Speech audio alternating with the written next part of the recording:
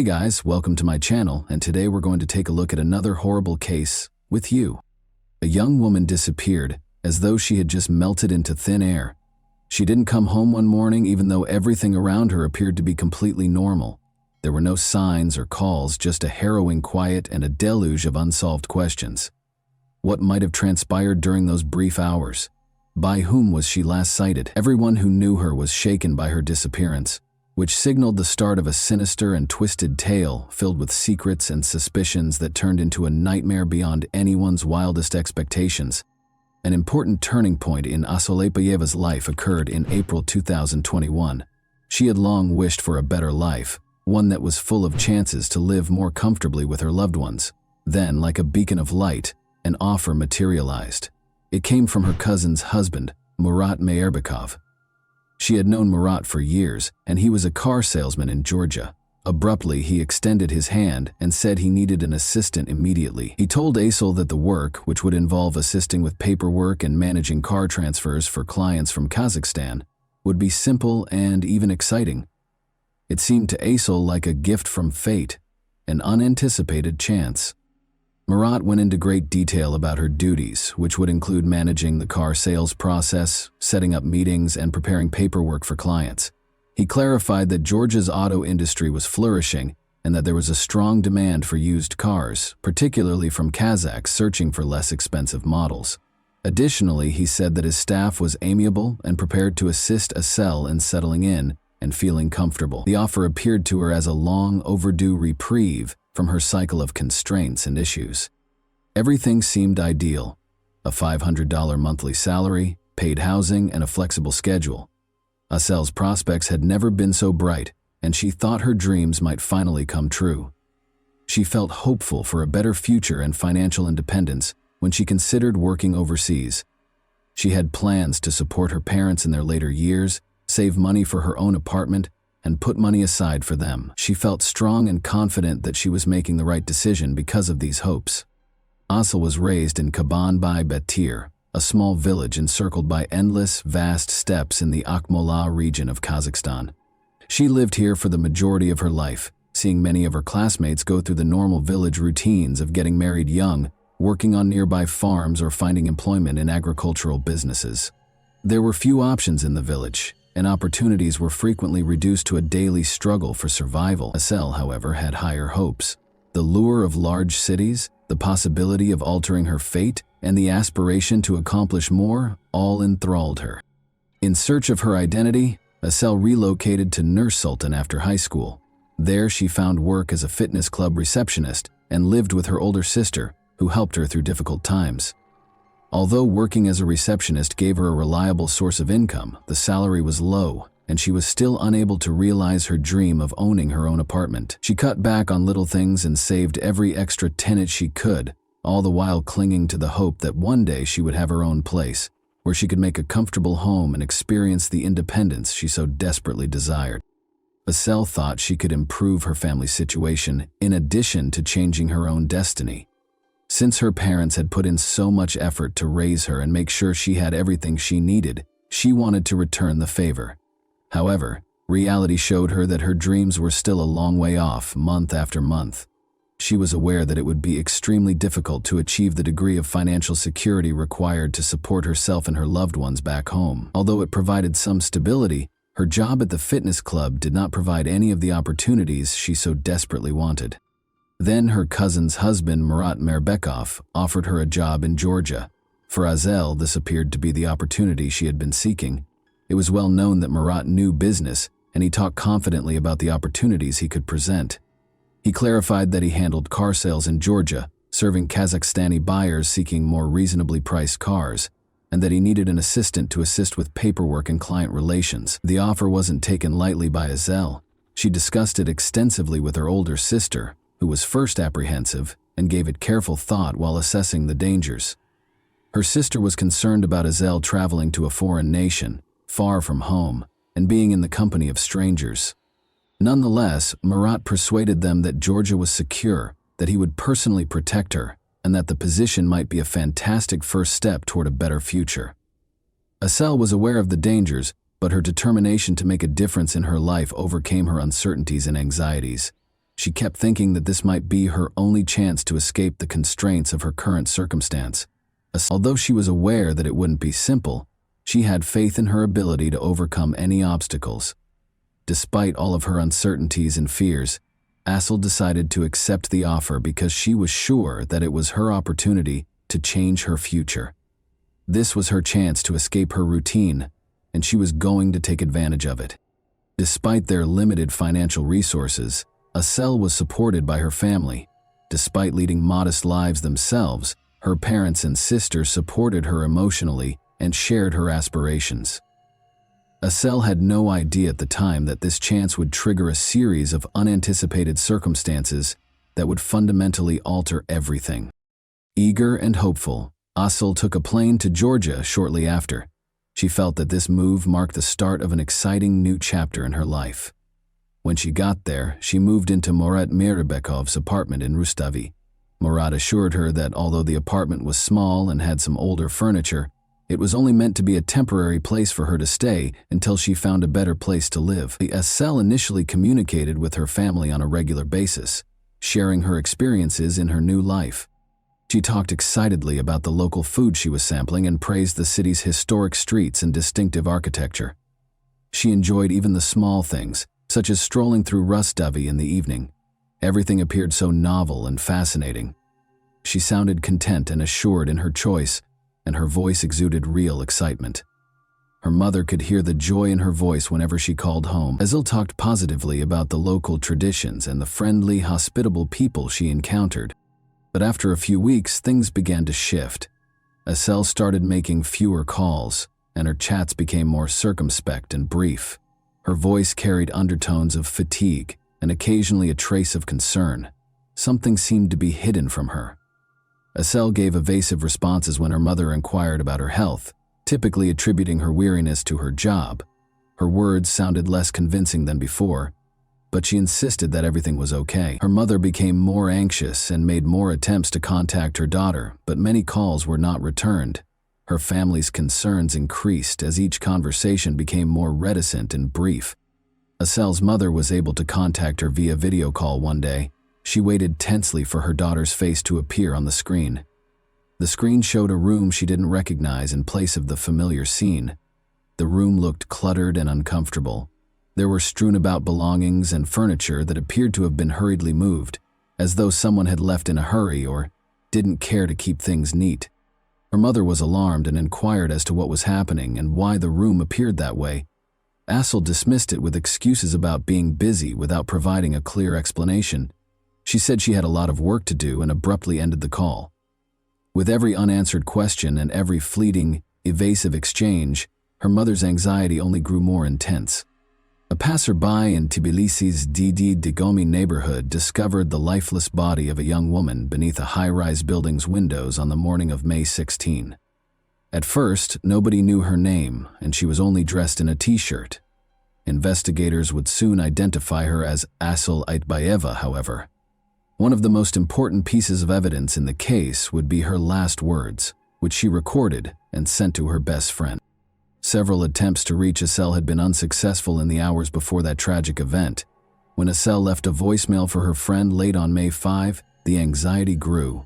A man's voice could be heard on the recording berating Assel and accusing her of taking advantage of him. He identified himself as Besso. Anger dominated his voice as he threatened Assel, accusing her of betraying him and demanding that she pay the price. A feeling of dread overcame Assel's friend as she heard the message. She was terrified for her friend's safety and realized that things were becoming dangerously out of control. Assel disclosed in the same message that she was shaken and scared after Besso had turned to physical violence. She talked about feeling stuck, having nowhere to go and not knowing where to look for assistance. The friend tried calling her back right away, but the calls kept dropping, and Assel didn't answer, which only made her anxiety worse. Assel's distant relative Murat Mirbekov, who had enticed her to Georgia with the promise of employment, was the subject of growing suspicion. Later, investigators would discover that Mirbekov had exploited Assel's precarious position by brutally mistreating her twice and betraying her confidence. He took advantage of the fact that she had no support system and was alone in a foreign country. He then gave her to a man named Besso, either as a promise of payment or in return for a car. Basil was left stranded, essentially trapped, with new threats every day. She felt she couldn't approach the authorities because she was afraid they wouldn't believe her, or that telling them about the situation would make it worse. Any potential escape seemed unattainable due to the overwhelming sense of helplessness and isolation. The intensity of Eselle's fear for her life was made clear in her last chat with her friend. Her voice was filled with fear and desperation, and she was clueless about how she would ever escape this predicament. Although her friend wanted to help, he was unable to act quickly enough. Eselle's body was found beneath the windows of that tall building on the morning of May 6. Georgian authorities confirmed the identity of the man involved in the tragic case of Eselle Aitbayeva. He was Besik Tordua, a 57-year-old Georgian with a troubled past who was known in criminal circles as Beso. He had a history of aggressive behavior and had previously served a 10-year sentence for auto theft. Beso had already left Tbilisi and was making his way toward the border in an attempt to avoid capture by the time news of Eselle's death reached the public. But the police moved quickly, and he was captured in a day. In the meantime, the man who had invited Eselle to Georgia, Murat Mirbekov, returned to Nur Sultan as soon as he learned of her death, apparently in an attempt to avoid any repercussions. As they attempted to piece together the circumstances surrounding Eselle's premature death, her family, friends, and the authorities were left in a state of uncertainty. Eselle had contacted a friend a few days prior to the tragedy, requesting a loan of 1,000,000 tenge, roughly $220, to pay for travel expenses. She probably didn't want to worry her family, so she didn't call them, but in the end, her independence backfired. The fact that her friend was unable to help because of financial concerns among her loved ones. Her family vehemently disagreed with the Georgian police's initial assumption that Eselle had purposefully leaped from the window. They were aware of Eselle as a vibrant, upbeat young lady who was planning her future. She had thought that the Georgia job opportunity would help her get better off financially and get closer to her goal of owning her own apartment. To the police, the conclusion seemed unimaginable. The injuries on Eselle's body that didn't fit the description of a normal fall from a great height particularly worried her mother. Eselle's mother noticed some unsettling details as soon as her body was returned to Kazakhstan. Her arms and legs were unharmed, and she did not have any of the common fractures that happen after a fall. Oddly, she was holding her arms across her chest, which is not the proper position in these situations.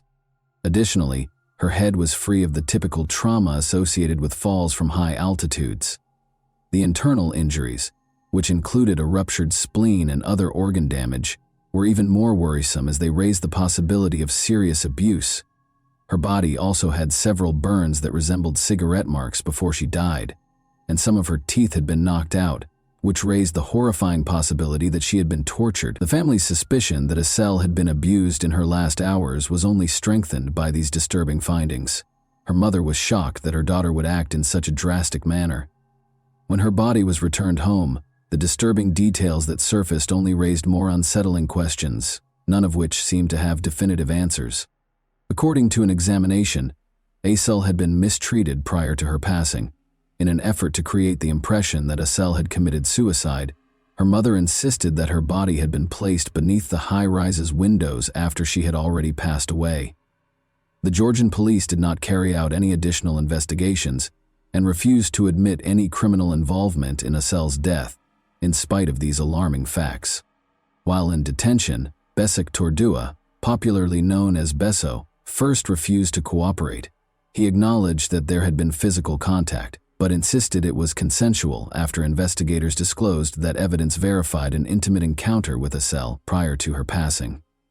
Besik Tordua claims that it all began on April 30, 2021, when he learned that Eselle had been severely abused twice by her captor, Murat Mirbekov, who had brought her to Georgia. Beso said he was furious and made the decision to discipline Mirbekov. He claimed that after confronting and physically abusing Mirbekov, he threatened to make sure he left the nation and avoided Eselle. Beso Tordua allegedly offered Eselle a room at his house after this and pledged to keep her safe. He asserted that Eselle spent a number of days with him and that he made an effort to look after her, assisting her in overcoming the trauma. He maintained that they developed a mutual sense of trust and that any intimacy they had was voluntary. According to Besik Tordua, Azel left her alone in the living room to take a shower the night before he passed away. She was gone when he got back. Azel's body was on the ground below, beyond a fence, when Besso found the balcony door open and looked down. Panic struck. Given his connection to Azel and his criminal history, he was afraid that he would be held accountable for what had transpired. According to Bessic Tordois, he ran downstairs and got close to the fence but lacked the bravery to scale it. He claimed that after standing there for a short while in terror, he ran from the scene because he was afraid of being blamed for her death. He acknowledged that in order to avoid any possible consequences, he then made the decision to leave the city. Bessic Tordois died in a prison hospital in July 2021. Although a heart attack was listed as the official cause of death, Azel's mother maintained that he had been beaten. His death may have been staged to keep him from going to trial, the family suspected.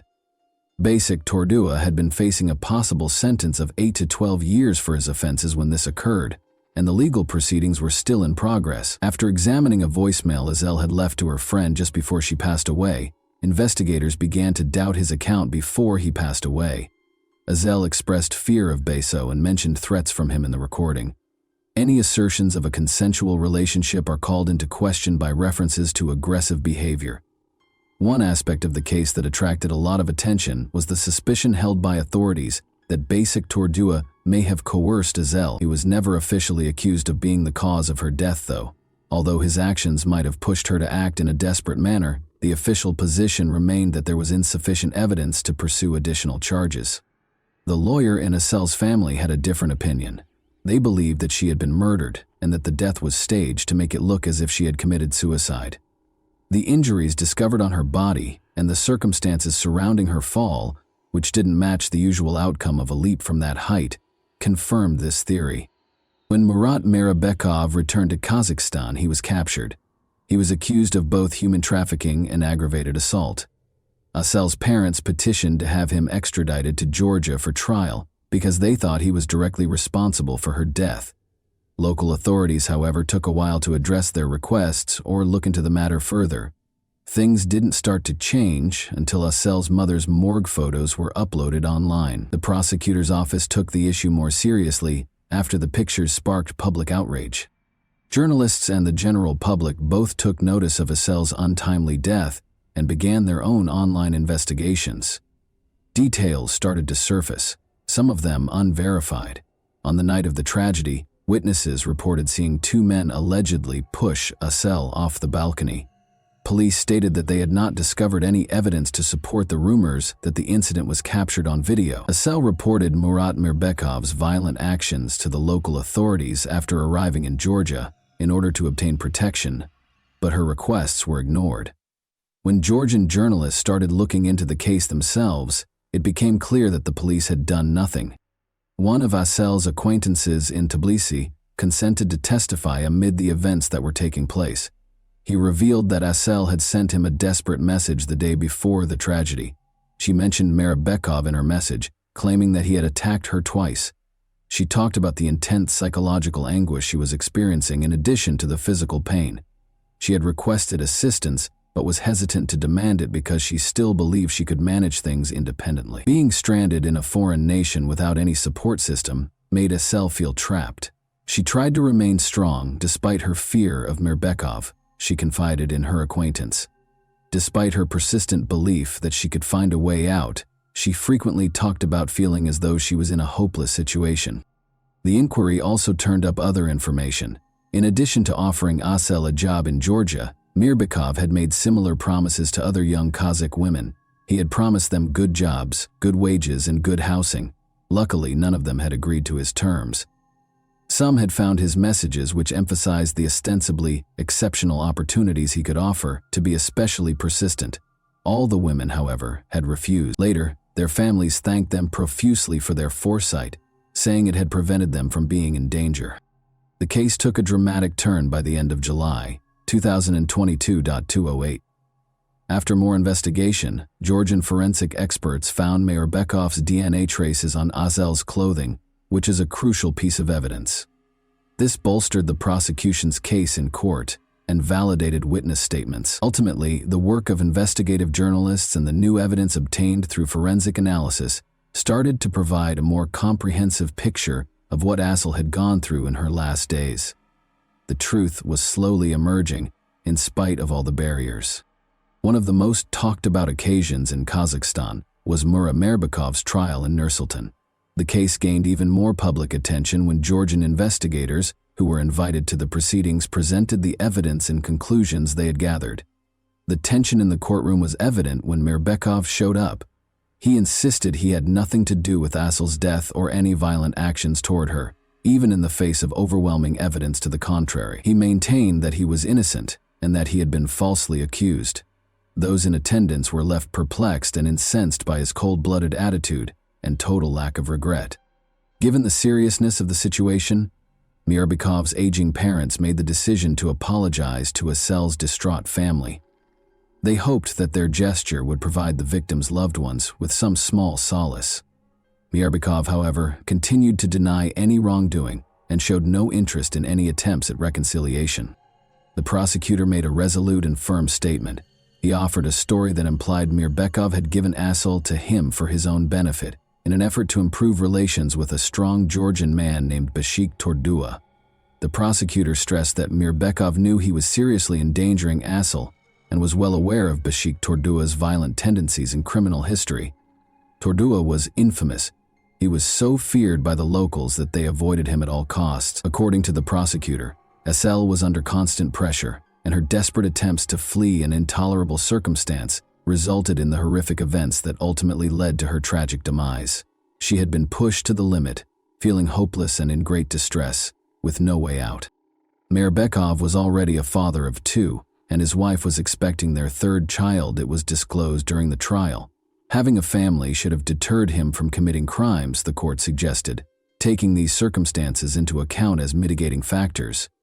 Witness statements and the evidence, however, made it abundantly evident that he was involved in grave crimes in spite of these specifics. It became clear that his role as a father and his obligations to his family had not prevented him from acting cruelly. The court's final decision was rendered on August 2, 2022. Mirbekov was convicted of both acts of aggression and human trafficking. He received a 15-year sentence in a maximum security facility.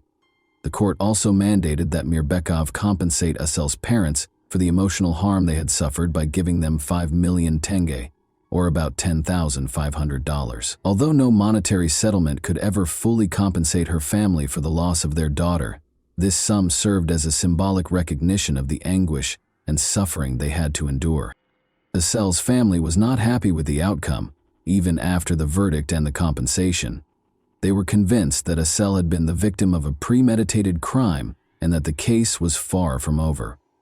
Her loved ones were certain that she had been killed on purpose, in addition to being severely abused and exploited. The court proceedings did not allay the family's concerns or offer genuine closure. Even after the trial was over and a guilty verdict and compensation were given, they persisted in believing that Assel's case merited more research and that the whole truth had not yet been revealed. And that wraps up today's chilling story. If you enjoyed this video, don't forget to like and subscribe so you never miss a new upload. Also, let me know in the comments what part of this story shocked you the most. Thank you for watching, and I'll see you in the next video.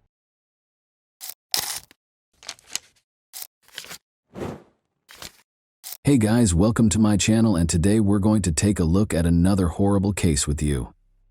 On a calm street in the Grapevine Hollow neighborhood early on January 1, 2012, the joyous mood gave way to fear and terror. Ashley Fallis, a young mother who had been shot in the head, was being transported in an ambulance to the hospital, her life in shambles. When her parents returned from a brief absence, they were shocked to see paramedics and police encircling the house. Only a few hours before, there had been a lot of happiness and celebration in the house. What had transpired on this particular New Year's Eve? Her husband Tom, who was present in the room when the tragedy occurred, was the only person who could know the answer. However, his account of what happened left more questions than it resolved. Although Ashley's family was certain they knew the truth, investigators had to deal with a lot of inconsistencies and odd information. Nobody could have predicted the depth of the mystery that existed behind those houses' doors. Ashley Follis, then 28 years old, was shot in the head and taken to the hospital early on January 1, 2012. Ashley's family thought they knew what had happened right away. It was clear to them that her husband Tom was the only possible culprit. When the gunshot was fired, he and Ashley were in the room. Tom was Ashley's family's main suspect because of his short fuse and domineer. For the police, though, the story was less straightforward. A detailed investigation was necessary because contradicting evidence was discovered at the scene. Ashley's past turned out to be as complicated as her present, and witness accounts continued to change. It would be years before fresh information surfaced that would provide a new perspective on what happened that night.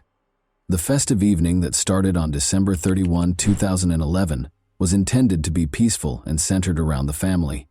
At their Zinfandel Street residence, Tom and Ashley Follis threw a New Year's celebration. They celebrated, danced, and drank. Ashley and Tom appeared to be a contented couple. To the delight of their guests, they had been dancing together and gazing affectionately at each other just an hour before. However, as midnight drew near, Ashley made the announcement that she was going outside with her family, which infuriated Tom. Ashley's family was the last group of guests left at the house when the argument broke out. Ashley and her family attempted to defend her, but Tom started shouting at them. Tom demanded that the relatives leave after their attempts at mediation failed. Tom withdrew to the bedroom and slammed the door. The couple was left alone when Ashley's parents also made the decision to move out. Tragic events occurred several hours later. Ashley's family's intrusion into their private lives irritated Tom. Ashley and her parents had been drinking all evening, so he thought it was inappropriate for them to go outside. He insisted Ashley's parents get out. Tension between the couple only increased after they left. The argument resurfaced in the bedroom after the guests had left, leaving Tom and Ashley alone. According to Tom, their argument stemmed from old grievances, but Ashley was adamant that she would live her life as she saw fit, regardless of what he thought. Tom claimed that her family had an influence on her. Tom claimed to have heard Ashley handling the gun stored beneath the mattress while he was getting into his pajamas and standing by the closet. Tom started to ask her what she was doing, but the shot went off before he could finish. On January 1, 2012, early in the morning, emergency personnel arrived on the scene. After Ashley's family made accusations, the police enlisted the help of Colorado Bureau of Investigation investigators. Jenna Fox and Joe Ridden, her parents, blamed Tom for the incident right away, pointing to his hostility and rage earlier that night. Ashley appeared to have committed suicide based on the evidence found at the scene, but investigators found information that cast doubt on the situation. Items strewn all over the floor and crooked picture frames on the walls suggested a potential struggle prior to the gunshot. Unsigned divorce documents discovered on a dresser appeared to support rumors of marital discord. An online dating site had brought Ashley and Tom together in the spring of 2007. Ashley was gregarious and energetic, and Tom fell in love with her right away. Their relationship progressed swiftly, and Ashley already had 2 daughters from a prior marriage. The couple married 2 weeks after the birth of their son, who was born a year after they first met. Ashley's daughters were adopted by Tom in 2010, and the family moved in together. But the family was becoming more tense by the end of 2011. Ashley's youngest son had just turned 3, and their 2 older daughters were 6 and 9 years old. The boy needed multiple surgeries after being diagnosed with hydrocephalus. Ashley, who was finding it difficult to manage her duties as a mother and the challenges in her marriage to Tom, was severely impacted by the stress of his illness. The tragic events of that New Year's Eve were predicated on the tense atmosphere created by these difficulties. Ashley Follis was let go from her job at North Colorado Medical Center in 2010. Aggressive behavior was cited as the official reason, which was insubordination. Despite winning a settlement in her wrongful termination lawsuit, the legal victory did little to address her other issues. She had a brief affair with a high school sweetheart the following year, which made her already shaky marriage to Tom even more strained. At the same time, Ashley went to a psychiatrist for assistance. Since she was having up to 4 or 5 panic attacks a week, she was prescribed medication to lower her anxiety and stabilize her mood. Her relationship with Tom was severely strained as a result of these difficulties. Even though Tom knew about her affair, he decided against filing for divorce. Ashley herself created the divorce documents that investigators later discovered in their bedroom in 2009 when the couple was thinking about divorcing because of their divergent work schedules. But in the end, they made the decision to remain together and improve their relationship. According to Tom, their relationship had begun to improve in the months preceding the tragedy. He had found a stable job as a corrections officer with the Weld County Sheriff's Office. Ashley, meanwhile, discovered her own method of handling life's challenges. She started giving talks at conferences, offering support to other parents facing similar challenges, and sharing her experiences of raising a child with hydrocephalus. Ashley tested positive for pregnancy at home a few weeks prior to New Year's Eve. This was unexpected because she had been sterilized to avoid getting pregnant again after the birth of their youngest child. Ashley thought she might be pregnant in spite of the odds. She stopped taking her mood-stabilizing and anxiety medications to protect the unborn child. However, Ashley started her menstrual cycle just hours before guests arrived on December 31, 2011, the day of the party. She and Tom were devastated when a second pregnancy test revealed a negative result.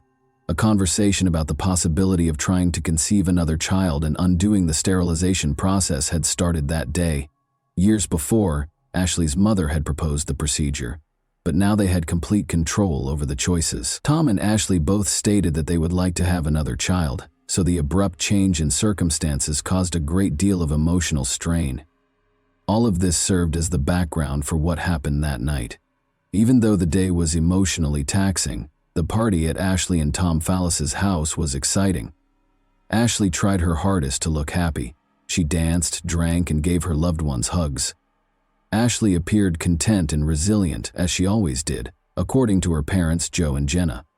It was difficult for them to accept that she would have voluntarily abandoned her family. However, Tom asserted that Ashley's family was unaware of the intense emotional struggles that were concealed behind her apparent composure. Tom's account of what happened that evening was carefully considered by investigators. He started his interview by narrating the events of the day, including how Ashley's decision to go outside with her family members escalated a minor argument and how the negative pregnancy test result had set the tone. Ashley's propensity to follow her mother's advice too frequently became the topic of the argument. Tom stated that he just wanted things to calm down and didn't want to argue anymore. Investigators observed scratches on Tom's neck and chest during his police interview. Given that they might have been signs of a struggle, these marks sparked suspicions. Tom clarified that the red marks were caused by him scratching his skin because he was itching after shaving his chest for the first time. He claimed that stress might have been the cause of the scratches on his neck. As the interview went on, the level of questioning increased. Tom insisted on his innocence because he believed he was being accused of a crime. He insisted that he wasn't in the room when the gun went off, and that he didn't shoot Ashley. Investigators were inspecting the house and interviewing neighbors in the meantime. Chelsea Arriga, a neighbor, claimed to have heard Ashley yell, "Get off me," just prior to the gunshot. This story ran counter to what Tom had said. Tom denied that he ever made Ashley do anything against her will when investigators questioned him about the yelling. He clarified that he only requested that she cease following her mother's advice because it was straining their marriage. Investigators pressed him further, pointing out that Ashley was unlikely to have shot herself because of the wound on the back of her head. To prove his innocence, Tom insisted on having his hands tested for gunpowder residue. In order to ascertain whether Ashley was capable of firing the gun, he also demanded that her hands be examined. Because of the peculiar circumstances and contradicting evidence, investigators remained doubtful despite his explanations. Ashley Fallis was in the hospital, where medical professionals battled to save her life, while Tom was at the station. Unfortunately, they declared her dead a few hours after she was admitted. Tom was devastated to hear of her passing. After the incident, he said, he saw her breathing and thought she might have a chance to live when he held her in his arms. Despite not getting a confession from Tom after 3 hours of interrogation, investigators were unable to rule him out as a suspect.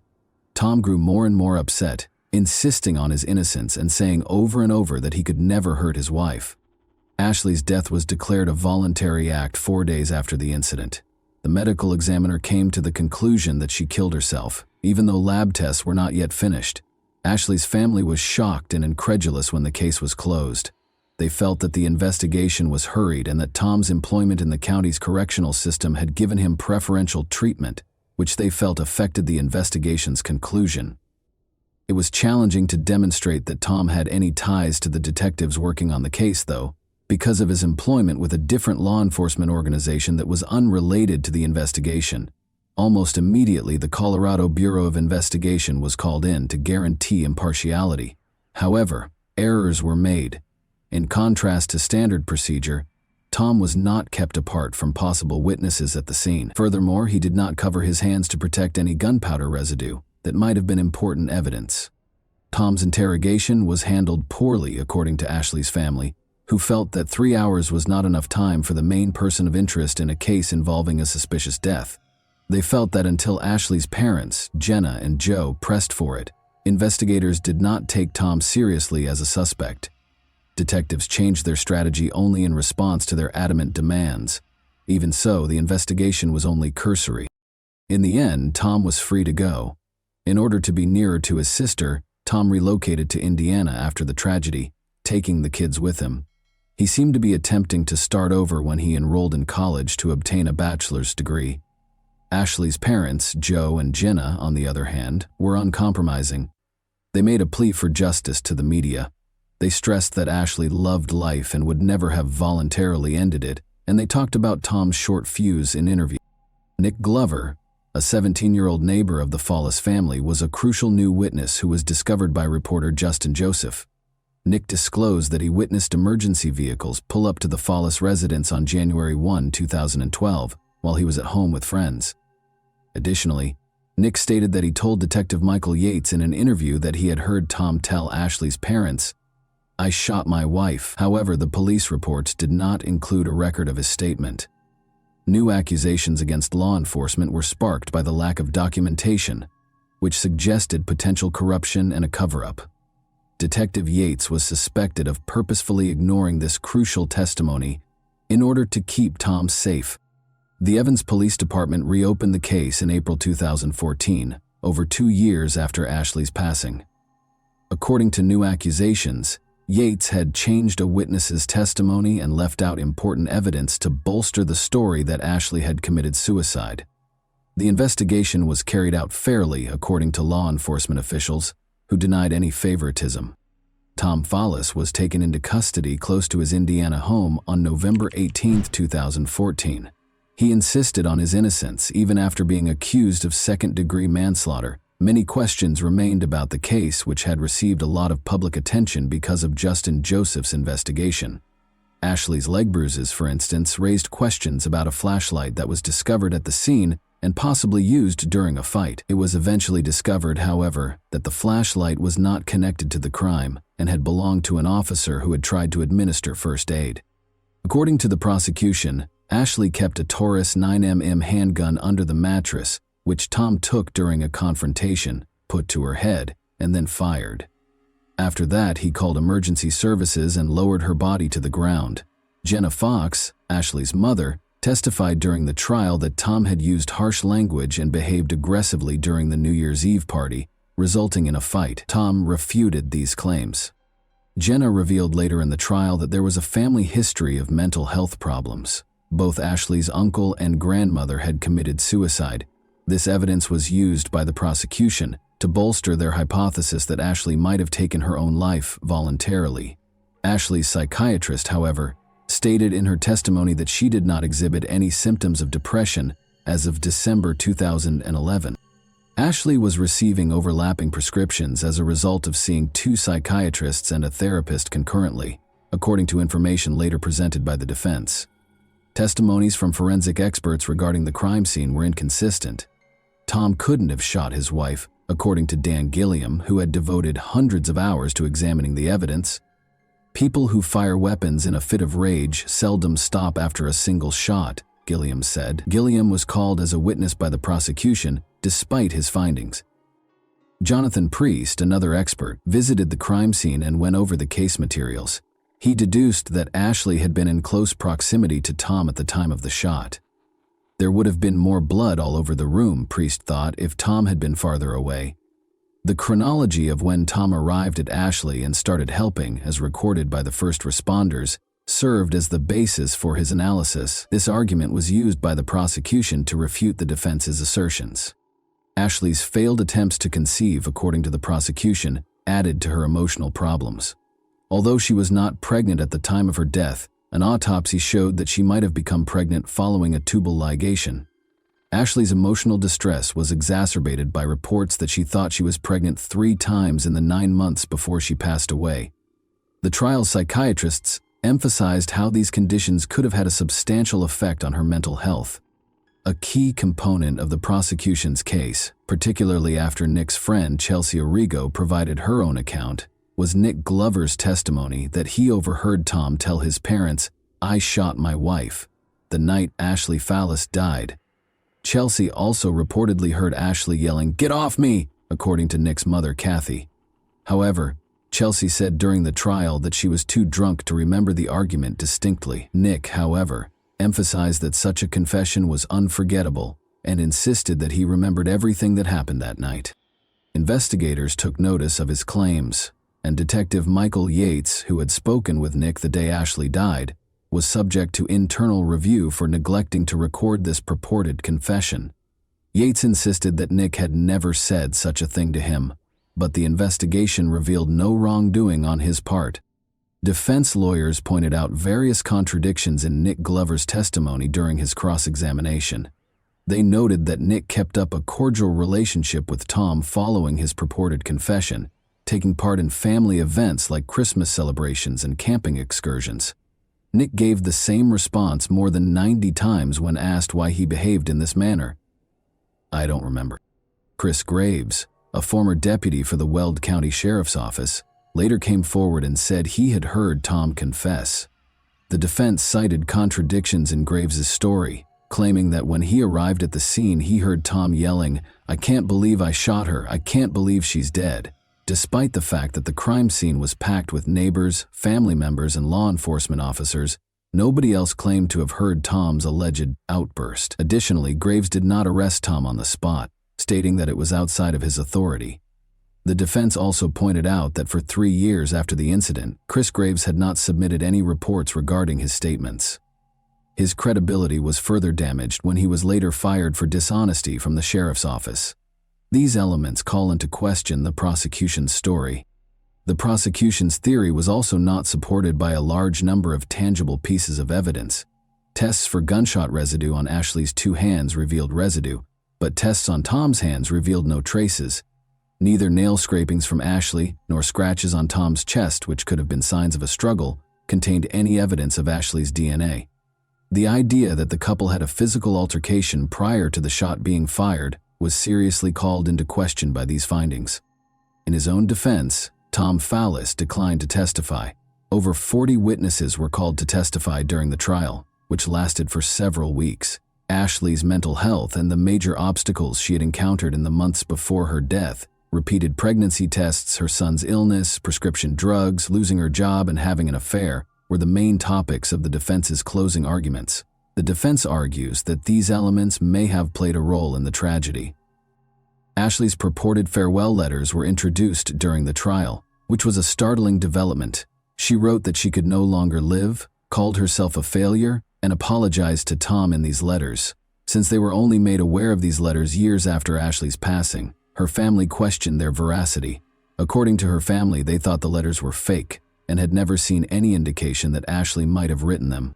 The jury deliberated for 3.5 hours, including an hour for lunch, before rendering its decision. Tom Fallis was acquitted of all charges, including second-degree manslaughter. Ashley's family was devastated by the decision. Jenna Fox and Joe Ridden, her parents, were adamant about Tom's guilt and sued the Evans Police Department, alleging that investigators had fabricated or hidden evidence. They contended that other officers who may have heard Tom's purported confession stayed silent, and that Nick Glover's 2012 testimony had been disregarded. In the end, their cases were dropped.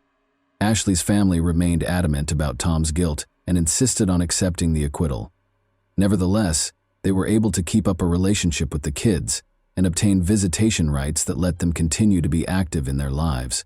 As he works to rebuild his life and further his education, Tom Fallis is still struggling financially as a result of legal fees. Tom continued to look after the children after the tragedy. To start over and be nearer to his sister, he relocated them to a different state. He informed them that their mother had died in an accident, but he would like to give them more information when they are older. The case is still cloaked in mystery despite every attempt to find the truth. Doubt seems to grow with each response, and questions persist. Ashley Fallis's story is one of those instances where it becomes difficult to distinguish between truth and deceit, leaving only suspicion and unsolved mysteries in its wake. And that wraps up today's chilling story. If you enjoyed this video, don't forget to like and subscribe so you never miss a new upload. Also, let me know in the comments what part of this story shocked you the most. Thank you for watching, and I'll see you in the next video.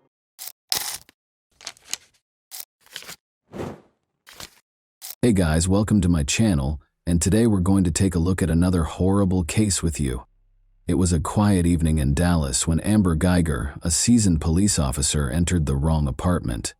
What happened next would send shockwaves through the community, the nation, and change the course of two families' lives forever. But was it truly a tragic mistake, or was something darker at play? As the courtroom drama unfolded, questions about race, power, and accountability took center stage. What happened that night, and who was really to blame? Botham Shem Jean was born on September 29, 1991, in Castries, the capital of the island nation of St. Lucia. His parents, Allison and Bertram Jean, were deeply religious and members of the Seventh-day Adventist Church. Raised in such a faith-driven environment, Botham's upbringing instilled in him strong moral values, including honesty, tolerance, and a desire to help others. These qualities were noted by many who knew him in his lifetime. From a young age, Botham stood out among his peers. His parents raised him with a strong sense of responsibility and a focus on education.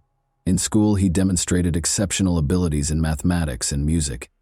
At a young age, Botham began singing in the church choir, where his deep and moving voice immediately caught attention. Music became an important part of his life, and the church was a place where he felt supported and confident. After finishing school, Botham decided to continue his education in the United States. He chose to attend Hardin-Simmons University in Texas, where he pursued a degree in accounting.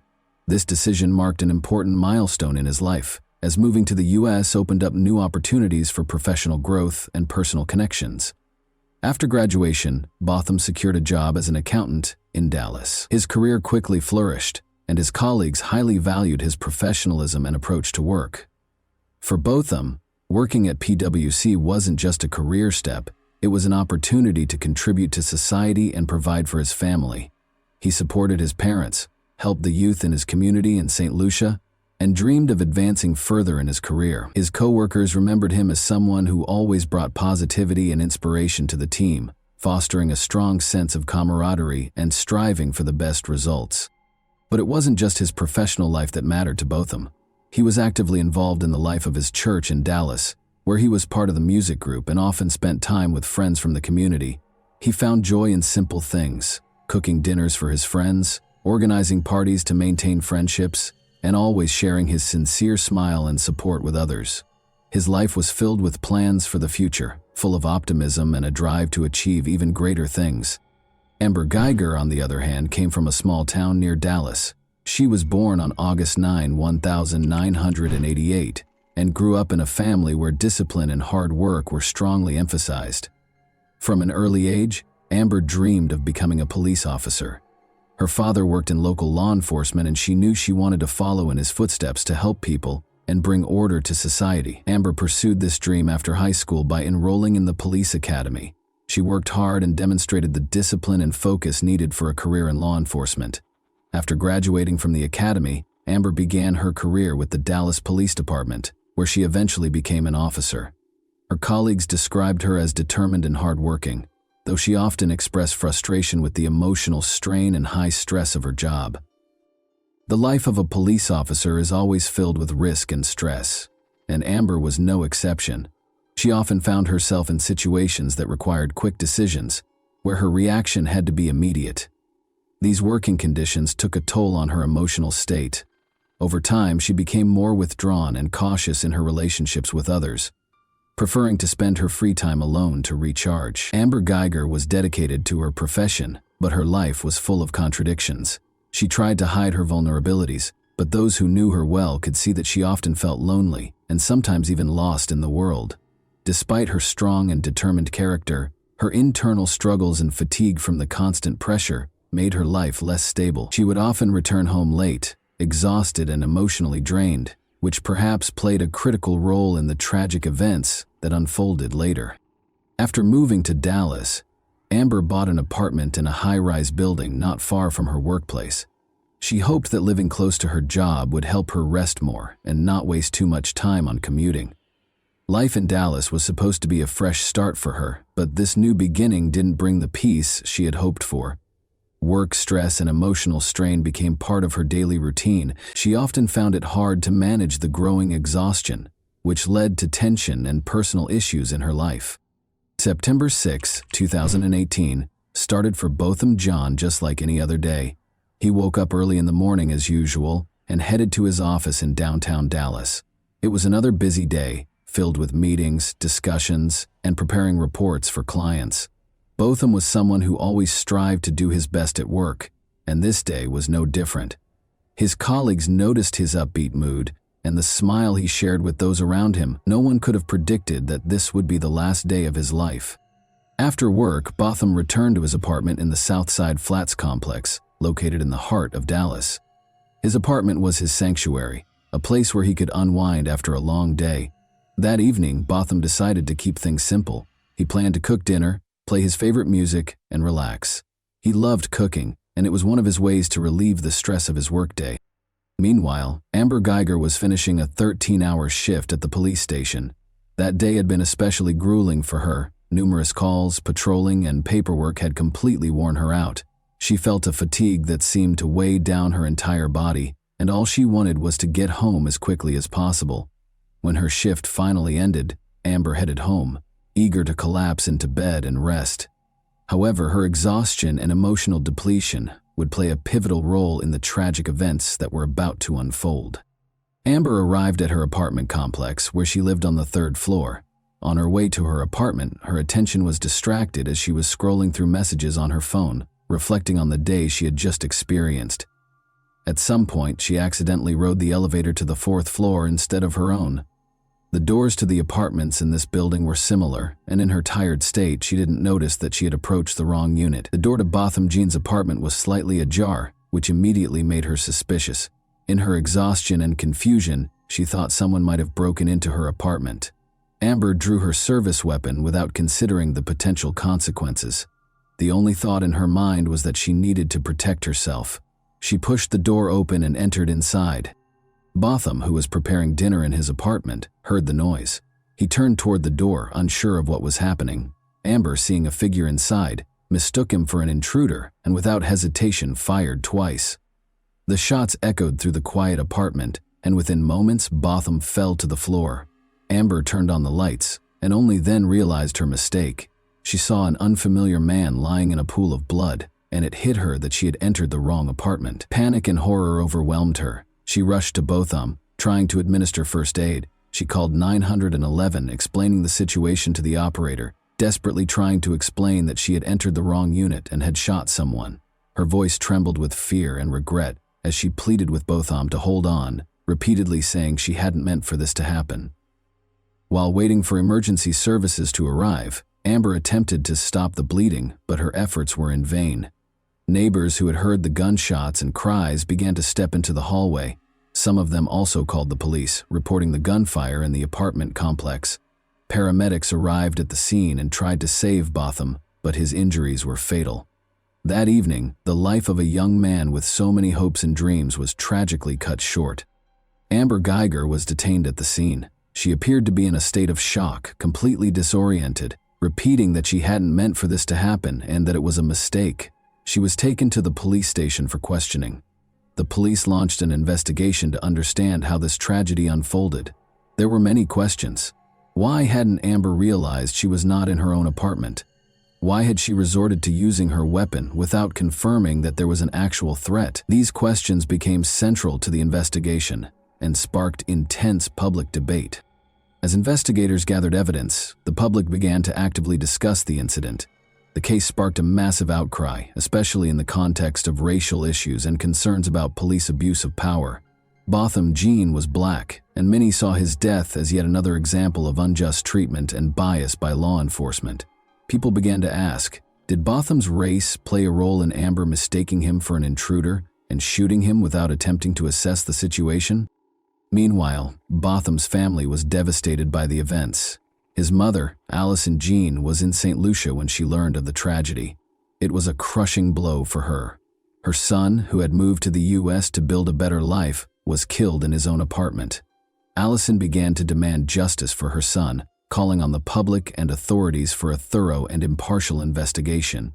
She knew Botham as a kind, responsible, and hardworking person who posed no threat to anyone. In the days following the incident, there was a flood of contradictory reports and rumors. The media extensively covered the case, and public opinion was deeply divided.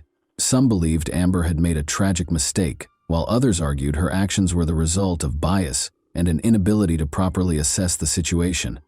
Protests and rallies began in Dallas and other cities, with people taking to the streets demanding justice for Botham Jean and his family. During the investigation, it was revealed that Amber Geiger had been exhausted after a long shift and may have been disoriented due to her fatigue. Her defense attorneys argued that she acted in a state of stress and fear for her life. However, the prosecution maintained that her actions were inexcusable for a police officer who should be able to control their emotions and make sound decisions, especially in situations involving the use of a weapon. Witnesses who lived in the apartment complex testified that they heard screams and gunshots. Some of them tried to figure out what was happening, but no one expected such a tragic outcome. Investigators collected evidence, reviewed surveillance footage, and analyzed testimonies to reconstruct the full picture of the events that day. They were trying to determine whether this was truly a tragic mistake or if other factors contributed to such a devastating outcome. After Amber Geiger's arrest, the case entered a new phase, a lengthy and complex process of investigation and trial preparation. Amber was charged with manslaughter. During the investigation, her attorneys argued that her actions were a tragic but unintentional mistake caused by extreme exhaustion following a long shift. However, the prosecution maintained that Amber's actions were unacceptable for a trained police officer who was expected to assess situations carefully and avoid unnecessary use of force. One of the key pieces of evidence was footage from the surveillance cameras at the apartment complex where both Botham Jean and Amber Geiger lived. These recordings helped reconstruct the events of that night. The cameras captured Amber arriving at the building and entering. The footage showed her going to the wrong floor and approaching an apartment that belonged to Botham. Investigators pointed out that she failed to exercise due diligence and did not notice she was on the wrong floor. In addition to the video evidence, phone records played a significant role in the case. Shortly before the incident, Amber had been texting with a colleague with whom she had a personal relationship. Prosecutors argued that these messages might have distracted her and contributed to her failing to realize she was entering the wrong apartment. The defense, however, downplayed the importance of the texts, claiming they were unrelated to the incident and could not have influenced her actions. Over the course of several months, investigators continued gathering evidence and interviewing witnesses. Neighbors in the apartment complex provided statements about hearing shouts and gunshots. Some claimed they heard voices before the shots were fired, suggesting there may have been an exchange between Amber and Botham prior to the tragic event. However, witness testimonies varied, making it difficult to piece together a definitive account of what happened. At the same time, forensic examinations were conducted. Experts meticulously analyzed the firearm used in the shooting, as well as the bullet trajectory and other physical evidence, to determine the positions of Amber and Botham at the time of the shooting. One contentious point was the positioning of Botham's body and the angle of the bullet. The prosecution argued that the evidence showed Botham did not pose a threat to Amber, while the defense claimed she acted out of self-defense. In August 2019, a highly publicized trial began, attracting widespread attention from both the public and the media.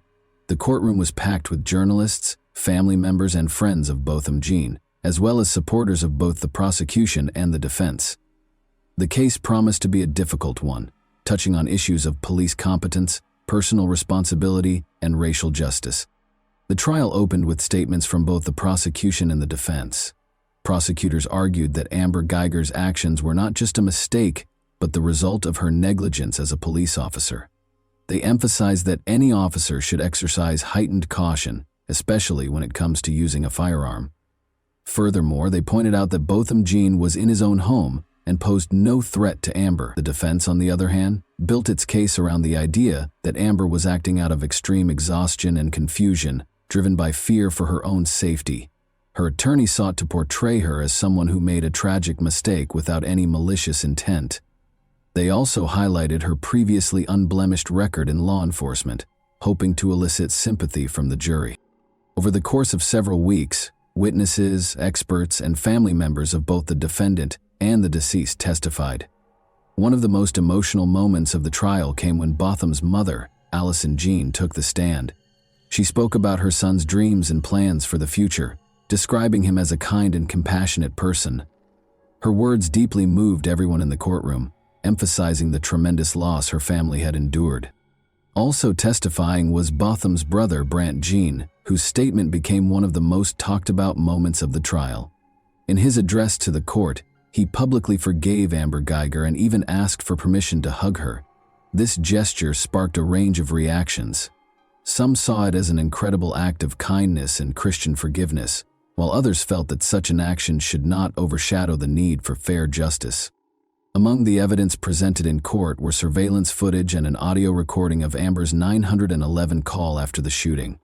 In the recording, she can be heard in a panic, repeatedly stating that she had entered the wrong apartment and never intended to kill anyone.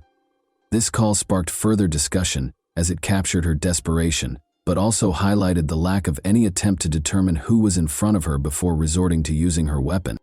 The expert testimony focused on analyzing the trajectory of the bullet, the position of Botham Jean's body, and the circumstances surrounding the shooting.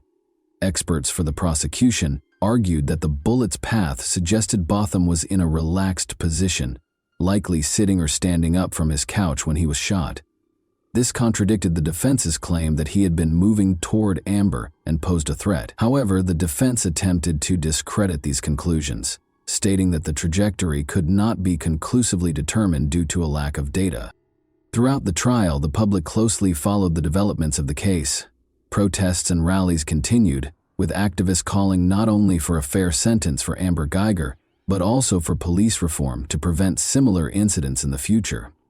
There were widespread calls for changes to police training, especially regarding decision-making skills in high-stress situations, and for greater accountability for mistakes that lead to tragic outcomes. Amber Geiger also took the stand, describing the events of that night from her perspective. She explained how she had come home after a long shift, feeling tired and disoriented. She claimed that she genuinely believed she was in her own apartment and thought Botham was an intruder who had broken into her home. She cried as she spoke, stating that she never intended to harm anyone and that it was a terrible mistake, one that she would have to live with for the rest of her life. Her testimony was emotional and, in the opinion of some, sincere, though it sparked conflicting reactions among the audience. The question of what the appropriate sentence should be became central in the final stage of the trial. Prosecutors insisted that Amber Geiger should be convicted of manslaughter, arguing that her actions led to the death of an innocent person and that a police officer who cannot assess a situation properly should not remain on the force. The defense, on the other hand, requested a lighter sentence, citing the lack of intent and arguing that Amber already carried a heavy burden of guilt for her mistake. After several days of deliberation, the time finally came for the jury to render their verdict in the case of Amber Geiger. Tension filled the courtroom as all eyes were on the judge and jury, who would decide whether the former police officer was guilty of causing Botham Jean's death. For many, this trial had become a symbol not just of a personal tragedy but also of the deep-rooted issues within American society: racial bias, abuse of power, and a lack of accountability within law enforcement. On October 2, 2019, the jury announced their verdict. Amber Geiger was found guilty of the crime that resulted in Botham Jean's death. This decision came as a surprise to many, particularly since the prosecution had initially sought a conviction for manslaughter. The charge of murder carried more serious consequences and a longer prison sentence. In the courtroom, there were audible expressions of relief and quiet celebrations. This verdict was a significant step toward justice for Botham's family and those who had supported them throughout the long and painful trial. The following day, the judge delivered the sentence. Amber Geiger was sentenced to 10 years in prison. In her statement, the judge acknowledged the complexity and tragedy of the case, emphasizing that both sides had experienced significant loss. Geiger, the judge noted, had made a grave error that cost an innocent person his life. However, despite the weight of the sentence, many felt that 10 years was too lenient for a life lost as a result of such a severe mistake. While some were satisfied with the court's decision, others believed it fell short. Activists and supporters of the Jean family argued that the sentence did not reflect the gravity of the crime and was not enough punishment for the life that had been taken. Protests continued in Dallas and other cities, with many calling for further reforms in the criminal justice and law enforcement systems. This case became a symbol of the fight for justice and brought renewed attention to the challenges Black Americans face in interactions with law enforcement. Amber Geiger herself remained in shock following the verdict and sentencing. She repeatedly stated that she had no intention of harming anyone and that it was a terrible mistake. Her attorneys filed an appeal, hoping to reduce her sentence. They argued that 10 years was too harsh for someone who acted out of confusion, stress, and exhaustion. However, as the trial concluded, Geiger was taken into custody to begin serving her sentence. Botham Jean's family expressed their gratitude to everyone who supported them throughout the long months of the trial. Botham's mother, Allison Jean, stated that while the verdict provided some sense of resolution, it could never bring back her son. She emphasized the need for systemic reforms in the justice system and law enforcement to prevent similar tragedies from happening again. Allison continued to advocate for change within police departments, hoping her son's case would serve as a catalyst for meaningful progress. The case of Botham Jean had a profound impact on public opinion and the national conversation around policing. This incident became yet another example highlighting systemic issues in law enforcement and the treatment of Black citizens. In response to public pressure, several states began considering legislative initiatives aimed at improving police training, particularly in situations involving the use of force and community interactions. Calls grew louder for increased accountability for officers' actions, and mandatory training programs focused on racial and cultural competency. Additionally, the Botham Jean case inspired the creation of organizations and funds dedicated to supporting families of victims of police misconduct and advocating for law enforcement reform. These groups provided legal and emotional support while spearheading campaigns to raise awareness about racial discrimination and abuse of power. Allison Jean became an active participant in these initiatives, using her personal story to fight for justice and systemic change. As time passed, Amber Geiger continued to serve her sentence in prison while awaiting the outcome of her appeal. This case not only shattered the lives of two families, but also left a lasting mark on American society. The tragic mistake that led to Botham Jean's death served as a stark reminder of the need for reform and the importance of law enforcement officials making sound and responsible decisions, especially in life-and-death situations. The story of Botham Jean and Amber Geiger remains one of the most discussed and impactful cases in recent U.S. history. It underscores the profound consequences of poor judgment, particularly when exercised by those in positions of power. While justice, according to many, was only partially achieved, the case left unanswered questions and became a symbol of the ongoing fight for equality and accountability in America. And that wraps up today's chilling story. If you enjoyed this video, don't forget to like and subscribe so you never miss a new upload. Also, let me know in the comments what part of this story shocked you the most. Thank you for watching, and I'll see you in the next video.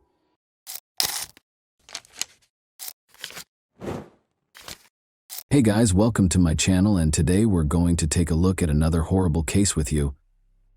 When a distressed man called the Las Vegas, Nevada Rescue Service on Saturday, April 5, 1997, to report his wife missing, the dispatcher took the call. The man, who was identified as Mark Hollinger, clarified that Ginger Rios was the name of his wife. They had recently moved into a new home the day before and had only been married for 5 months. When Ginger walked into a store and appeared to disappear, they were shopping for a new house. The police started looking into it. Even in a city with its share of sins, detectives had never heard of a disappearance so enigmatic. The unusualness of this case where you believe you know exactly what happened, but you are wrong and have to start over, was beyond their wildest expectations. Ginger Rios was a 20-year-old Las Vegas resident and worker. Ginger and her younger sister Daniela were beloved daughters of her parents, George and Denise. The girls were surrounded by care and attention as they grew up. Ginger had always wanted to be a performer, and she was lucky to be born in Las Vegas because, by the time she was 20, she was a part of a popular group that played in casinos and hotels. Additionally, she met Mark Hollinger, a man who was 14 years her senior. Mark was very kind to Ginger. The young couple quickly made the decision to legalize their relationship after he helped her in every way. They were married in November 1996, when Ginger was just 20 and Mark was 34.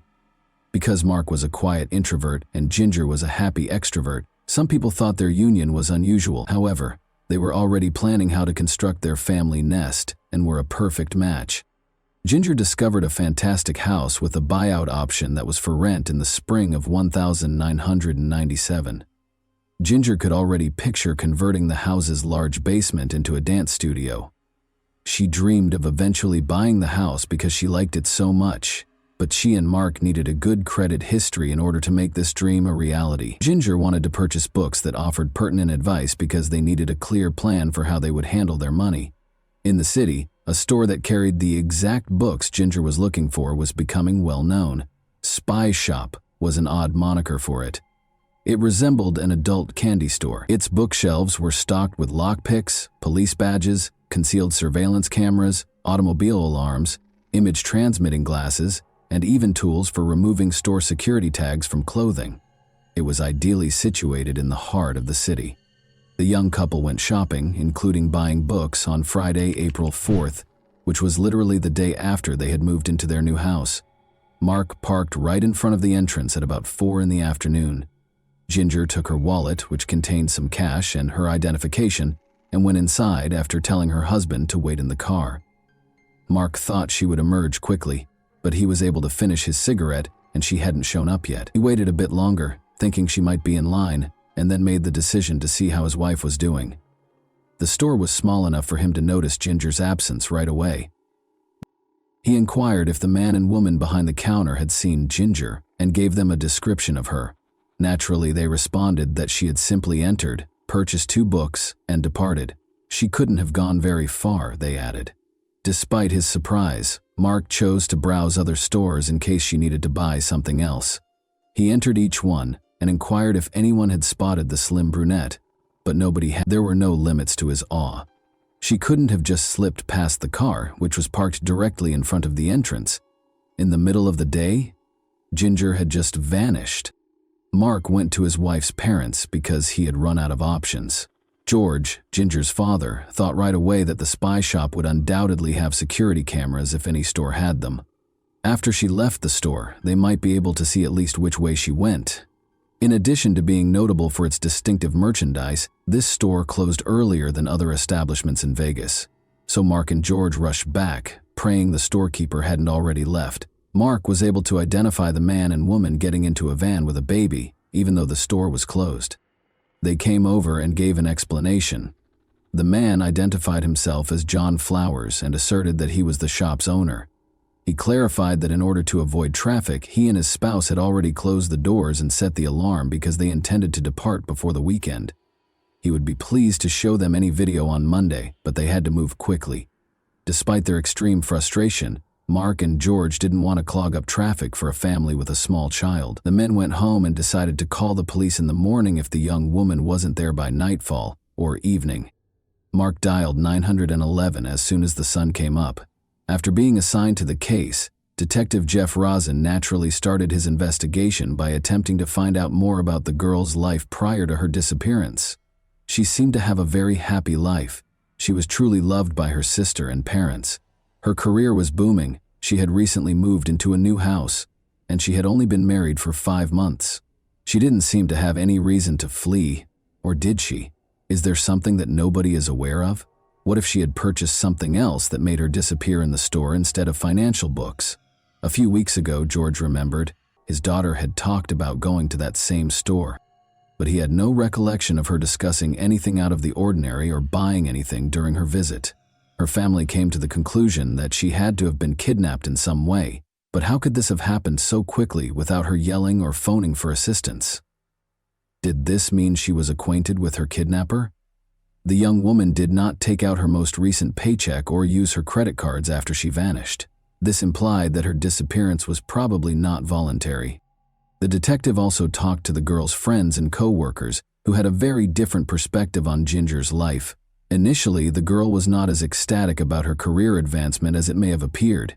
She felt that she ought to have pursued a solo career by now, instead of serving as a backup vocalist. Second, some strangers who saw her on stage made persistent advances and even harassed her, which she didn't like. Thirdly, she experienced severe mood swings as a result of having to take weight loss pills. Lastly, she had been living in a hotel for a while in order to avoid going home because her marriage was not going well. Detective Rosen believed Mark was concealing something because he had heard enough, but Mark's tale had remained unchanged. Ginger's parents maintained that it was a waste of time and money to suspect Mark because he had no apparent reason to hurt his wife. However, there were no other leads in the investigation. Only Mark's story had been told.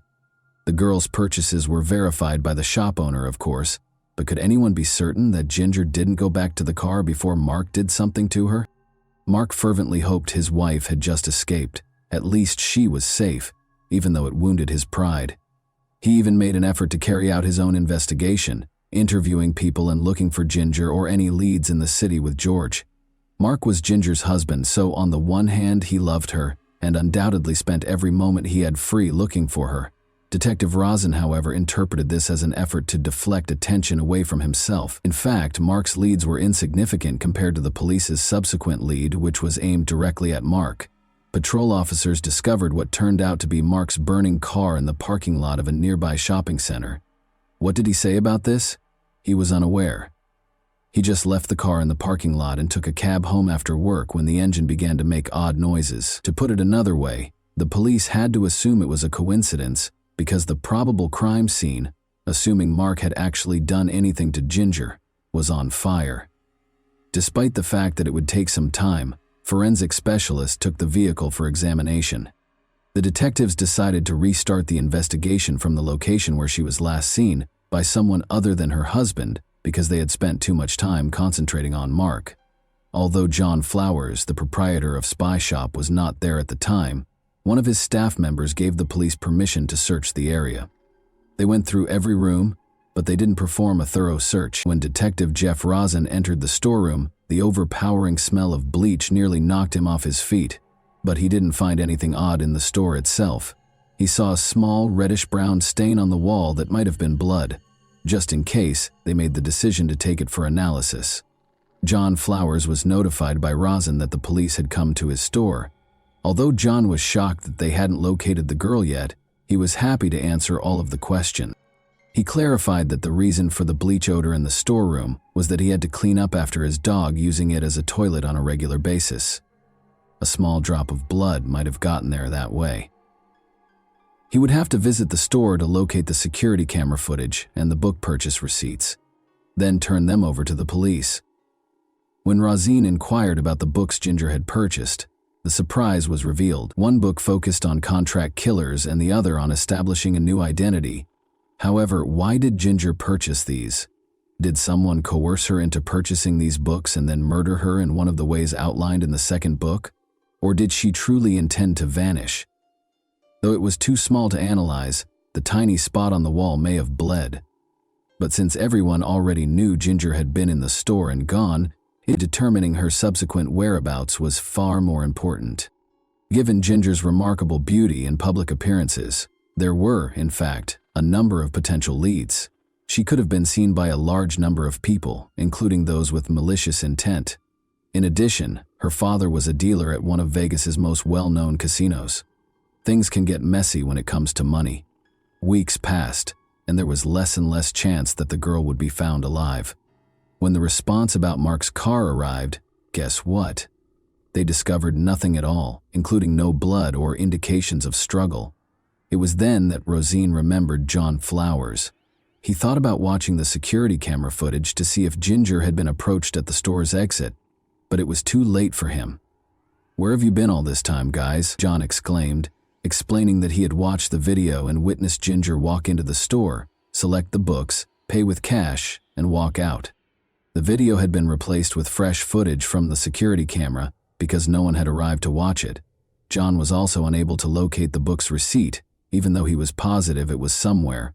John appeared reluctant to continue working with the detective after this, in part because of the negative impact that the police, the media, and interested bystanders had on his business following Ginger's disappearance. Although it made sense, selling lockpicks and phony police badges in a store already stocked with law enforcement gear severely strained his small business. Rosin was aware of this, and John had nothing to encourage him to speak with them.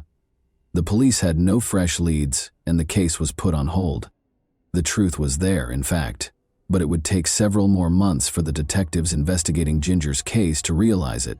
A team of hunters discovered a shallow grave in the Mojave Desert on May 5, almost 400 miles from Las Vegas. The body in the grave was identified by the medical examiner as that of a young, dark-haired girl between the ages of 15 and 18. The murderer had not taken her very distinctive jewelry, which included a pink ring with 3 different colored stones and another ring that resembled wire loops intertwined to form the letter Mem or W.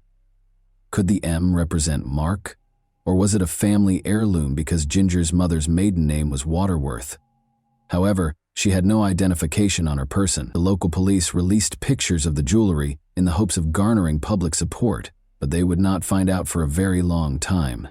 Meanwhile, the detectives needed a body or a lead to solve the case. On August 16, 1997, Jeff Rosin was suddenly contacted by phone. The caller claimed to have a lead on the Ginger case and identified himself as an Arizona federal agent. Rosin was curious. What was the connection between Ginger and John Flower's alleged sale of unlawful eavesdropping devices? The agent clarified. The agent went on. John had fled because he didn't want to be taken into custody, but Cheryl Subzone, his wife, had been taken into custody to be questioned. She abruptly began discussing Ginger Rios, who had vanished in Vegas a few months prior. While they were curious about the whereabouts of her husband, the agent went out of the room to call Rosin. Only now did Rosin realize that he had never asked the proprietor of the spy shop where Ginger was last seen a formal question. Nevertheless, Ginger's spouse had mentioned that a man and a woman were behind the counter. Rosin rushed to Arizona after requesting that the agents keep an eye on Cheryl. Rosin had no idea what would come out of Cheryl's interrogation. John Flowers turned to Cheryl and asked her to go buy film when Ginger came in to look at the books. When they worked together at the store, she frequently ran errands, so this wasn't out of the ordinary. After 10 minutes or so, Cheryl came back, and Mark entered. John informed Mark that his wife couldn't have gone very far because she had just left. After thanking them, Mark walked away. Cheryl's husband appeared to be a completely different person. His face was filled with fear. The man said, "I did something terrible. Whatever you do, don't go into the storage room." Cheryl didn't know what he meant, and she never thought her husband had hurt anyone. She asked him what was going on. She was disturbed by his actions, though, and after a little while she made the decision to look in the storage room. She discovered a young girl's lifeless body inside, with a pool of blood encircling her head, and there was blood on the carpet. The girl had suffered severe physical abuse. Before John sent Cheryl to get film, the same girl had come into the store. When Cheryl realized that John was right behind her, her disgust quickly gave way to fear. He took her by the neck before she had even turned around, warning her that if she talked about what had happened there, something bad would happen to both her and their child. Although Cheryl complied with his orders, she made the decision to speak the truth now that John was fugitive. John's explanation of the situation to Cheryl was of interest to the detective. John informed her that Ginger was in possession of a note from 2 of his former workers requesting payment. John was allegedly so enraged by Ginger's impudence and the contents of the note that he struck her so forcefully in the face that she fell back, struck her head, and passed away. But Cheryl had never seen the note and was certain that this was a lie. She was certain that John had spent hours in the storage room, wrapping the girl's body in plastic bags and dousing her in bleach after stealing garbage bags. He had informed the staff member that the dog had urinated in the room. After placing the body in his van, he instructed Cheryl that they must depart for Arizona right away. At that point, Ginger's husband and father came up to them and begged them to play the security camera footage. Ginger was lying inches from John and Cheryl, but they looked them in the eyes and lied. That's not all, though. Cheryl was also aware of the location of her husband's burial. You see, John and Cheryl had visited the Mojave Desert on multiple occasions.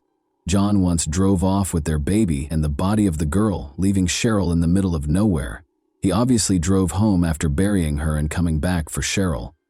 For him, though, this was insufficient. In order for John to cover the shallow grave with a layer of concrete, they returned there multiple times. Cheryl was pretty sure the police had already found Ginger's body because it was the last time John had run back, screaming in panic, "They found her! They found her!" At any rate, she consented to show the detectives the place in return for not being charged. Since they didn't think Cheryl had anything to do with the murder, they accepted her offer. They followed her to the location. Upon their arrival in the desert, the local officers began to make connections between Cheryl's revelation and the body discovered by hunters in May. After asking them to stop, Cheryl took them to the location where her husband had been. Instead of discovering an empty grave, the police arrived at what appeared to be an undisturbed concrete slab. They found the body wrapped in plastic bags there. They were initially identified as Ginger because of a tattoo on her lower back, but they chose to hold off on telling her family until DNA testing was completed. Several questions were left unanswered by this. Were there two victims? Did John murder them both? Why, if so? Who was the other girl? They were now able to obtain a search warrant for the store in Vegas, where they discovered evidence of Ginger's blood. Later, the DNA analysis verified that she was also the owner of the body found in the desert. Mark was devastated because he had hoped that his wife had just moved on and started a new life. He held himself responsible, believing that he ought to accompany her to the store. But how could he have thought that his wife, a mother and his devoted wife, would be attacked by a total stranger, the proprietor of a well-known and often visited store? After a brief period of hiding, John was taken into custody at a Los Angeles hotel. The detectives found that John Flowers, the proprietor of the spy shop chain, was not present when the extradition procedure started. Rather, a 26-year-old man named Craig Jacobson was wanted for offenses in Florida. The boy had battled mental health problems since he was 10 years old, with borderline personality disorder, paranoia, and probably antisocial personality disorder. After a year in a mental health facility, he was sentenced to 30 months in prison and 3 years of probation. However, he vanished in 1995. John appeared in his place. In addition to this discovery, 2 months earlier, the police had discovered another possible victim of Craig or John. Before she could even look at the merchandise, the owner of the Vegas store came up to the adolescent girl, slung her over his shoulder, and carried her into the storeroom without saying a word.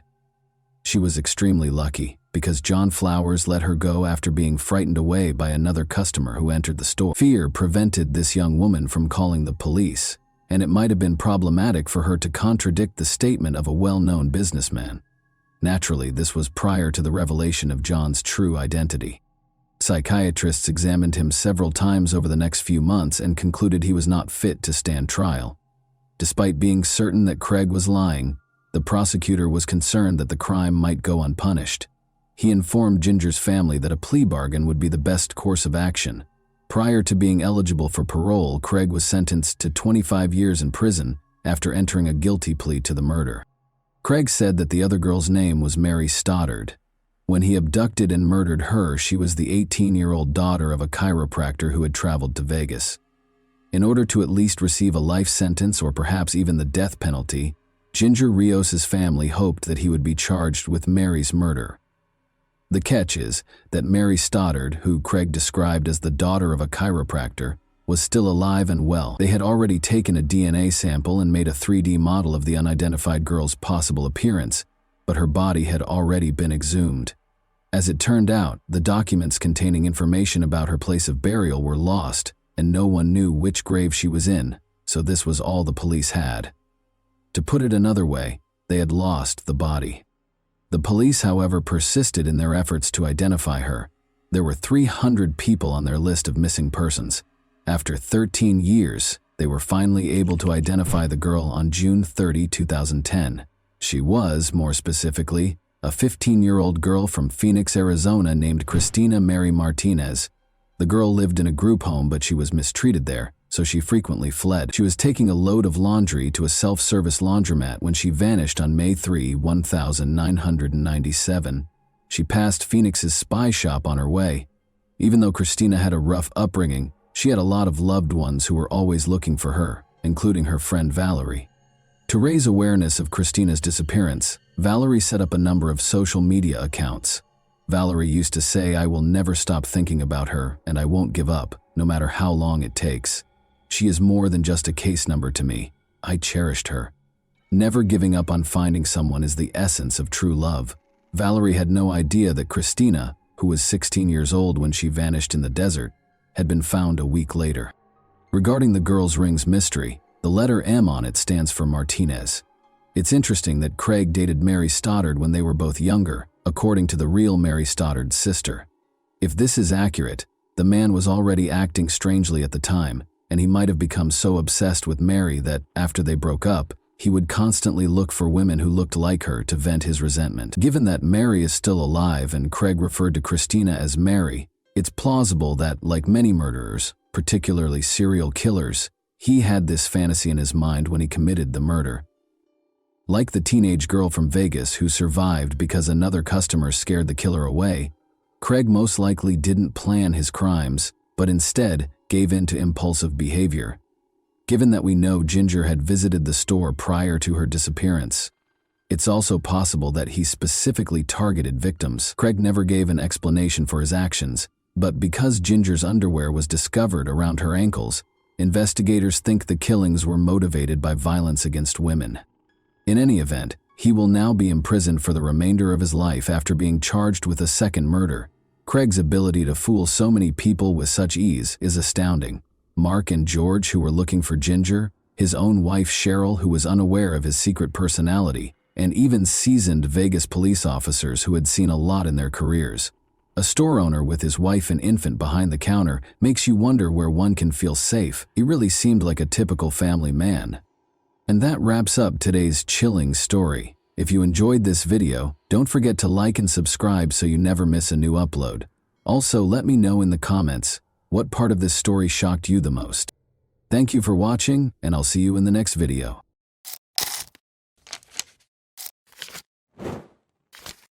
Hey guys, welcome to my channel, and today we're going to take a look at another horrible case with you. One gloomy autumn evening, Ayaz Kara vanished, leaving only a trail of unresolved questions and unsettling suspicions. His wife, Sevda, looked extremely shaken and his family was in shock. However, neighbors soon noticed something strange. A certain Dr. Levant was regularly seen at Sevda's house, and his interest in the Kara family appeared to be much more profound than one might anticipate from a typical doctor. It was the beginning of a somber tale that would soon come to light and was full of treachery, deceit, and ulterior motives. Ayaz Kara and Sevda, a married couple, appeared to be leading a stable life in 2015 in a small town in southwest Turkey. At the age of 37, Ayaz Kara operated a construction company that generated a consistent income. The house was run by 33-year-old Sevda. They had first met in college, where Sevda was pursuing a degree in literature and Ayaz Kara was studying engineering. With the exception of one major challenge, the inability to conceive, their lives were comparatively calm and devoid of major crises. This reality had turned into a very personal heartbreak. They made many attempts and sought advice from a variety of experts, but their dream of parenthood never came true. Their marriage was constantly strained as a result of this failure, leading to arguments and continuous disappointment. Despite the painful realization that their happiness was lacking children, Sevda and Ayaz Kara tried every medical treatment without success. They were both on the verge of emotional exhaustion as a result of the additional strain from their family members. They first learned about Dr. Levant during this trying period. Levant was known for being an accomplished doctor who focused on infertility problems. He was 42 years old and highly respected in the medical community for his knowledge and non-traditional methods of treatment. His approaches attracted patients who had given up on conventional treatments by fusing aspects of alternative therapies with conventional medical procedures. Despite its small size and location on the outskirts of town, His clinic was very popular with the locals. Sevda thought this might be their last chance when she heard about Levant from a friend. At first, Ayaz Kara wasn't convinced, but he decided to give it a try after seeing his wife's anguish. They turned to Dr. Levant for assistance. After carefully listening to their story and performing comprehensive examinations, the doctor presented a treatment plan that included both medication and lifestyle modification. After several months of treatment, Sevda finally found out she was expecting a child. For the couple, this news was nothing short of a miracle, and they were incredibly appreciative of Levant. But the doctor stayed active in Sevda's life, keeping an eye on her health and offering constant support. He was more than just a medical helper. He helped Sevda deal with the difficulties of her pregnancy by coming to their house on a regular basis. His visits became more frequent over time. Sevda and Levant's relationship gradually started to conflate the characteristics of a normal doctor-patient relationship. Ayaz Kara was devoted to his job and did everything in his power to provide his expanding family with a secure future. Levant, meanwhile, was there for Sevda when she most needed assistance. His visits became routine, and his presence in the house felt almost natural. Sevda had grown used to having him around, and what began as professional interactions gradually transformed into something more personal. Ayaz Kara first grew suspicious when he unexpectedly returned home one day and found Levant in their living room. The doctor explained that he had stopped by to check on Sevda's condition. Although the explanation made sense, a nagging feeling lingered in Ayaz Kara's mind. He soon began to notice that Levant's visits were becoming more frequent, and his wife's behavior grew more distant. Conversations between Ayaz Kara and Sevda became strained, and the initial joy of expecting their baby started to give way to an unsettling sense of anxiety. Sevda and Levant continued to meet. Their interactions became increasingly secretive, and their encounters often happened when Ayaz Kara was away at work. Levant visited under various pretexts, checking Sevda's health, bringing medications, or providing follow-up advice. Even during her pregnancy, Sevda and Levant managed to find moments of seclusion. The visits grew longer and more frequent, and Sevda made no effort to stop them, as their connection only deepened. Meanwhile, Ayaz Kara could not shake the feeling that something was amiss. He observed that his wife was hiding things from him, but he struggled to figure out how to address his suspicions. One afternoon, Ayaz Kara came home earlier than usual and once again found Levant there. The scene seemed ordinary enough, but the tension in the air was unmistakable. Levant offered another plausible explanation for his visit, and Ayaz Kara had no choice but to accept it. Yet, the unease he felt was growing. He began paying closer attention to small details. How Sevda lingered in the kitchen when Levant was around. How she avoided answering his questions directly. The relationship between Ayaz Kara and Sevda grew colder, and Ayaz Kara felt trapped by unanswered questions and growing doubts. Levant, for his part, was well aware that the situation was becoming more precarious. He could see that Ayaz Kara was getting increasingly suspicious, yet Levant had no intention of backing down. Maybe he had reasons for remaining involved, and he knew more than Ayaz Kara could have imagined. He kept pushing boundaries, testing how far he could go before everything spiraled out of control. Ayaz Kara, on the other hand, became more consumed by his suspicions. He started watching his wife's every move, desperate to uncover the truth of what was unfolding in his own home. The tension within the family had reached a breaking point. Sevda and Levant continued to meet in secret, despite the escalating risks. Ayaz Kara could feel his family slipping through his fingers, but was at a complete loss as to how to stop it. Meanwhile, Levant showed no signs of backing down, even as Ayaz Kara's suspicions grew. He seemed determined to play out his dangerous game, not knowing where it might lead. As time passed, the atmosphere in the house grew increasingly tense. When Sevda's pregnancy became more noticeable, she and Levant finally stopped their clandestine encounters. The risk had become too great, and with Sevda's pregnancy now obvious, Levant ceased his visits under any pretext, and their connection abruptly came to a halt as if it had never happened. Yet this did not bring peace to Ayaz Kara and Sevda's home. The relationship between the couple became even more strained, consumed by suspicion and inner turmoil. Ayaz Kara tried to stay home as much as possible, searching for ways to reconnect with his wife. Despite his efforts, he couldn't shake the feeling that something between them had been irrevocably broken. Sevda, on the other hand, couldn't understand why Ayaz Kara had grown so distant and cold. She struggled to make sense of his change in behavior, as the tension between them only deepened. After another quiet dinner one evening, Ayaz Kara abruptly vanished. Since he always informed her if he would be late to work or had errands to run, Sevda realized he was gone from the house, which was very unusual. There was no note, no phone call this time. Sevda tried to control her anxiety, but worry started to bite her. After several days passed with no sign of Ayaz Kara, Sevda was forced to notify the authorities that he had vanished. Sevda was taken in for interrogation after the police began their investigation. The investigators were immediately alarmed by her actions. She frequently sidestepped direct questions about the status of her marriage and gave off the impression of being extremely nervous. She found it difficult to respond clearly when asked what could have caused her husband to disappear.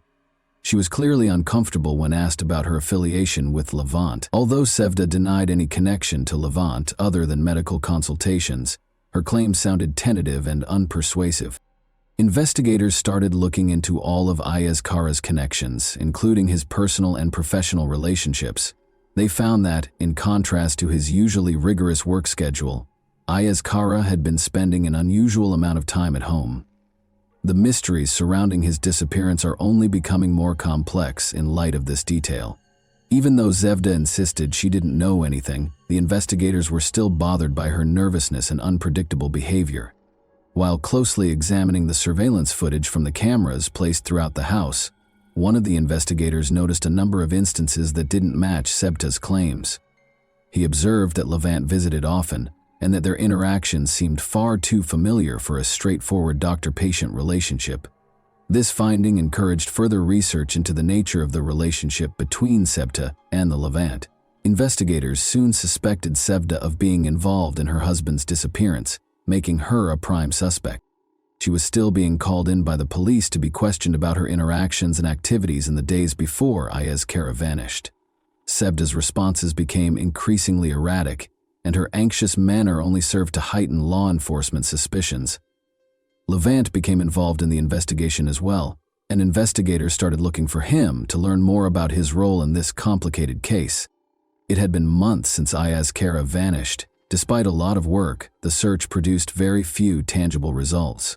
Investigators pursued a variety of avenues, including following Ayaz Kara's contacts, examining his business transactions, and going through his private correspondence.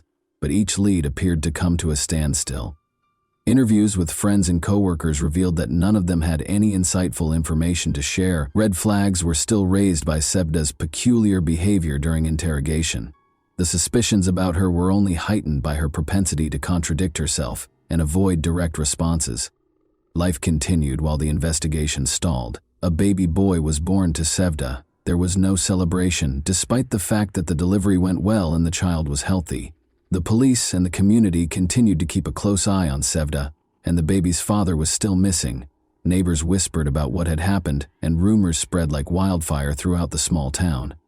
Sevda was frequently spotted with her baby, but there were always signs of worry and stress on her face. In an attempt to avoid attention, she maintained a low profile, but her actions only fueled further rumors. Soon after, neighbors noticed that Dr. Levant, who had previously only come to Sevda's house for medical visits, was now frequently there. It soon became apparent that he had essentially moved in after he was spotted spending the night there. The townspeople were outraged by this.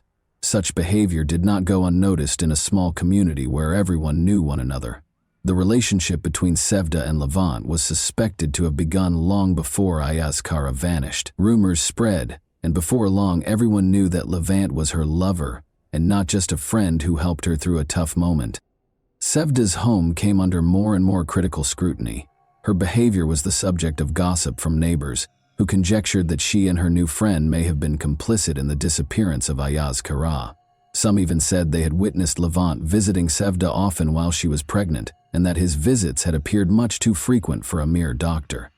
However, Levant continued to live openly in Sevda's house, seemingly unaffected by the circulating rumors. He took on many of the duties of a family man, including helping to care for the infant. He was regularly observed by neighbors doing household repairs, grocery shopping, and trash collection. He pretended to be the legitimate head of the household, which only served to increase the indignation in the town.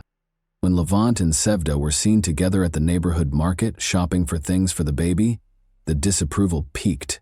They were seen holding hands, which sparked a wave of condemnation. Levant's increasingly noticeable presence at Sevda's house became a crucial piece of the puzzle as the police investigation into Ayaz Kara's disappearance continued.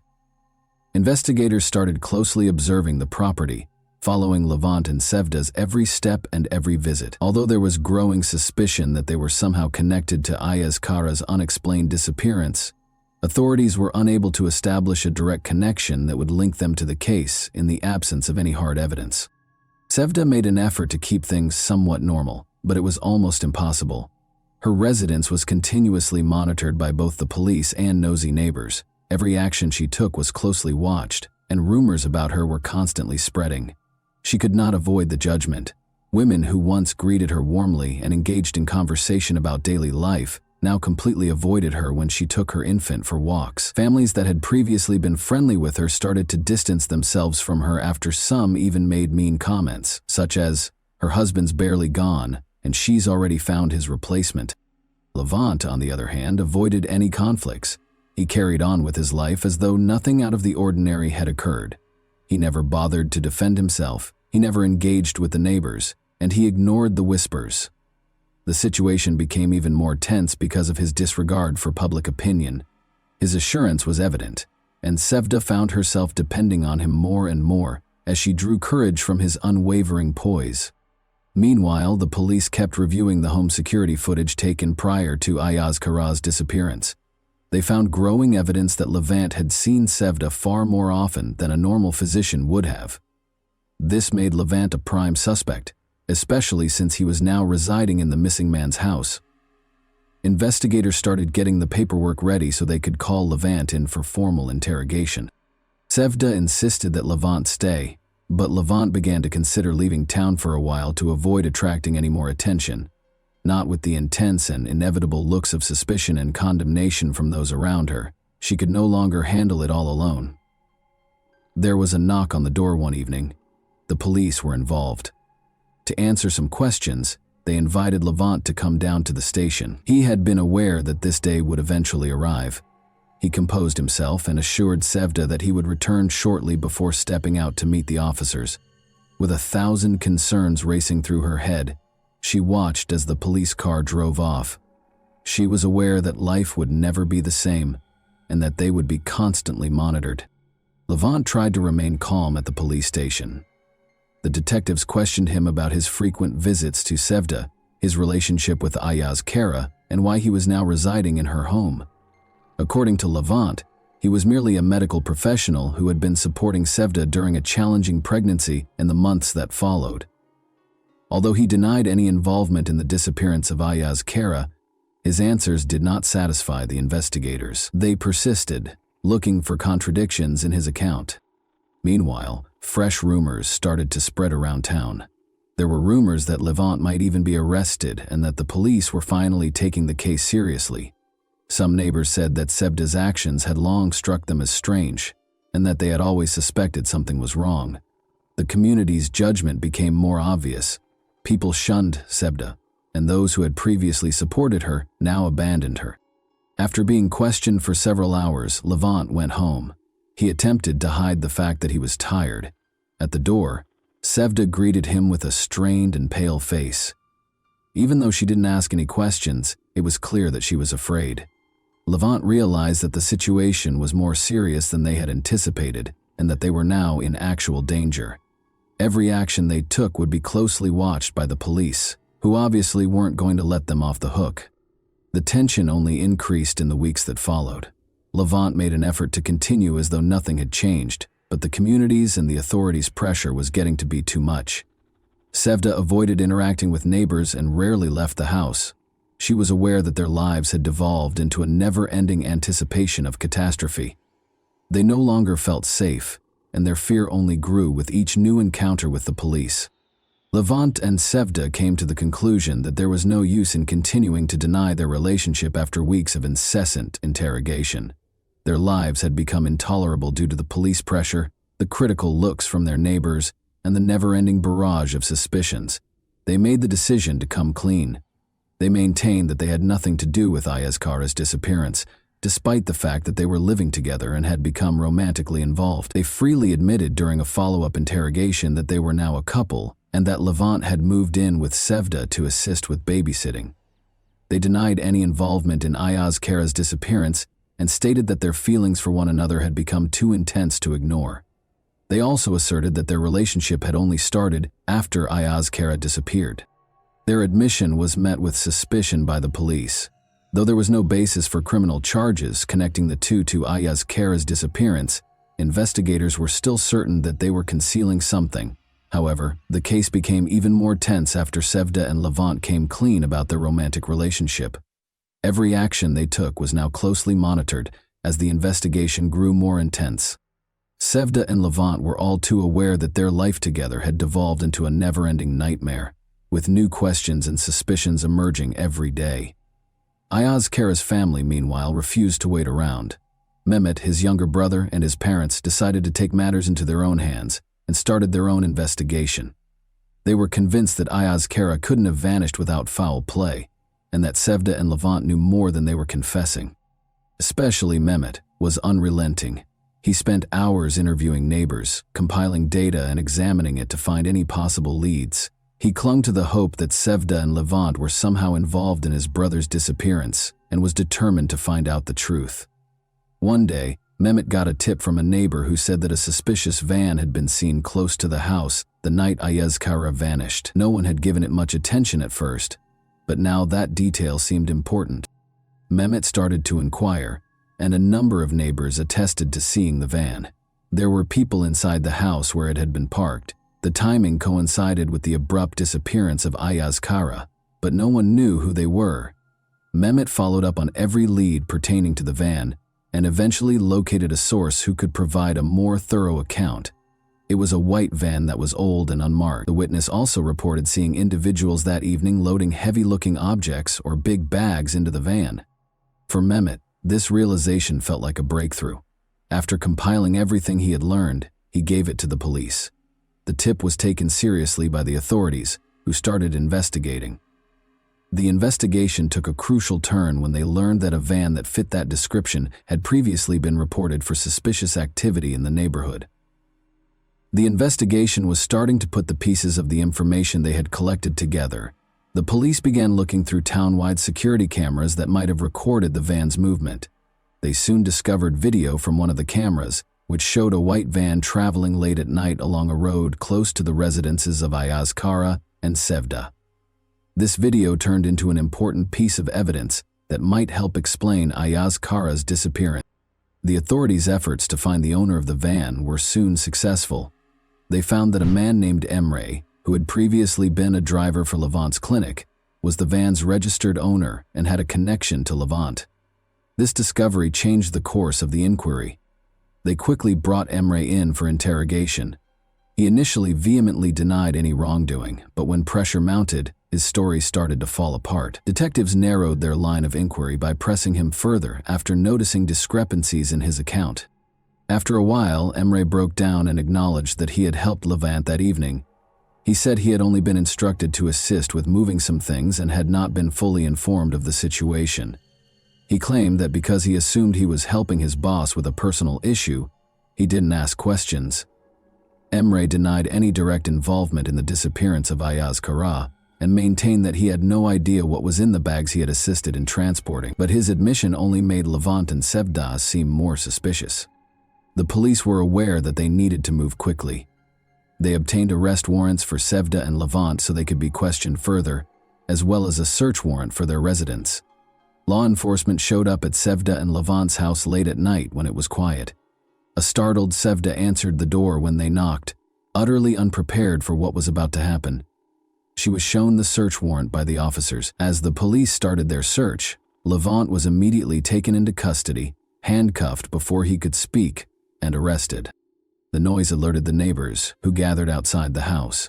They whispered and murmured, trying to figure out what was going on. It appeared that the long-held suspicions of many that something was wrong were now validated. In search of any clues linking Sevda and Levant to the disappearance of Ayaz Kara, the officers searched the house. Hours passed during the search, but no concrete proof was discovered right away. One of the officers kept a close eye on Sevda as she sat in the living room. Her eyes were filled with fear, and she appeared confused. She was aware that things had gotten really bad, and that nothing would ever be the same. After Levant was brought to the station, Sevda realized he would now have to answer a flurry of questions. Levant came to the conclusion that lying was pointless after he was arrested. He eventually admitted to everything that had transpired during the subsequent interrogation while seated in the police station. The investigation took an unexpected turn with his admission. He explained how the whole plan had come to pass, how he and Sevda had intended to get rid of Ayaz Kara, and how they hoped to start a new life together. The puzzle pieces fit together with every word, and the reality of what had happened was eventually exposed. Levant acknowledged that learning that Ayaz Kara couldn't conceive was the catalyst for everything. When doctors confirmed this, Sevda was devastated, but Levant saw an opening. He started providing Sevda with emotional support and positioned himself as the answer to her problems. They developed a romantic relationship over time. Sevda told Levant she no longer wanted to live with Ayaz Kara after she became pregnant with his child. Levant agreed to assist in getting rid of her husband because he was obsessed with Sevda and wanted to start a new life with her. Everything had been meticulously planned for the night Ayaz Kara vanished. Levant had made arrangements for Emre, his old driver, to help with the ride. They had picked a night when Ayaz Kara was returning home later than normal, and the van was parked close by. They moved quickly after Levant entered the house, pretending to check on Sevda. Levant hit Ayaz Kara in the head while he was in the living room, knocking him out. Ayaz Kara was never given the opportunity to comprehend the situation. Then Emre arrived at the house, and he and Levant loaded the body of Ayaz Kara into the van. Sevda watched over them in the meantime, making sure no one saw what they were doing. To conceal Ayaz Kara's body and prevent any evidence from being discovered, they wrapped it in big plastic bags. Levant and Sevda had already prepared a shallow grave in an abandoned area on the outskirts of town, which they drove to. There, they buried Ayaz Kara's body in a secluded wooded area as part of their disposal.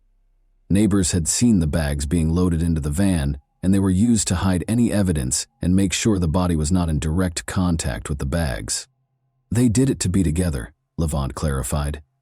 Sevda had been extremely dissatisfied with her marriage, and he would stop at nothing to help her and their unborn child. He believed that there was no other way to get rid of Ayaz Kara. He and Sevda both wished that no one would ever connect them to the crime, and that Ayaz Kara's disappearance would go unsolved. The police started getting ready to arrest Sevda as soon as they heard Levin's confession. Levin appeared resigned, realizing that the instant they made the decision to commit the crime, their lives were over. Knowing that there was no defense for what they had done, he made no effort to defend himself. After he confessed, Sevda was arrested after the police searched her house once more. The neighbors gathered outside to watch the events as Sevda was arrested just outside her home. Sevda couldn't handle the pressure and ended up confessing as well when she found herself at the police station.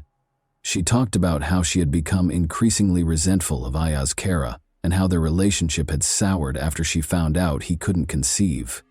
She disclosed that her child was actually Levant's, and she acknowledged that she wanted to start over with him. Sevda explained how they had meticulously planned to kill Ayaz Kara, narrating how Levant offered several ideas to get rid of her husband before they ultimately agreed on a scheme that included kidnapping and a last violent act. Equipped with this new knowledge, the police searched the forest Levant had pointed out for Ayaz Kara's body. They discovered a grave after searching the woods for hours. Despite the fact that Ayaz Kara's remains were badly decomposed, the discovery offered sufficient proof to establish his demise and formally establish the case against Sevda and Levant. According to the results of a forensic investigation, Levant struck Ayaz Kara during the assault, causing a fatal head injury. Ayaz Kara's body was given back to his family for burial after the autopsy was finished. The funeral was a heartbreaking and solemn event. The younger brother and parents of Ayaz Kara were unable to contain their tears. They had the small comfort of being able to bury their brother and son, even though they knew that Sevda and Levant were to blame for his demise. There was a sense of collective shock and grief in the air as many townspeople came to pay their respects. People found it difficult to understand how two people they had known could have committed such an unimaginable crime, and how such a horrible act could occur in their peaceful community. The public and media took a keen interest in Sevda and Levant's trial. Levant acknowledged his guilt in court, saying he had done it because he loved Sevda and wanted to give her and her child a better life. Sevda acknowledged her role as well, but she made an effort to present herself as a victim of her circumstances by saying she was coerced into following the plan. But the court rejected her justification. Levant and Sevda were both given life sentences without the chance of release. Yazkara's parents were granted custody of the infant. Yazkara's parents decided to raise the boy as their grandson, despite the fact that he was Levin's biological son. Even though they knew he wasn't their biological grandchild, they couldn't bear the idea of leaving him. Despite the heartbreaking reality of his origins, they promised to provide the child with a loving and secure future because he was their only remaining link to Yazkara.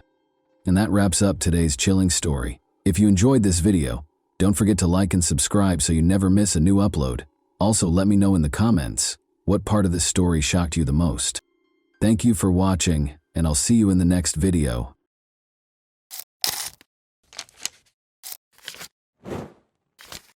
Hey guys, welcome to my channel, and today we're going to take a look at another horrible case with you. Despite the busy city streets and crowded malls, Lois Pearson always favored the quiet solitude of her childhood home, a modest wooden house tucked away among verdant hills. Lois rarely left her ancestral home, where her family had resided since her birth in 1949. Leasing her land to a man who used it to graze his cattle allowed her to live on a meager income. Lois became more dependent on her own resources following the death of her mother. She chose to use water from a well instead of running water when her pipes froze a few years ago. She carried a single lamp from room to room on a long cord for her everyday activities. Lois went to church every Sunday, and once a month went to Mineral Wells, the closest town, to do her laundry at a self-service laundromat and buy groceries. She always felt more at ease around animals and in the outdoors, frequently going for days at a time without speaking to anyone. Lois never had a romantic partner. Not even a doctor had ever seen her undressed in front of a man. In 2001, Lois met Jeffrey Maxwell soon after he purchased land west of her property in Weatherford, Texas. Lois was a little over 50 at the time, and Maxwell was just under 50. Sometimes they spoke to each other, and he would wave to her when he went by her house. Maxwell once asked her to join him for lunch. Lois was taken aback by the invitation and politely declined, as she always does. Another time, he arrived at her house, hopped out of his car, and abruptly requested a kiss. In particular, the expectant smirk on his face offended Lois. She insisted that he never return to her home. He moved away in 2005, but to her utter amazement, they reconnected just before he left. They had a quick, unhurried conversation. He came by to say goodbye and to show her photos of a modular house he was constructing in Corsicana. Lois had no idea that she would see Jeffrey Maxwell again after this farewell visit. Lois was getting ready for her usual grocery run in the afternoon of March 1, 2011. A silver Chevy Trailblazer pulled up behind her, 1970 Nova, as she was about to leave. He would have missed her if he had come 5 minutes later. Maxwell grinned and gave Lois a warm greeting. He got out of his car and started talking to her about the church. He moved slowly toward her as she responded, and she began to move away. They soon found themselves in the rear of her house. Lois tried to nudge Maxwell back toward the driveway, feeling a little ashamed of the well water containers nearby. She saw an odd change in his expression all of a sudden. It was so obvious that they both fell silent. Maxwell pulled a strange-looking container out of his coat pocket and held it up to Lois's face. He tried to hit both of her eyes with a stream of pepper spray before she could say anything, but the spray did not work. Lois sprinted in the direction of the barbed wire fence close to her vehicle. When he caught up to her, Lois had just made it to the fence and placed her hands on the top wire. He caught her and pulled her to her feet, but she clung to the wire despite the spikes digging into her fingers and the blood dripping from her hands. He was able to throw her to the ground in front of his SUV though, because he was too strong. Lois tried to scream as loudly as she could, but nobody was around and her house was remote. Maxwell picked Lois up once more, placed her in what appeared to be handcuffs, and opened his car's rear door. He shoved her into the car and she fought to get out. He took her mother's wooden rolling pin off the kitchen table and hit Lois in the left side of the head. He struck her more forcefully on the right side when she failed to fall. The blow knocked her to the ground this time. Almost immediately, Lois's eyelids began to swell, but she persisted in trying to get away until he reached for a big kitchen knife. Silently, she sat down and felt the lightheadedness and blood. Maxwell inquired about her duct tape storage. She said nothing. He asked again, but received no answer. Then he tied Lois to the door handle of the living room and sliced the cord of her lamp into pieces. He went to his car outside. For a few seconds he was gone, but she was able to free her wrists, which had always been rather thin. She leaped to her feet and sprinted out the door. Even with ankle cuffs on, Lois had already run a few hundred yards down the road when he got back to the house, realized she was gone, and got into his car. Maxwell followed, stopping directly in front of her and obstructing her way. With a gun in his hand, he exited the vehicle. He stated, "Now we're moving on to Plan B," with a chilly look on his face. He pushed her inside his car after opening the rear door and refastened her handcuffs. He then covered her mouth with a tiny piece of duct tape. He smiled and said, "Are you a virgin?" She began to cry at that point. He slammed the door and got behind the wheel after laughing at her tears. He told her he would have to return and set her house on fire as he drove off. Lois heard the vehicle enter the freeway.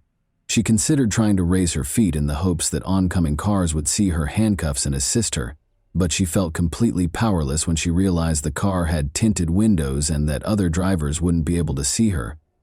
She thought about using a tire iron to strike Maxwell, but she knew it would only make him more angry. She also considered rolling out onto the road and opening the back door, but she was unable to locate the handle.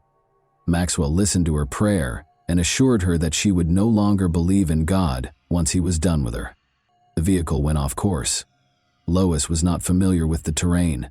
The kidnapper took her into a house's garage and shut the door after her. Cluttered with various objects, including patio furniture, a lawn mower, a lot of tools, a washing machine, and a dryer in the corner, she looked around the room. Maxwell took her handcuffs off. He started taking off all of Lois's clothing, cutting off her bra with a knife. Then he fastened her hands to the ends of a steel pole that was chained from the ceiling. She watched without understanding what was going on as he flipped a switch on the yellow control panel that was connected to the ceiling by a cable at the same location as the chains. She felt her shoulders suddenly rise, followed by her arms. As she climbed higher and higher, the ceiling motor hummed. Lois felt her bare legs hanging futilely in midair as Maxwell flipped the switch once more, causing the motor to go silent. Jeffrey Maxwell was renowned for his ability to get out of any predicament, be it shooting cattle to prevent them from being fed, burning down his own home to get insurance money, or something much darker. In the early 1980s, Maxwell corresponded with Martha Martinez, who was from Mexico. After many years of correspondence, Jeffrey finally went to Mexico and asked her to marry him. Because he deftly exploited her fears and lack of confidence, her family didn't like him at first.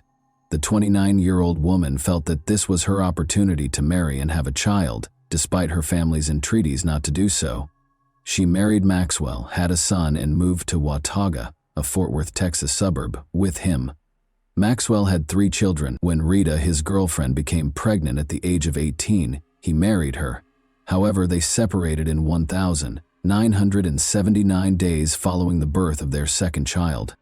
Marta managed to conceal her husband's actions from her family, but she was unable to conceal from her friends the bruises that appeared to be from shackles on her arms and legs. However, this paled in comparison to the horror Martha would later encounter. A deputy sheriff from Ardmore, Oklahoma, called the Watauga, Texas police station on Sunday, April 19, 1987. They had discovered a woman on the road early that morning, he reported. A deep wound on her neck had caused her to lose a lot of blood after being severely beaten. Martha Maxwell was the woman. When the police arrived at the family's house, they asked Maxwell when he had last seen his wife. He said he hadn't seen her since the previous evening, and was shocked to learn that Martha was hurt but still alive. Thankfully, medical professionals were able to save her life. When she regained consciousness, she described the argument she had with her husband. She dozed off on the couch after he beat her, only to awaken bound with duct tape. Following more mistreatment, Maxwell made her drink a substance that instantly put her to sleep. In the hospital, she awoke. Martha initially assisted the police, but she abruptly stopped speaking with investigators after her husband was arrested and charged with kidnapping. Since a search of the house and car turned up no evidence, the police were unable to charge Maxwell with anything without her testimony. Once more, Jeffrey Maxwell slipped through the gaps. Martha traveled to Mexico with her son. Her husband, however, was not going to let her go so readily. Playing on her Catholic background, he pounded her with letters, even accusing her of the incident. Martha was living with Jeffrey again a month after the charges against him were dropped, despite her family's entreaties for her to stay away. The family's life appeared to be returning to normal. They purchased a new home, and Martha started college. However, it was only the quiet before the storm.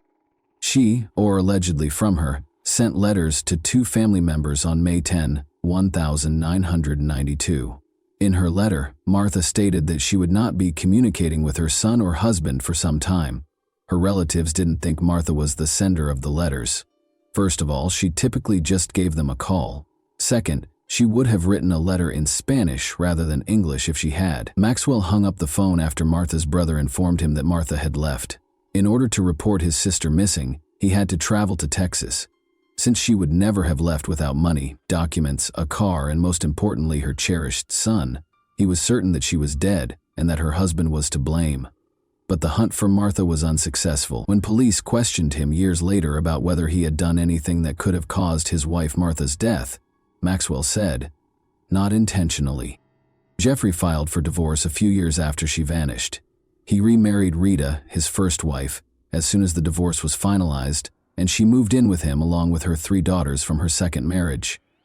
The girls soon started griping about their stepfather's advances at school, and Rita's best friend disclosed that Maxwell had beaten her 2 days prior to their wedding. But Rita didn't take the kids, leave the state, change her name, and flee, until the police came to the family's house after her youngest daughter complained about her stepfather's actions. Maxwell started shouting at Lois as he lifted her into the air. The fact that she had ignored him in the car still infuriated him. After sensing his hands on her, the woman felt something sharp and hard, like a plastic bullet. It was really painful, and it felt like he was attempting to hurt her with this vibrating object. Maxwell began striking Lois with rods of various sizes, after declaring that they would be together for 2 weeks. He hit her all over, including the painful spot on her chest. All Lois could do was scream in pain. She was barely able to stand when he finally lowered her to the ground. After guiding her to the restroom, Maxwell gave her instructions to wash up. She first noticed that she was covered in bruises. Because she was afraid of losing her eye, her right eyelid was so swollen that she could hardly see. After a hasty shower, the kidnapper himself handed her his jeans. They smelled like Maxwell and were too big for Lois. It was awful, but she knew that if she didn't agitate him over insignificant things, she would live longer. He shut off the lights, laid down next to her, and chained her ankles to the bed that night. Maxwell barely slept, and Lois had trouble shutting her eyes. Even in the dark, she could see his round, owl-like eyes every time she turned to face him.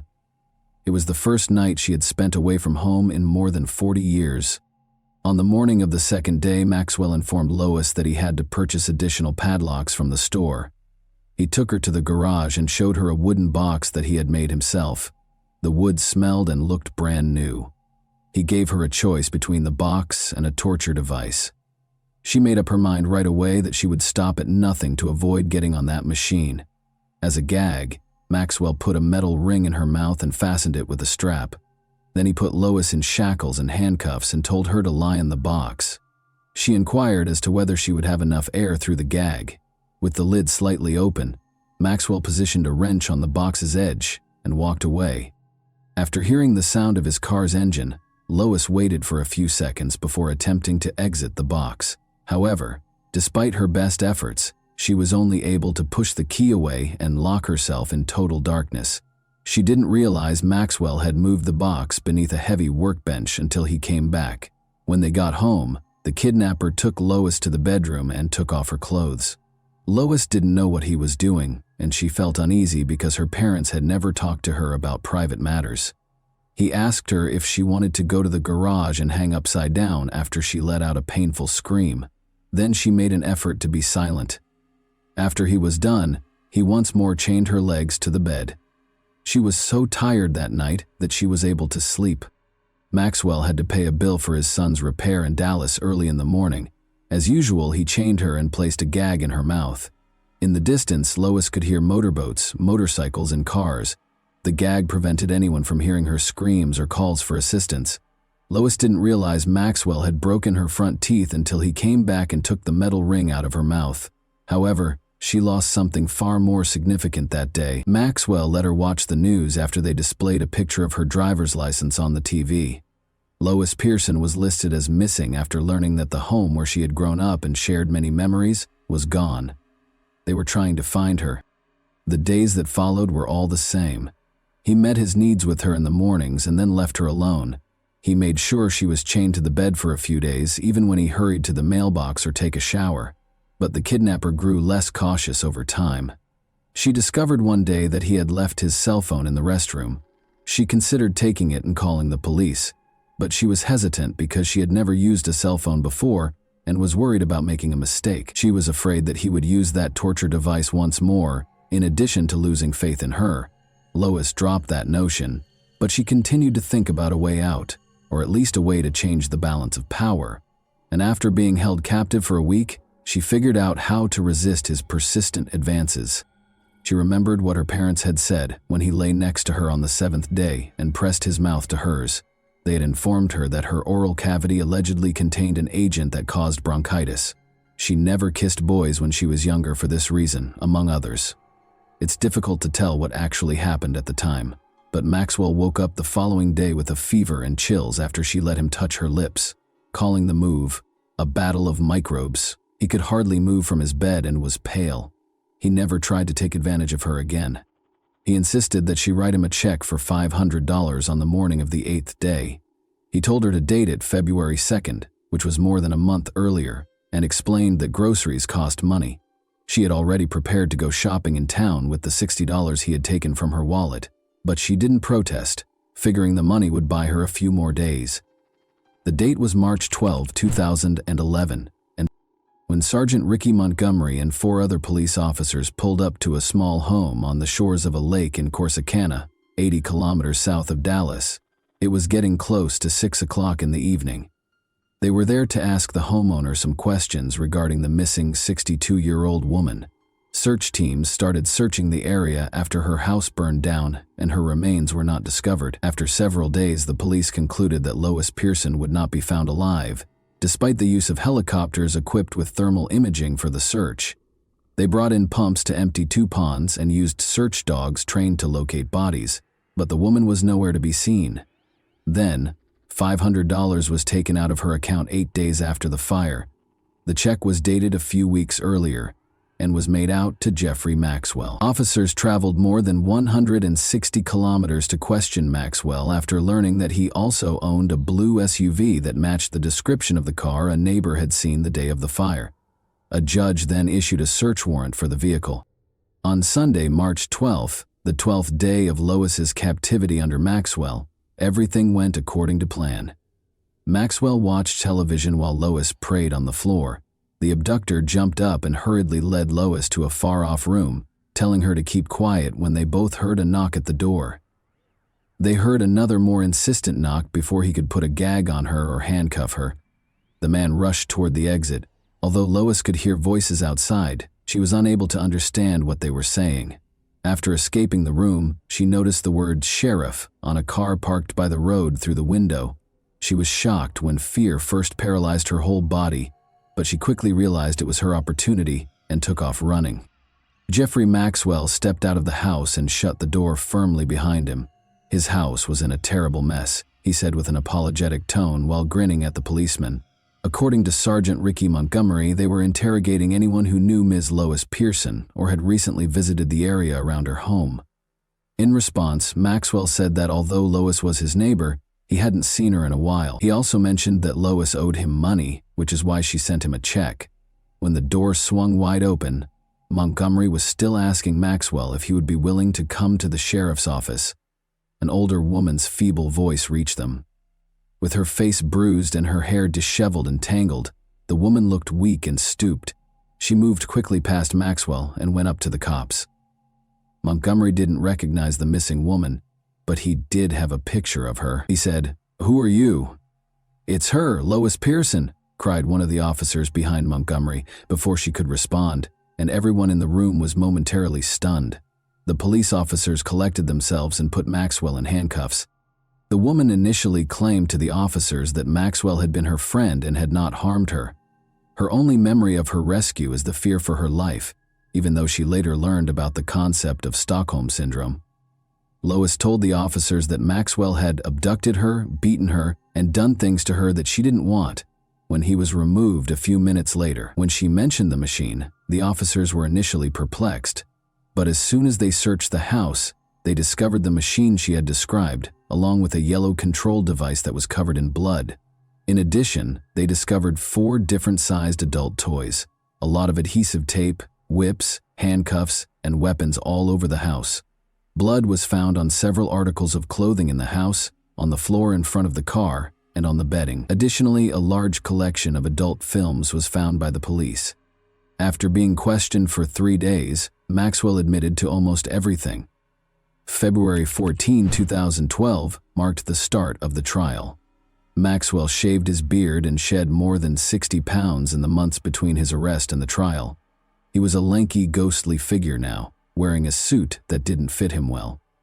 Maxwell was found guilty on all 3 counts by the jury in less than an hour. The jurors heard from Rita's friend, whom Maxwell had beaten 2 days prior to their wedding, despite the judge's ban on discussing his wife Martha's disappearance during the trial.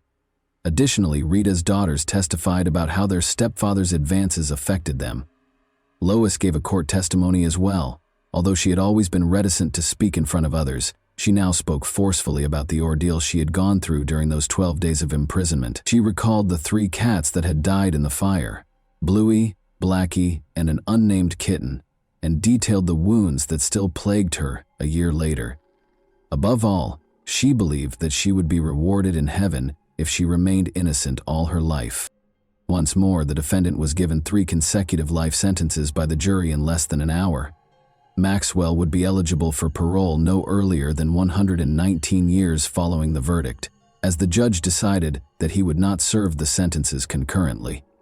A deputy sheriff led Maxwell out of the courtroom while shackling his ankles and handcuffing his wrists in front of the audience. After the trial, Lois told reporters that she wanted her story to be known so that everyone could hear how her faith had carried her through difficult times.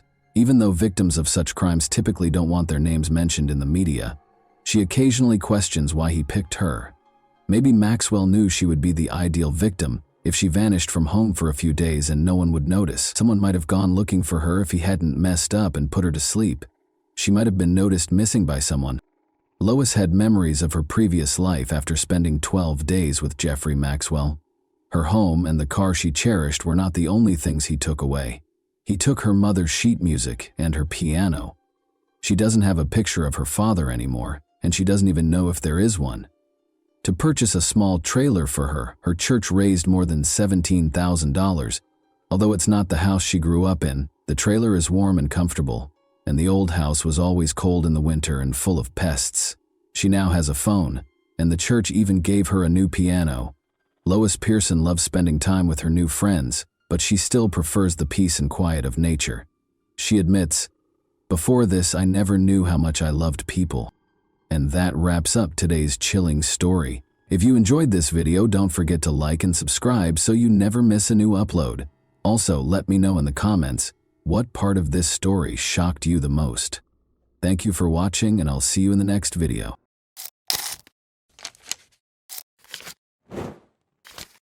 Hey guys, welcome to my channel, and today we're going to take a look at another horrible case with you. After making a late-night roadside help call in January 2013, 26-year-old Texas father Brandon Mason Lawson disappeared. When his car was discovered abandoned, what had started out as a typical night took an enigmatic turn. Brandon's voice shook in terror as he called 911 in a panic, whispering that he was being pursued and desperately needed assistance. Brandon remained a mystery despite a great deal of searching and investigation, leaving his friends and family in a desperate search for answers. What actually transpired that evening, and who was he fleeing from? Let's investigate the enigma. Brandon Lawson was an oil field worker from San Angelo, Texas at the time of his disappearance. According to reports, he was a devoted partner to his girlfriend, Ledessa Lofton, whom he had dated for 10 years, and a loving father to 4 children. Ledessa was the stepmother of Brandon's oldest daughter and the mother of their 3 children. Brandon's recent drug relapse, which resulted in his inexplicable absences, caused Ledessa great concern. Their bond was forged over years of shared experiences and the difficulties of raising a family together, despite the usual ups and downs in their relationship. But Brandon, like a lot of young people, had his share of difficulties. He had previously abused drugs, particularly methamphetamines, but according to reports, he had been clean for roughly 6 months prior to the night of his disappearance. His friends and family knew him as a strong, industrious man who was trying to change his life. However, he had previously been overcome by the hold of addiction, and he was burdened by the strain of juggling his demanding work in the oil industry with his family life. The events leading to Brandon's disappearance began on the evening of August 8, 2013, when he and Ledessa got into a fight. It started off like any other evening. After a long day of work, Brandon got home in San Angelo between 10:45 and 11 p.m. Brandon and Ledessa got into a heated argument. Although it was initially unclear what specifically started the argument, Ledessa later disclosed that she became irritated and suspicious when Brandon failed to come home the night before. After the argument grew more heated, Brandon made the decision to leave the house at 11:30 p.m. About 3 hours' drive from San Angelo, he called his father and said he was coming to his home in Crowley, Texas. He left Ledessa behind and climbed into his silver Ford F-150 at 11:54 p.m. At the time, she didn't think much of it and assumed he would calm down and come back. Ledessa later reflected on the altercation in a 2018 interview, explaining that it was caused by a number of factors.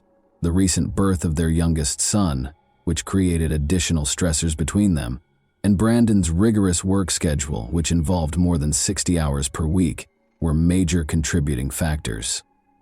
Ledessa acknowledged the emotional weight of her words and conveyed her sincere regret for the argument. She acknowledged that she put a lot of the blame on herself.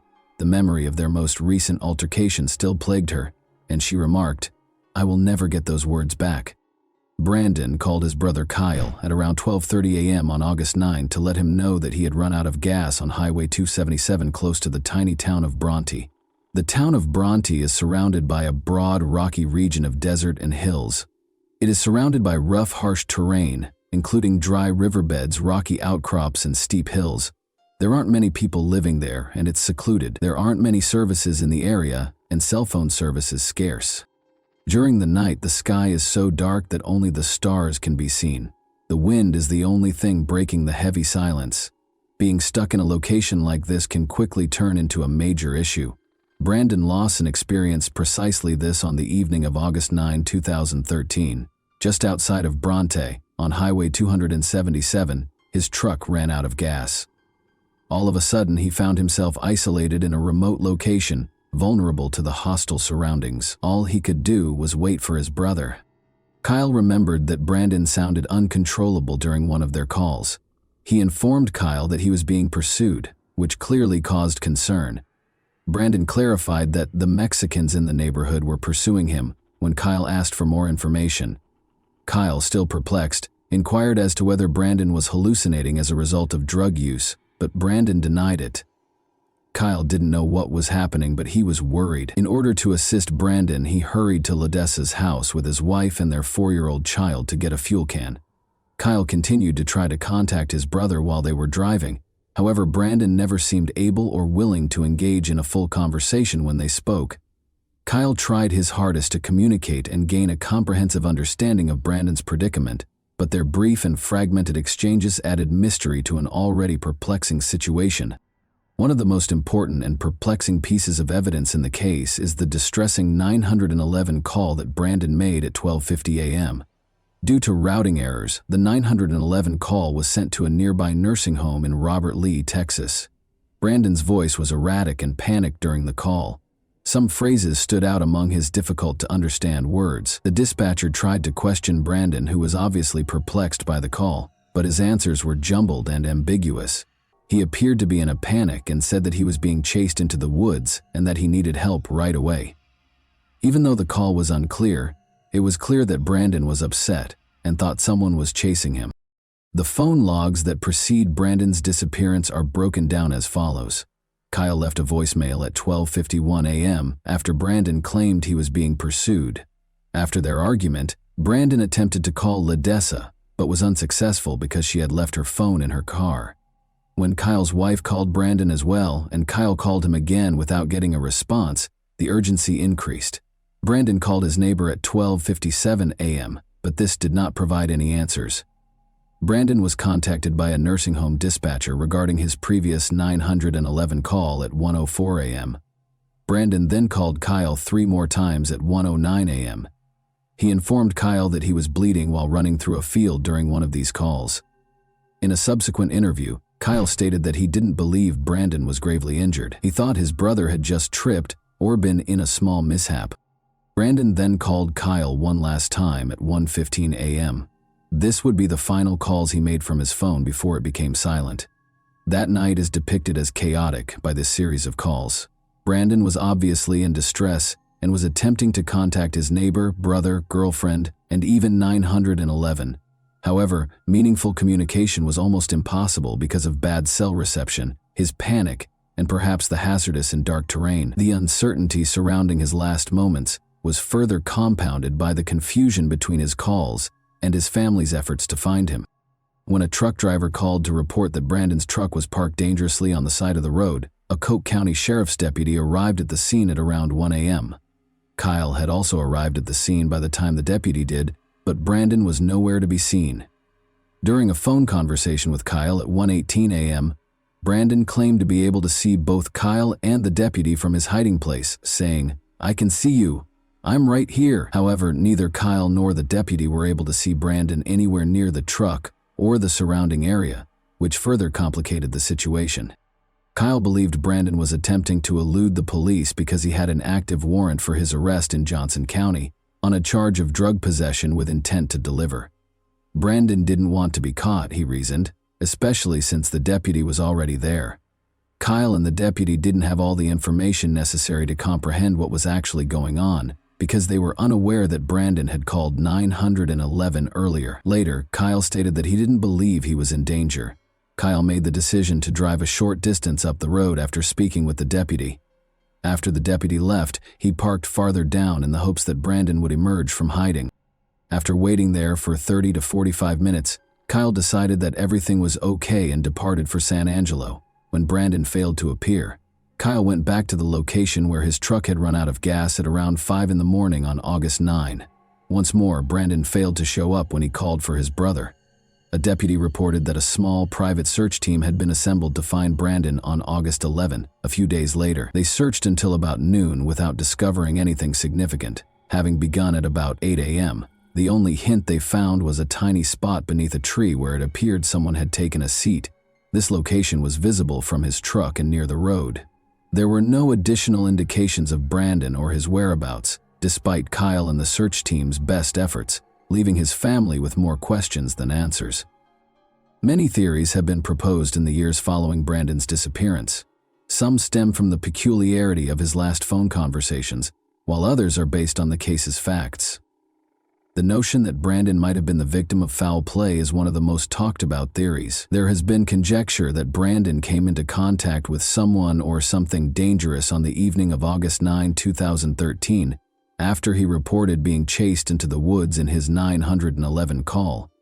Some have even proposed that drug use may have played a role.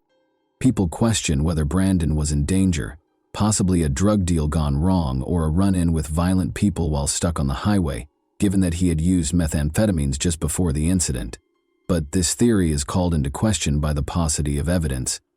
There were no reports of other cars in the vicinity at the time, and no evidence of a struggle was discovered close to his truck. Many people were left wondering whether foul play was involved, where it occurred, and who was involved, because the scene surrounding the truck was oddly undisturbed. The idea that Brandon may have intentionally vanished is another theory that has gained some traction. At the time, his life was complicated. Maybe he took extreme action because of his tumultuous relationship with his girlfriend, personal problems, and legal troubles. According to some, Brandon might have taken advantage of the circumstance to flee his life and start over somewhere else.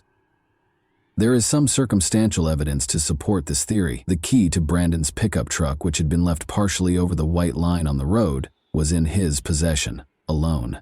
Law enforcement started looking into the incident shortly after the truck was towed on August 9, 2013, at around 8 a.m. Assigned to the case, Deputy Neal looked for indications of activity at a number of nearby properties. The deputy wanted to find out if Brandon might have sought shelter or water on any of these properties, many of which were only used during certain seasons, but Neal couldn't find any evidence that Brandon had been there.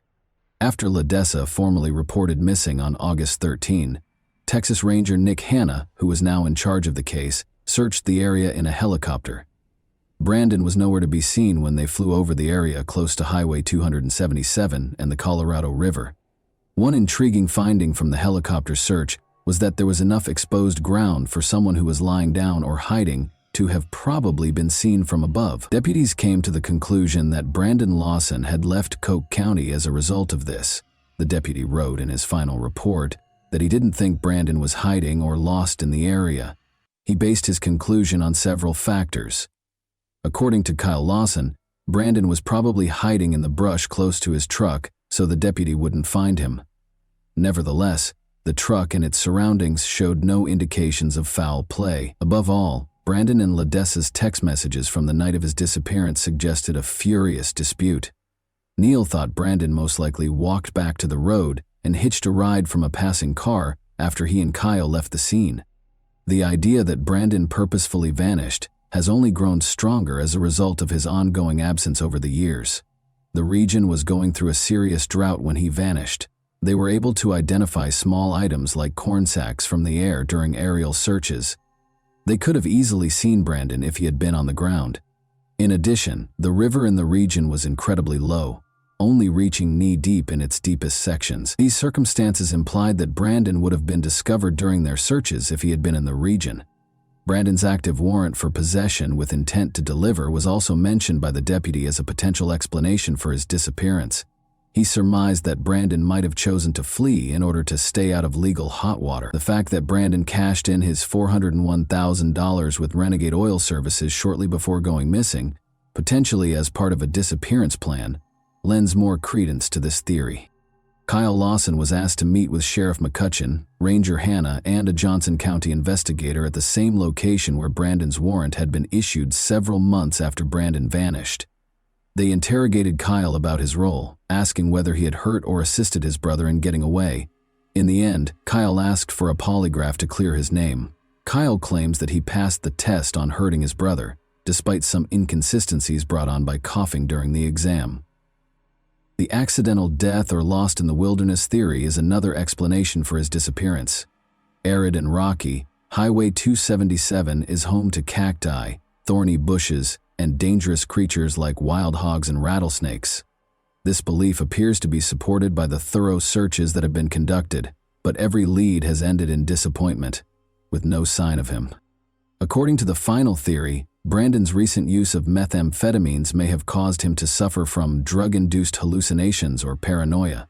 Severe paranoia, disorientation, and unpredictable conduct are all possible side effects of methamphetamine, especially if the user has been up for a long time. Brandon may have fled into the wilderness in a confused state, and his references to people chasing him may have been the product of a drug-induced hallucination. The term paranoia describes a strong mistrust or fear of other people, frequently coupled with illogical ideas or convictions that someone or something is trying to hurt them. Even when there are no actual external threats, paranoia in the context of drug use can show up as an elevated sense of threat or danger. Brandon's strange phone calls may be explained by this theory, but it doesn't address the question of what happened to him after he fled his truck. Did the weather get to him? Did he get stuck somewhere inaccessible? or fall into a ravine? His family was left in a difficult position after Brandon Lawson vanished, caught between hope and the harsh realities of life. Brad Lawson, his father, struggles with mixed feelings. He is plagued by nightmares in which Brandon is still alive, possibly coerced into slave labor by a cartel. Even though he is aware that the likelihood of Brandon surviving is remote, the possibility of foul play seems limitless, and Brad can't get rid of the thought that his son might still be out there somewhere. Is it possible that Brandon was being followed that evening? Did he encounter death when he entered private property?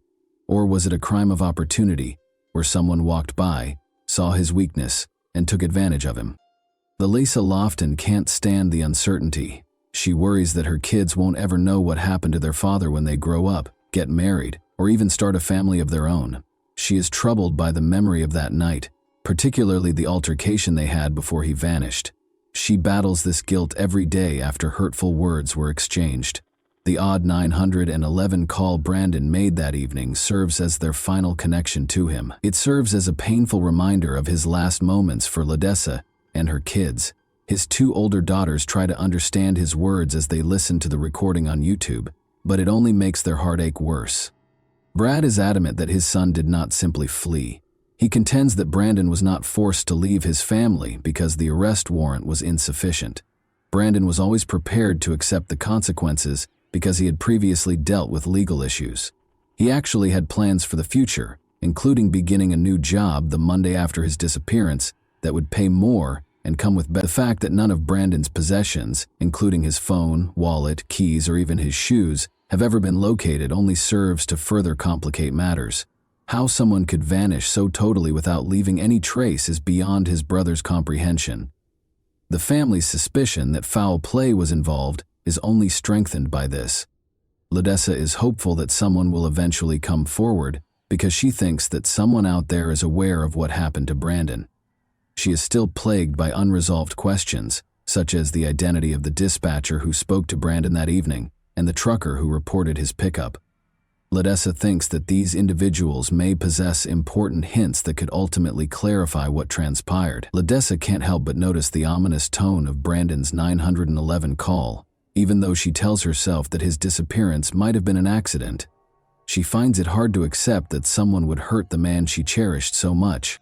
Help Find Brandon Lawson, a Facebook page created by Brandon Lawson's friends and family, has received a lot of support and attention since it was created. The page has more than 2,000 followers as of 2024, indicating that Brandon's unsolved disappearance has generated a lot of interest and concern. This website is a vital resource for disseminating news, details, and appeals pertaining to Brandon's case. It gives Brandon's family members a place to communicate with supporters, reminisce about Brandon, and coordinate efforts to keep his story in the public eye. The page encourages anyone with information regarding Brandon's whereabouts or the circumstances surrounding his disappearance to come forward, and plays a crucial part in the ongoing search for answers. Paula Boudreau, Ledessa's hired private investigator, has also been putting in a lot of effort to find hints. The sizable community that follows the Help Find Brandon Lawson Facebook page frequently provides her with leads. Boudreau has encountered challenges while searching the land with cadaver dogs and helicopters. On their property, some landowners have refused to permit searches. Prior to 2022, there had been no leads or noteworthy advancements in the hunt for Brandon Lawson. But at Brandon's last known location, a small search team made a breakthrough in early 2022. They notified the authorities after finding a pile of his clothing. Human remains were discovered nearby shortly after. The Help Find Brandon Lawson Facebook page announced in October 2023 that the clothing discovered and initial DNA results suggested the remains were probably Brandon's. To compare the genetic markers from the remains with Brandon's father's DNA, more tests were being conducted. The Texas Ranger in charge of the case said he was cautiously optimistic that the remains would be identified. There have been no new developments regarding the identification as of October 2024. 11 years have passed since Brandon vanished, and his family is still looking for answers. Unfortunately, because of their advanced state of decomposition, these remains have not yet been definitively identified, leaving little material for identification. A portion of the remains are destroyed each time a sample is taken out and examined. For upcoming DNA testing, it is therefore imperative to preserve as much as possible. In an attempt to extract enough DNA, the remains have been sent to 2 labs, but the results have been negative thus far. The family is unable to provide additional information regarding the investigation's current status or the other options the Texas Rangers were considering in June 2023 for identifying the remains. The finding of Brandon Lawson's remains is likely to put an end to the tragic and enigmatic case of his disappearance. Even with this possible resolution, there are still a lot of unsolved questions regarding what happened that evening. Even though they are thankful for some closure, his family might never find all the answers they are looking for. The anguish of not knowing a loved one's fate and the unpredictability of life are both highlighted in Brandon's story. It highlights the necessity of continual enhancements to search and rescue operations, particularly in isolated regions such as West Texas. The memories of Brandon Lawson will live on in the hearts of his loved ones and everyone who has followed his tragic story, even though the whole truth may never be known. And that wraps up today's chilling story. If you enjoyed this video, don't forget to like and subscribe so you never miss a new upload. Also, let me know in the comments what part of this story shocked you the most. Thank you for watching, and I'll see you in the next video.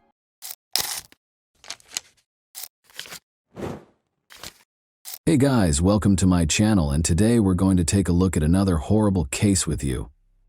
The tragic death of Barbara Faye Villarreal occurred in Garland, Texas, on November 7, 1986. A large kitchen knife was found embedded in her body after she was brutally stabbed and murdered in her own home. There were bloodstains all over the crime scene, which was horrifying and gory. Despite detectives' efforts, the case remained unsolved for almost 40 years. The killer had been hiding in plain sight, leaving a trail of unsolved questions until 2023, when advances in DNA technology revealed the truth. What sinister motives drove Barbara's horrific fate, and who was the mastermind behind it? You'll be amazed at the response. Let's examine the specifics. Garland is a city with a tale of resiliency and hope located in the center of the Dallas-Fort Worth Metroplex. The city was named in honor of Attorney General Augustus H. Garland and was established in 1887 as a result of the merger of Duck Creek and Embry. Garland eventually became Dallas County's third most populated city. However, there were difficulties along the way. The city, which is in Tornado Alley, had one of its worst days in May 1927, when a terrible tornado ripped through the streets, killing 17 people and leaving a path of destruction in its wake. Even though the city was brought to its knees, its spirit was unwavering. A feeling of solidarity and resilience surfaced as the residents of Garland rebuilt their homes and lives. They banded together and helped one another through the difficult times. One family's joy and love served as an example for others. They were so cherished and admired by everyone that nobody could have predicted the heartache that would soon ensue. Everyone was delighted by Barbara's radiant smile. Her family's love was evident and strong, and her presence brightened the space. However, life had other ideas, and this family would soon experience a tragedy that would upend their entire way of life. On December 23, 1958, Barbara Faye Villarreal was born in Peru, Indiana. She was the youngest of her mother's first marriage's 4 children. Barbara suffered a terrible loss when her father died when she was a little child. The family circle grew after her mother remarried and had 2 more children. 12 Mile, a tiny community a few miles north of Peru, Indiana, was where Barbara grew up. She was surrounded by warmth and love there, which helped to mold her into the kind and sympathetic person she is today. Her early years were characterized by adventure, laughter, and a strong sense of familial values. She loved the little things, like swimming in the local lake and riding her bike to her grandparents' corner store to buy candy. Her extended family, which included many cousins with whom she enjoyed sharing recipes and making memories, was always present on Sundays and holidays. At home, Barbara loved spending time with Kami, her faithful Pomeranian friend. As she matured into a young woman, her compassion, warmth, and understanding nature became increasingly apparent. Her heart was always willing to lend a helping hand to others, and her radiant smile could light up any space. Barbara married Domingo Diaz Villarreal on February 25, 1979, and the two of them created a life full of promise, love, and laughter. Barbara had made a name for herself in the accounting division of DeGolyer and McNaughton in Dallas, Texas, by the time she turned 27. She and Domingo settled in Garland, where they were surrounded by friends and neighbors in the 3600 block of Colbath Street. One of them was Barbara's best friend, Lisa Nugent, who loved her for being a kind, considerate, sweet, and wonderful person in general.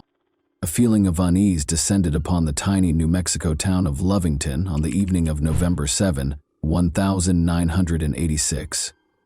In stark contrast to the horror taking place inside the Villarreal residence, the sky was a serene shade of pink and orange. Domingo Villarreal was standing at a neighbor's door at 8:52 p.m., his hands shaking, his eyes wide, and his voice trembling. Slightly lucid from shock, he begged for assistance. "There's a problem with Barbara," he managed to say. After the neighbor promptly dialed 911, emergency personnel reached the location in a matter of minutes. The house was illuminated by the flashing lights of the police cars and ambulances that occupied the street. Officers entered and were greeted by a sight that chilled them to the bone.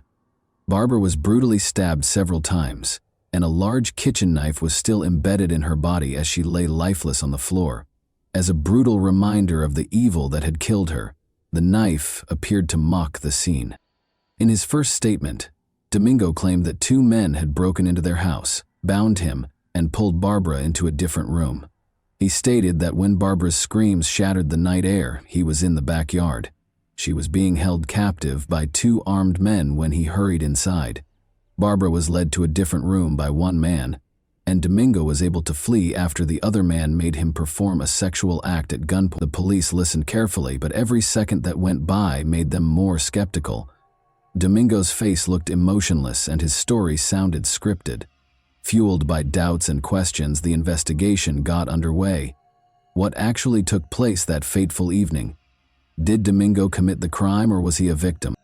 Although paramedics responded quickly, Barbara's injuries were obviously serious.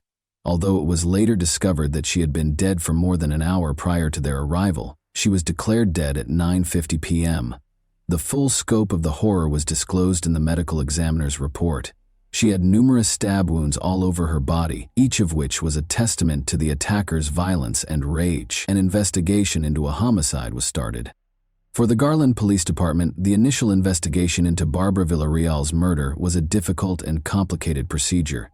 It was evident as soon as they got to the crime scene that this case would call for painstaking attention to detail and unwavering resolve. With furniture overturned and personal belongings strewn all over the floor, the house was in a state of chaos that suggested a violent struggle. Several areas had bloodstains, indicating Barbara had put up a valiant fight against her assailant. To record the scene, investigators collected blood samples, removed fingerprints from different surfaces, and took a ton of pictures. A big kitchen knife that was thought to have been used in the murder was sealed as evidence and sent for forensic analysis. Nevertheless, the technology available at the time made it difficult to draw firm conclusions from the evidence. It simply wasn't adding up. Something was missing. Police interviewed a large number of neighbors, friends, and family members in the days after the murder. Barbara was described by close friends and family as a loving, kind person who had no known enemies. Nonetheless, some claimed she had been involved in a few family conflicts, which made police wonder if there might have been a personal motivation for the crime. As investigators continued their investigation, they discovered startling information about the family. Although many saw Barbara and Domingo as a happy couple, others witnessed them fighting regularly and dealing with serious problems. Their relationship was viewed differently by those who knew them. At first, the police thought Domingo might be a murderer. He was exonerated following a rigorous interrogation, but the investigation came to a standstill because Domingo was no longer a suspect. They had no additional suspects, no evidence, and no fresh leads. The investigation stalled, and the police had no idea what to do next. A faint blood trail discovered outside the house was the only hint, but it didn't belong to Barbara or Domingo. Detectives were left wondering who could have committed such a horrible crime, because this enigmatic blood was the only indication that a killer was present. The loss devastated Domingo and Barbara's family. They struggled to find peace, as the graphic picture of her death tormented them. Fearing that anyone could be the victim of such a horrible crime, the community was also rocked. The suffering and uncertainty were exacerbated by the lack of answers. It took a pivotal discovery to reveal the truth about her untimely death, so the case remained a mystery. It was challenging for investigators to make meaningful progress because of the dearth of eyewitnesses and hard evidence. Blood samples provided no useful information, and fingerprints taken from the crime scene did not match anyone in databases that were currently in use. The police were left with a number of unsolved questions and dead ends. The case started to lose steam as the weeks stretched into months. The investigation's initial enthusiasm faded, and it encountered many difficulties. Despite their continued cooperation with the police and their intense desire for answers, Barbara's family's optimism for a speedy resolution started to fade. The case was never entirely dropped, even though there was no progress. Regular reviews were carried out by the Garland Police Department, which went over the evidence again and spoke with important witnesses again. The case was still unresolved, though, and there were no fresh leads or discoveries. 2 years later, in 1988, Domingo lost his life in a shootout in Mexico, bringing tragedy once more. Detectives learned a startling fact after his death. Domingo Villarreal had been using a stolen identity. Fingerprint analysis revealed that his true identity was Jesus Canales. Barbara's parents told police in 1994 that weeks after the murder, Jesus Canales had called them from Mexico and said he had killed one of the victims and was pursuing the other, Liborio Canales of Rodeo, Mexico. Domingo was charged with orchestrating Barbara's murder with the assistance of 2 family members, but because there was insufficient evidence, police were unable to draw any firm conclusions. Detectives also spoke with a neighbor who claimed to have discovered Domingo in her kitchen a month prior to the murder. Later, she realized her kitchen knife was gone. She verified that the missing knife was the same one when detectives showed her a picture of the murder weapon. The Villarreal case became one of many unsolved murders as the years went by. The police department, however, was adamant about solving the case and refused to give up. Public assistance was requested through media appeals. The investigation was given a much-needed boost when a cold case team was brought in to offer new insights and creative expertise. Every tip, no matter how small, was followed by the police department, which worked tirelessly. Over the years, Garland police detectives and the FBI followed up on a number of leads in Mexico and the United States, officials said. However, no noteworthy discoveries were made until 2022. A major development in 2022 was brought about by advances in DNA technology. Detectives were able to re-examine the evidence with new eyes thanks to this creative tool, which gave the investigation new life. Investigators were able to use extensive public genetic databases to find possible relatives of the suspect through investigative genetic genealogy, which blends DNA testing with conventional genealogical research. Detectives could gradually identify the criminal by comparing DNA samples taken from the crime scene with these databases. The potential reward was huge, but the process was time-consuming.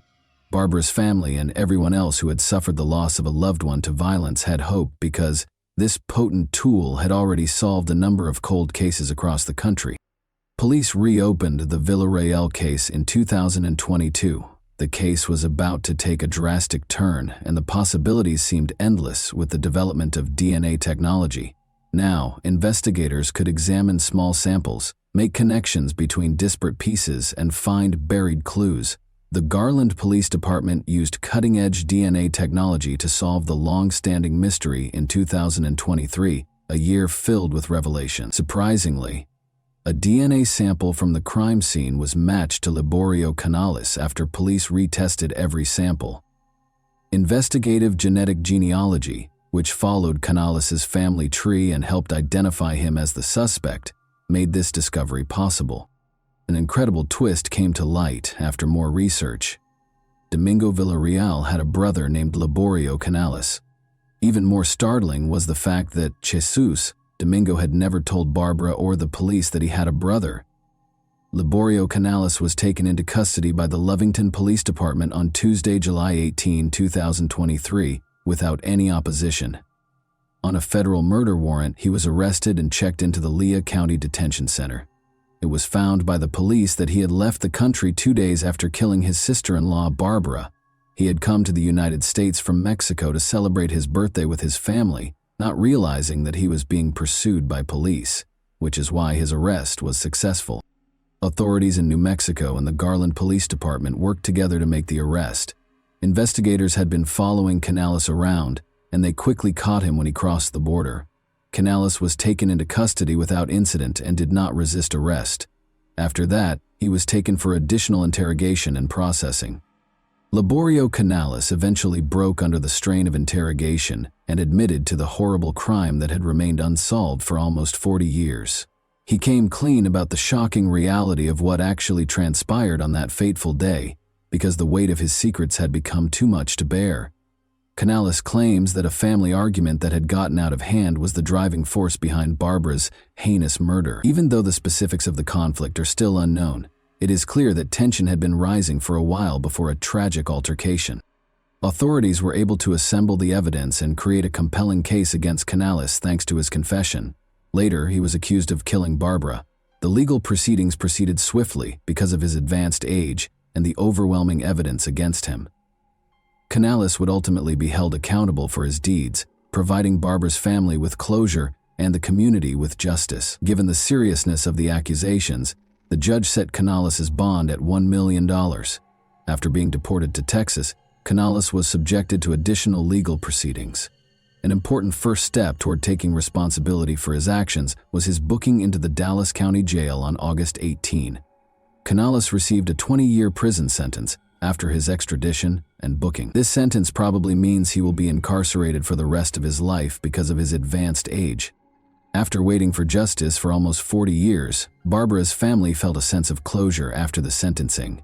The case demonstrated how crucial cold case units are, and how DNA technology can be used to solve even the most difficult cases. It also gave families of other unsolved crimes hope. According to Barbara's mother, the way the Villarreal case was resolved had a big influence on how investigations were conducted. The Barbara Villarreal case serves as an example of the effectiveness of tenacity and creativity in criminal investigations. Through the unwavering efforts of law enforcement and the revolutionary potential of DNA technology, a cold case that appeared destined to go unsolved was turned into a tale of justice. The knowledge gained from this case will continue to direct and motivate those committed to cracking cold cases and providing closure to families as we move forward. And that wraps up today's chilling story. If you enjoyed this video, don't forget to like and subscribe so you never miss a new upload. Also, let me know in the comments, what part of this story shocked you the most? Thank you for watching, and I'll see you in the next video.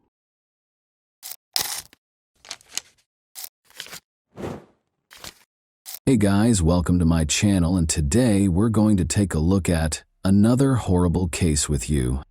Generally speaking, psychopath is not a recognized diagnosis. Rather, it describes a variety of personality disorders that range in severity from mild to severe.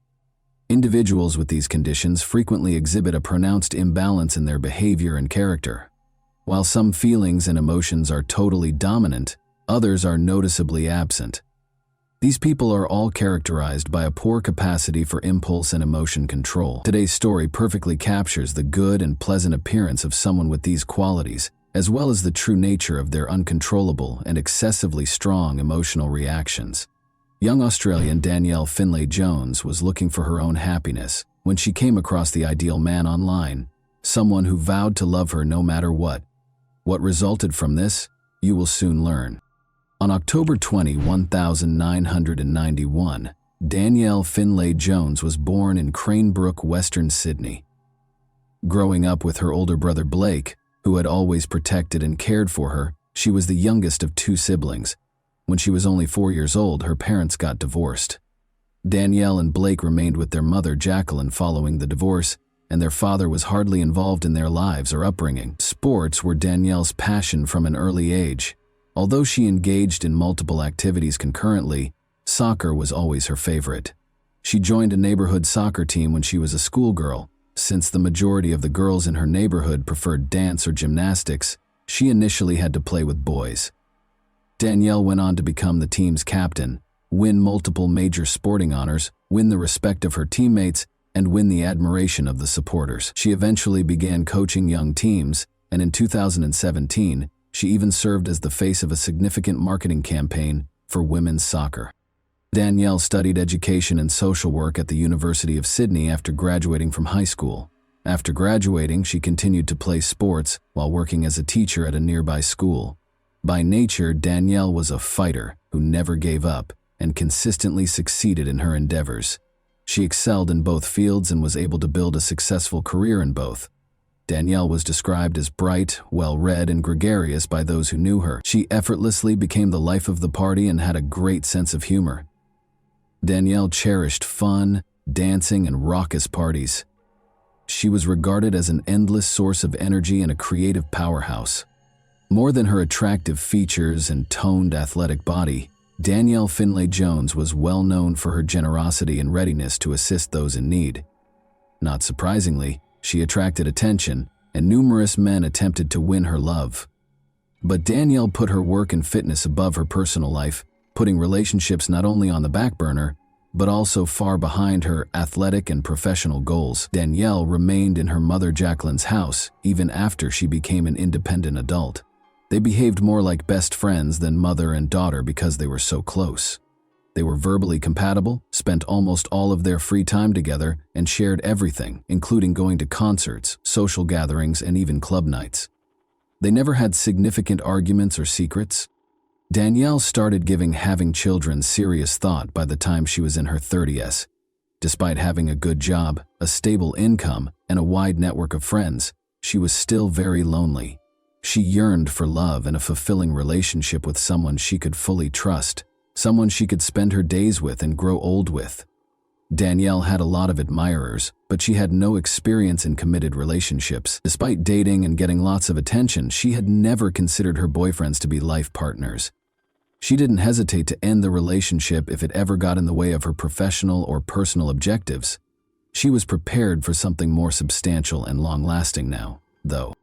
Danielle regularly engaged with friends and acquaintances on the various social media platforms she actively maintained. Although she got a lot of messages from men who wanted to chat or ask her out, she thought that sincere relationships were more likely to occur on specialized dating sites. On the recommendation of her friends, she made a profile on the well-known app Tinder. Following months of chatting and swiping through various men, Danielle got a message from Ashley Gaddy, a handsome man. He was affable, kind, and charming, and he was 4 years her senior. Ashley proposed that they go on a date in person after a week of texting. Everything went well on their first date. They shared personal stories, laughed, and talked endlessly. They clicked right away and had a lot in common, making it seem like they had known each other for ages. With his warmth and sense of humor, Ashley won Danielle over with his charm and charisma. Danielle was so taken with Ashley after just a few dates that she chose to present him to her mother, Jacqueline, who was equally enchanted, fully approved Ashley, and thought he would make a wonderful husband and eventually a loving father. But it didn't take long for Ashley's actual character to emerge. He was intensely envious and domineering. Danielle was surprisingly unconcerned by this. She actually thought it was flattering. Before, no one had ever attempted to control her or dictate her choices, so this new dynamic felt novel and fascinating to her. Danielle interpreted Ashley's jealousy as an expression of affection and love. She even thought it was flattering. Ashley, however, was attempting to take complete control of her life and social relationships within a month of dating. Danielle did not raise any concerns, in spite of these warning signs. Rather, she chose to play the part of the ideal girlfriend and comply with his actions. Danielle made the shocking decision to ignore the clear indications that Ashley was not who he appeared to be. Ignoring his problematic behavior, she started to seriously plan their future together, even thinking about getting married. Her inexperience in committed relationships most likely contributed significantly to the course of events. Ashley kept up his portrayal of being compassionate and kind, telling Danielle that he had always wanted a family. She was greatly moved by this and became even more trusting of him. But the first person to notice that something was amiss was one of Danielle's closest friends. She observed that Ashley's jealousy occasionally turned into unpredictable actions, giving the impression that he was someone entirely different. However, Danielle ignored her friend's worries. because she was too preoccupied with her own feelings. Danielle introduced Ashley to her mother and several close friends during their month-long relationship, but the majority of those in her social circle were only aware of him through her tales. Danielle intended to introduce Ashley to more of her friends at a friendly get-together at a well-known city bar on Saturday, December 17, 2022. The group got together at the bar to enjoy drinks, dancing, and light conversation during the evening. Ashley left a lasting impact. He was gregarious, courteous, and amiable. He and Danielle sat together all evening, frequently holding hands and grinning at each other. There was no sign of any impending conflict, and they appeared to be a happy and loving couple. Since Danielle had never intended to enter into committed long-term relationships, she had never introduced her previous boyfriends to her friends. However, things were different this time.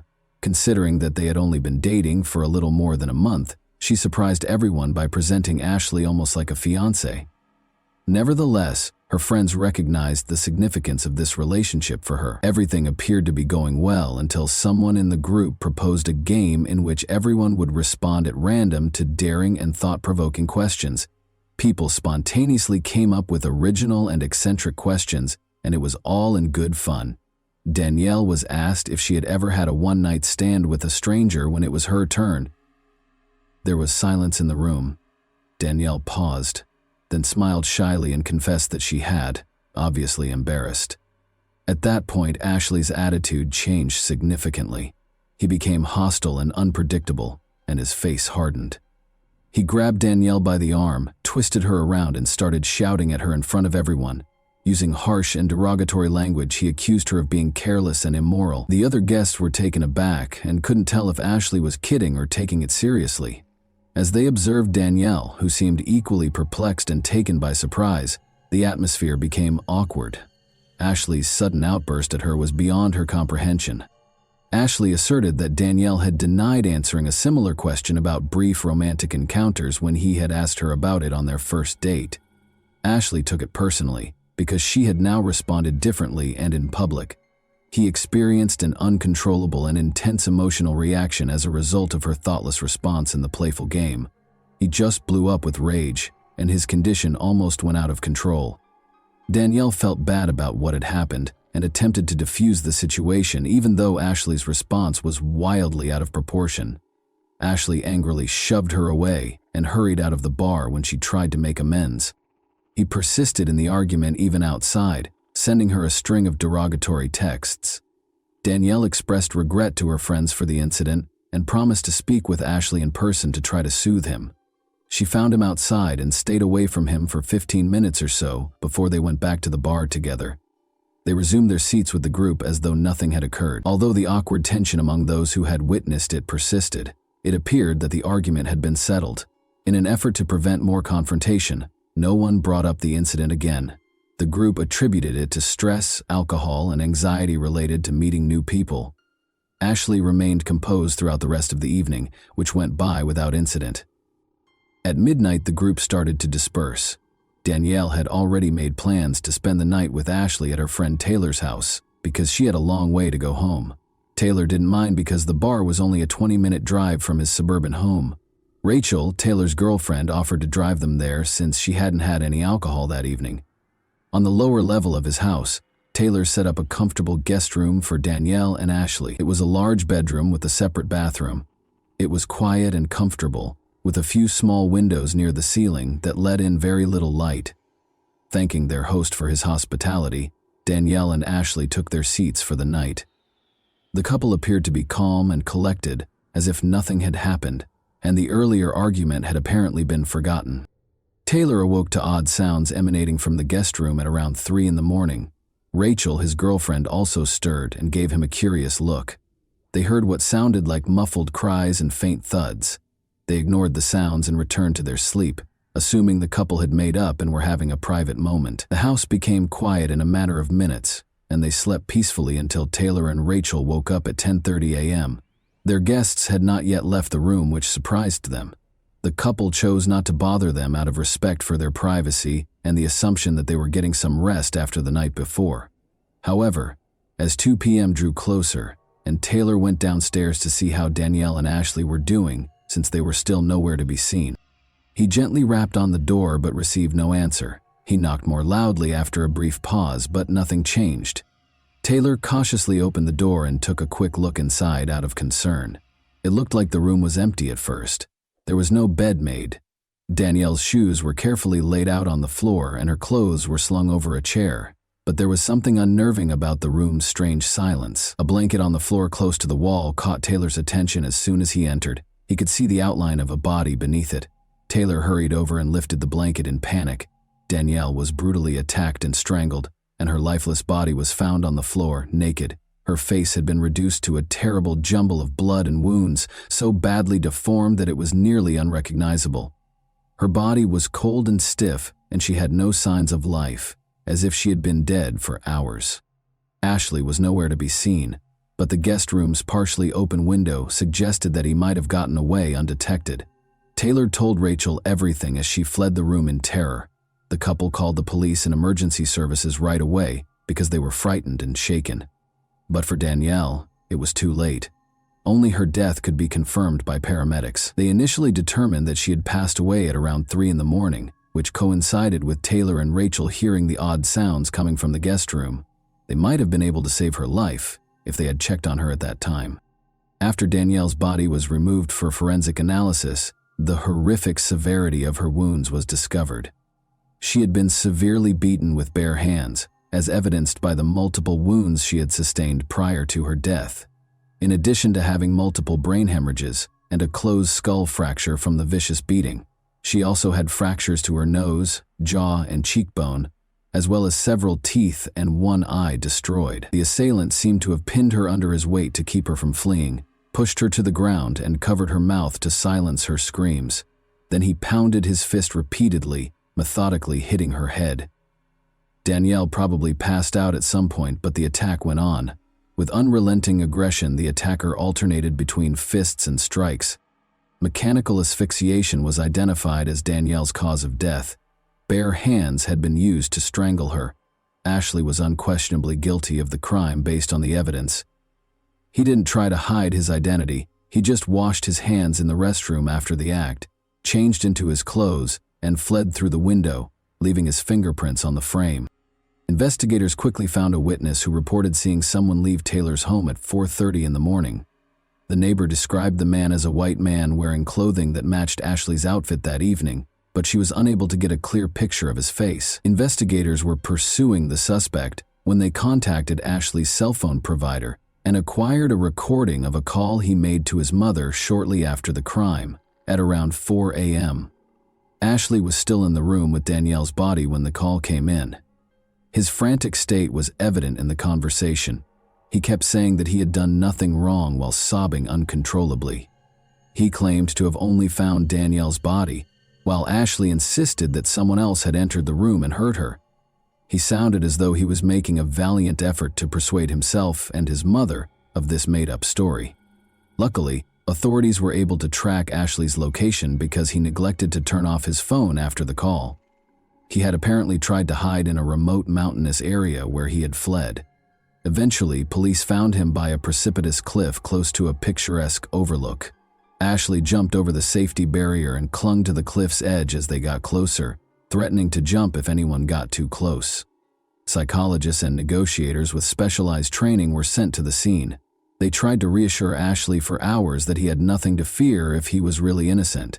Ashley continued to sit on the edge of her seat for almost 12 hours of the negotiations. Officers caught Ashley, who was tired and distracted, as midnight drew near, and they were able to pull him back to safety. Ashley exhibited unpredictable behavior. He cried, screamed, resisted, and made repeated threats to commit suicide. It was impossible to question him in his unstable state. After being transported to a mental health facility, experts stabilized him and determined that he had been in such a heightened emotional state that, had the officers not intervened in time, he probably would have jumped. Ashley was subsequently diagnosed with a number of mental illnesses, including excitable psychopathy, which is characterized by unprovoked violent episodes and abrupt outbursts of rage. The investigators looked into Ashley Gaddy's past after his arrest, but they were appalled by what they found. He had many victims before Danielle. More than 10 women have reported him to the police in the last 2 years alone, alleging physical assaults, attempted harm, and requests for protection from his harassment and stalking. It turned out that Ashley was fatherless, had serious mental health problems from an early age, and was extremely violent toward other people. His own mother and 2 sisters were his first victims. They endured his violent outbursts and physical aggression in silence, without reporting him, because they were afraid of what would happen to their family. Ashley could seem perfectly normal and sensible when he was at ease. However, this facade could be broken by the slightest trigger, revealing what could only be described as a monstrous side.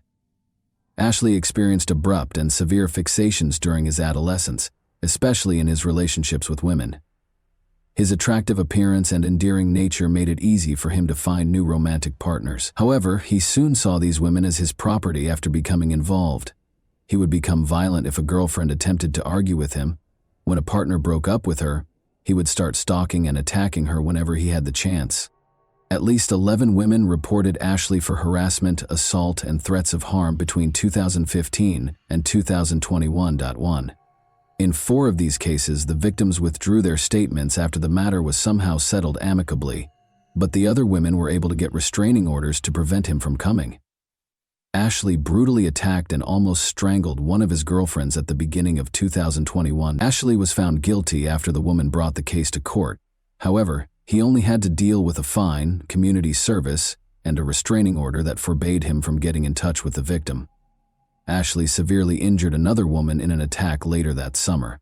She filed a police report accusing him of attempted harm after barely escaping. Ashley was mandated to have a mental health assessment this time. He was given a lenient sentence by the court, which included 3 months in jail and an order to reimburse the victim, even though it was determined that he posed a high risk of reoffending. Ashley targeted a second ex-girlfriend in 2022. He tried to strangle her after she left him by breaking into her room late at night. Her parents were awakened by the woman's scream, and they stepped in, called the police, and prevented her from suffering any more injuries. The court was lenient even in this case, giving Ashley a prison sentence of only 6 months. Only 3.5 months into his sentence, just before he met Danielle Finlay Jones, he was released. The horrific crime committed against Danielle Finlay Jones received a lot of media coverage, with news broadcasts and newspapers both devoting sections to the case.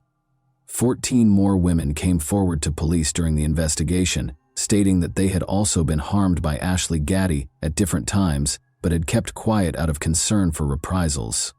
There were notable parallels between their stories. After a few dates, Ashley changed from being a nice and charming guy to a predator who attacked, beat, and tried to strangle them. Interestingly, the offender only ever used his bare hands and never used any weapons. Many of these women testified as victims in court, expressing fear that Ashley would once more get away with little punishment, be freed, and seek retribution against them. Given how frequently the repeat offender had been given light sentences or administrative sanctions for serious offenses, their concerns appeared to be well-founded. Justice might finally catch up to Gaddy this time, it seemed. He was the direct target of overwhelming evidence that he had committed a horrible act. But before the formal sentencing could happen, Ashley was discovered hanging in his jail cell on April 6, 2024. Although it appeared that he had committed suicide, his actions raised suspicions. Ashley was certain that he would be deemed insane and placed in a more comfortable mental health facility rather than a jail cell, because he displayed no remorse for his actions. Given these facts, some believed that Ashley's cellmates may have contributed to his demise, especially since he had allegedly attacked them several times. Danielle's murder devastated her family. Her brother and mother found it difficult to deal with the loss and turned their sorrow into activism. They started advocating for more stringent laws governing dating apps, suggesting background checks that would automatically flag users with significant criminal records. By enabling people to recognize possible dangers before entering into a relationship, they aimed to assist others in avoiding unintentionally running into dangerous people. And that wraps up today's chilling story. If you enjoyed this video, don't forget to like and subscribe so you never miss a new upload. Also, let me know in the comments, what part of this story shocked you the most? Thank you for watching, and I'll see you in the next video.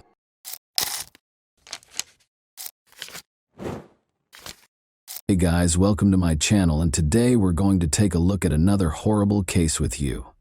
The discovery of the victim's body is usually the first piece of information we receive after a murder.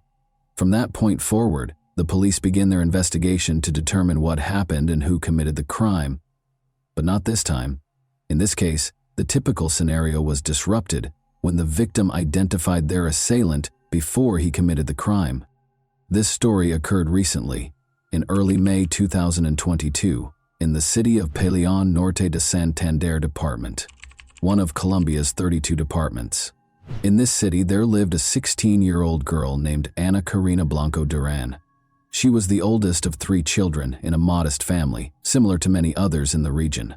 However, this had no impact on Karina's personality or dreams. She was in the 11th grade and eagerly awaiting graduation.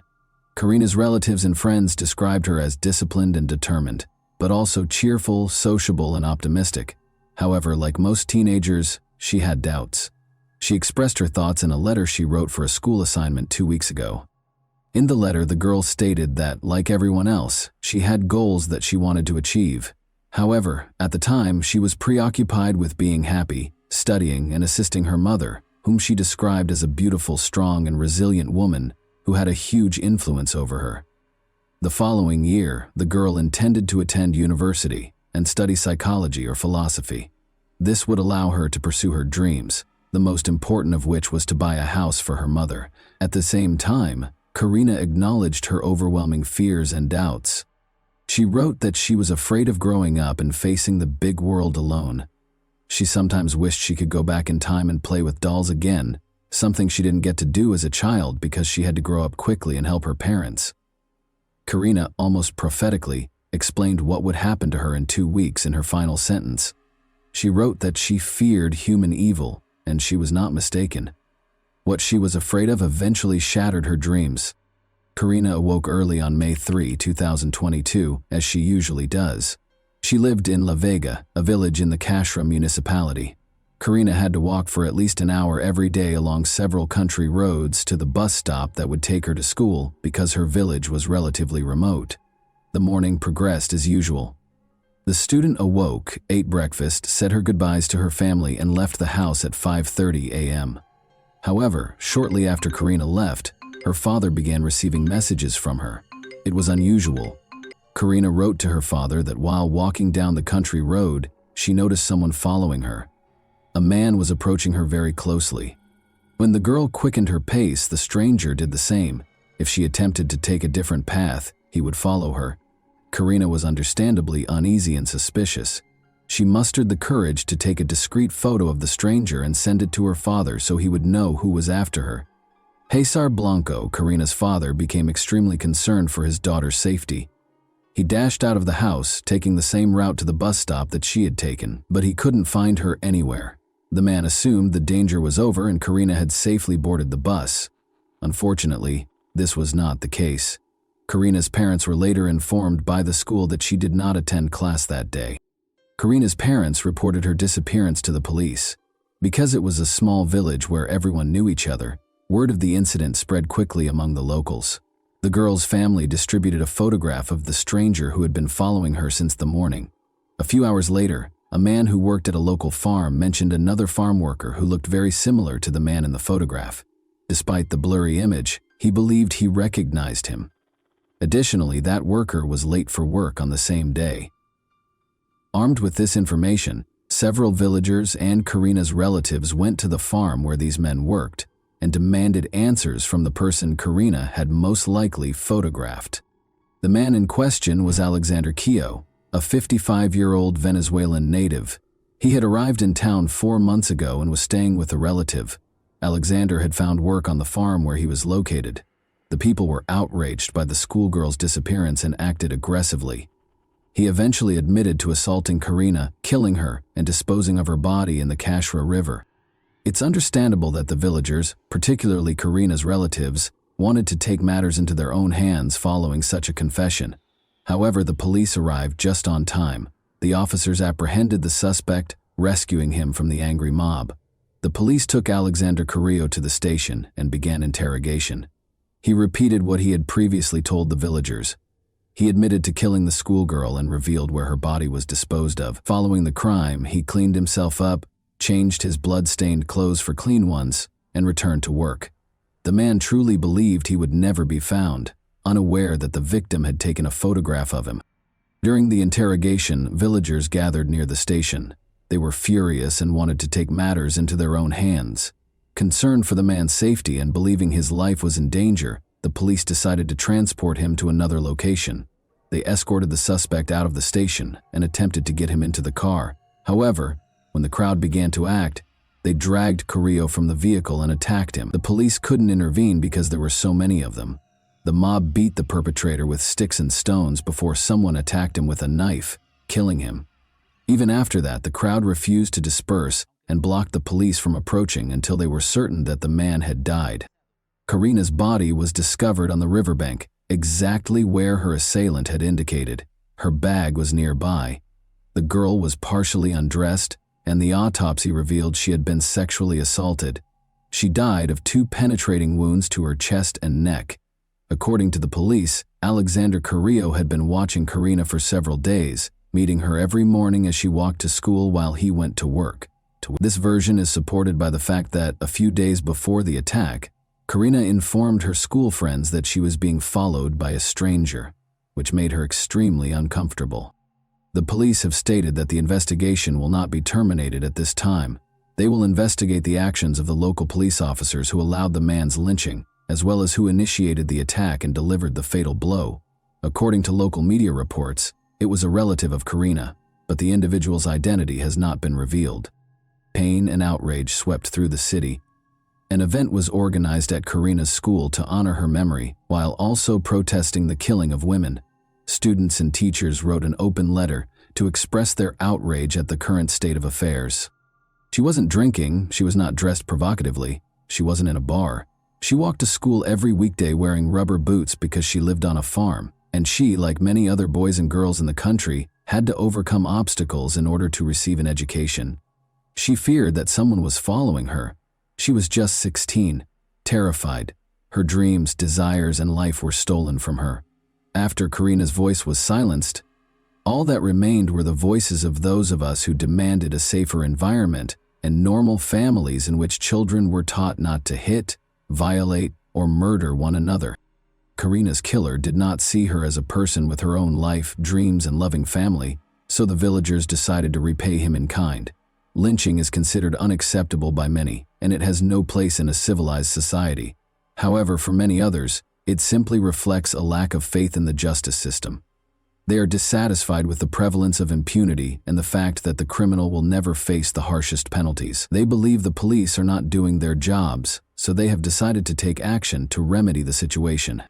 It is heartbreaking to see girls who leave for school and never return, becoming victims of murder. But in this case, Karina was the one who exposed the criminal.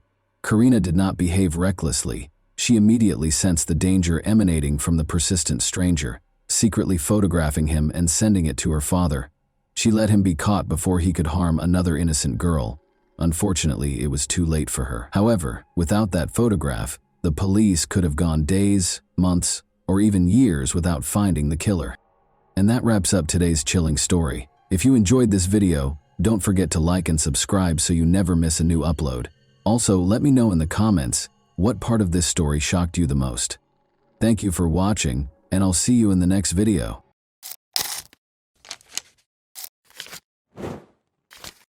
Hey guys, welcome to my channel, and today we're going to take a look at another horrible case with you. Elisa Claps, a high school student from Italy, disappeared in her hometown of Potenza in September 1993 D. She was unaccounted for almost 20 years. Elisa was last seen in person at the nearby Holy Trinity Church, where she had met up with a friend. It's commonly said that it's difficult to spot a dangerous criminal with a perverted mindset among regular people. Their ability to blend in is frightening. To those around them, they seem completely normal, average, and unremarkable. Their ability to cover their tracks, leaving crime scenes painstakingly devoid of evidence, is even more disturbing. This is the exact reason why it can be difficult for law enforcement to find and apprehend these criminals. It can take years, during which time they may carry out their heinous crimes. Let's examine this disturbing case now. On January 21, 1977, Elisa Maria Claps was born in the southern Italian town of Potenza, which is surrounded by mountains. She was the youngest of her family's 3 children. Her father ran a small tobacco shop, and her mother was a simple clerk. Elisa grew up with Gildo and Luciano, her 2 older brothers. The Claps family, who regularly attended Sunday services at their neighborhood church, was well known for being devout and strict. Driven by her desire to help people, Elisa was a bright and ambitious student who aspired to become a doctor. She was described as being very friendly, kind, and compassionate by those who knew her. She was naive and trusting at the same time, always having faith in other people. She had a natural ability to connect with people and quickly form friendships.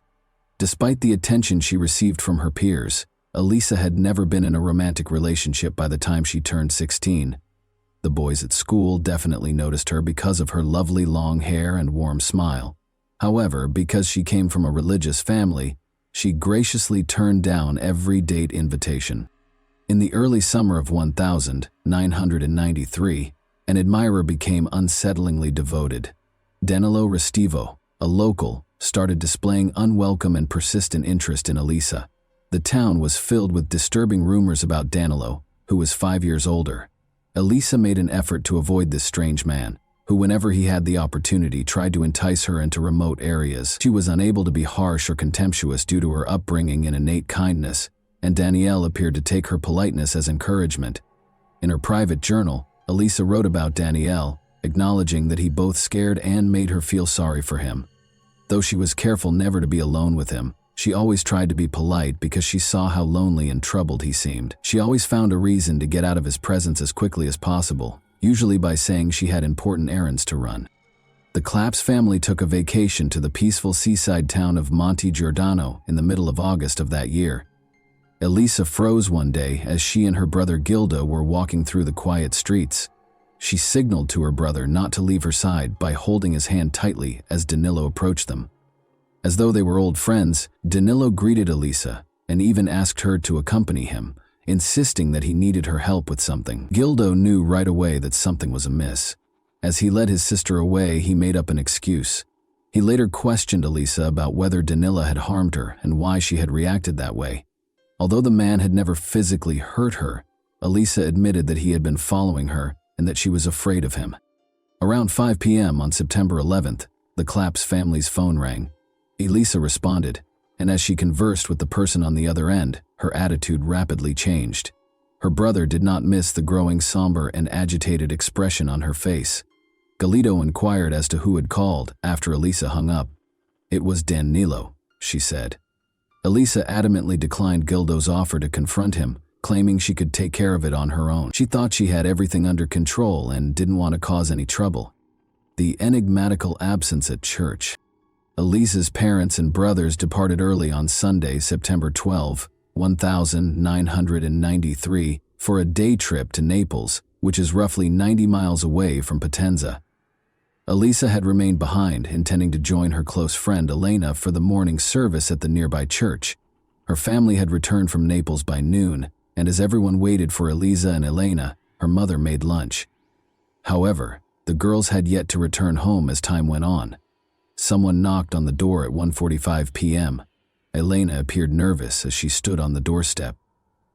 She inquired as to Elisa's return, stating that they had become separated at the church and were unable to see one another. Elena claimed that she thought Elisa had already arrived at her house, but her account sounded flimsy, and she shifted uneasily, as though she were concealing something.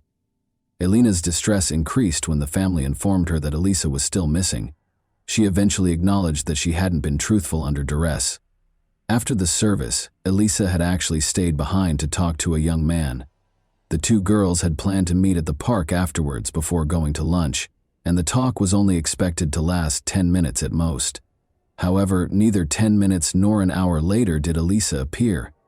As they conversed, Elisa grudgingly disclosed that Elisa's intended meeting with the young man was Danilo. Gildo's face turned pale at this.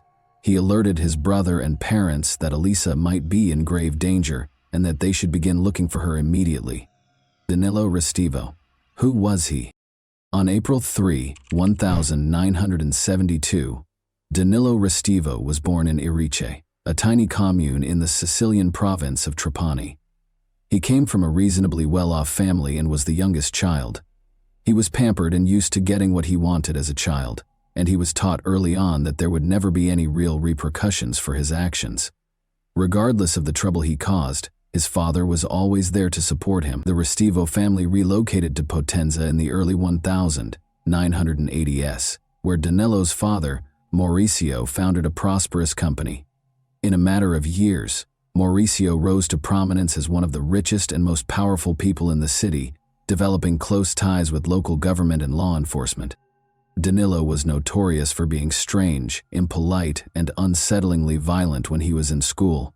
He was a reclusive and vicious youngster who was notorious for abusing animals, a habit that apparently gave him a deranged sense of fulfillment. In addition, he had a disturbing fixation on sharp objects. Despite being caught spying on girls in locker rooms on multiple occasions, Danilo appeared unaffected by any kind of intervention or discipline. He showed no remorse or desire to change, and he persisted in these actions with a stubborn, almost compulsive determination.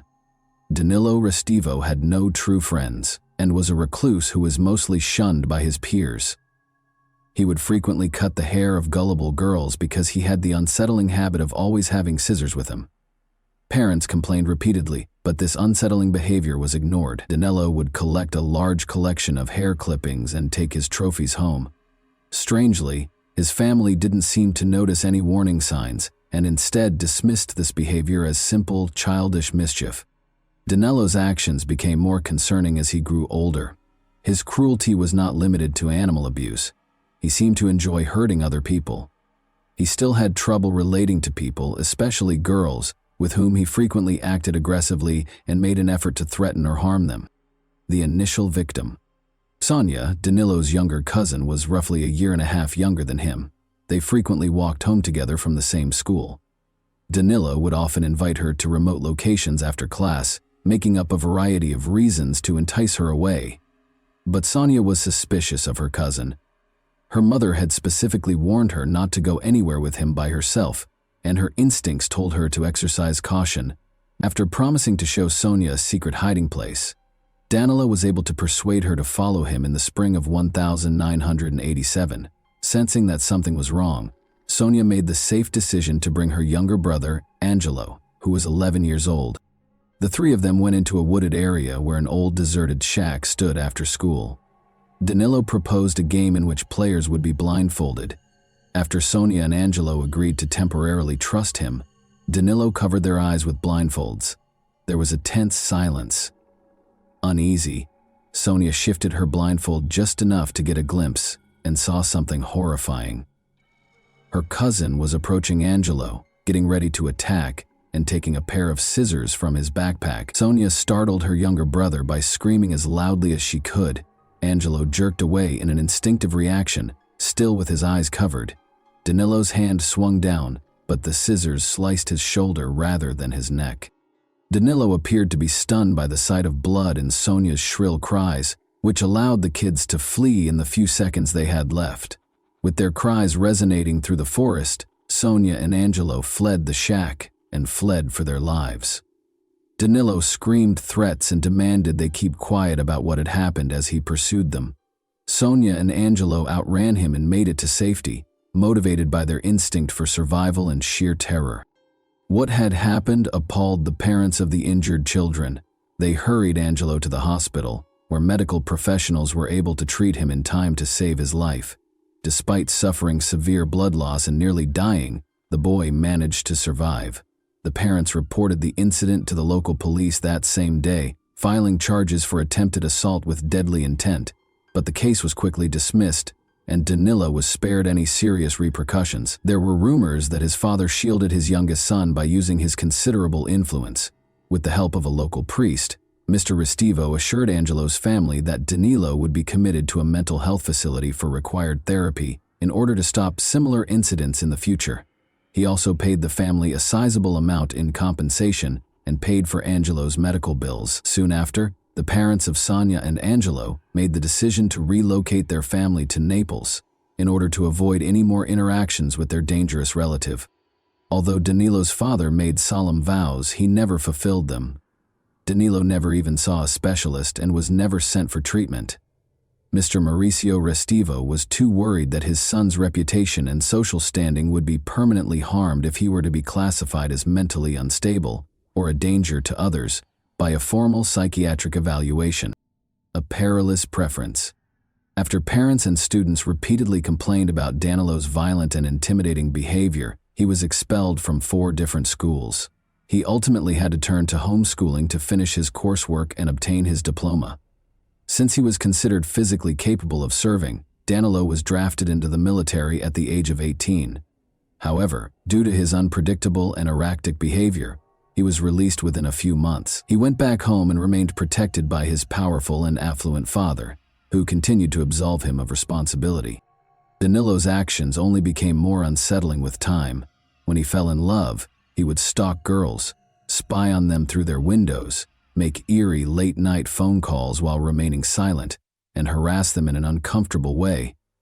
His attempts to show romantic interest frequently turned violent, including luring them to abandoned places or attempting to chop off strands of their hair. Danilo's responses to these girls' rejection of his advances were frightening.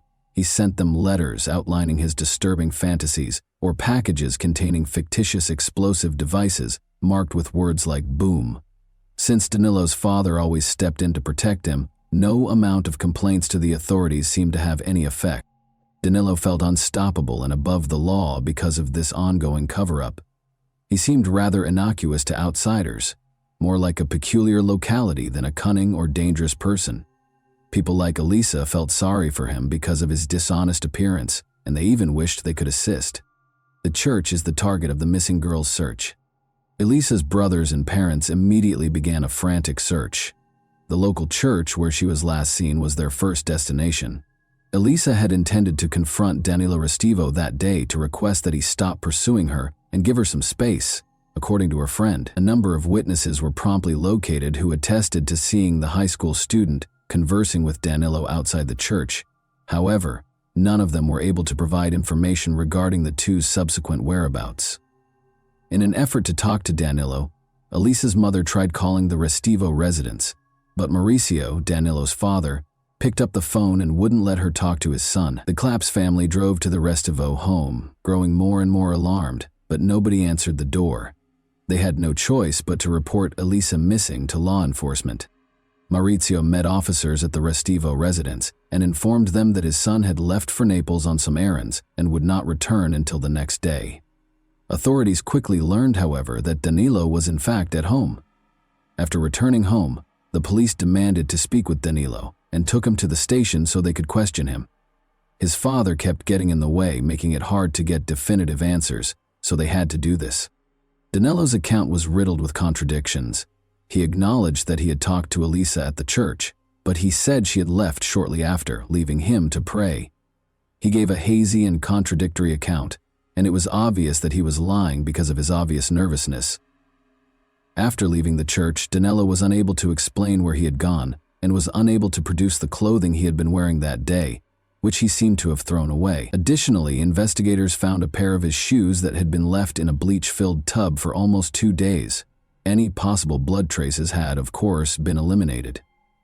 Danilo was unable to provide a satisfactory explanation for the suspicious cut on his hand, which detectives also noticed. He was unable to provide the precise location of the incident, but he stated that he tripped and cut himself on something sharp as he was leaving the church. His story was further undermined by the fact that the wound looked as though it had been caused by a sharp blade. The suspect is safe with the prosecutor. Danilo's father moved quickly to defend him in spite of his evasive behavior, refusal to give up his clothing and shoes for examination, and convoluted web of contradictory statements. Maurizio promptly engaged 2 of Naples' top defense lawyers to defend his son. In light of these challenges, the investigating police asked the city's chief prosecutor for authorization to acquire a warrant in order to search the suspect's house and confiscate his clothes and shoes in the hopes of discovering any evidence connecting him to Elisa's disappearance. They required legal authority. Surprisingly, the city's chief prosecutor showed no concern in the face of overwhelming evidence linking Danilo to the young girl's disappearance. He declined to grant a search warrant for either the church where Elisa was last seen or Danilo's house. The church was only briefly searched, and Father Domenico Sabbia, the lead priest, steadfastly refused to let anyone into the padlocked wooden staircase secured upstairs room. The prosecutor refused to issue a warrant to conduct a thorough investigation of the church and the rooms that are adjacent to it, despite pressure. Father Domenico suspiciously used the past tense when referring to Elisa right away, as though he was aware that she was dead. 3 weeks following Elisa's disappearance, Danilo was featured as the main suspect and his photo was displayed in a local news segment about the case. After this broadcast, dozens of women called the police station to report that Danilo had been harassing and stalking them. They disclosed his unsettling fixation on women's hair and his propensity to carry scissors, which he used to try to covertly chop off strands of hair from gullible victims in parks, city streets, and even on public transit. Dedicated investigators' persistence allowed them to ultimately accuse Danilo of making false statements. He received a sentence of 2.5 years in prison in the spring of 1995. However, his sentence was commuted to community service, ironically at the same church where Elisa had vanished, after less than 2 months in prison. A new investigation and a new prosecutor.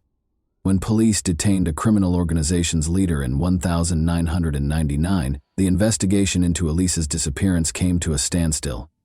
Despite his lack of knowledge regarding Elisa's case, he revealed damaging details about the city's top prosecutor. He claimed that the prosecutor had engaged in corruption by taking bribes, concealing crimes, and purposefully sabotaging investigations. These claims led to a major shift, even though they were regarded as hearsay and the informant was subsequently charged with defamation.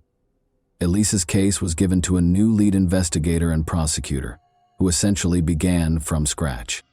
They were eventually given a search warrant for Danilo's home this time. The search turned up something concerning, even though the exact clothes and shoes he had worn on the day Elisa vanished were not there. Danilo's room was filled with a large collection of hair strands from many different girls. Investigators discovered a sizable box containing pictures of nude and semi-nude women beneath Danilo's bed. By spying on his victims in showers, locker rooms, fitting rooms, and even through their home windows, he had taken these pictures himself. Sadly, he also retained a different collection of pictures showing women who had had limbs amputated. Although his severe psychological problems were evident, this did not lead to any new information in the case of Elisa Claps, who went missing. 6 years after Elisa's disappearance, police attempted to search the church once more, but Father Domenico refused to let them into the locked upstairs room. By using his connections and portraying the investigation as an effort to desecrate a place of worship, he went to considerable measures to stop the search, and even mobilized churchgoers against the officers. A letter from the beyond and a move. Even after the new investigation, Danilo left his hometown and set out on a lengthy journey across Europe because there was no conclusive evidence against him. He persisted in stalking women and cutting their hair whenever he could, but he had to be more careful without the protection of his powerful father. Danilo would immediately relocate to a different city or even a different nation if his actions were likely to result in legal repercussions. An unexpected letter, purportedly written by Elisa herself, was delivered to the Claps family in the early 2000s SS. According to the message, she was still alive and well and had fled to Brazil with a romantic partner. The author requested that her family not try to find her or get in touch. However, the handwriting clearly differed from Elisa's. By comparing it to her personal diary and school notebooks, anyone could see the difference. In addition, there were numerous obvious grammatical mistakes in the letter, indicating that the author was not well educated. Unsurprisingly, the Claps family's own investigation revealed Danilo to be the source of their suspicions. He had somehow chosen to write the letter while he was visiting his parents, posing as Elisa in an unsuccessful attempt to deceive her loved ones. A fresh victim. Heather Barnett, 48, was killed in a vicious crime that shook the sleepy British town of Bournemouth on November 12, 2002. When her 2 teenage children got home from school, they made the terrible discovery.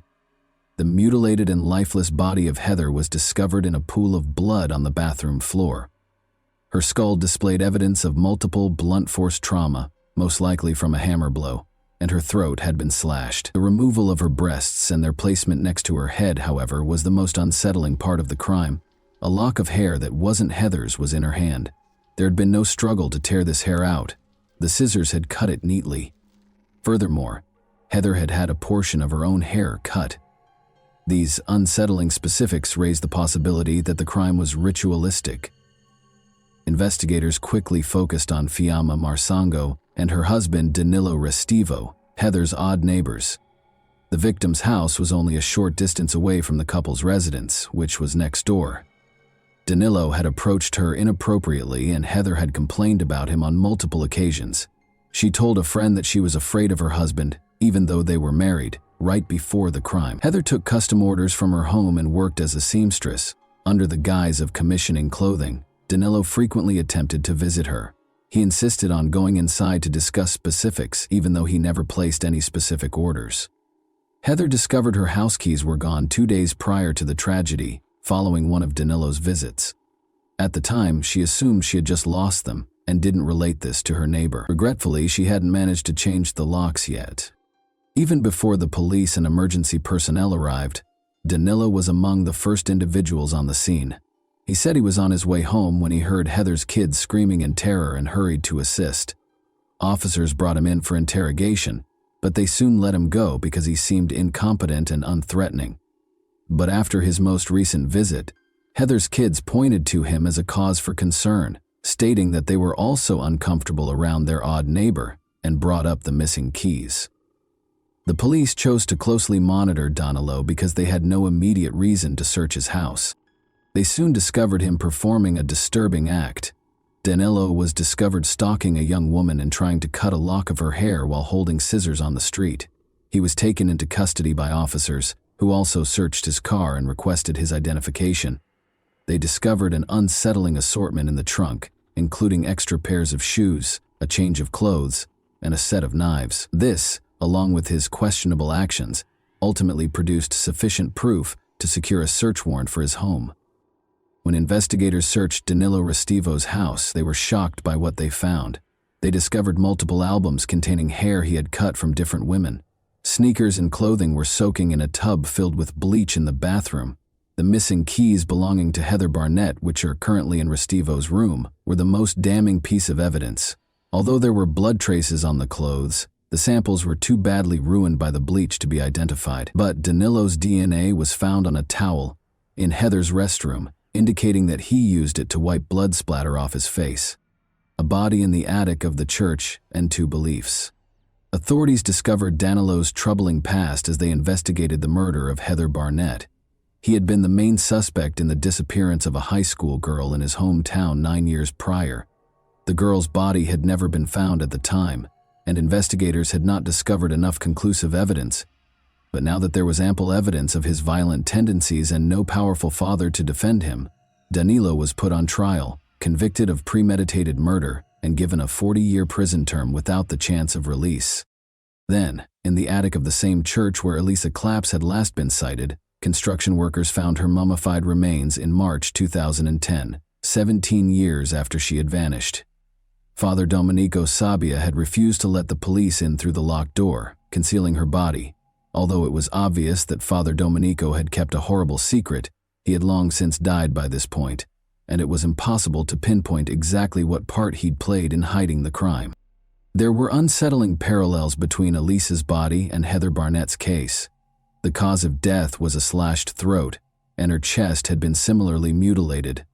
Her underwear had also been soiled, indicating a violent personal attack. Bloodstains on Elisa's deteriorated clothing matched those of Restivo, who had hurt himself during the attack, and fingerprints were found at the scene. An uncanny signature that mirrored the evidence from Heather's murder was a lock of hair in Elisa's hand that wasn't hers. Since Restivo was already serving his 40-year sentence in the UK, he was tried in absentia for Elisa Clapp's murder. He was found guilty once more based on overwhelming evidence, and this time he was sentenced to 30 years in prison. He will be extradited to Italy to serve an extra 30 years for the heinous attack on Elisa.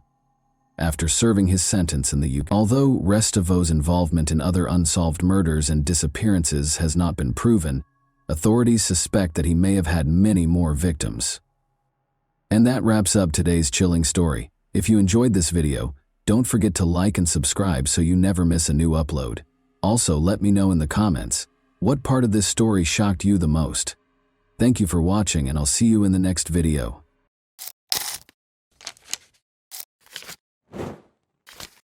Hey guys, welcome to my channel, and today we're going to take a look at another horrible case with you. A terrible crime is depicted in the tragic events of November 28, 2014 in Fort Worth, Texas. An apartment complex resident named Ashlea Ann Harris, 31, was the target of a vicious and premeditated attack. The events that transpired on that fateful day raised troubling doubts regarding the motivation behind this barbaric deed. The incident started when a worried apartment complex resident called 911 on December 12th. Having called day 1 on a telephone, she called day 209. Emergency personnel hurried to the scene after they reported a fire in one of the units. The fact that this incident would turn into a murder investigation was unknown to them. The apartment was occupied by Ashlea Ann Harris when it caught fire. Nobody was able to verify at first whether Ashley was in the burning apartment. Firefighters fought the fire with courage and were able to contain it. The terrible truth was revealed only after the fire was extinguished. Since Ashley had been in her apartment the entire time, police concluded that the fire was not an accident because of Ashley's body. Ashley had been severely beaten, as evidenced by the pool of blood surrounding her lifeless body. Her ankles suffered the same fate as her hands, which were brutally bound with duct tape, leaving her helpless. There were more indications of violence. Her body was scarred by burns, and she had endured the pain of strangulation. Moreover, her throat had been brutally cut, adding to the horror. As the investigation progressed, it became evident that this was a carefully thought out and horrifyingly carried out murder, rather than merely a tragic accident or an isolated act of violence. After committing this horrible crime, the evidence suggested that someone had purposefully set the apartment on fire. The offender had also sprayed rubbing alcohol on Ashley's bed and other parts of her apartment, seemingly in an effort to cover up any evidence of their actions. But the horrific reality had not been hidden by the fire. The case's apparent lack of motivation was one confusing feature. Since Ashlea's keys were the only item missing from her apartment, investigators were left wondering, what could motivate someone to attack an innocent woman in such a vicious and heartless manner? As law enforcement looked for answers, justice, and closure for Ashlea Ann Harris's bereaved family, the murder investigation would surely be a difficult and heartbreaking one. The police started looking for answers. Interviews with Ashley's neighbors marked the start of their adventure. One of them, Stephen Lee, lived in an apartment next door. He described an odd sighting at around 6:30 a.m. that fateful morning. He was smoking a cigarette on his balcony when he spotted an unknown car parked close by. The car in question was a sleek black Infiniti G35, which was unusual in their peaceful neighborhood. This observation would turn out to be a key clue in the mystery that was developing. But Stephen Lee's story wasn't the only piece of the puzzle. At around 7:30 a.m., Ashley's neighbor Patrick Sweet, who lived directly below her apartment, told the police a terrifying revelation. A spine-tingling scream reverberated from above, startling and upsetting Patrick as he was startled out of his morning routine. After that, he heard a number of disturbing sounds, such as what sounded like a heavy thud and frantic, gasping breaths. He was terrified, but his carbon monoxide detector's blaring alarm was what finally got him to act. He became aware that a fire was occurring, so he quickly called 911 to solve the mystery of Ashley's disappearance. Ashley was employed as an assistant manager at an American Eagle store in the Hulen Mall, and the police painstakingly tracked her movements on the day in question. Their investigation revealed that she had eaten dinner in one of the apartments in their complex on Thanksgiving Day with her close friend Alexis Torres and a group of acquaintances. After dinner, Ashley went to work. The Black Friday sales craze during Ashley's work shift made for a long and exhausting evening. Alexis kindly volunteered to watch Ashley's cherished dog, Nala. Ashley is back at home. Was marked by the early morning. At approximately 3:15 a.m., Alexis visited briefly before leaving after 4 a.m. The timeline started to become crucial to the investigation at this point. According to the police, Ashley died suddenly between 4:15 and 7:30 in the morning. Because of this crucial period, The authorities were keen to find and talk to the owner of the enigmatic black Infiniti G35 in order to provide insight into what happened during those hours. After discovering the black Infiniti G35, the police made the decision to interrogate Alexis Ashley's friend. She said she didn't know who owned the car. They are intrigued, though, by a tip from Christopher "Chris Cravey" Ashley's boss. He told the police that he knew a woman named Carol Cervantes, who was a driver of one of these vehicles. The plot twist was that Carter had been fired in August after having previously worked at Ashley Leah's American Eagle store. The police began monitoring Carter's home after obtaining this lead. The following Saturday morning at 8 a.m., their patience paid off when they saw Carter leave her apartment and get into her Infiniti G35 with a man. After that, the man drove her to Hulin Mall, where he parked after dropping her off at the entrance. When the police came to question him, they found that he was actually Clarence, Carter's boyfriend. David Mallory, who used to work at the same American Eagle store, became suspicious when Clarence was unable to provide his driver's license when asked, which resulted in his arrest. Officers observed some odd details about him while he was at the police station. The plastic price tag fastener was still on his brand new ski mask, which showed no signs of wear. In addition, his lower lip, which was visibly swollen even after Clarence was arrested, looked like a recent injury. Despite being seen entering the mall, Carter was never seen again. Instead, she was apprehended at her apartment complex, where she appeared to be doing laundry and taken in for interrogation. Her initial claim that she had not left the apartment complex that day was refuted by surveillance footage, which showed her leaving the mall and making her way home. According to the police, she may have decided to walk the 2 miles home after spotting them conversing with Clarence in the mall parking lot. Notably, they noticed minor scratches on her arms as the puzzle pieces came together. The police had to determine whether Carter and Clarence were involved in Ashley's terrible death, and if so, what the motivation was for the gruesome events that had taken place. A troubling picture of the circumstances leading up to Ashley's untimely death was painted by additional evidence that surfaced. An important turning point in the investigation was when Ashley's missing keys were found, since it turned out that they also provided access to the American Eagle store where she worked. Given that Ashley's keys could open the store safe, the police concluded that Carter and Clarence had planned Ashley's murder. Stealing what they thought was tens of thousands of dollars, presumably amassed from Black Friday sales, seemed to be the crux of their evil scheme. Armed with Ashley's keys, they carried out their plan on a fateful Saturday morning, but when they got to the store, they ran into an unforeseen problem. Their attempt at robbery was foiled by the fact that the locks had already been changed. Additional incriminating evidence was discovered during the search of Carter and Clarence's apartment. They discovered a taser box, a plastic tub with bungee cords and a rope, a lock in a kitchen drawer, and some discarded duct tape. They also found a broken deadbolt lock, 2 more locks that looked like they were used for practice and were marked as lock-picking practice locks, and the black Infiniti G35, a key vehicle in the investigation, which also had sinister secrets inside. They found a plastic bag inside a black garbage bag, a sharpening stone that was probably used for a knife, a 9mm cartridge, a cell phone, a walkie-talkie, and a sheathed buck knife. Notably, they also discovered a kitchen knife, an unopened tarp, and a toboggan with a hole cut in it. The finding was perhaps the most concerning. 3 of a loaded Glock 19 concealed beneath the driver's seat with a bullet in the chamber. The disturbing picture of Carter and Clarence's role in Ashley's murder was painted by these strong pieces of evidence.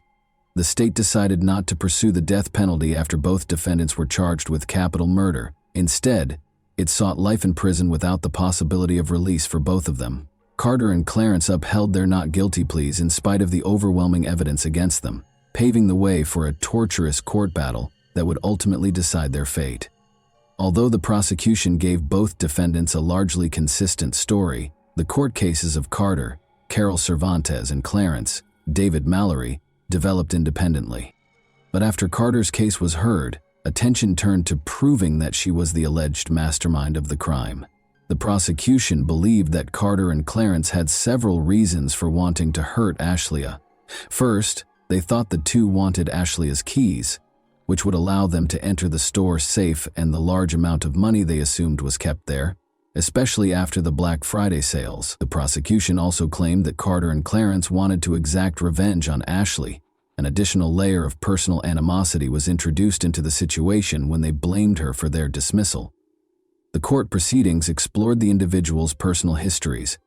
In June 2014, Ashley took over as store manager while her boss, Chris, was on medical leave. An important part of the operation had been played by Carter, the store's assistant manager. Notably, on August 24, 2014, she had also employed Clarence, her boyfriend, to work with her at the same place. A sizable amount of $18,000 inexplicably vanished from the American Eagle store's safe. When Ashley, who was in charge of locking the store that evening, noticed that the back door had been left open, suspicion was cast on Carter. Clarence was identified in surveillance footage as the person who had broken into the safe and stolen the cash. This finding signaled the start of a series of events that would ultimately result in a tragic conclusion. Chris, Ashley's boss, didn't find out that Carter had employed Clarence until after the theft. It was shocking to learn that Clarence had a history with the American Eagle brand, having worked at an Amarillo store. However, his record in the American Eagle system was marked as non-rehirable, meaning he should not be employed at any American Eagle location. Chris revealed something shocking. In order to evade detection and get around any warning signs, Carter had changed Clarence's name and social security number in the system and manipulated his personnel file. This information implied a troubling degree of Carter and Clarence's collusion. It became clear as hostilities increased that Carter and Clarence had been plotting Ashley's kidnapping and key retrieval. Images of Ashley's apartment, her apartment door, and her car were among the incriminating evidence found on their cell phones. On their cell phones, police also found latitude and longitude coordinates. The terrifying story was further enhanced by Detective Cedillo's testimony, which disclosed that one of Clarence's texts included coordinates that, when entered into Google Earth, identified a location close to Lufkin, Texas. Detective Cedillo discovered a terrifying hole at this location that was 6 feet long, 2.5 feet wide, and 3 feet deep. It looked grimly like a grave for a human. The prosecution argued that the original plan was to kidnap Ashley, threaten her with a pistol, and then kill her somewhere else. But when Ashley refused to let them into her apartment, their plans took a sinister turn, and she tragically died there. More disturbing evidence surfaced. 2 shovels, a box of plastic sheeting, and a box of Craftsman sockets were found by police when they searched Clarence's Cadillac, indicating a sinister and planned motive. These disclosures presented an unsettling image of a well-thought-out crime in which Carter and Clarence were purportedly driven by retaliation as well as financial gain. As the trial went on, the prosecution called witnesses who provided more insight into the terrible circumstances surrounding Ashley's passing. Jeff Kaiser, Ashley's close friend and neighbor, was one such witness. Jeff described the terrifying morning when he was startled awake by the sound of fire alarms, recognizing that Ashley's apartment was in danger, and he acted quickly after noticing her car was still parked outside. He hurried upstairs without thinking and kicked down Ashley's apartment door with courage. When Jeff walked in, he saw a chaotic scene. The apartment was filled with smoke, and the sprinkler system sprayed water, making the place dangerous and confusing. Even though it was dangerous, Jeff tried to crawl toward the kitchen to get to Ash, but the dense smoke soon overpowered him and he had to back off to get some fresh air. Unfazed, he made 2 more heroic attempts, but the smoke was too thick to handle. Luckily, rescue efforts were taken over by firefighters who had already arrived on the scene. Arson investigator Wallace E. Hood Jr. offered crucial information about the fire's cause. He stated in his testimony that he was able to pinpoint several places where the fire started, including Ashley's bed and the closet. One particularly unsettling discovery was the smoke detector's purposeful removal and hiding under the mattress. These discoveries suggested a malevolent and deliberate act meant to hide the fire and make Ashley's chances of surviving even more difficult. With a string of gripping incidents and testimony, the courtroom drama went on. The prosecution showed surveillance footage taken in front of the American Eagle store on November 29 at around 2 in the morning, which showed an enigmatic individual trying to operate the gate lock. The prosecution claimed it was Carter, but the person's face was hidden. The altered locks made it impossible for them to unlock and raise the gate, despite their obvious attempts.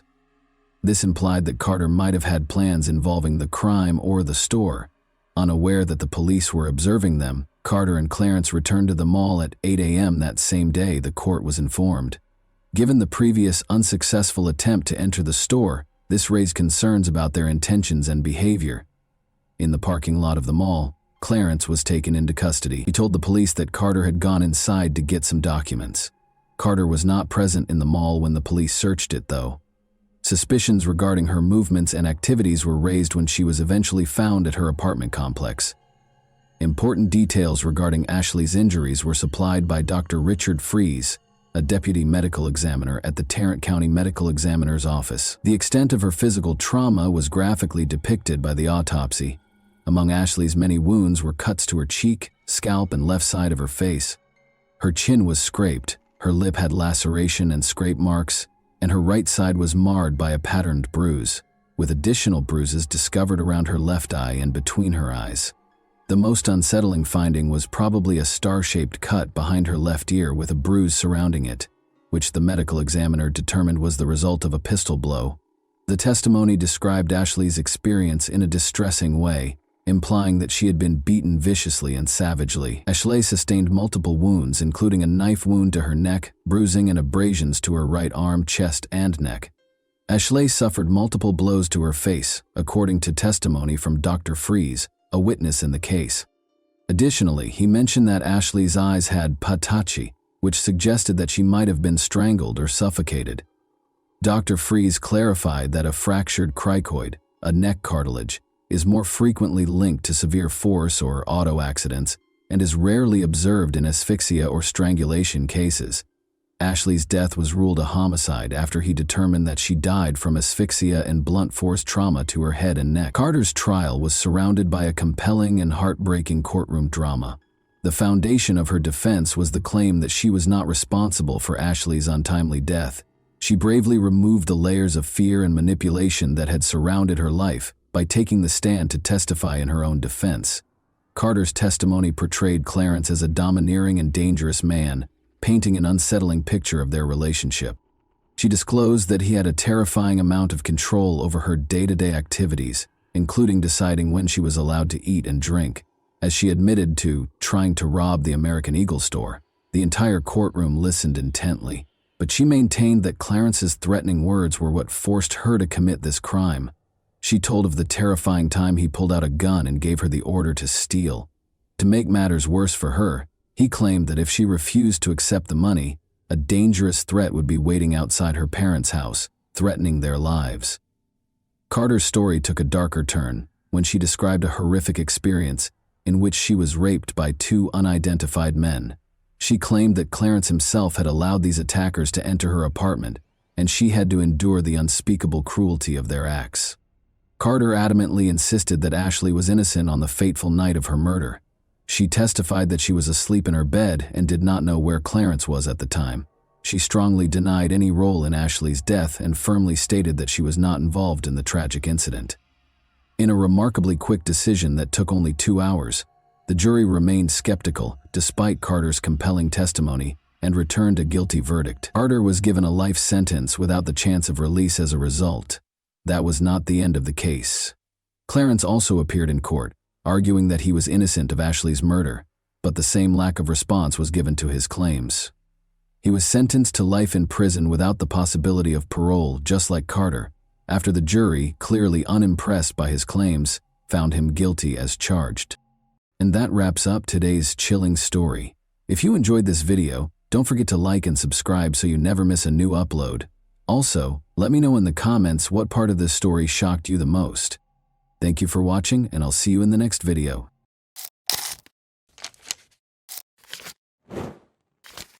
Hey guys, welcome to my channel, and today we're going to take a look at another horrible case with you. This was only the start of a call in which Derek Rosa, a 13-year-old son, would divulge information so startling and unthinkable that even the experienced dispatcher would find it hard to believe what she was hearing. Officers arrived at the horrific scene within minutes. Unaware that they were going to come across one of the most unsettling cases they had ever come across, the police carried on with their investigation. Derek shockingly called 911 on October 12, 2023, to report that his mother, Irina Garcia, was hurt at their apartment in Hialeah, Florida. The most horrifying crime they could have ever envisioned began with that unsettling 911 call. Derek appeared to be experiencing intense grief during the call, as he told the authorities that his mother, Irina Garcia, had been confirmed dead. A 13-year-old son reporting the news to the dispatcher would have been a heartbreaking moment, but everyone was about to be shocked by the horrible secrets concealed behind this call. "I shared some pictures with my friends," he told the dispatcher. What images would he have been able to show his friends? Derek quickly gave the answer when he disclosed yet another startling fact that caught everyone off guard. It was shocking to hear Derek tell the dispatcher that he killed his mother. Derek's motivations are still unknown, but he was going to divulge information that would only make matters worse. The apartment was occupied by 3 people. Given that Derek and the newborn baby were in the apartment, the dispatcher recognized the urgency of the situation right away. To protect the infant, the police had to move quickly. To find out what had happened, detectives raced to the crime scene. Everyone in the area was shocked when the police arrived and took Derek into custody. Derek was standing with bloody hands and no remorse at all. Without any delay, the detectives got to work on their investigation. They found Irina lying on the bed with her newborn baby covered in blood, and they also found a pool of blood on the floor of her room. Derek had committed the heinous crime of stabbing his mother more than 40 times. After attempting to collect all of the evidence discovered in room 201, the authorities were taken aback when they came across a crucial piece of evidence that left the entire team in shock.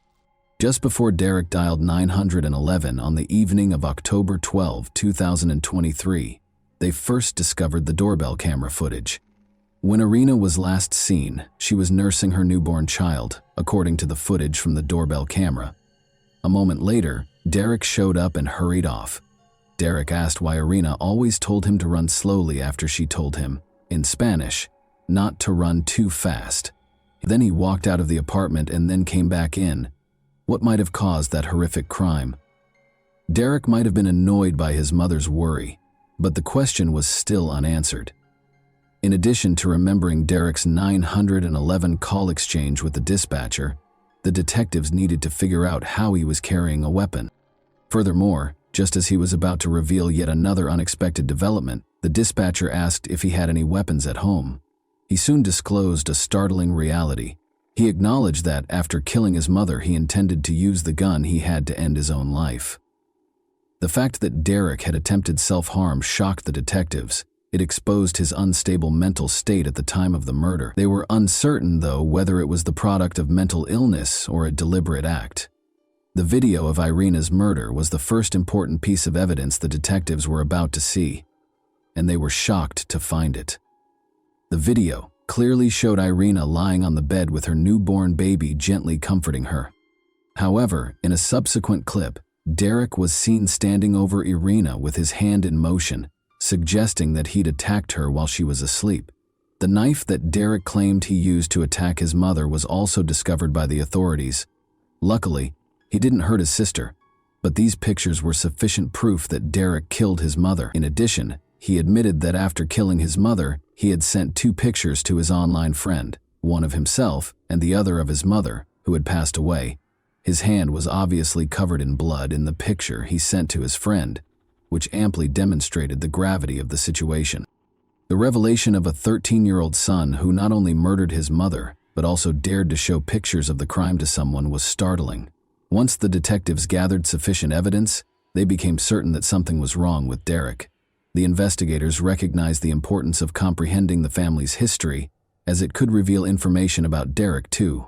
Without any delay, the investigators began their investigation to ascertain the precise cause of his behavior. They focused on investigating Derek's background and his family.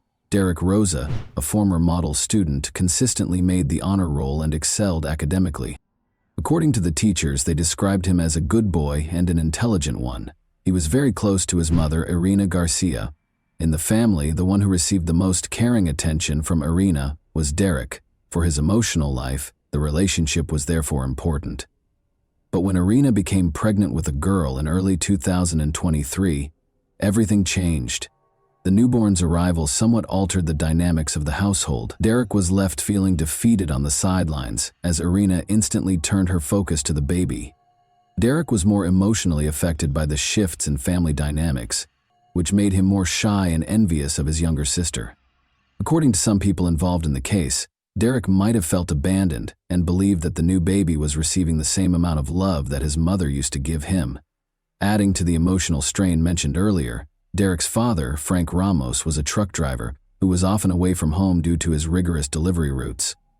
Irina had to take care of all the housework and childcare because he only came home a few times a month. Even though there were no overt signs of severe family strife, the investigators later came to the conclusion that Derek might have felt lonely and emotionally deprived as a result of the lack of a father figure and a newborn child. Derek became more and more resentful as the months went by. Over the course of the evening of October 12, 2023, it became violent. The video from the baby monitor that showed Derek standing over his mother while she slept was found by the police. This terrifying incident occurred shortly before Irina passed away.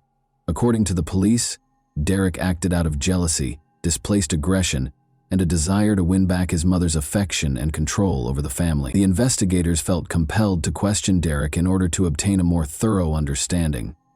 The investigators took extra care when questioning him because he was only 13 years old and might be dealing with psychological problems. Detective Gonzalez started asking Derek straightforward questions so he wouldn't feel threatened.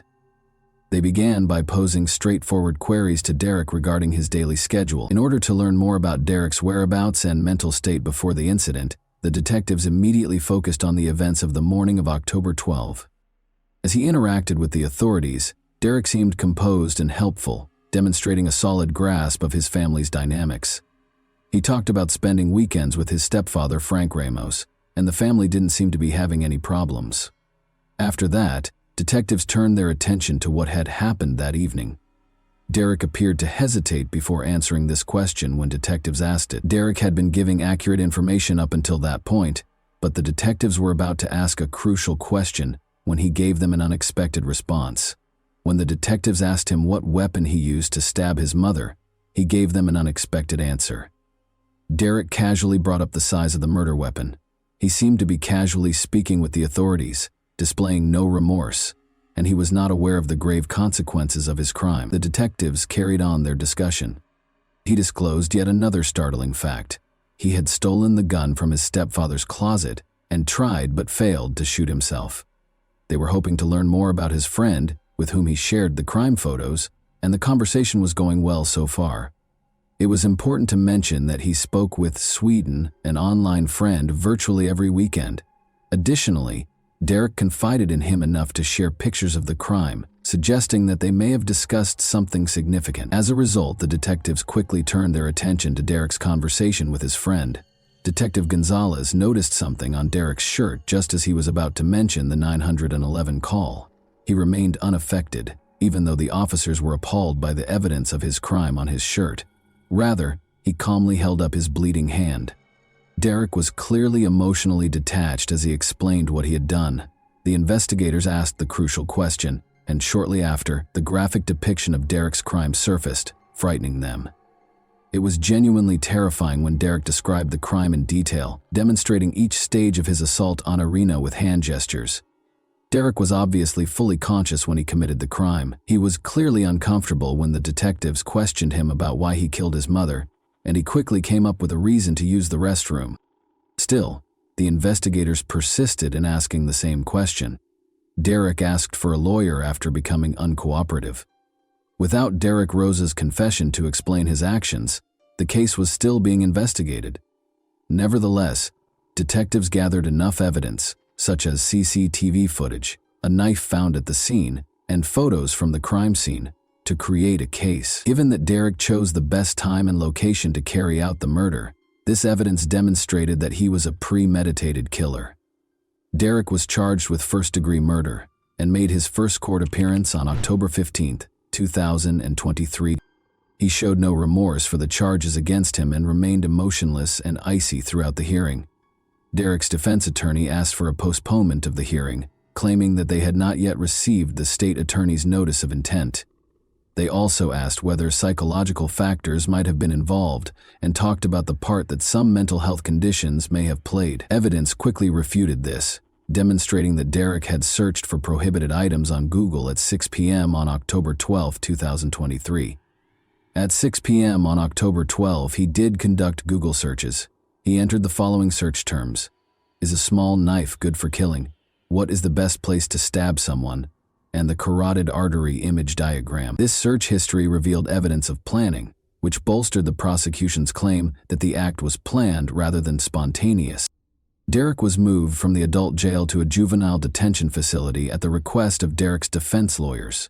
They claimed that Derek needed a psychological test that could only be performed in a juvenile facility because of his age. The prosecution, however, disagreed, claiming that Derek's search history demonstrated premeditation and that this offense was extremely serious. But the defense also brought up his mental health problems. He had been diagnosed with ADHD by a psychologist and on the autism spectrum by another specialist. They further supported their case for Derek's placement in a juvenile detention facility by highlighting the fact that he had threatened to hurt himself. It was evident to the psychologists who examined the case that Derek's actions on that fateful night were the result of a well-thought-out plan rather than an impulse. He had planned what he was going to do because he was captured on the baby monitor above Arena. The most concerning evidence of Derek's mental illness also surfaced after the crime, when he shared a selfie and a picture of his mother's lifeless body with a friend. This conduct revealed a lack of any fundamental humanity, which is a trait frequently lacking in psychopathic people. Throughout the trial, Derek's family steadfastly supported him in spite of the overwhelming evidence against him. One particularly poignant instance was when Derek's grandmother, representing his family's steadfast support, waved at him and blew him a kiss from the courtroom. At this point, more than 50 people were shouting Derek-supporting slogans while holding banners outside the court. On November 7, 2023, the organizers presented him as an innocent teen and a former honor student. Regardless of the offense, Derek's supporters argued for his opportunity to change. A hearing regarding the admissibility of evidence was held on December 15, 2023. Citing the premeditated nature of the crime, the judge decided, after considering the facts, that Derek would continue to be held in adult custody. His supporters criticized this decision, claiming it disregarded his age and mental health conditions. Derek's defense team keeps arguing for a lighter sentence as the case progresses, claiming that life in prison without the possibility of release would be unfair to a child of his age. The trial has come to represent the complexity of juvenile justice, bringing up tough issues for society to consider. Do serious crimes committed by minors deserve life in prison, or should they be given an opportunity to change? The court will further evaluate Derek's mental health and determine his ultimate sentence at the next hearing, which may be set for December 2024. Derek is currently being held in adult custody under 24-hour supervision while his family and the general public await the outcome. Traditional ideas of guilt, innocence, and rehabilitation in the legal system have been called into question by the case, which has had a long-lasting effect. What elements, in your opinion, might have contributed to Derek's choice to carry out this crime? His actions could have been motivated by a number of things, including jealousy, specific psychological issues, or the possible influence of his online friend. And that wraps up today's chilling story. If you enjoyed this video, don't forget to like and subscribe so you never miss a new upload. Also, let me know in the comments, what part of this story shocked you the most? Thank you for watching, and I'll see you in the next video.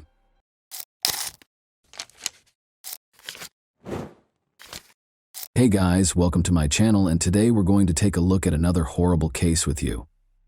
Sometime between 7 and 7:30 p.m. on the evening of May 30, 2012, 19-year-old Brittany Wood got ready and left her mother's home in Mobile, Alabama. Everyone thought Brittany was going to see a friend, but that wasn't the case at all. Brittany's real destination was her uncle Donnie Holland's house, but no one around her knew it. But what started out as a routine visit would turn into a terrifying experience for the family and the police. On June 1, 2012, 2 days later, the police discovered something horrifying. A terrifying crime scene was revealed when Donnie, Brittany's uncle, was discovered in his car with a gunshot wound to the back of his head. A layer of mystery was added by the startling and bloody scene, which grew more intense as Brittany Wood mysteriously disappeared. Did Brittany contribute to Donnie's demise, and, if so, what motivated her to act in that way? Or did someone else kidnap Brittany in addition to killing Donnie? Brittany's dream has always been to work as a hairdresser and eventually open her own salon. But the little girl, who was only a teenager, would meet a man named Andy Woods. As their relationship grew, their lovely daughter Peyton was joyfully born in 2009, when Brittany was only 18. At first, Brittany relished the independence of youth, but the arrival of Peyton marked a significant shift in her life. But when Andy and Brittany split up a few months after Peyton was born, her life took an even more dramatic turn. In spite of the split, the couple decided to share custody in order to keep their relationship cordial and beneficial for their daughter's welfare. Following this, Brittany started dating and had a number of short-lived relationships. Spending time with her family, especially her brother Derek, whom she viewed as her protector, brought Brittany joy. When Brittany looks back on her past, she realizes that her turbulent experiences also stemmed from her early years. When she was a baby, her mother, Chessie Wood, and her father, Wallace Hinckley, got divorced. Brittany and her father had a good relationship in spite of the divorce. The primary issue, though, was her relationship with her uncle, Donnie Holland. Donnie was always kind to people around him and seemed like a fun-loving guy, but his story was more complicated than it seemed on the surface.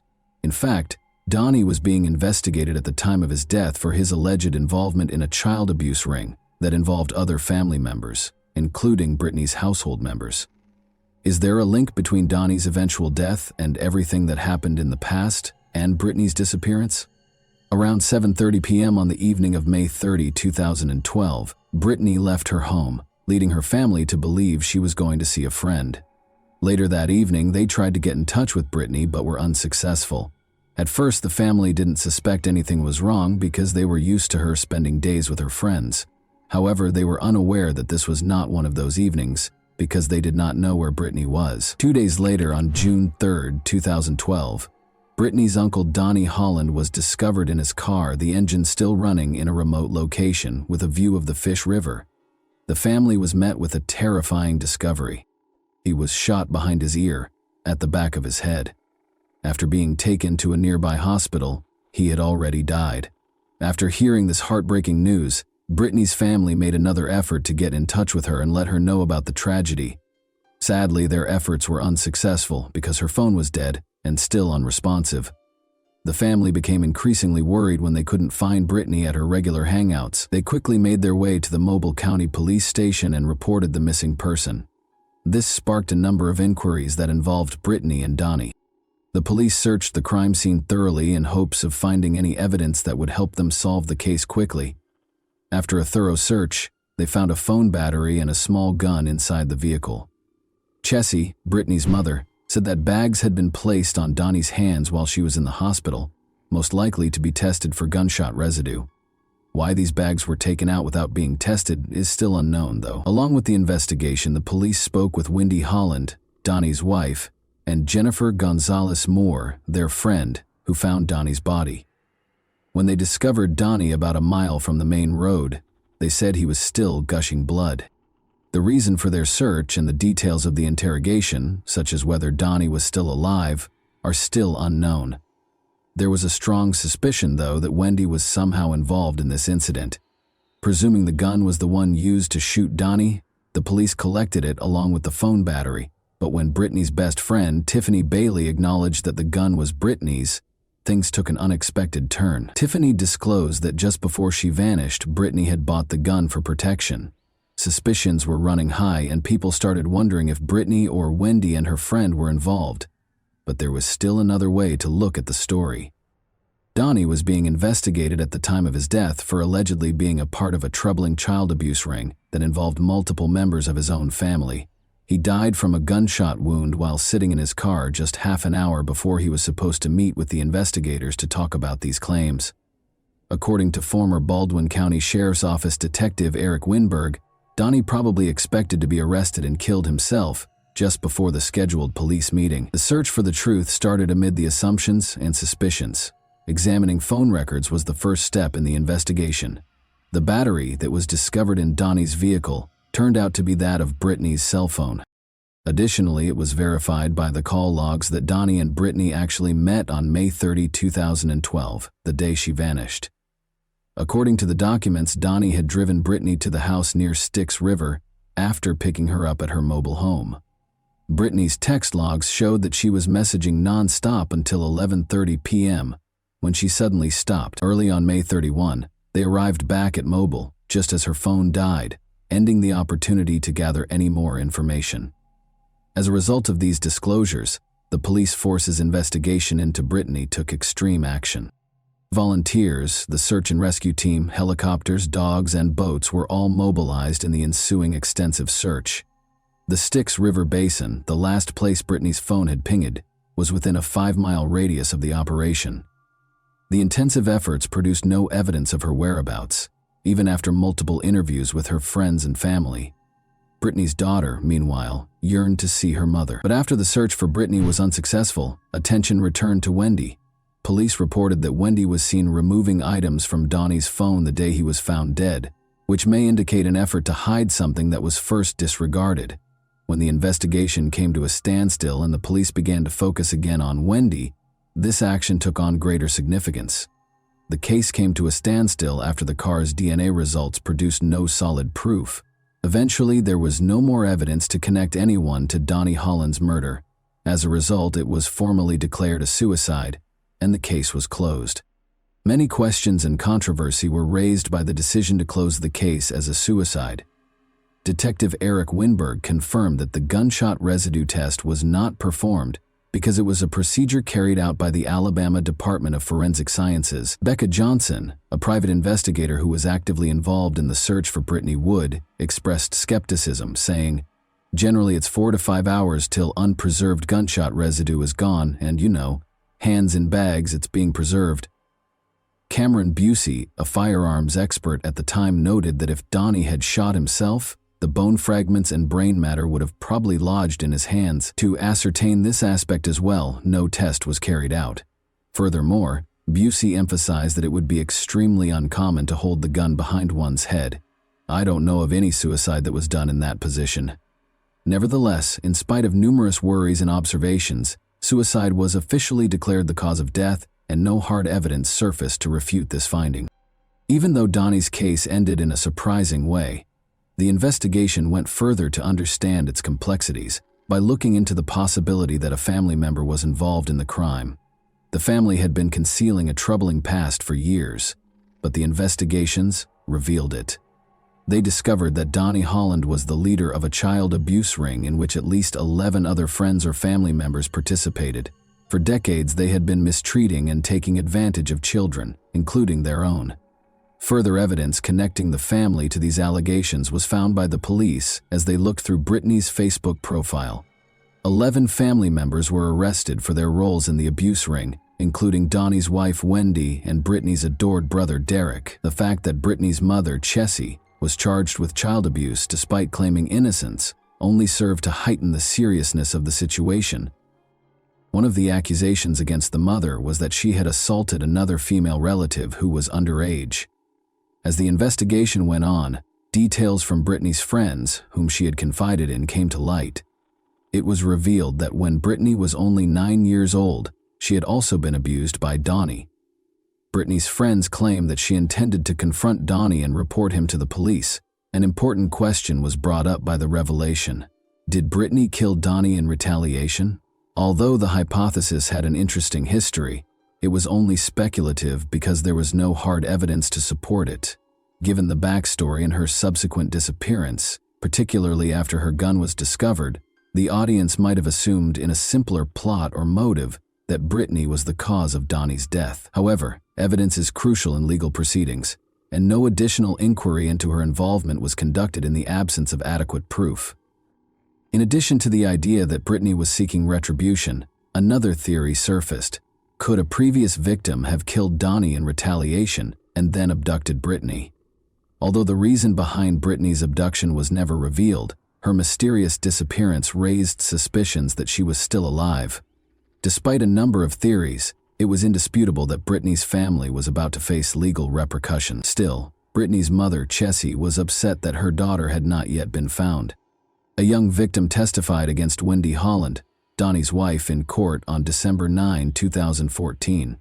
The victim's first memories of abuse by adult relatives, including the defendant Wendy Wood Holland, who was 35 at the time, were horrifyingly described in the testimony. The teenage girl testified that the relatives frequently participated in adult group activities, mentioning that Brittany Wood occasionally participated in these activities. During the biggest case in Alabama, which involved the prosecution of 10 people.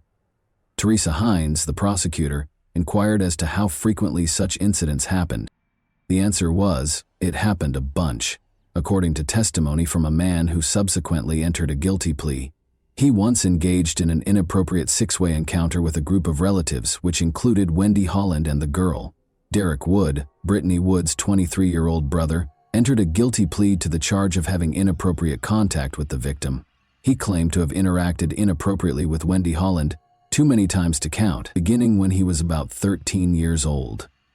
Derek was imprisoned for 3 years after his case was sealed, and he was classified as a juvenile offender. As a defendant in a related case, Brittany's mother, Chessie Wood, who was also charged with child abuse, showed up at court with her son but was denied entry. She also said outright that her relatives were at fault. During his testimony, Dustin Kent, the brother-in-law of Wendy Holland, claimed to have participated in a six-way inappropriate encounter between Wendy, the alleged teen victim, and his wife Wendy Kent, Wendy Holland's twin sister.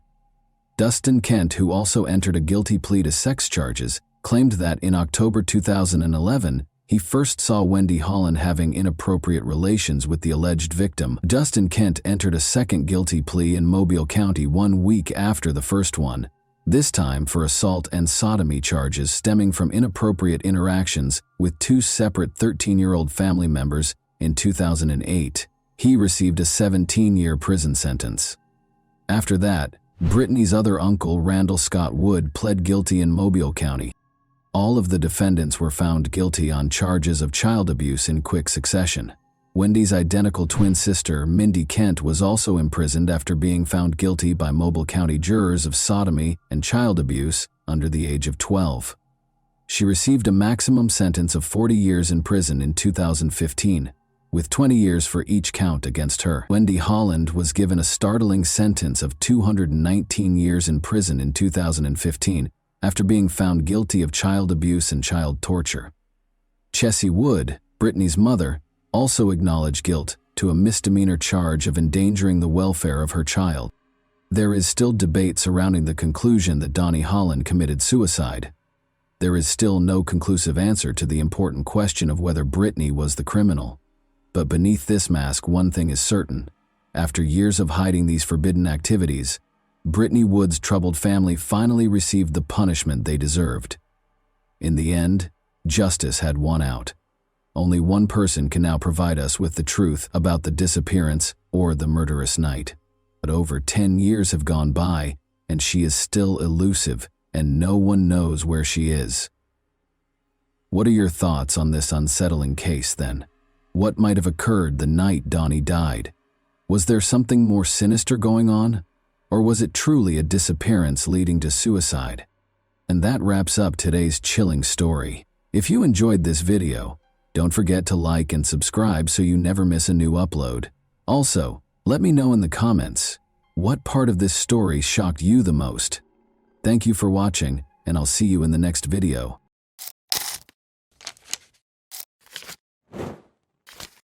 Hey guys, welcome to my channel, and today we're going to take a look at another horrible case with you. On May 3, 2019, 17-year-old Ellie Gould decided to skip her regular class and spend the day studying alone. Nobody knew that there was a terrifying secret hidden behind her closed door. Her father expected her typical chirpy greeting when he got home, but instead he found an eerie silence. The kitchen had devolved into a nightmare scene. Ellie Gould, a popular and intelligent sixth-form student, should have turned 18 the week before.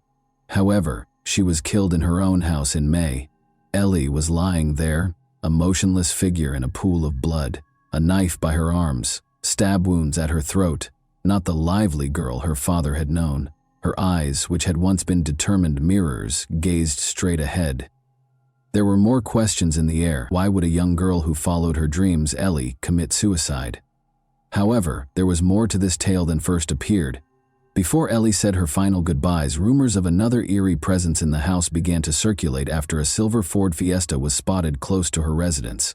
Who was this invisible person? Were they complicit in the murder of Ellie? The crucial question still stood. Was this a horrific murder or an act of self-harm? The small, serene town of Calne, Wiltshire, is situated in southwest England and is encircled by picturesque hills. The River Marden flows through its banks, surrounded by willow trees, and the air is thick with the scent of freshly cut grass. Stone cottages with window boxes in bloom line the cobbled streets. A weekly market with lively exchanges takes place in the town square, which is shaded by old oak trees. Ellie flourished in this calm environment, surrounded by the recognizable sounds of distant trains and church bells. Calne was more than just a lovely location. It was a part of Ellie's journey, influencing her aspirations and objectives with its understated charm. Carol and Matthew Gould, both in their late 40s, welcomed Ellie into the world on February 6, 2002. She went into her A-levels as a Year 12 student at Hardenhouse School with a strong sense of ambition. Ellie, however, was more than just studying and tests. Riding her favorite horse in the open fields brought her peace. She was naturally skilled at it, and even had aspirations of becoming a member of the mounted police. In addition to awards and trophies, Ellie played a crucial role in her family's life. Ellie was regarded by her contemporaries as a reliable friend who would listen to your darkest secrets and make you laugh until your sides ached. Ellie got along well with her cousins as well as her friends. Jess Vine, 17, was one of her closest cousins. Like sisters, they couldn't be separated. When someone said, "It was almost like we had twins in the family," Ellie desired to study psychology as well. Understanding the intricacies of the human mind, the positive, negative, and intriguing gray areas in between, was made possible by her A-levels. She wished to improve the world by assisting people in discovering their inner motivations. But Ellie's life took a surprising turn. No one could have imagined how brutally she was removed. Ellie Gould decided to study at home for her A-levels on May 3, 2019, rather than attending class. This day, however, was different. Everything changed when her father, Matthew Gould, returned from his job. There was a silence that persisted in the house indefinitely, replacing the usual routine and laughter. In a state of shock, Ellie's father, Matthew, called for an ambulance in a panic, unsure of what to do or how to react to what he had just seen. He then contacted Ellie's mother, Carol. His once bright daughter was now lying on the floor, her laugh gone, her beautiful face scarred, her eyes open and emotionless. Ellie had been lying dead in her kitchen for at least 4 hours, according to the Wiltshire police investigation.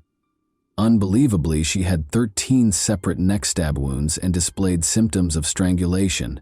Even the best surgeons or first aid would not have been able to save her due to the violent and upsetting nature of the stabbing.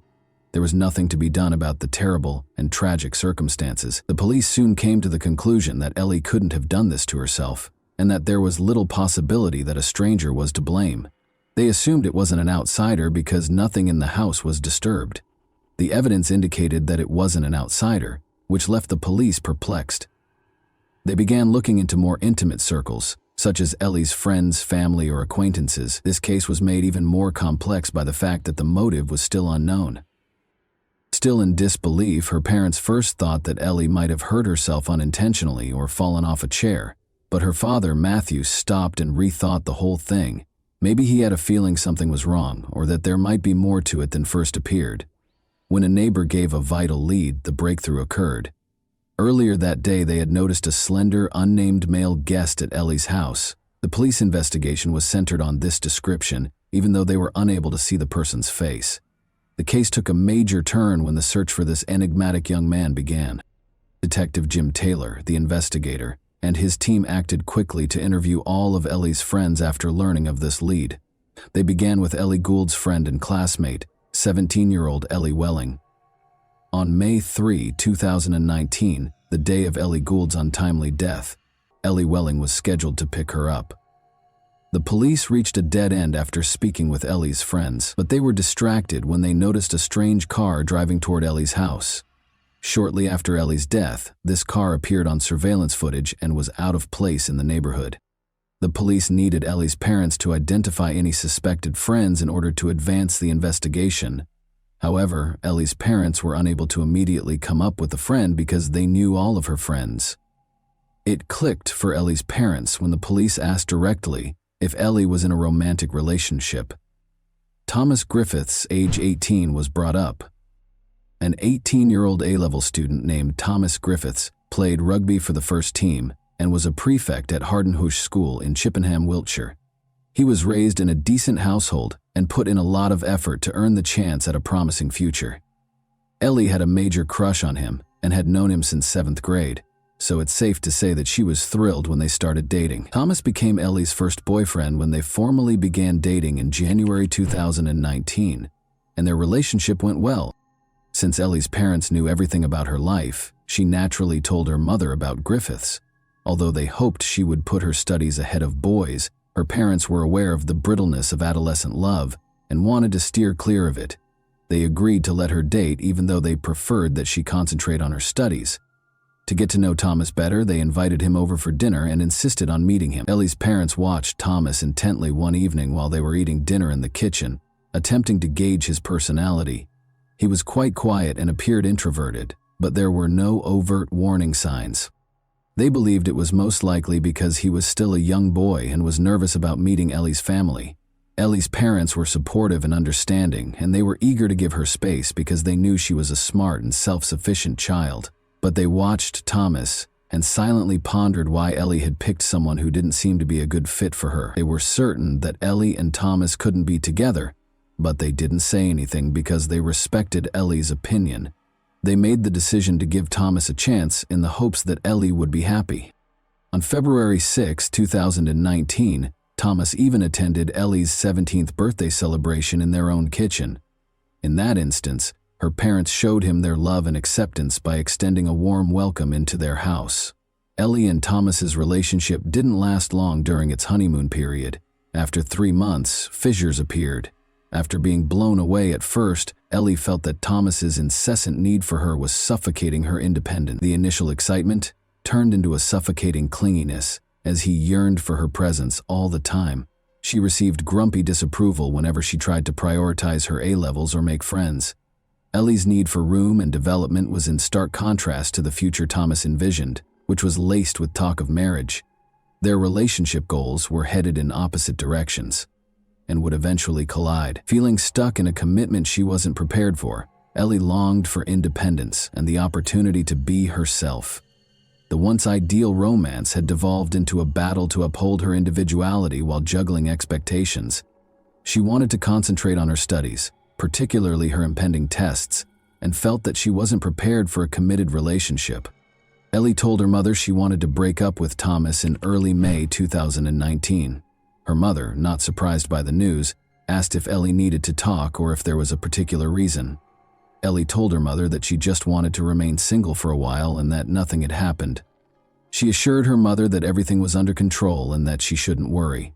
Ellie later went to her room and texted Thomas to end their relationship. Thomas insisted on denying the split and declared his love and compatibility with her. However, Ellie remained steadfast in her choice, telling friends about their split on May 2, 2019. She hoped they could still be friends, even though she knew Thomas might be upset. When police found Ellie in their kitchen the next day, there were questions about whether Thomas, an A-level student, could possibly be capable of such a thing. Since she didn't have classes until the afternoon on May 2, 2019, Ellie asked her parents if she could spend the following morning at home. Before going to school in the afternoon for her history class, she intended to prepare for her tests. She made arrangements for a friend, Ellie Welling, to come get her at 12 p.m. on May 3, 2019, the following morning, to attend school together. Griffiths and Ellie were both sixth formers at Hardenhush School in Chippenham on the day that Griffiths' mother dropped him off. Thomas walked into the school cafeteria and asked Ellie's friends where she was. He had been looking for her since the morning, wanting to talk about their breakup the night before. He made the snap decision to leave as soon as he found out that Ellie wasn't in school. Thomas pretended to be ill and told a teacher so before heading to the local bus stop. He quickly changed into a different pair of sneakers and a black hoodie as he made his way home, but just as he was about to leave, his mother came home without warning. In a panic, he hurried to hide in a cupboard until she was gone. After his mother left and he was left alone, Thomas grabbed the extra car keys and made the 10-minute drive to Ellie's house. He wanted to speak with her, so he knocked on her front door when he arrived. When Thomas realized Ellie was serious about ending their relationship, they reportedly got into a heated argument in the kitchen. He began choking Ellie in the midst of the argument. Thomas continued to fight despite her valiant attempts to defend herself, and Ellie fainted. He grabbed a knife from the kitchen and stabbed Ellie 13 times in the neck. She was unable to defend herself, but he washed the knife to get his fingerprints off it when he noticed she had stopped moving. In order to make it appear as though Ellie had caused her own harm, he then set up the scene. Once he had cleaned up the scene, he pretended to be Ellie and texted a friend using her phone. He took this action to make sure Ellie's body wasn't discovered until much later in the day.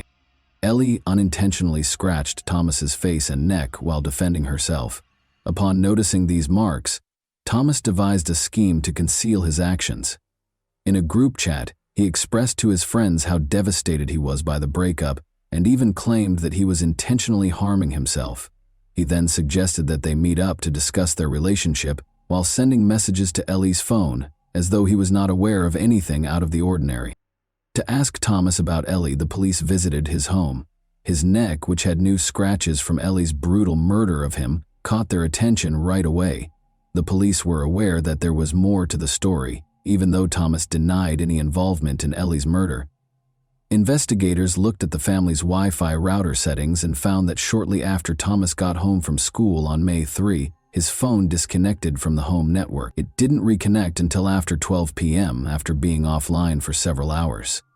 Suspecting that this period coincided with Ellie's murder, they examined surveillance footage surrounding Ellie's home to learn more. A silver Ford Fiesta was seen leaving Ellie's neighborhood at 11:56 a.m. on CCTV footage from a passing bus. The police were able to identify the Griffiths family because the car's registration number was visible. Thomas was clearly implicated as the driver because no other family members were present at the time. Thomas steadfastly denied any involvement in Ellie's murder or presence at the crime scene, in spite of this evidence. Thomas's phone connected to the home network after 12 p.m., but disconnected for an 18-minute period, police found after closely examining the family's Wi-Fi router. When the police focused on the area around them, they noticed a wooded area. They walked to the woods in precisely 9 minutes after leaving Thomas's front door. When the 9-minute mark came, they stopped and looked around. Investigators found a pair of black sneakers that contained Ellie's blood during the search in Thomas's room, which further added to the growing body of evidence. They also quickly found a black bin liner that contained blood-stained napkins, clothing, and towels that were later found to contain Ellie's DNA. Thomas was then taken into custody and accused of killing Ellie Gould. Thomas admitted in August 2019 that he intended to enter a guilty plea to the offense. He described going to Ellie's house early on May 2, confessing to a fight and a blackout, and stating that he was unable to remember what happened next. In a heartbreaking statement, Ellie's mother, Carol, recalled how the family welcomed Griffiths into their home and even shared in Ellie's birthday celebration, demonstrating their faith in him. After Ellie was murdered, she described the unthinkable experience of holding her cold hand, pain no parent should have to go through. At first, she was shocked that Griffiths, the naive boy who cherished their daughter, would hurt Ellie. Ellie's father, Matthew, talked about how the eerie sight of her still body plagued his sleep and daily activities constantly. It was revealed in court that Griffiths had abused Ellie after she rejected him. According to the autopsy, she was first rendered unconscious by pressure on her neck, then she was stabbed more than a dozen times before escaping. To trick investigators, Griffiths set up the scene and put Ellie's hand on the knife he had left close to her neck. He even made a desperate attempt to convince his friends that the scratches on his face were self-inflicted. Thomas Griffiths was given a life sentence with the possibility of release after 12 years by the Bristol Crown Court in November 2019. Griffiths' letter of apology was read aloud in court. Ellie's mother shook her head while gazing at Thomas. The court also pointed out that his use of a knife from the victim's home does not imply premeditation, taking into account his age as a mitigating factor, since life sentences for those under the age of 18 are prohibited by UK law. At the age of 29, Thomas Griffiths would be eligible for parole in 2031. The tragic tale of Ellie Gould served as a poignant reminder of the frailty of life and the ruthless robbery of dreams. She lost her future, her love, and her hopes. In addition, her predicament brought to light the difficulties in relationships that appear to be ideal. The sorrow of losing Ellie and the unrelenting quest for justice served as a warning to be careful who we allow into our lives. More generally, Carol Gould's advocacy for harsher punishments in situations such as Ellie's led to crucial discussions regarding domestic abuse and juvenile offender sentencing.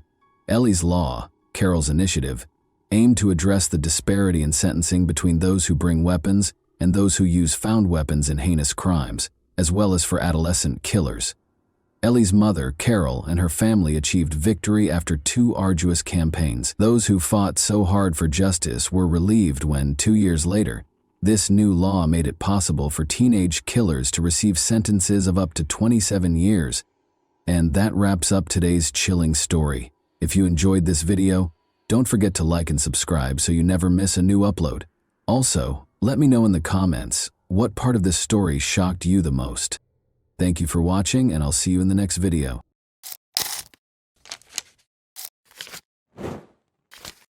Hey guys, welcome to my channel, and today we're going to take a look at another horrible case with you. Jasmine Block, a 15-year-old from Alexandria, Minnesota, had 1 month until the start of the new school year on August 8, 2017. She was having a great time boating with her friends during her summer vacation, but by nightfall, Jasmine was suffering from a headache. Sarah, her mother, suggested that she take it easy and wait for the pain to subside. Jasmine laid down after taking her mother's advice. Sarah had to leave for an urgent family matter at 10:30 p.m. Before leaving the house, she made sure Jasmine was okay and would attempt to get some sleep. Knowing that Jasmine's older sister and her boyfriend were at home gave her comfort. 3 hours later, Sarah found her younger daughter gone when she got home. To her surprise, the top portion of the pajamas she was sleeping in was on the floor, and Jasmine's phone, keys, and bag were all at home. She had also lost 2 pairs of shoes. At first, Jasmine's family thought she had just gone outside to get some fresh air in the hopes that her headache would go away, because she had never left a note before. She wasn't in the house, though.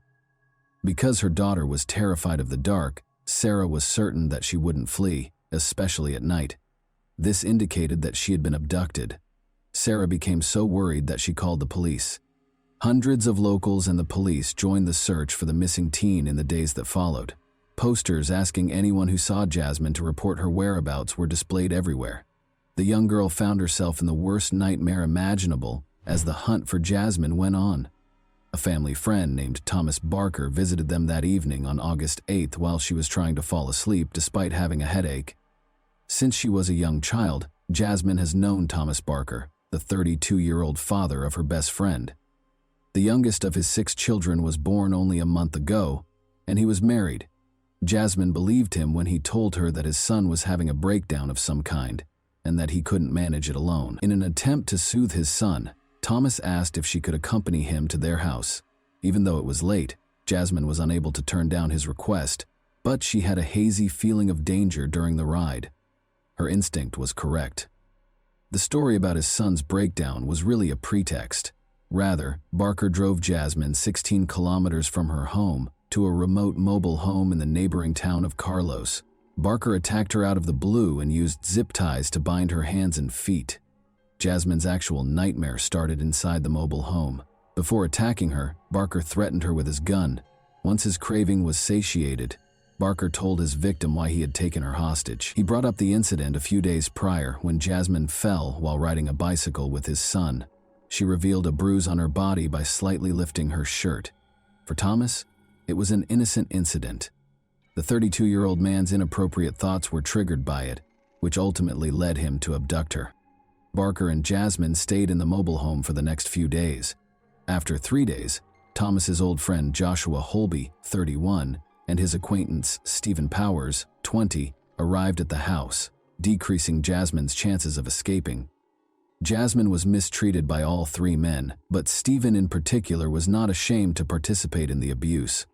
Although Joshua didn't try to hurt her, he also didn't try to free her or call the police. Jasmine was kept in a utility room most of the time and made an effort to keep quiet out of concern that they would hurt her or worse.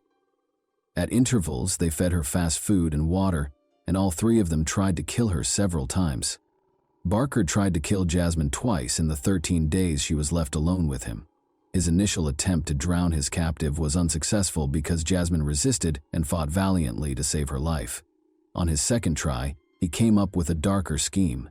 He put her in a bag with the intention of drowning her in the bathtub. However, Jasmine was able to chew a hole in the bag, insert her fingers, then her hand, and eventually free herself when he left her in the bedroom to fill the tub. When Barker realized she was out of the bag, he became furious and hit her. He briefly gave up on trying to get rid of her, but he later went back to his evil schemes with the help of his cronies. Stephen helped Barker attempt to drown Jasmine on the third attempt.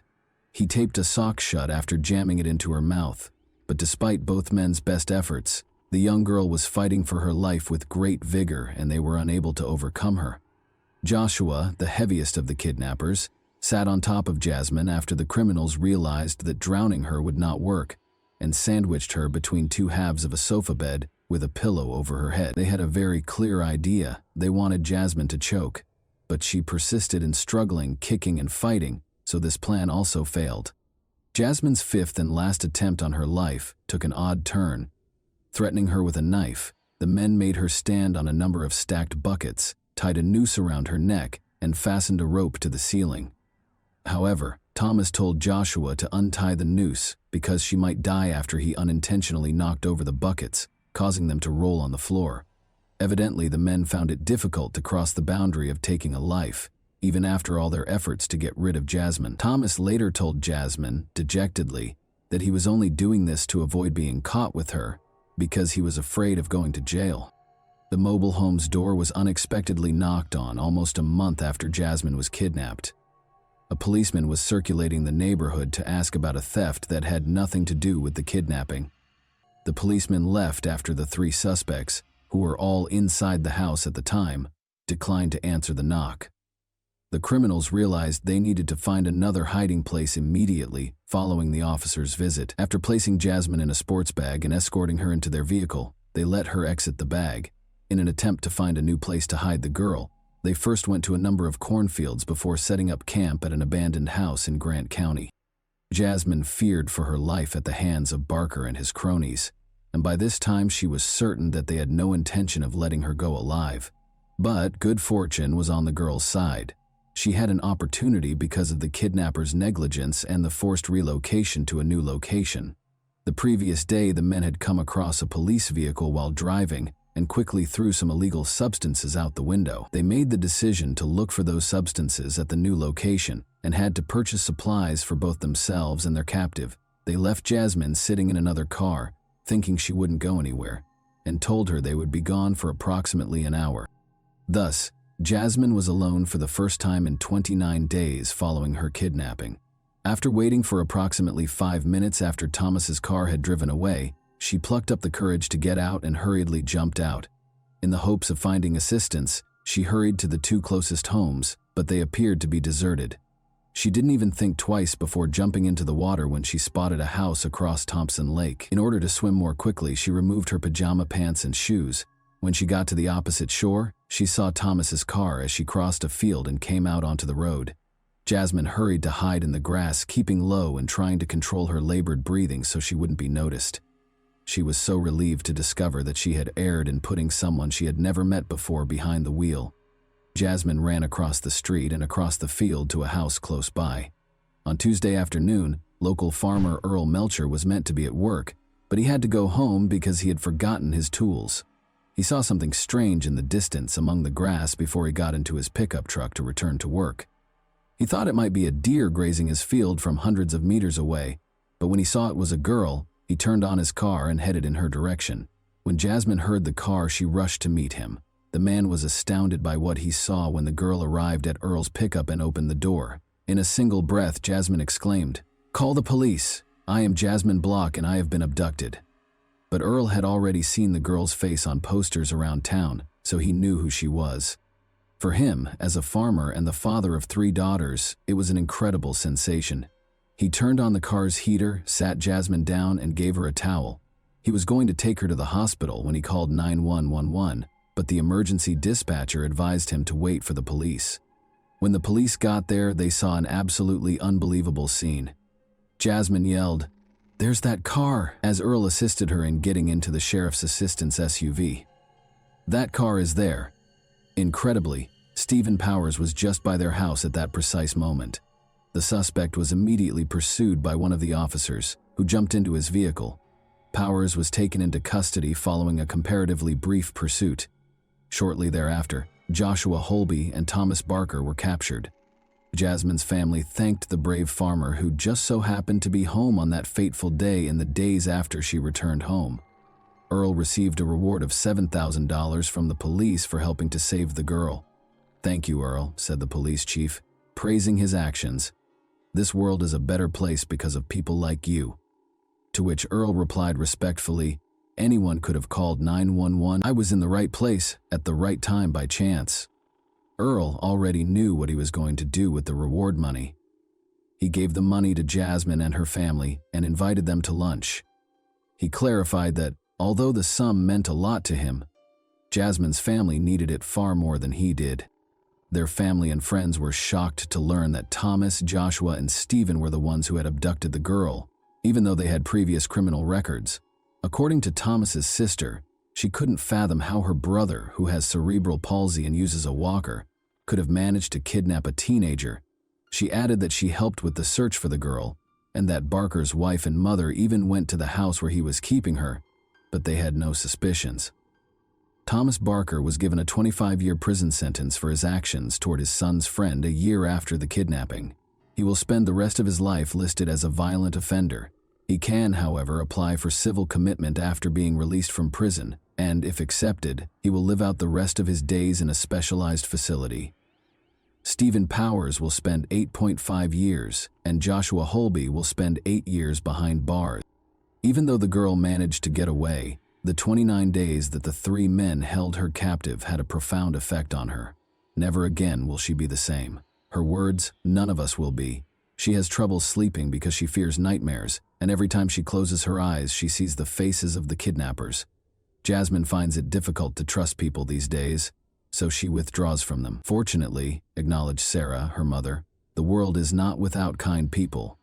Jasmine had the chance to visit a post-traumatic stress disorder specialist in Texas to try out novel therapeutic approaches. She brought 2 gadgets home from the meeting that have been effectively assisting her in managing her PTSD symptoms, anxiety, and nightmares. In addition to these resources, Jasmine says she has found comfort in talking to friends and creating art as a way to express herself. She is getting better every day. In order to support other girls who might have gone through something similar, she made the decision to share her story. Jasmine smiles and responds that she just wants everyone to know that she is doing well when asked if she has anything else to share. And that wraps up today's chilling story. If you enjoyed this video, don't forget to like and subscribe so you never miss a new upload. Also, let me know in the comments what part of this story shocked you the most. Thank you for watching, and I'll see you in the next video.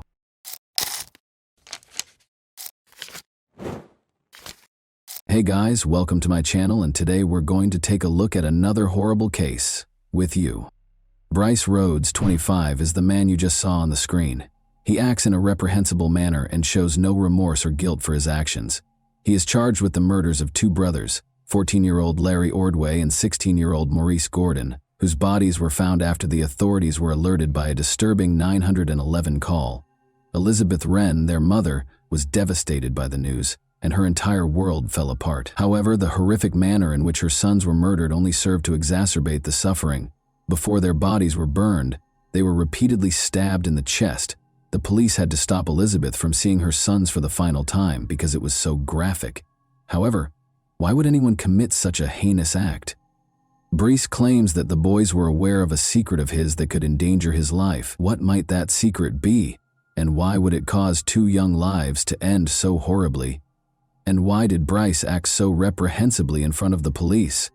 On the 4000 block of River Park Drive in the Shawnee neighborhood of West Louisville, on May 21, 2016, a 22-year-old girl was riding her bike past an old abandoned building. However, that day was different because she noticed something odd. The structure, which had appeared fine the day before, was now completely destroyed by fire. Curious about what had actually transpired there, She made the decision to look into it more. She noticed an odd shape that didn't seem to belong in the ruins of the burned-out building. Her heart raced with terror as she approached and realized it was a dead body. The surprises didn't stop there, though. She discovered another body nearby, both of them severely burned. She immediately called the police for assistance because she was so terrified. Police officers were soon swarming the scene, attempting to determine what enigmatic events had transpired there the previous evening. The police described the crime scene as the most horrific they had ever seen because it was so graphic. Even one of the officers felt so moved and compelled to shake his head in shock as he covered the two dead bodies with a white cloth because it was so unsettling. Pathologists hurried the bodies to the hospital for an autopsy. The remaining officers, meanwhile, remained at the scene and cautiously looked for any additional hints that might aid in their investigation. Following the autopsies, it was discovered that something even more heinous was the cause of death rather than the fire. A document made public by the coroner's office stated that both boys had been stabbed in the chest and had suffered severe blunt force trauma to their heads. The fact that they had already passed away hours before their bodies were burned and abandoned at the scene makes it even more horrifying. The police now had to identify the boys and determine why someone would hurt them in such a horrible way before they could start their murder investigation and collect evidence. The police were fortunate to be able to draw sketches of the boys despite the fact that the bodies were severely burned. The public was given access to these sketches along with an appeal for anyone who might be able to identify them to come forward. However, they went beyond simple sketches. Unfortunately, they were unable to locate any missing persons reports that had been filed a few days prior and that fit the victims' descriptions after searching through their records. Despite Monday coming and going, no one came forward to identify the boys, and days went by. Elizabeth Wren, a worried woman, hurried to the police station the next day, May 23, 2016, when she informed the officers that the sketches they had made public featured her sons, 14-year-old Larry Ordway and 16-year-old Maurice Gordon. She was clearly nervous. When the officers broke the devastating news that her sons' bodies had been discovered fully burned, Elizabeth was taken aback. She was informed by the police that they suspected foul play and thought the murder was a well-planned one rather than a simple accident. The officers had to politely turn down Elizabeth's fervent wish to see her sons one last time. It would not have been suitable for a mother to see the bodies in such a terrible condition. Even though she felt completely powerless, Elizabeth mustered the courage to share an important piece of information. When Elizabeth spoke with the police, she described how her sons had told her that they were going out with some friends she had never liked on the evening of May 21, 2016. In the past, she'd tried to stop her sons from spending time with these friends, but they continued to do so. They went to a party that evening with 3 people, 25-year-old Bryce Rhodes, 15-year-old Anjuan Carter, and 17-year-old Ja'Cory Taylor. Elizabeth voiced her worries about Bryce, who had a concerning criminal record that included a number of serious crimes, including physical assault, domestic abuse, kidnapping, and even abuse. Elizabeth didn't worry too much because the boys assured her they would return soon, despite the fact that days had gone by with no sign of them. They would frequently go out to parties and not return home for days at a time. Therefore, she assumed it was just another instance of that kind. She had no idea, though, that this time would bring heartbreaking news that would permanently alter her life. The entire group was quickly located by the police. Anjuan Carter was promptly located and taken in for interrogation. They kept looking for Bryce in the meantime, and by Tuesday, May 24, 2016, they had also found him. In a brief period of time, Ja'Cory Taylor, another group member, was also captured that same day. While Bryce and Ja'Cory spoke separately with detectives regarding Larry and Maurice, they were detained by the police for hours. In an attempt to elicit information about the killings, the detectives showed Ja'Cory pictures of the 2 brothers' crime scenes in an attempt to frighten him. Ja'Cory, however, only claimed to be friends with the brothers and to have had no involvement in their deaths. However, Bryce persisted in telling the police that he didn't know the brothers' whereabouts and ultimately asked for legal assistance. The police changed their strategy after Ja'Cory and Bryce failed to provide any helpful information. They observed a shift in Anjuan's behavior during their individual interviews with him. Anjuan eventually talked about what had actually transpired on the evening of May 21 at that point. He clarified that evening, Bryce had summoned him and Ja'Cory to his apartment. There, Bryce told them his biggest secret, that he was afraid Larry and Maurice might tell the police about something they had seen on May 4, 2016. In order to get Ja'Cory and Anjuan to help him with a plan, Bryce was able to convince them to do something horrible, kill the brothers on the evening of May 21. Telling the brothers that Bryce was taking them to a party, Ja'Cory went to their house and persuaded them to come out. After a period of hesitation, Larry and Maurice consented to go along. They promised their mother, Elizabeth, that they would return later that evening as they left the house. Since his mother was out of town that weekend, the group had driven to Bryce's house, which he shared with her.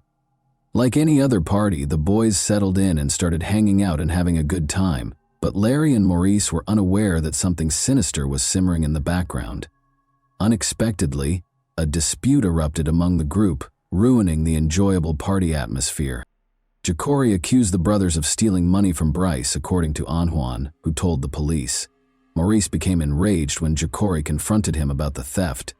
The whole situation escalated when Maurice felt threatened and sensed danger, reaching for a knife to protect himself and his brother.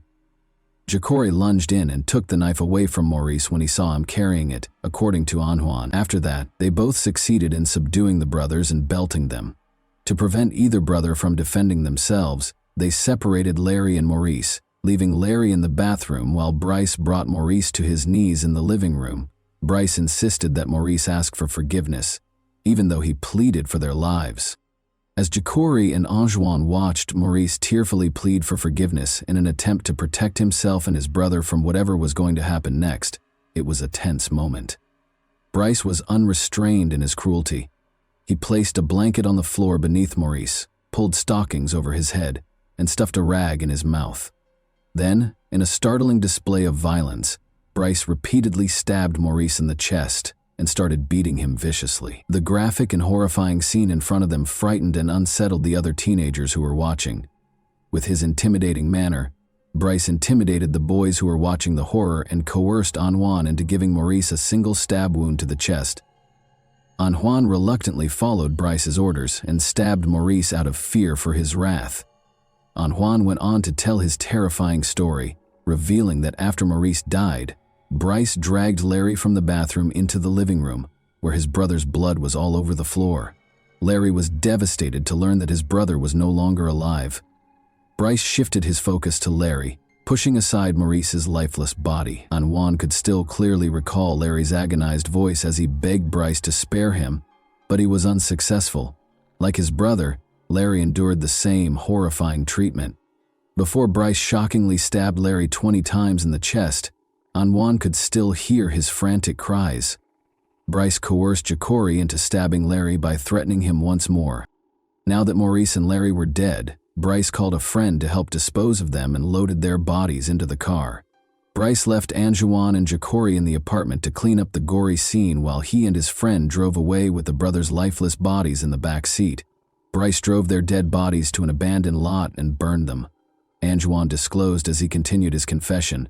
Maurice and Larry's bodies burned that fateful night as the flames consumed them. Fortunately, though, their bodies had not burned to ashes. The police eventually learned the terrible truth about Larry and Maurice's terrible demise after questioning Nguyen, but they still had unanswered questions. What was the brothers' relationship to Bryce, and what was the secret that brought the siblings such a terrible end?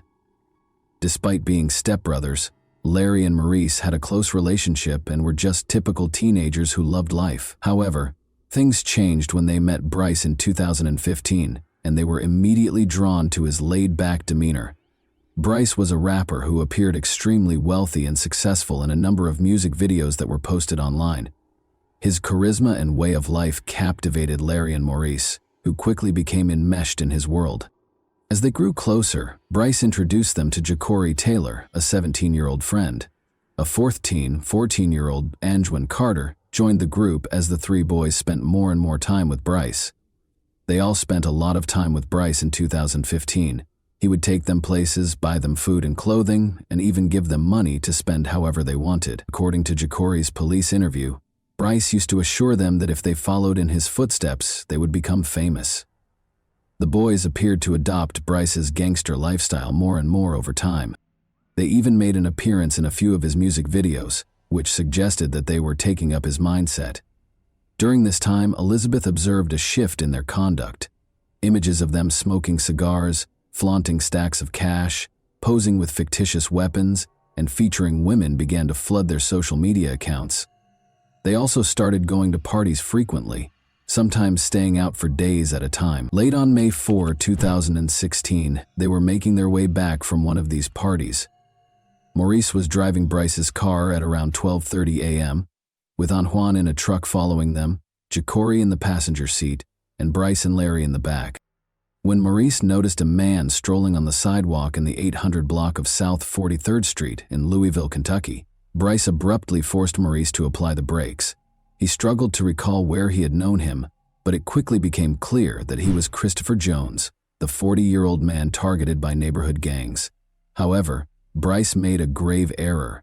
He mistook Christopher for someone else, attempting to pick up the prize that had been placed on his head. It was such a mistake that it abruptly altered everything. Bryce jerked out his gun in a panic and fired a bullet from the car window into Christopher's chest. All of the teenagers were in disbelief as they saw a murder unfold before their very eyes as Christopher fell. Fearful and pumped with adrenaline, they drove as quickly as they could out of there without even pausing to think. Christopher was taken to emergency surgery after the shooting, but he tragically passed away during the procedure. Larry and Maurice couldn't get over the horror of what they'd witnessed for the next 2 weeks, even after Bryce had driven the boys home and told them not to speak about what had happened that night. They became uncomfortable around Bryce and began to avoid him more and more. Bryce, meanwhile, was experiencing anxiety as well. He was concerned that he would be in big trouble if the brothers told everyone about the shooting. Thus, on the evening of May 21, 2016, he decided to take their lives.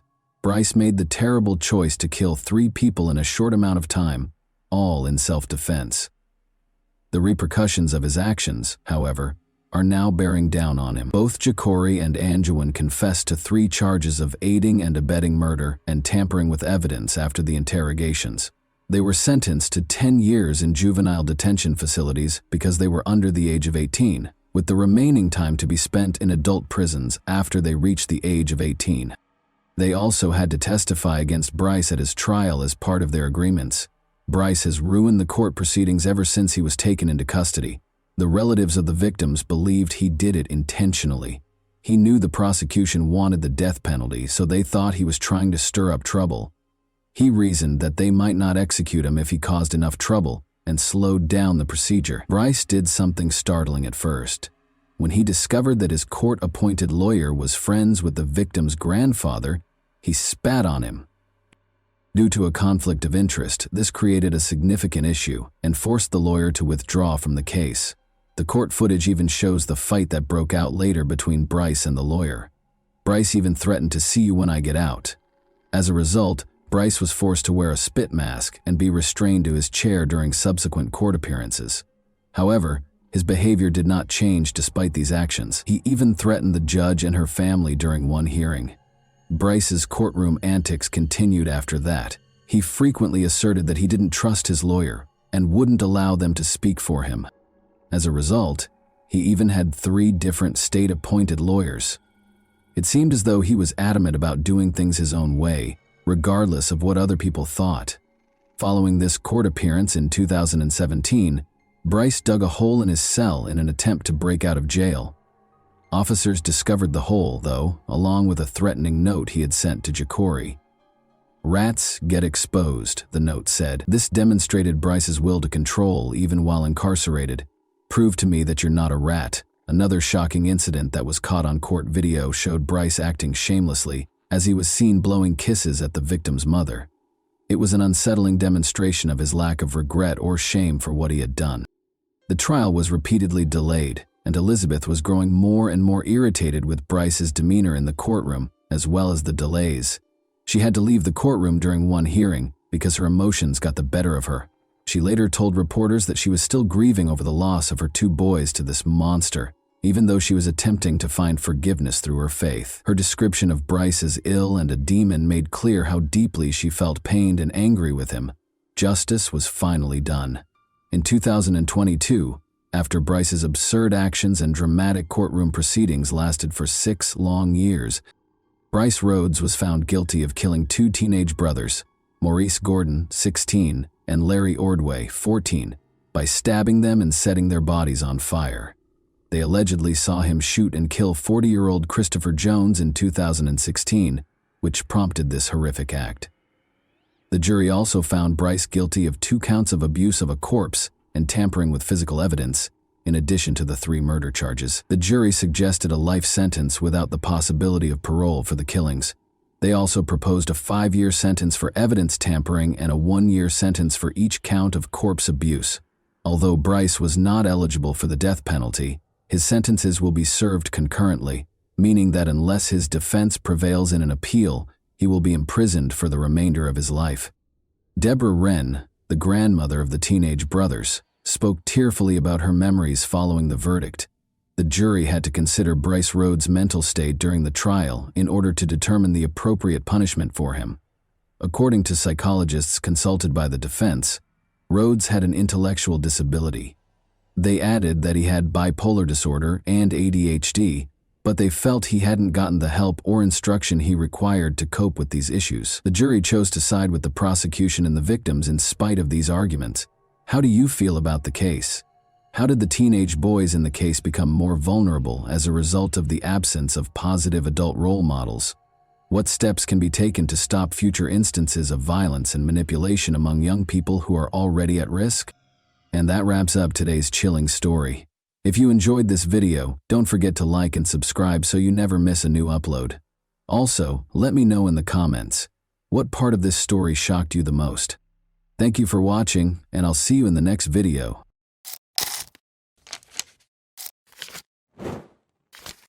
Hey guys, welcome to my channel, and today we're going to take a look at another horrible case with you. The frequency with which people are buried alive in movies makes you unconsciously believe that this never occurs in real life. Regretfully, incidents like this do happen, and the best evidence of this is a story that happened in Huddersfield, UK 10 years ago. Marcin and Michalina fell in love right away. When their feelings waned, however, Michalina insisted that it was time for her to move abroad and begin a new life. Marcin, though, would sooner kill her than let it happen.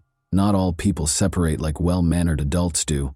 Some people think they can literally bury all of their problems in the ground. Here, 19-year-old Marcin Kaspak and 21-year-old Michalina Lewandowski first crossed paths in their home country of Poland in 2005. A year later, Marcin asked Michalina to marry him, and the two of them relocated to the UK to begin a new life together. But things soured between them in 2008 after Michalina found out she was expecting a child. They canceled their engagement, but they still lived together in Marcin's parents' home. Michalina wore her engagement ring even after the engagement ended because she still loved Marcin and hoped they could resolve their differences. That was not meant to be, unfortunately. By 2011, Marcin's lack of interest in making amends with Michalina was clear.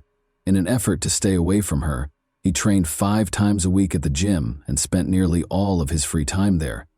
Unexpectedly, however, Marcin asked Michalina to accompany him and his friend, 18-year-old Patrick Boris, on a shopping trip on Saturday, May 28, 2011. Michalina was taken aback because Marcin didn't often show an interest in hanging out with her. Still, she was relieved and hoped that things would get better now. The girl quickly went to the restroom to apply makeup. Jakub, their 3-year-old son, was fortunately with his grandmother, Marcin's mother, on that particular day, and was not present when the events transpired. Upon exiting the restroom, Michalina noticed Patrick and Marcin gazing at her with a horrifying smile on their lips. Taking Michalina's hand, Marcin said, "I want to show you something." Then he took a 300,000-volt stun gun out of his pocket, put it to her neck, and pressed the trigger. The agony swept through Michalina's body as she collapsed to the ground. Bodybuilder Marcin, who weighed 101 kg, saw her convulse from the electric shock while kneeling on her chest and holding her down on the ground. Momentarily regaining consciousness, Michalina asked Marcin if he meant to murder her, to which he replied that she should not be afraid, as he would simply take her somewhere. Patrick was then told to get some packing tape. The men taped Michalina's mouth shut, gagged her, and then tied her wrists and ankles. They shocked her with electricity once more before abandoning her, frightened and bound. Even though she initially believed it to be a mean joke, she was now certain of their true motivations. She was immobile and worried about fainting, not knowing if she would ever regain consciousness. Michalina was hauled into the kitchen and crammed into a cardboard box by Marcin and Patrick a few hours later. One day, they brought up a plastic bag. Marcin started to tape the box shut, but she thought they were going to put it over her head to suffocate her. The girl struggled to scream as she lost what little peace she still had. Then Marcin got on his knees, chuckled, and declared, "I've been hating you for 4 years.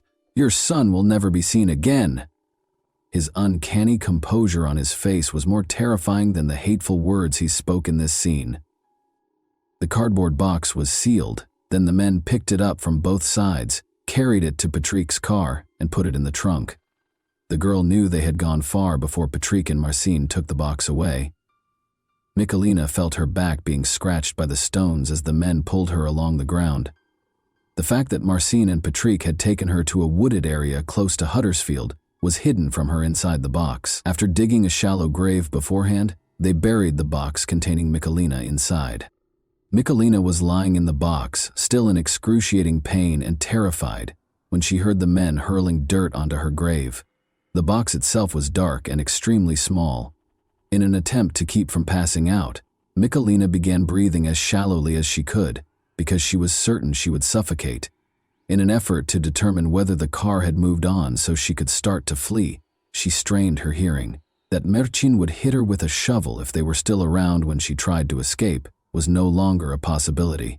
Even though Michalina was unable to hear a car leaving, she eventually made the decision to take action, whether or not they were in the area.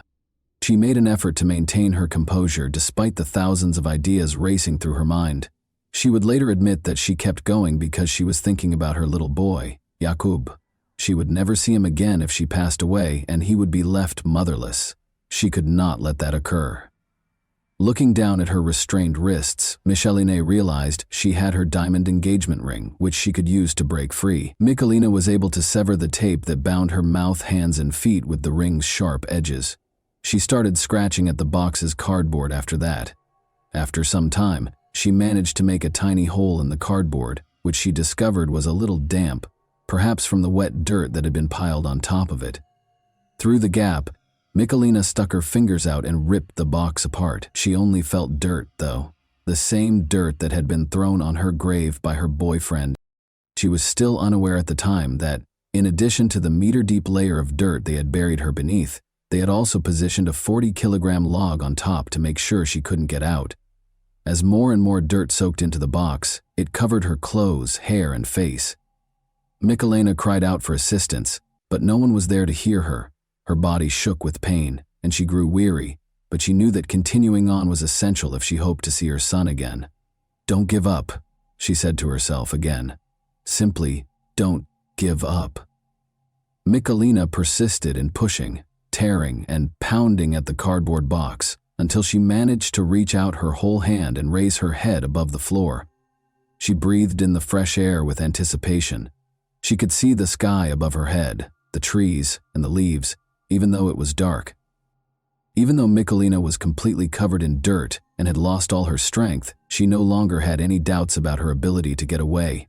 Finally, she was able to pull herself up and claw her way out from under the ground with one last effort. After being in the box for an hour, Michalina miraculously emerged from her grave.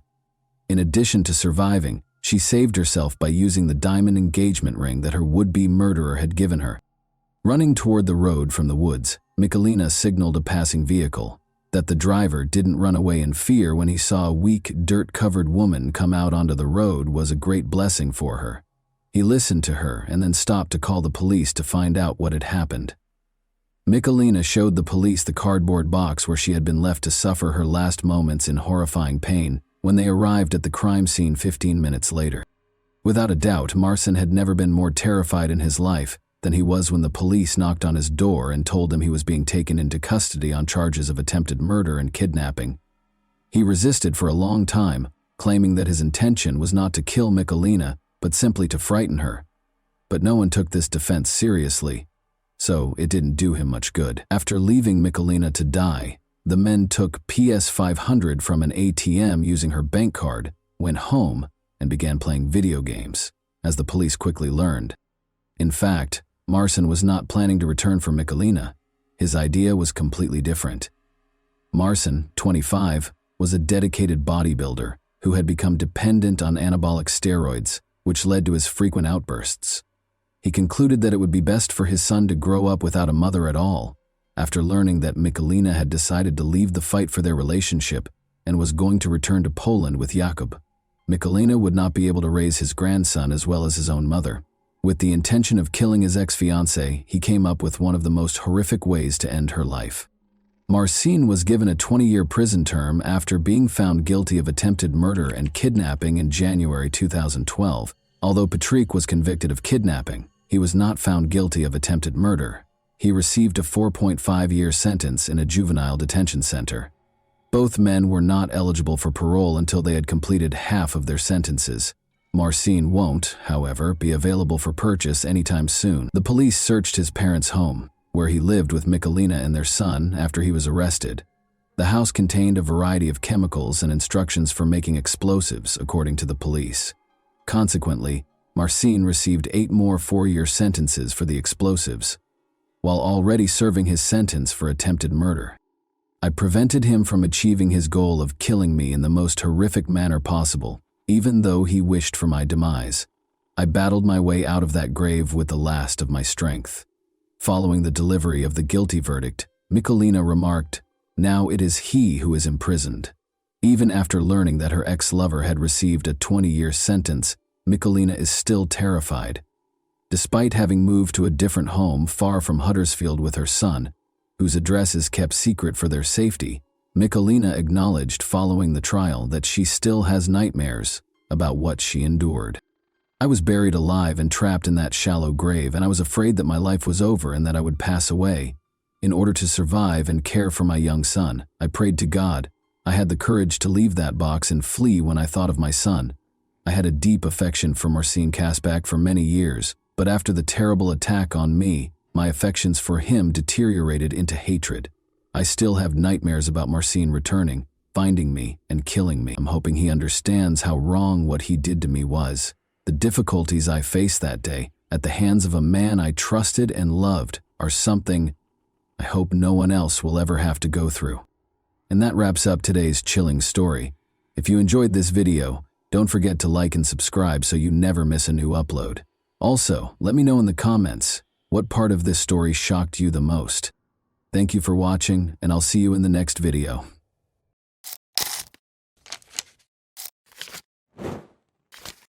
Hey guys, welcome to my channel, and today we're going to take a look at another horrible case with you. Arthur Labanjo Hughes, then 7 years old, would give up on life at this very moment. 5 hours later, the world would hear the most tragic story on the internet, that of Arthur Labanjo Hughes, after an emergency 999 call was placed. He was discovered in a state that could not be explained by a fall, even though he had fallen and struck his head. He was remembered for his superpower, his smile.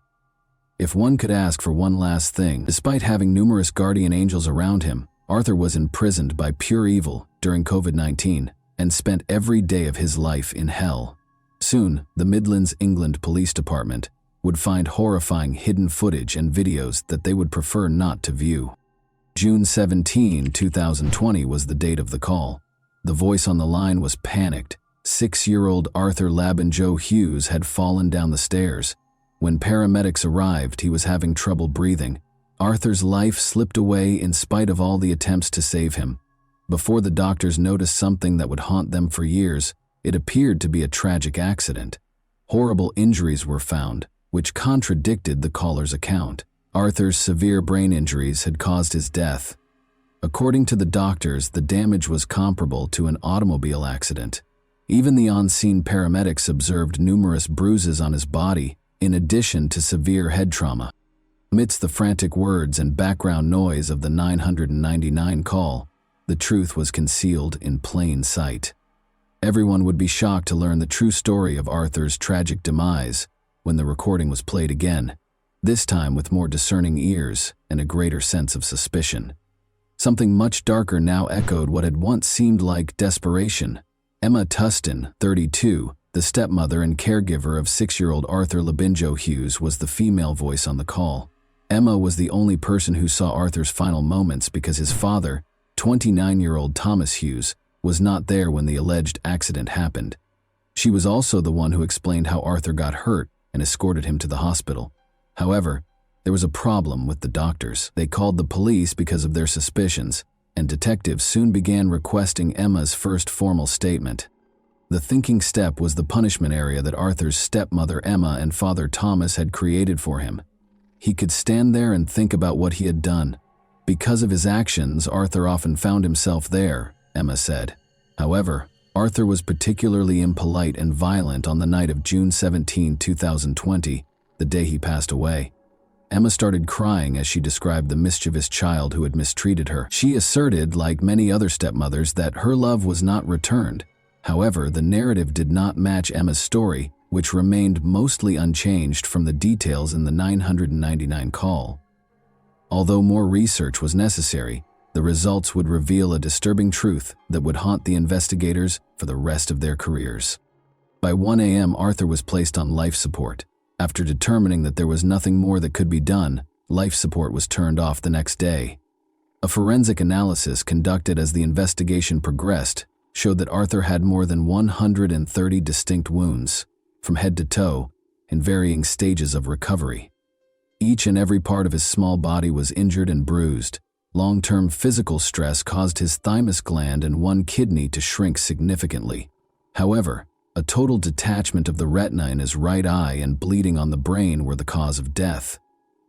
The experts had no idea that this was only the beginning. He had extremely high sodium levels when he was first brought to the hospital. These levels did not change 7 hours later, suggesting that his body was unable to adequately absorb the excess salt he had consumed.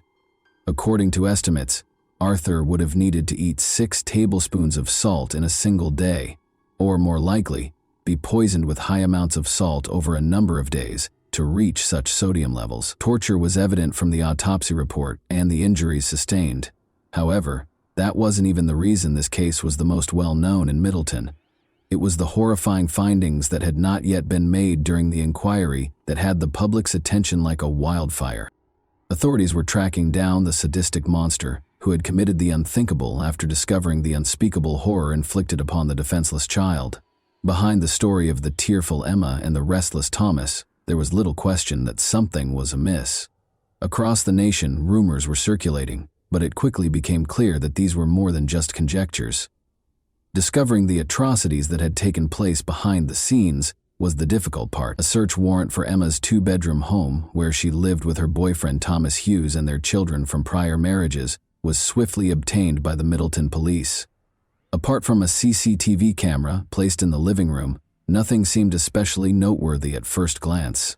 Investigators were informed by Emma and Thomas that it was done to keep an eye on Arthur and make sure he didn't hurt himself. The investigators were unaware that the recordings held terrible secrets they would have preferred to ignore when they took them for additional analysis. Heartbreaking details of little Arthur's last hours were captured on CCTV, including scenes that would have horrified anyone who saw them. This unsettling video was captured just a few hours prior to Arthur's purported mishap. Arthur pleaded with Blake to come and save his life. Who were these individuals that Arthur was depending on in the final stages of his life? Blake was Thomas Hughes's brother and Arthur's uncle. When Arthur called for his family outside of Emma and Thomas, he was seen to be weak, frail, and hardly standing. Detectives contacted Arthur's grandparents and Uncle Blake during the hours that these recordings were being examined. In addition to being open, the family had a lot to share. The date of Arthur's birth was January 4, 2014. He was among the happiest kids you could ever meet just a year ago. He was a huge supporter of Birmingham City Football Club and loved superheroes.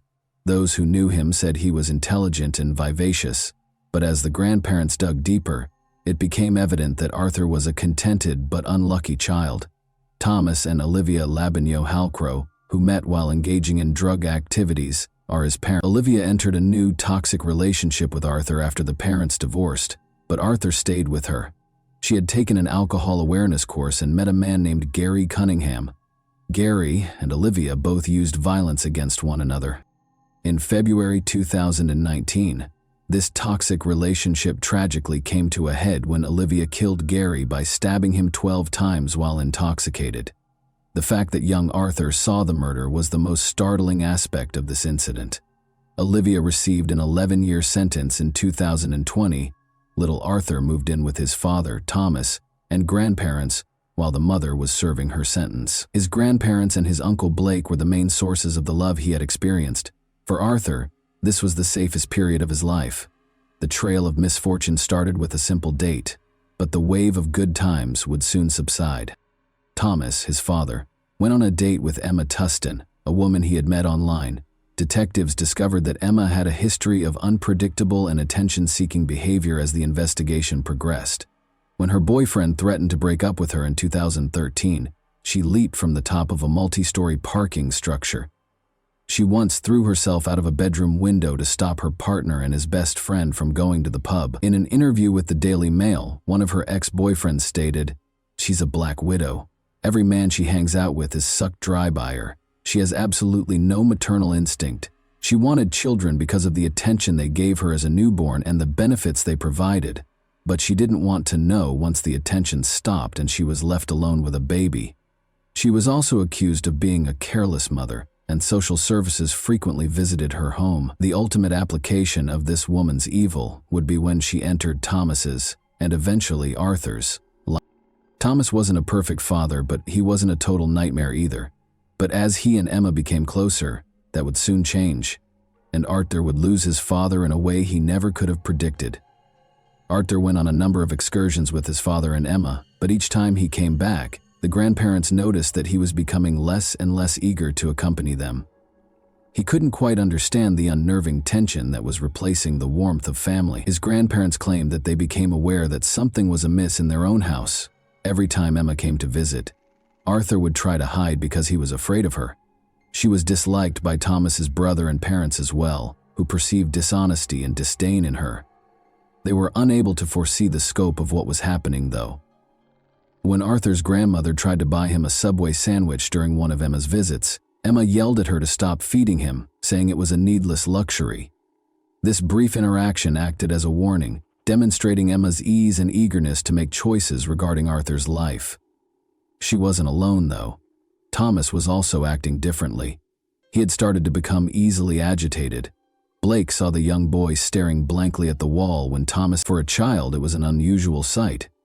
Blake tried to give him a snack to lift his spirits, but Thomas stepped in and said Arthur was being punished and shouldn't be fed. As the pandemic spread, this was only the start of a nightmare that would only get worse. A total lockdown was proclaimed by the Prime Minister. Arthur had the danger in his own house while others hunkered down to protect themselves. Separated from his cherished grandparents, he was raised by his father, Thomas, and Emma, and saw them infrequently. Things were gradually coming together for Arthur's decline. Arthur's grandmother saw a blue bruise on his shoulder during one lockdown. She took prompt action and lodged a complaint with social services, even though she was Thomas's mother. When Arthur got back to Emma and Thomas's house the next day, a social services agent called Emma and paid her a visit. But nothing was done about it. They insisted that Arthur and Emma's other two children looked content and healthy, and they denied that there was any bruise. But the call prior to the visit was sufficient justification for Emma to be on guard and take the required precautions to hide it, according to the grandmother. Blake tried to get in touch with the Middleton police, but sadly the officers never got through to Arthur because they believed social services was handling the case. The family made repeated attempts to enlist assistance for Arthur, but there would be no outcome. Arthur was suffering terribly, and there was nothing anyone could do about it. Meanwhile, Arthur's death was being investigated more thoroughly. Though they were unsure of what might have caused Arthur's death, Arthur's grandparents and family blamed Emma and Thomas.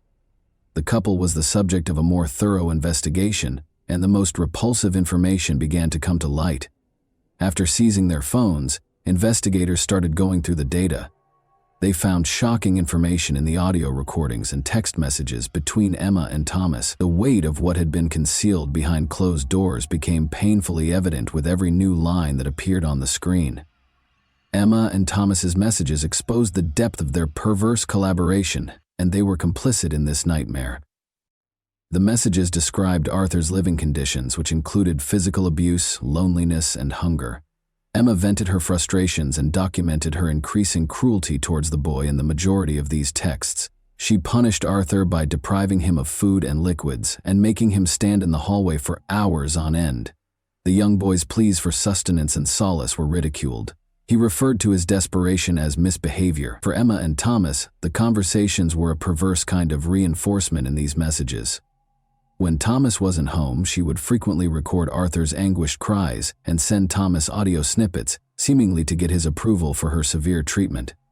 Thomas would reply by expressing his own annoyance with Arthur and urging her to be even harsher, telling her to just end him or recommending violent means to stop his screams. The boy was left to suffer alone in his room or cry himself hoarse in the hallway while the couple, at times, were only a few feet away from Arthur and texted, their phones buzzing with nasty conversations. Emma complained that Arthur was acting out or spoiling him because of his need for affection. Emma and Thomas talked about how Arthur should be disciplined for small transgressions or denied certain foods. Neglect was not the only form of abuse. There were numerous instances of name-calling and verbal abuse in these messages. Both sides' hatred was clearly visible in these messages.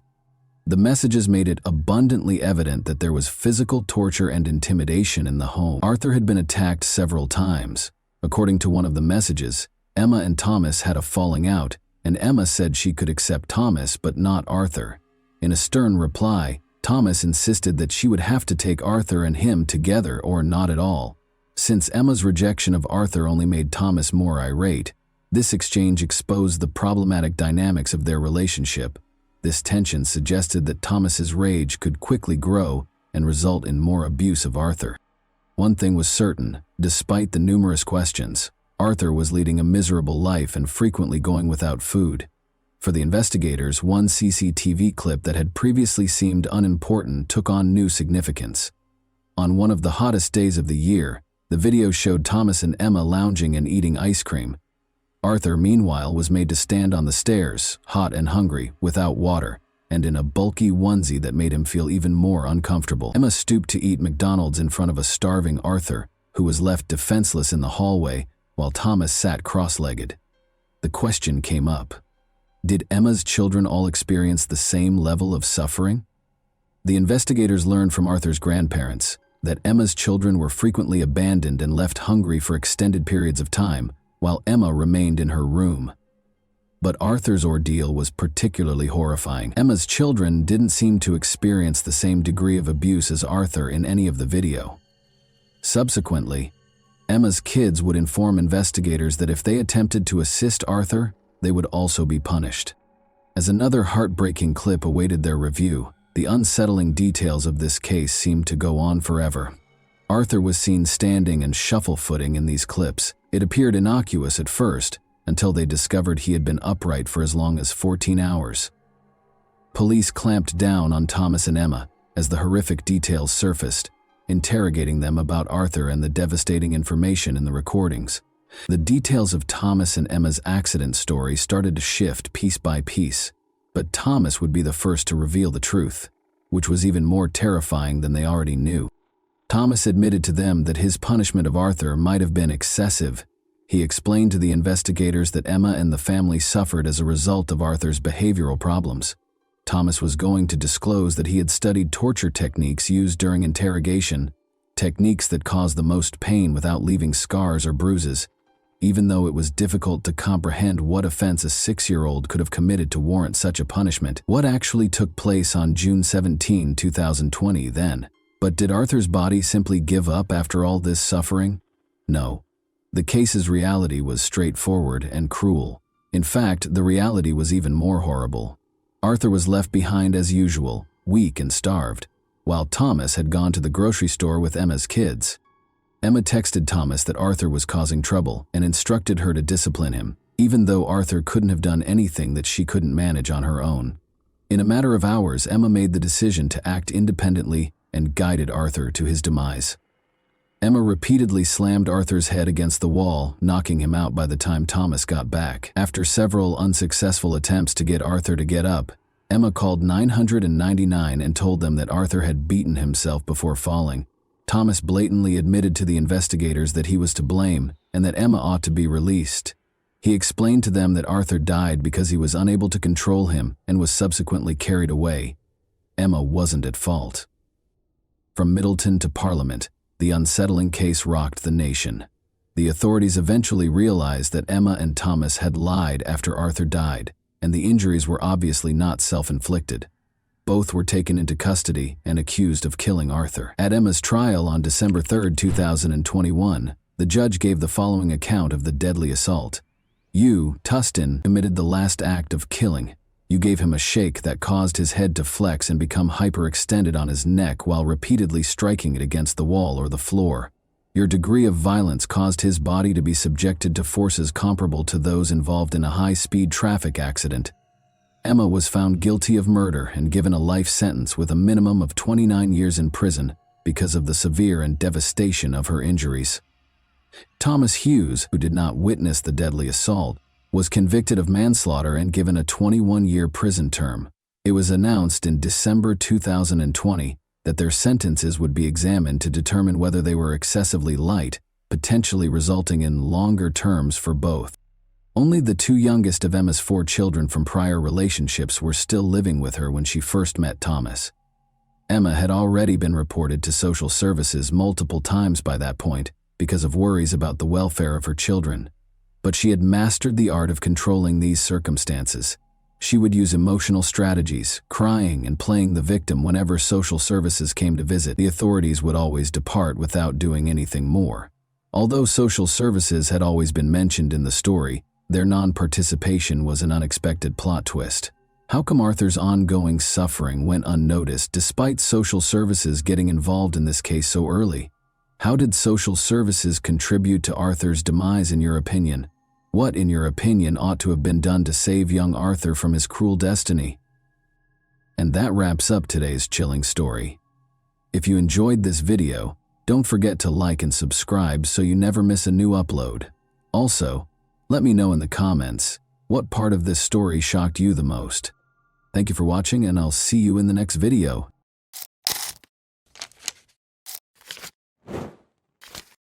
Hey guys, welcome to my channel, and today we're going to take a look at another horrible case with you. Carol Ann Barrett's murder was a terrifying mystery for 44 years.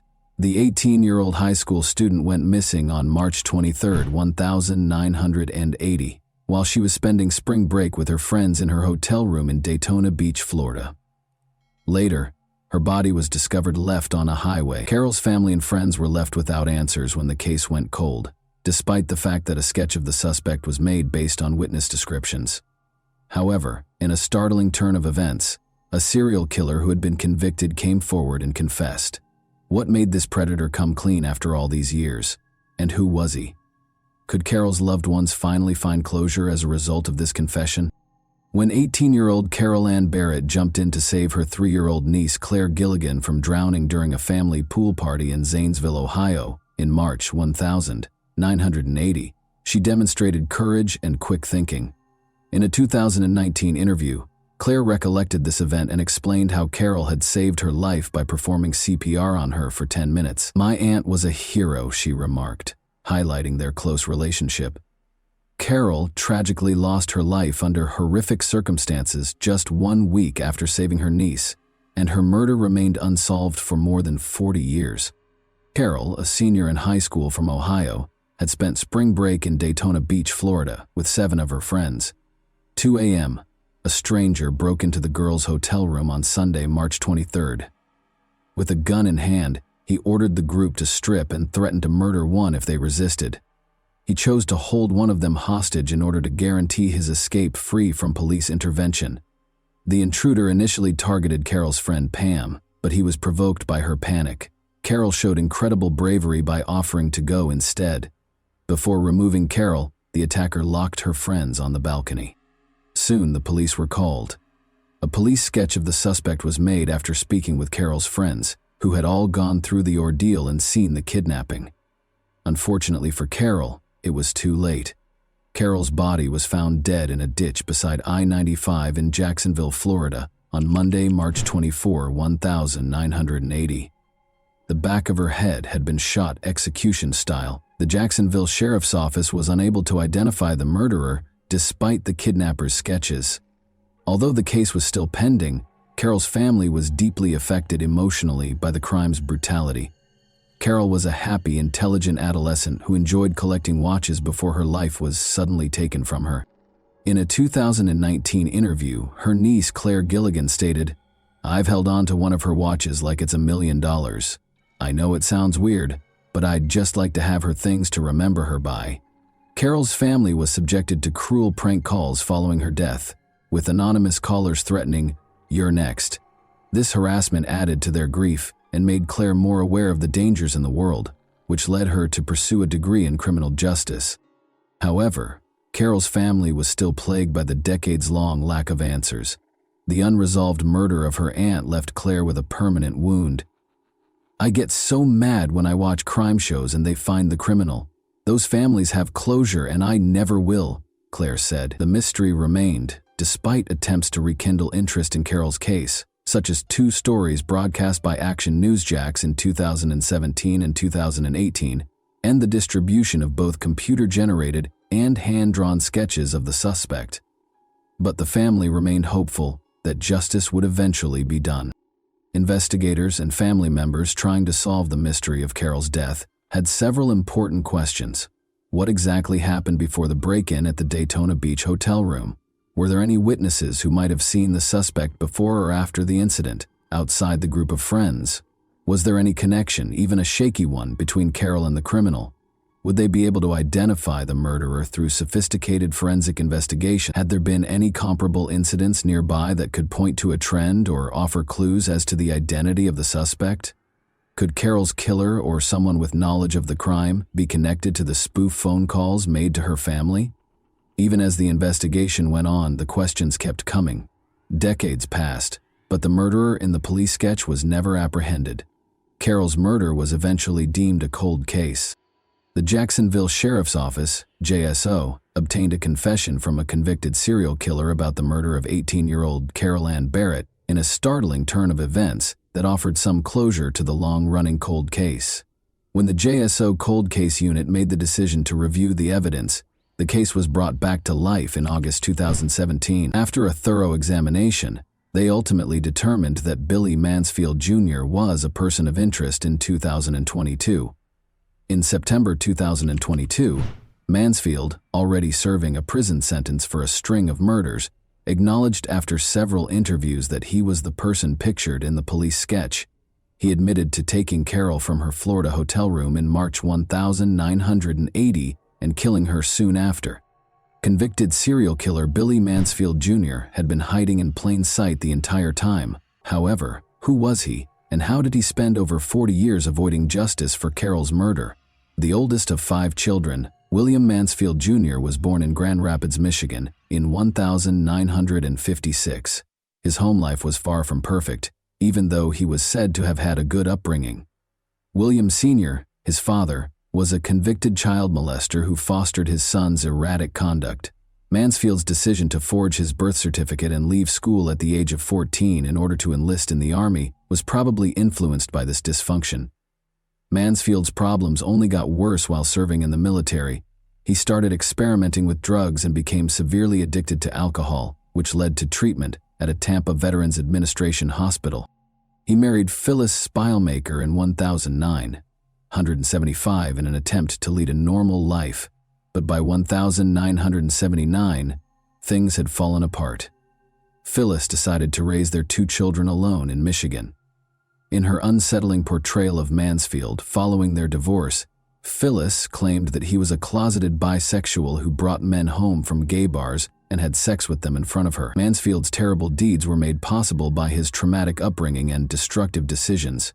He followed a startling and repulsive path influenced by his past, abusing and killing women and girls. Mansfield was accused of sexual misconduct by a babysitter in Grand Rapids, Michigan, in January 1977. He received a sentence of 36 months of probation and 6 months in jail. However, he violated his parole and was sent back to prison shortly after his release for assaulting 2 teenagers in a rural part of the city. Mansfield was housed in the same cell as fellow prisoner Albert Lee III, who admitted to Mansfield that he had kidnapped and murdered 11-year-old Linda Vander Veen from a Grand Rapids school crossing. Later, after serving a year, Mansfield would use this information to testify against Lee in exchange for a reduced sentence, which led to his release. However, these prison terms had little effect on his desire for violence. Mansfield forced 18-year-old Pamela Sherrill into his van and abducted her on June 19, 1980. After driving her to a rented trailer, he attacked and hurt her. Mansfield was evading capture when Sherrill called the police to report the assault. Mansfield was arrested in Santa Cruz, California on November 23, but was later freed after posting bail. Mansfield was then released once more to hunt down his next victim. The body of 29-year-old Renee Saling was found dead in a drainage ditch beside Buena Vista Road in Watsonville, California, on December 7, 1980. The previous day was the last time her husband had seen Renee, a mother of 3. Her clothing was ripped when she was discovered, and there were obvious signs of assault. Her blouse and pants had been pulled down to her ankles. She had been strangled, according to the coroner's report. Police created descriptions of 2 suspects based on witness statements, young men in their 20s who were probably related to one another. 4 days later, a rookie police officer in Winnemucca, Nevada, brought Mansfield and his brother Gary, age 23, in for interrogation. Despite lying about their identities and ages, they fit the suspect profiles in terms of their physical characteristics. The brothers were arrested at California's Humboldt County Jail. The Mansfield brothers were charged with murder in connection with the death of Renee Saling and were arraigned in a Watsonville court on December 16. They were known as the Bag Brothers by the media because they covered their heads with paper bags to shield possible witnesses' statements. On February 4, 1981, Justice John Marlowe ordered the Mansfields to stand trial for Renee's murder, despite their not guilty plea. The Hernando County Sheriff's Department in Florida secured a search warrant in mid-March 1981 in order to excavate the Mansfield family's Spring Hill, Florida property. After an informant claimed that a body had been buried on the property, this action was taken. After a protracted search and excavation, authorities finally discovered a real house of horrors. The first set of skeletal remains, which included a skull, was discovered in a shallow grave that was blanketed. These remains were sent for analysis right away. Dr. William Whitman, a pathologist, identified the bones as those of a female under 20 who had passed away approximately 5 years prior. Persuaded that the site contained more remains, metal detection specialists and other officers from nearby counties were called in to assist. Continued excavations over the next few weeks produced more upsetting findings. On March 24th, investigators found a small sack of human bones beneath the fireplace, after initially finding the bones of cows and chickens. Inspired by this discovery, researchers dug deeper and discovered more skeletons, all of them young women. 4 victims' remains were discovered interred on the Mansfield property in Florida. Elaine Louise Ziegler, a 15-year-old adolescent girl who vanished on New Year's Eve of 1975, was identified as the first body discovered at the property based on the skull, skeletal features, and a missing tooth. Elaine was on vacation with her mother and stepfather when she vanished from a KOA campground near Brooksville, Florida. Elaine is originally from Parkman. Elaine's parents filed a missing persons report after she was last seen leaving for the camp showers and did not return the following day.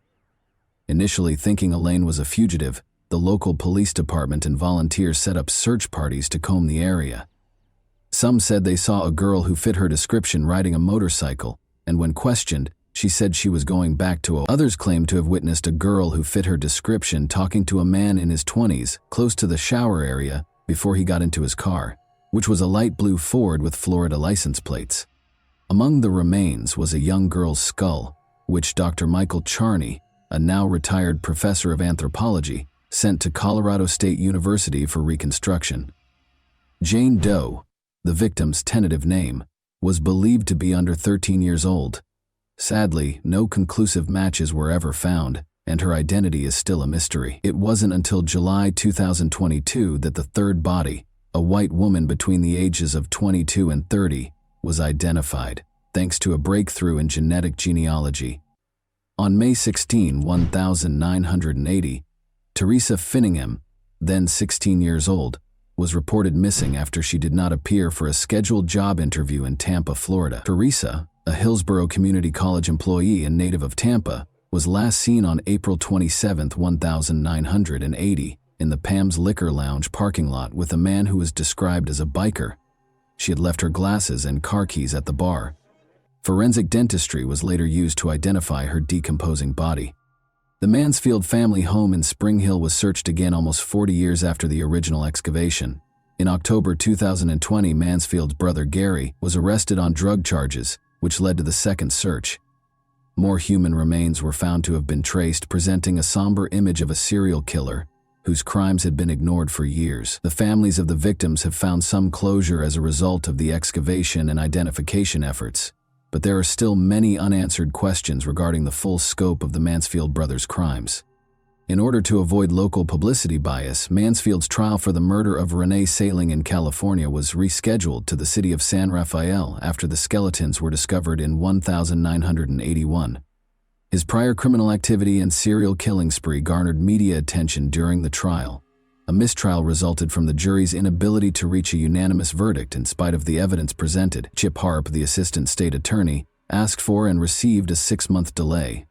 On February 8, 1982, the new trial was scheduled to begin.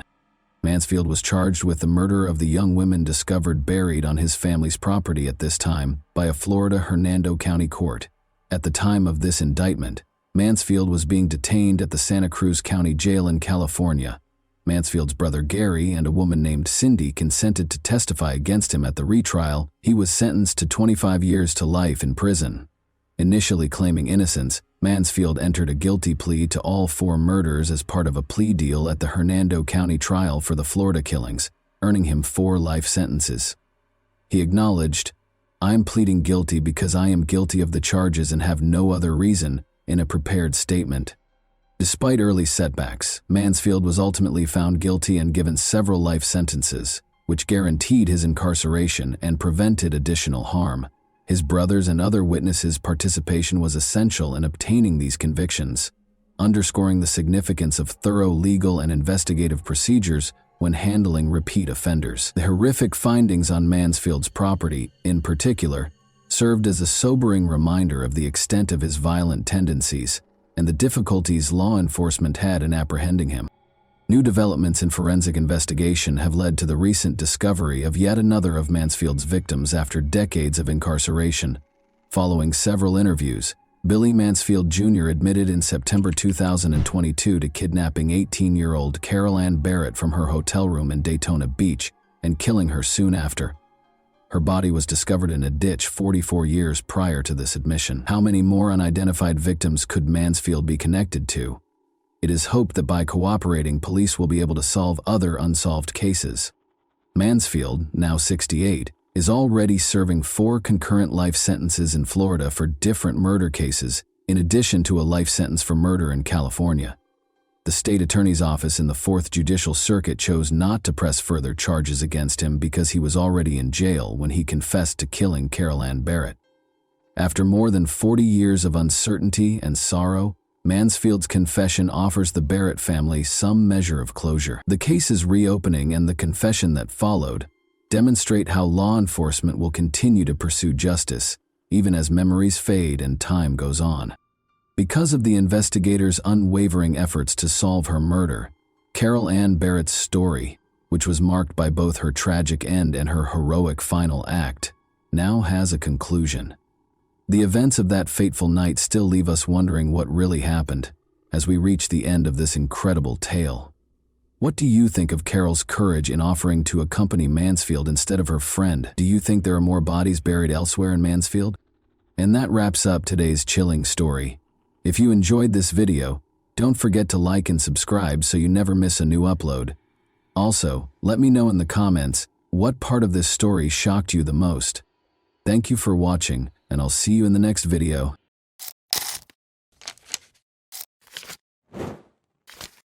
Hey guys, welcome to my channel, and today we're going to take a look at another horrible case with you.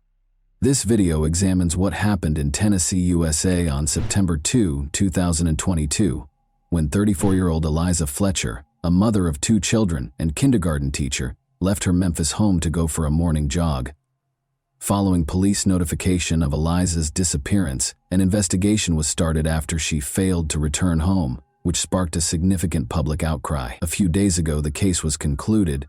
Born in Memphis, Tennessee, on November 9, 1987, Eliza Welford Fletcher played soccer for the University of Memphis after graduating from Hutchinson School in 2006 and went on to finish her undergraduate studies at Baylor University. After graduating from Belmont University with a master's degree in teaching, she focused her efforts and unending youthful enthusiasm on her students at Promise Academy and then St. Mary's Episcopal School's junior kindergartners. Eliza gave her all to her students, as she did to everything she did. She was a firm believer in the value of personal development and did not hesitate to show vulnerability. As a natural athlete, on the other hand, she welcomed it. From childhood teams to collegiate competition to winning marathons, Eliza's love of sports was evident. As an adult, she loved going for morning runs with her friends. She enthusiastically participated in everything she did by utilizing her competitive nature. Eliza was a skilled runner who qualified for the Boston Marathon, a prestigious event among marathon runners, by finishing the Stone Marathon in Memphis in 3 hours, 26 minutes, and 9 seconds. Eliza loved being a wife and mother more than anything else. Richard James Fletcher, her husband, and she met at the Second Presbyterian Church. On Friday, September 2, 2022, the couple welcomed 2 sons into the world after getting married on March 8, 2014. When Eliza did not return from her jog at the scheduled time, her family became concerned. Her husband Richard reported her missing at 7:45 a.m. after noticing that she had not returned home and was not returning calls or texts. Eliza began her day the same way she began many other days, with a morning run. She left the house at around 4 a.m. Police started looking into it right away. The investigators first spoke with every member of Eliza's family. In addition to ensuring that the family members' testimonies were consistent, they had to piece together the timeline of events preceding her disappearance.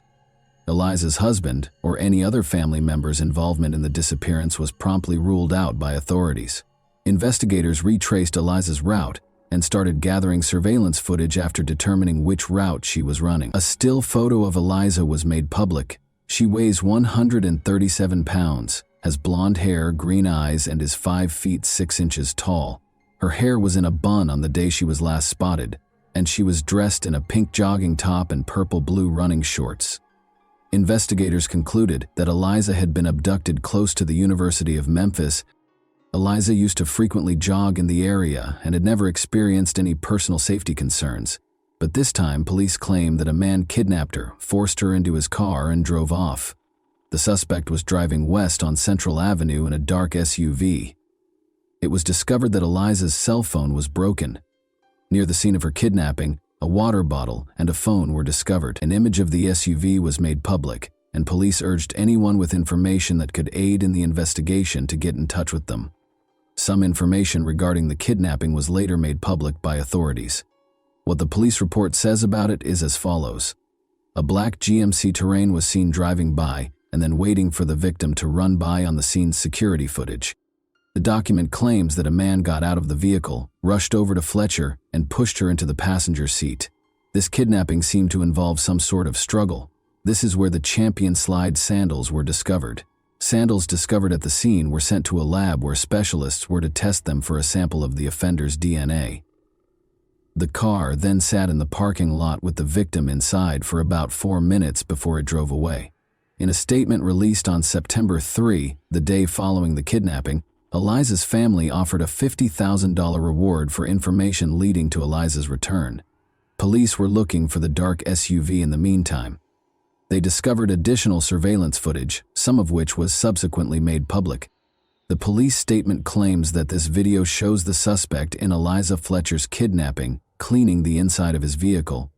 It is clear from the statement that Eliza was no longer in the kidnapper's car at this point, but authorities did find a trash can where the suspect had disposed of the cleaning supplies he had used inside the vehicle.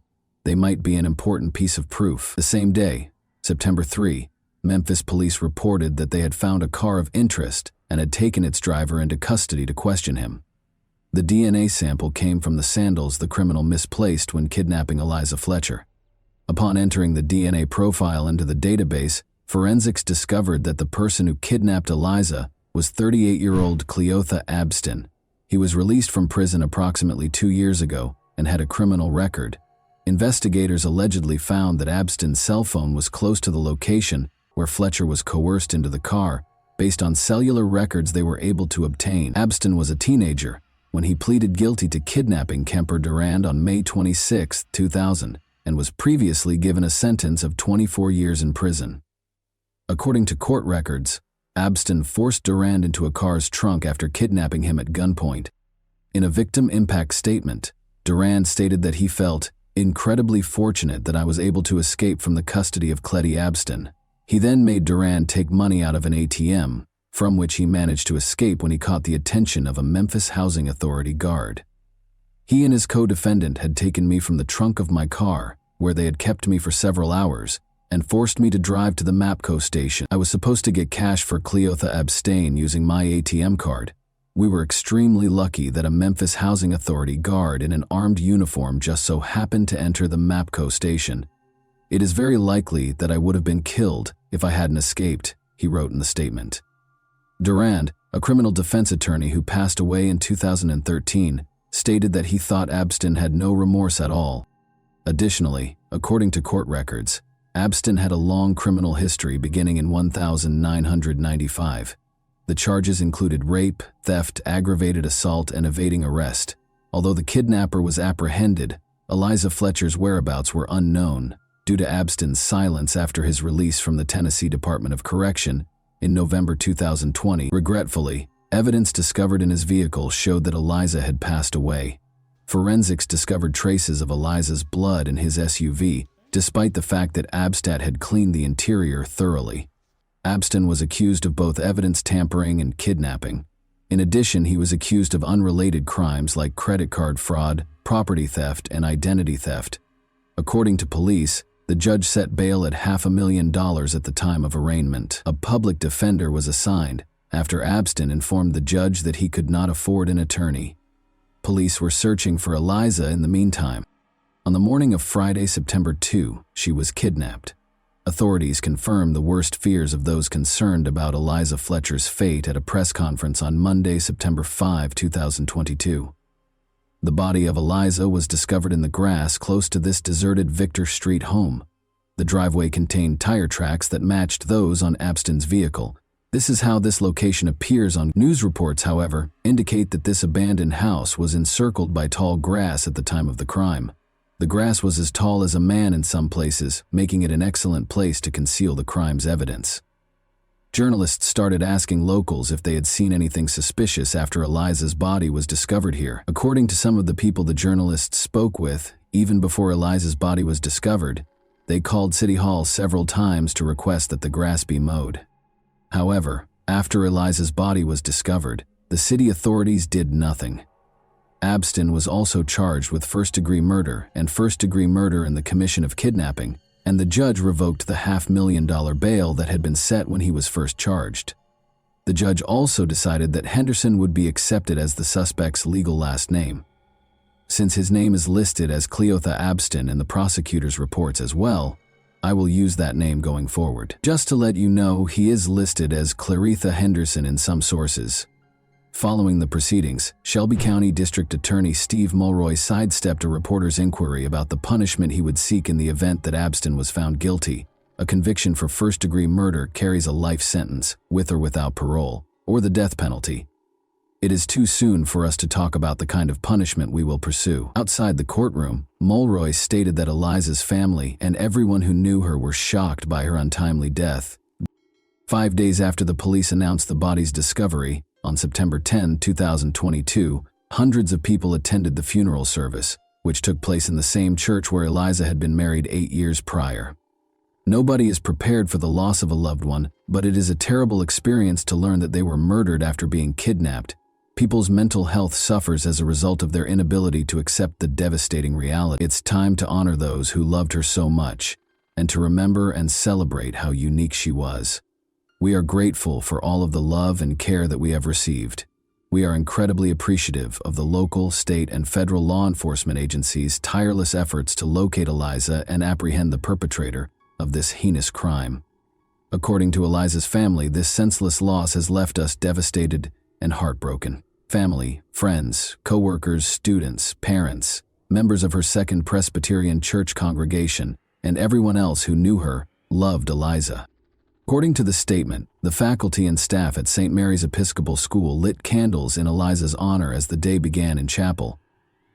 On September 9, 20th, 2000, 200 people came together to finish the marathon that Eliza had left unfinished, according to a Facebook post from the school. In remembrance of Eliza, who was kidnapped at around the same time, they began running at 4:20 a.m. We're just here today to run in honor of Eliza and to demonstrate that women in this city have the right to run at 4 in the morning or 10 at night, said event organizer Danielle Heineman. Any time of day or night, Eliza's supporters jogged, ran, and walked in her honor while dressed in vibrant hues. They held that women had the freedom to go out whenever they pleased and were not required to completely cover their bodies. The 34-year-old mother of two and teacher passed away from a single gunshot wound to the head, per the autopsy report. 2 semicircular skull defects are consistent with a single gunshot wound to the head, with the bullet moving from right to left, back to front, and posterior to anterior. According to the report, a shell casing was found close to where her body was found, despite the fact that no projectile was recovered from her body. Eliza sustained blunt force injuries, such as fractures to her jaw and bruises on her right thigh, in addition to the gunshot wound. Although there was no overt indication of an actual assault, these injuries were consistent with blunt force trauma. It was discovered that Cleotha Abston had abused another woman the year prior to his abduction of Eliza, as the authorities readied themselves for the trial. The attack on Eliza Fletcher might have been avoided if Abston had been taken into custody, but the system failed because of inadequate funding, and Abston was still at large. The incident in question took place on September 21, 2021. The woman, Alicia Franklin, went to the police and said that she and Abston had agreed to have dinner after meeting on a dating app in 2021. Alicia Franklin claims that although they had previously talked about trading love for money, they had no intention of having intimate contact that evening. Instead, he put a gun to her neck and dragged her into his car, where he made her comply with his wishes despite her objections. Alicia called the police after Abston released her. Despite the fact that samples of male DNA were discovered, police reports stated that she had no visible injuries. How much time did it take to analyze these DNA samples, in your opinion? The test results were released on September 5, 2022, nearly a year after the incident, which took place on September 21, 2021. When state leaders and victim advocates learned that Abston had been arrested for Eliza Fletcher's murder, they became indignant and demanded that officials change the way the state handles assault kits. There is still more to be done, but I am happy that we are able to take this extra step towards clearing this backlog. Tennessee Governor Bill Lee apologized and stated that authorities would expedite additional funds to hire 25 additional staff at the forensic lab to speed up the process of testing samples. According to Senate Speaker Randy McNally, we have to get these violent criminals off the streets and keep them off. Jim Strickland, the mayor of Memphis, has publicly defended the actions of the Memphis Police Department. Strickland responded, "I don't know the details," when asked if MPD blew the investigation. The investigation is ongoing. The mayor shouldn't get involved in the investigation's minutiae. Days after his arrest in connection with Eliza Fletcher's death, Cleotha Abston was finally charged in the case.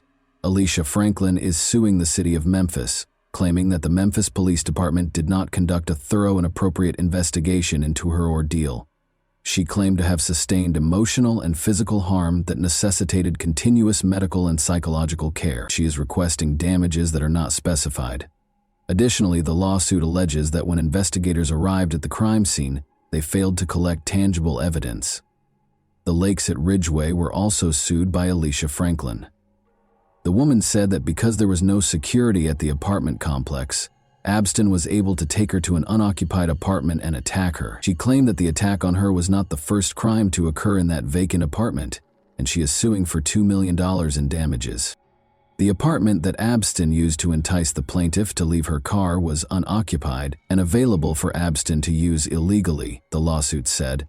In the court filing, the woman also claimed that Henderson had made inappropriate and obscene remarks to other women at the complex, but the property managers had done nothing to request that Abston leave.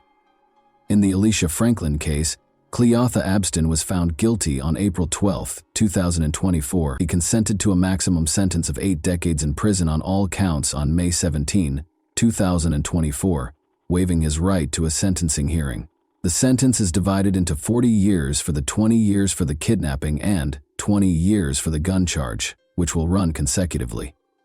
When making a decision, said Judge Lee Coffey, the judge said that Abston will not be able to appeal his sentence, but he can still appeal the trial and verdict itself in the Franklin case this week. On Monday, October 28, 2024, it was revealed that Cleotha Abston was sentenced to life in prison without the possibility of parole in the Eliza Fletcher case. He also noted that the sentence would run consecutively for the counts he considered, including his lengthy criminal history and multiple disciplinary incidents while he was in custody, including indecent exposures and possessing drugs and weapons. The man accused of the violent kidnapping and murder of Memphis schoolteacher and mother of 2, Eliza Fletcher, entered a guilty plea to several charges, including first-degree murder, aggravated kidnapping, and tampering with evidence, according to a statement issued today by the district attorney's office. The case that has rocked the community was officially ended when Cleotha Abston was given a life sentence without the possibility of parole. With the help of Mrs. Fletcher's family, the resolution was reached. The agreement reached today gives the family closure. In order to avoid years and decades of appeals, the defendant forfeits his right to appeal. The fact that this dangerous individual will never again walk our streets benefits the community as well. In prison, he will perish. Due to the overwhelming evidence against him, Abston's attorney, Uni Ganguly, told the New York Times that he advised Abston to accept the plea deal. A jury probably would have given Abston the death penalty, Ganguly told the Times. A statement from Fletcher's family that was sent directly to Abston was read by District Attorney Steve Mulroy. We don't know what happened to you, but whatever it was that made you feel the need to harm people doesn't justify or explain what you did. Nothing will ever be the same because of the permanent change you have brought about in our lives. What you did was wicked. There is no other way to put it. You killed Liza, despite the fact that she did nothing wrong and did not harm you. If you had needed assistance, she would have been the first to offer it. And that wraps up today's chilling story. If you enjoyed this video, don't forget to like and subscribe so you never miss a new upload. Also, let me know in the comments what part of this story shocked you the most. Thank you for watching, and I'll see you in the next video.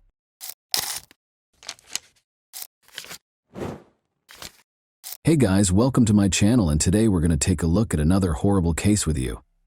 You just heard a 16-year-old boy make a last-ditch plea for his family's survival. Subsequent attempts to contact him were unsuccessful shortly after the call ended. The Kitsap rescue team later discovered a terrifying and unsettling scene. 3 burned bodies, 2 boys and a woman, were discovered inside the burning house.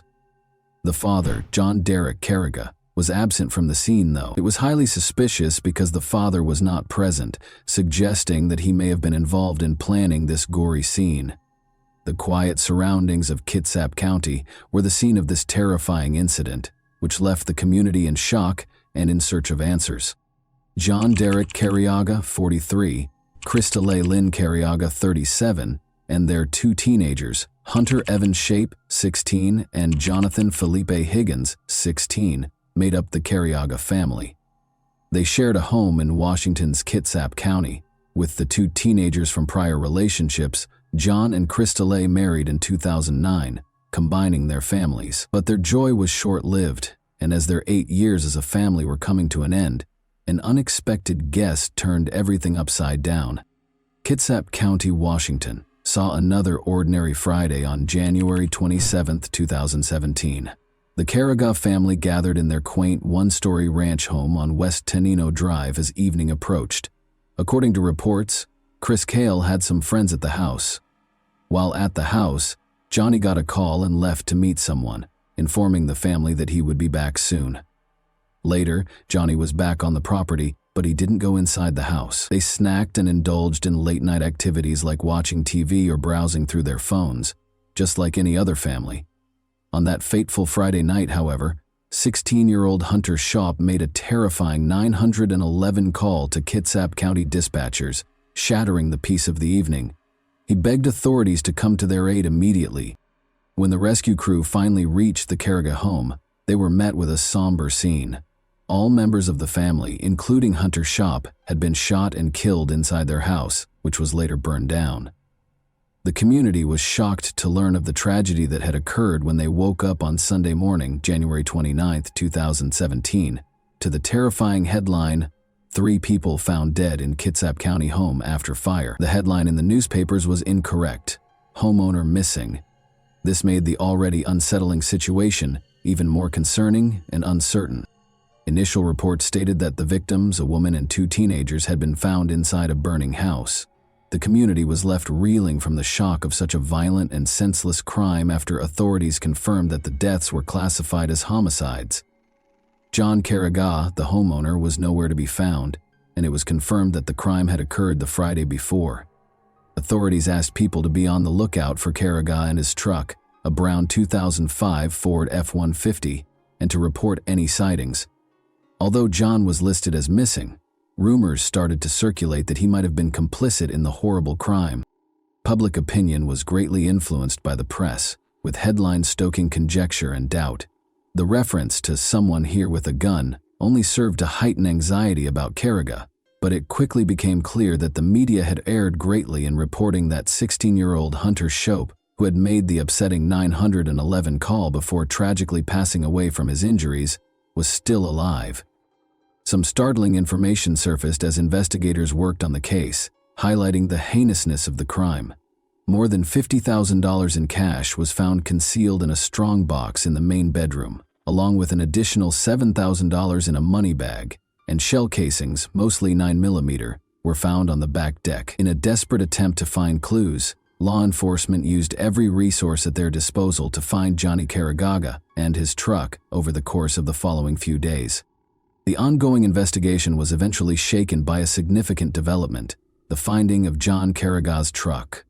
On a secluded road in North Mason County, the burned wreckage with Johnny's lifeless body inside was discovered.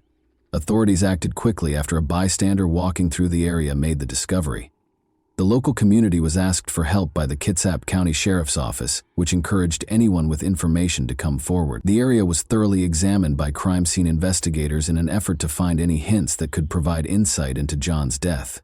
One of the most important pieces of evidence they discovered was a single latex glove that was discovered close to the burned-out truck. Authorities appealed to residents and businesses with security cameras for any footage that might offer important insights into the case. After this discovery sparked speculation and raised questions. Lieutenant Earl Smith, the sheriff's detective, stressed the value of video evidence and urged anyone with pertinent footage to assist law enforcement. The community responded quickly to the appeal, with people coming forward to offer support in any manner they could. Although there was a collaborative spirit throughout the investigation, the specifics of John's death circumstances were still unknown. Detectives reported that there were indications of forced entry and visible damage to the gate on the road leading to the tree farm. There was a clear sign of some struggle amid the confusion and uncertainty, as if Johnny's truck had crashed through the gate. Many people were troubled by the memory of Hunter Shop. In her somber announcement, North Kitsap High School principal Megan Swayze honored Hunter's memory and urged everyone who knew him to treasure their time together. When Detective Elizabeth Lisa Gundrum was assigned to the case, a glimmer of hope appeared as the community grieved the loss of the Carriga family. Due to a severe lack of eyewitnesses and conclusive evidence, investigators began looking into the victims' personal lives. They discovered a number of perplexing but plausible motivations in the process. In essence, these were conjectures regarding the family's financial transactions and business endeavors. which fueled theories of potential illegal activity and criminal ties.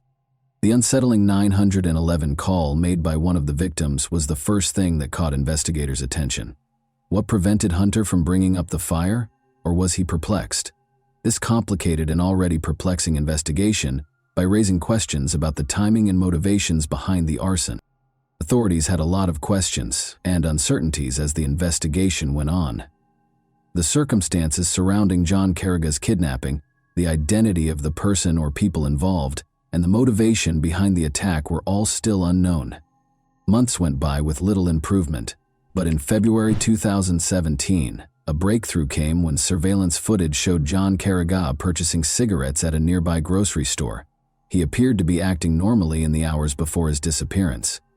Although this shed some light on his whereabouts, it produced no noteworthy leads. Then, a picture of a person of interest that was taken from surveillance footage at a Target store just days prior to the killings was made public by authorities in June 2017. Suspicions regarding their possible involvement in the crime were raised by the image, which showed a person entering the store. This demonstrated the urgency of the investigation and was the first official communication in months. Sheriff Gary Simpson confirmed that multiple people were involved in the painstakingly planned killings and underlined the need for public assistance.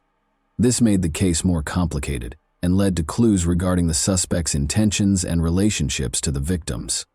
Questions concerning their potential purchases and connection to the crime were raised by the request for information on the unidentified suspect who was spotted at Target 12 days prior to the killings.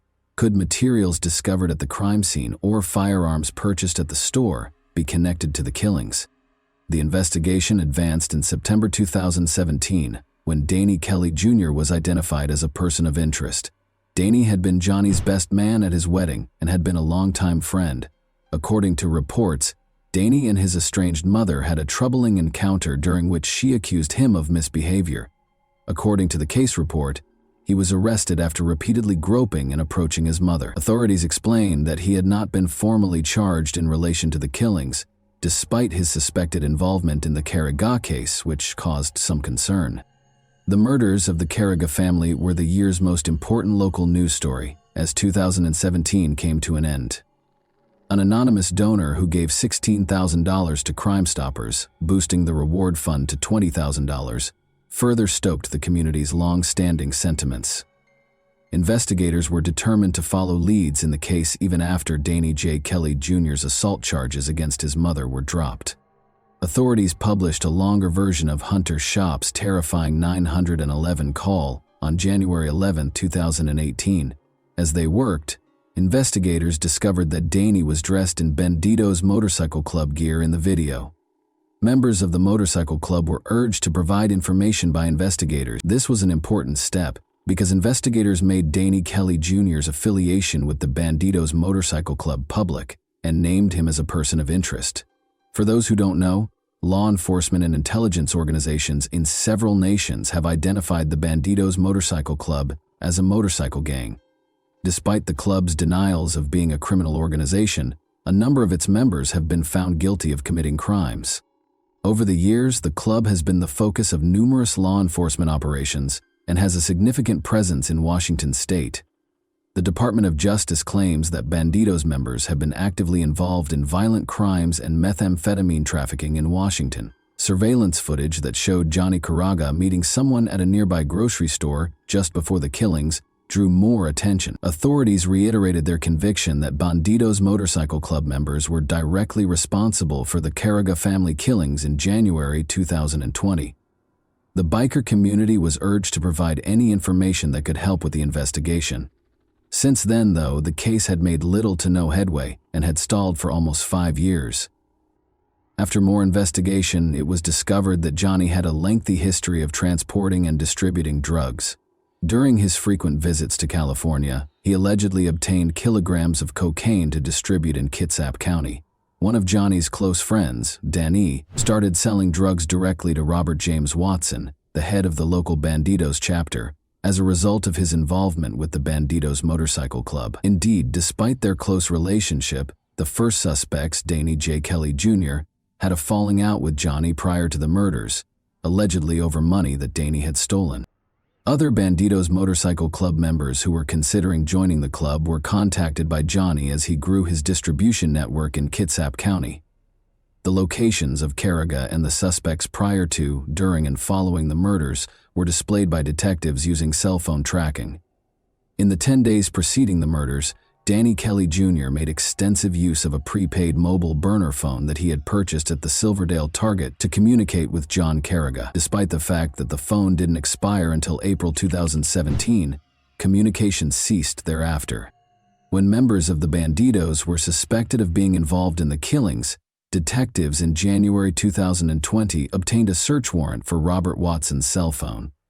One of the recovered texts between Duneen and Robert Watson, dated January 23, 2020, included a comment from Duneen about the weather. "A little humid today." The Carriga family had guests over the night of the killings, but Johnny left right away after getting a call. He briefly parked next to another car in a nearby grocery store parking lot before leaving, according to surveillance footage. The friends left the Carriga residence in the meantime. 3 men showed up and started shooting before Johnny could get back. According to reports, Johnny's wife Christielle was shot in the driveway first, then her son Jonathan Higgins, and finally Johnny's son Hunter Shape. Jonathan Higgins was shot after he came out of his room to see how the disturbance was going, and Christelle was shot in the head. At least one shooter ambushed Hunter Shape as he was bringing a pizza inside the house. The evidence suggested that he caught the murderer off guard. He was hit by 2 more shots after the first one missed. Sheep was still alive when he called 911, but he was presumed dead. The call ended abruptly, indicating that the shooter may have damaged or tampered with the phone before shooting Hunter to death. The attackers then used accelerants and fire starter logs to start fires at various points throughout the house, and they threw rocks through the windows to feed the flames. The suspects later displayed questionable conduct, and this evidence connected them to the crime. A witness saw Danny driving Johnny's truck away from the scene of the crime. Days prior to the killings, Danny reportedly bought a prepaid phone from a nearby Target, which he used to speak with Johnny frequently, a common tactic in criminal activity, according to surveillance footage.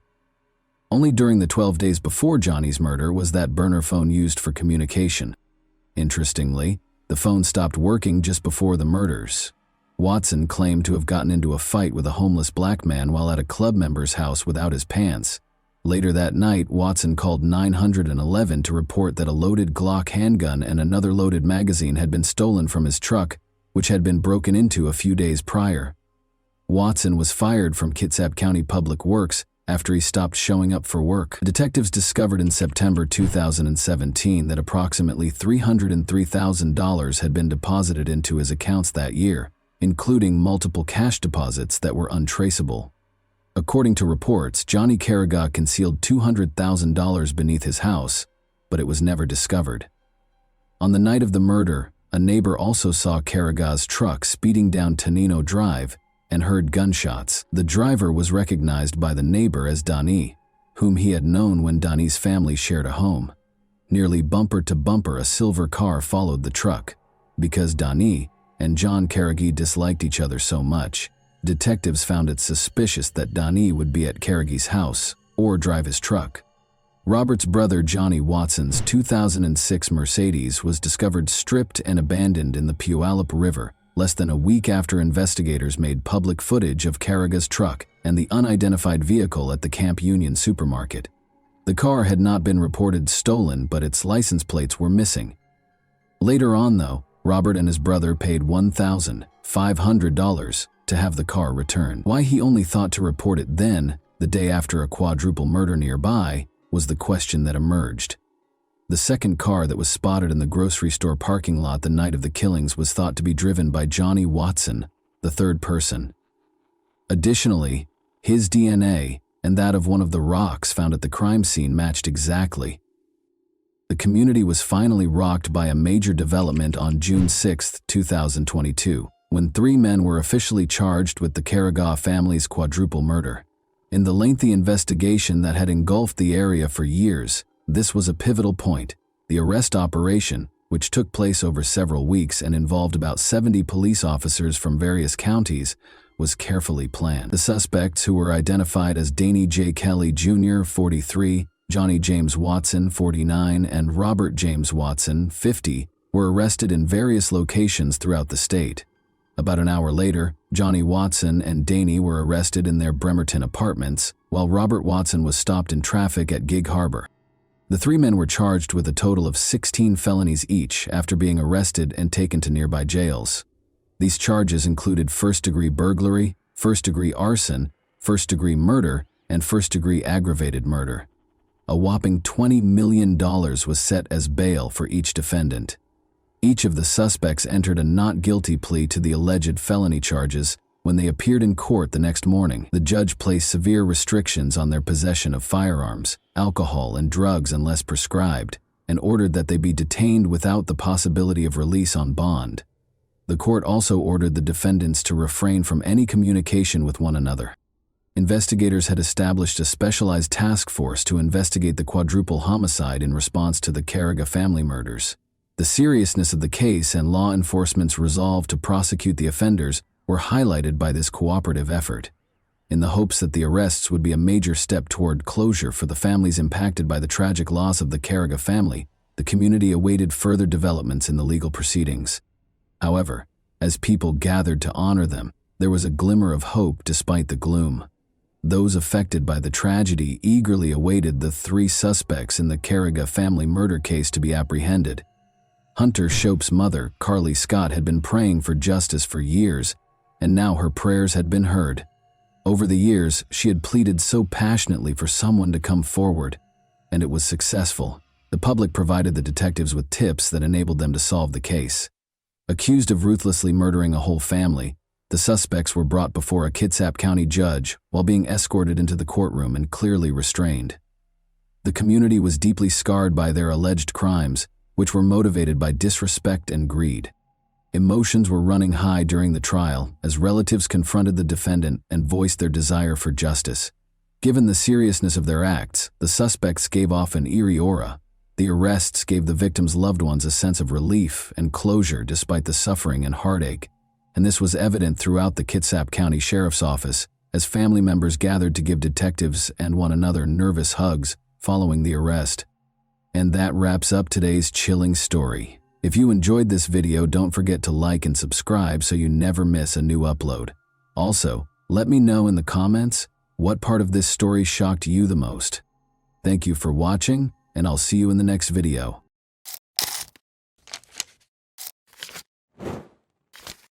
Hey guys, welcome to my channel, and today we're going to take a look at another horrible case with you. After opening in 1954, the Fontainebleau Hotel quickly gained popularity among Miami's elite. Benjamin Novak founded it and oversaw the property until 1977. Bernice Novak, his wife, was a prominent figure in Miami's social life. In 1956, Bernice, a former fashion model in New York, and Benjamin welcomed their only son, Ben Novak Jr. Ben carried on his famous family's legacy while growing up in the glitz and glamour of this iconic American hotel, making use of his connections and power. Ben's life wasn't without its difficulties, even though his parents were famous and socialized with celebrities. He missed out on deep friendships with peers and frequently felt alone as a child because he was surrounded by adults. Many of his early experiences seemed to him to have been staged and fabricated by the adults in his life. He turned to comics as a means of escape, and Batman emerged as his favorite character. His early interest turned into a major passion as he grew older, and he eventually accumulated one of the biggest collections of memorabilia in the world, which included his very own Batmobile. Ben Novak Jr. inherited his parents' business sense in addition to their wealth. He was more than just a comic book fan. He was a clever businessman who loved what he did. He entered the convention industry with the intention of becoming well-known, because he was determined to establish his own identity apart from the family legacy. He continued to work in the hotel sector, organizing conventions with success and making good money each time. Unfortunately, he would ultimately meet a tragic end at one of these conventions. Ben, however, pursued a different interest prior to that depressing development. His life took a drastic turn when he met Narcissa, a stripper at a Miami strip club. He had a thing for strippers. In 1983, Narcisa Sierra Valise Pacheco relocated to Miami. Being the youngest of 6 children and the family favorite, she grew up in a rural part of Ecuador and was well protected by her older brothers. She married Angel when she was 17, and the two of them had a daughter, May Abad.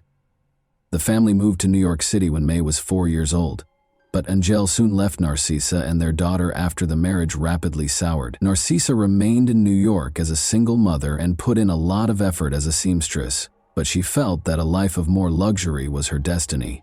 In her ideal world, she would be able to drive fancy cars, go to glitzy parties, own and flaunt expensive clothing, and take luxury yacht cruises. Driven by this aspiration, Narcisa imagined a life devoid of worries about money and rent. But in the end, this dream would take her in a problematic direction. Narcisa made the decision to move to Miami with her daughter in the summer of 1983 in order to start over. At first, she struggled to find work because of her poor command of English. Narcisa started working as a stripper in order to make quick cash and provide for her and her daughter.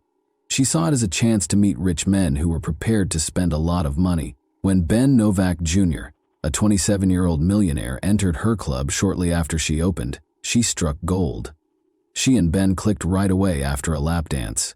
Ben gave Narcisa lavish presents, lavished her with lavish vacations, and gave her sizable sums of money. Narcisa's fascination with luxury only grew as a result. But this new relationship didn't exactly sit well with Ben's family. His mother, Bernice, who was very close to him, was unimpressed, and his father had died. Ben's mother's disapproval of Narcisa did not stop him, even though they spoke every day and she had a big influence on him. Instead of marrying a stripper, Bernice had hoped he would wed a reputable Miami socialite. When Narcisa married Ben in 1991, she accomplished her goal.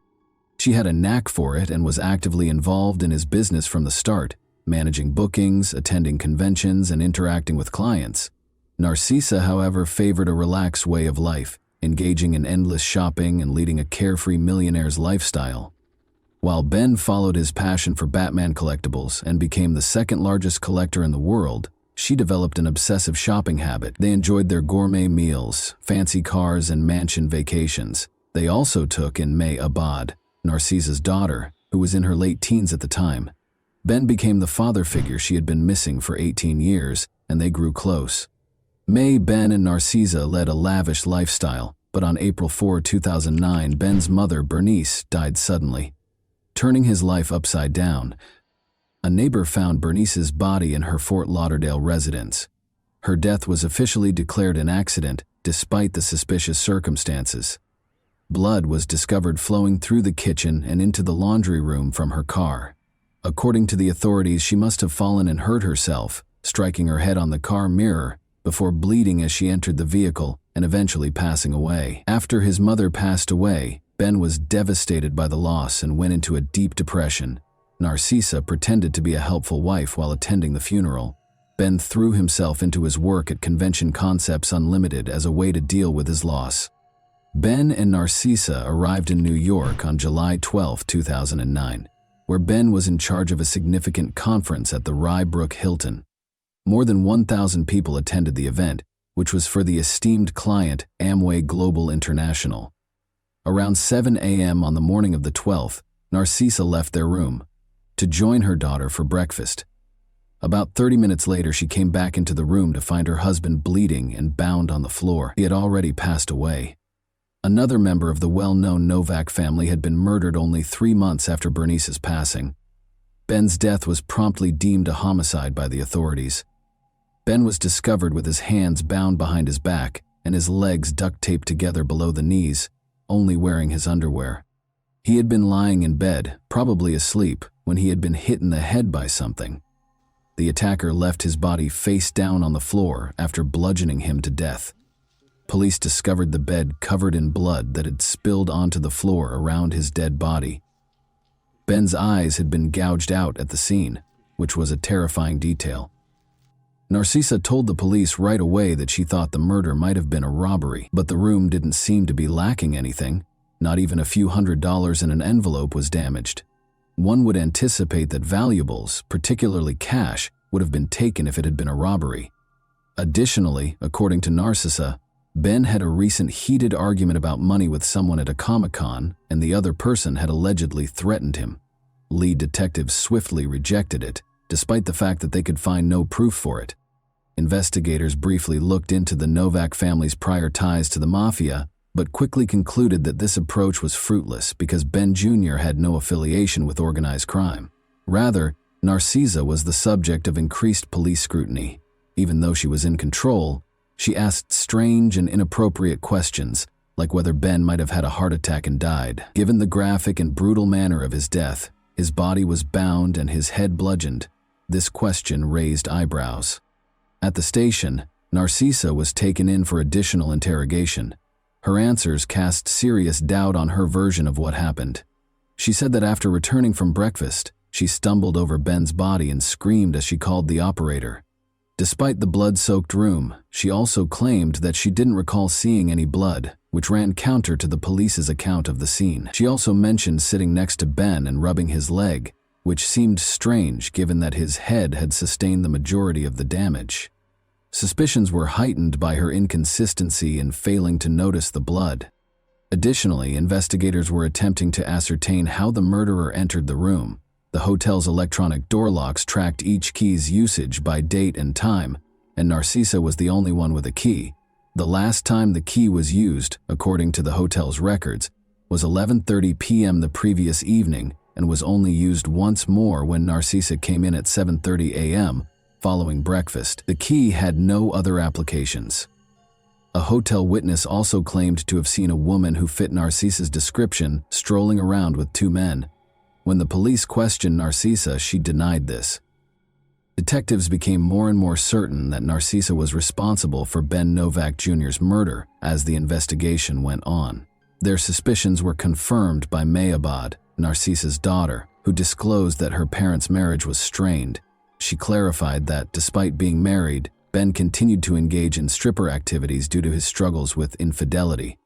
May implied that Narcissa's anxiety was more related to the possibility of divorce than jealousy. Narcissa knew that a divorce would cost her the way of life she had become used to, so she was terrified that Ben would leave her for another woman. This was a legitimate fear. Narcissa hired men to break into her and Ben's house in 2002 as part of a home invasion plot. For 25 hours, they held him captive while he was restrained.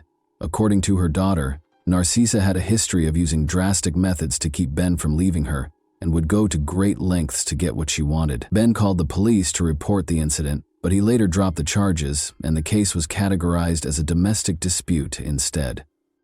Detectives still did not have enough evidence to charge Narcissa, even with the growing suspicions and evidence against her. After questioning, they chose to send Narcissa and her daughter back to their hotel. May begged her mother to tell the truth during this time.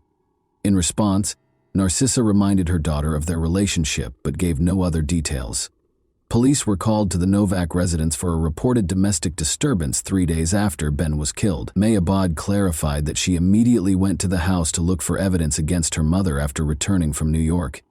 Narcissa found her while she was looking through documents and used a crowbar to attack her, accusing her of betraying her country. According to Narcissa, she grabbed the crowbar in self-defense after May started the fight and attempted to start a fire.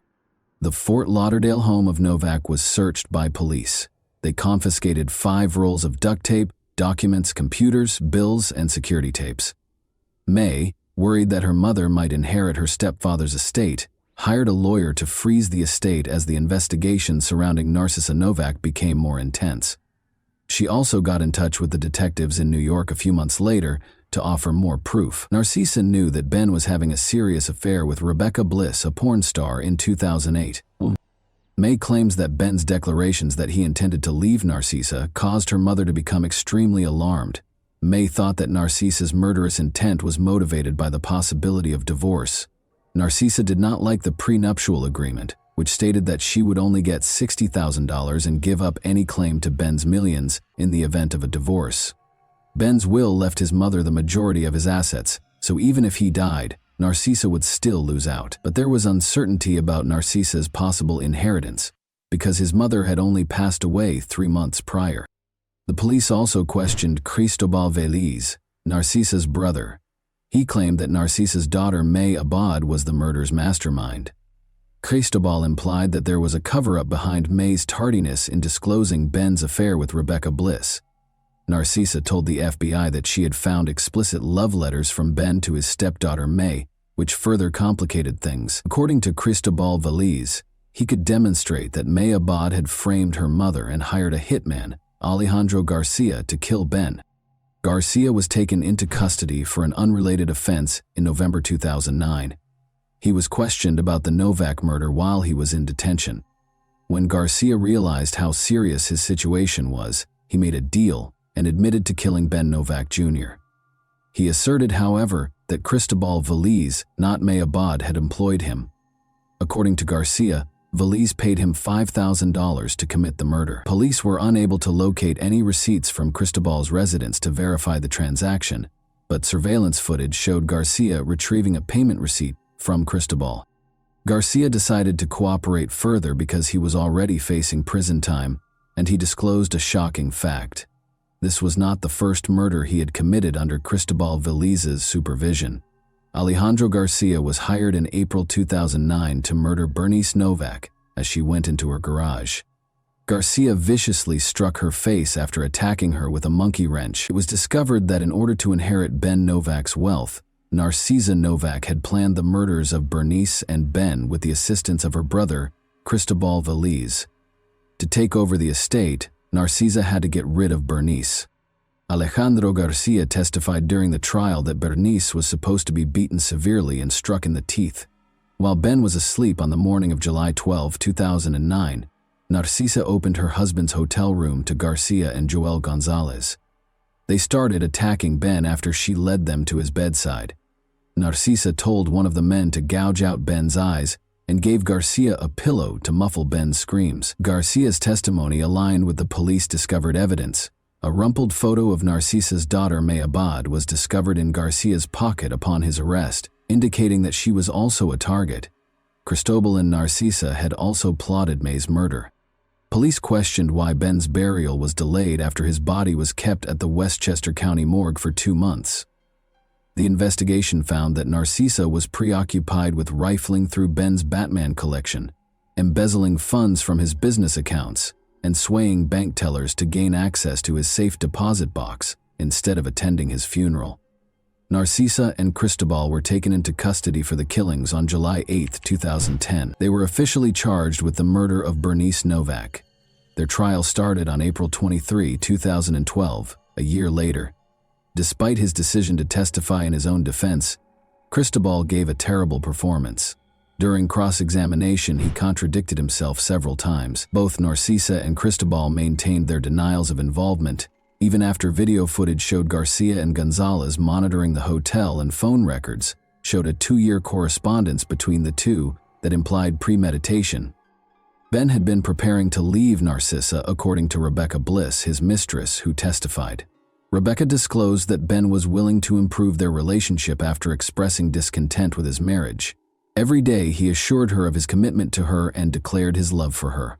Rebecca had previously been confronted by Narcisa regarding the affair, and she had turned down her offer of money to leave Ben. At one point, Narcisa even pretended to be Rebecca, which led to Rebecca's apartment losing power. Furthermore, Rebecca said that 6 months prior to Ben's actual passing, Narcisa had lied to her condo management by claiming that he was dead and therefore unable to pay rent. Narcisa threatened that no one else would have Ben if she couldn't, according to Rebecca. In an attempt to receive lighter sentences, Narcisa and Cristobal both tried to place the blame on the other during the trial. Cristobal was the main mastermind behind the killings, according to Narcisa's lawyer, who argued for a reduced sentence of 27 years. Cristobal continued to blame his niece May Abad as the main conspirator in the meantime. Narcisa was found guilty on 12 of the 13 charges against her, while Cristobal was found guilty on 14 of the 15 charges, even though detectives had thoroughly investigated and rejected these claims. Narcisa's conviction resulted in her losing all claim to the inheritance she had hoped to inherit. The 2 sons of May Abad will now inherit Ben's estate. Evidence provided by the prosecution showed that Narcisa had paid her brother to employ 2 hitmen. According to the murderer's testimony, Cristobal had enlisted their help and given them instructions from Narcisa on how to carry out the assaults. Binding Ben and gouging out his eyes were among the instructions. When the murderers reached the hotel early on July 12, Narcisa let them into her husband's room, led them to Ben, who was asleep, and gave him a pillow to stop him from screaming. Ben was severely beaten with dumbbells until he passed out, leaving him for dead. According to Garcia's testimony, the initial intention was not to kill Ben and Bernice, but rather to cause them severe injuries. Both Narcisa and Cristobal were found guilty at the end of the trial of murder, conspiracy to commit murder, stalking, domestic abuse, money laundering, and witness tampering. When the guilty verdict was read, Narcisa gave up her right to appear in court. Both were convicted and given life sentences without the possibility of release. As a result of their cooperation with the investigation, Alejandro and Joel entered guilty pleas to lesser charges and received sentences of 17.5 years.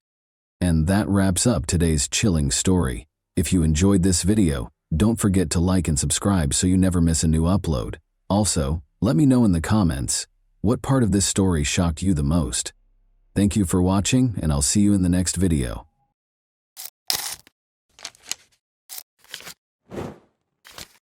Hey guys, welcome to my channel, and today we're going to take a look at another horrible case with you.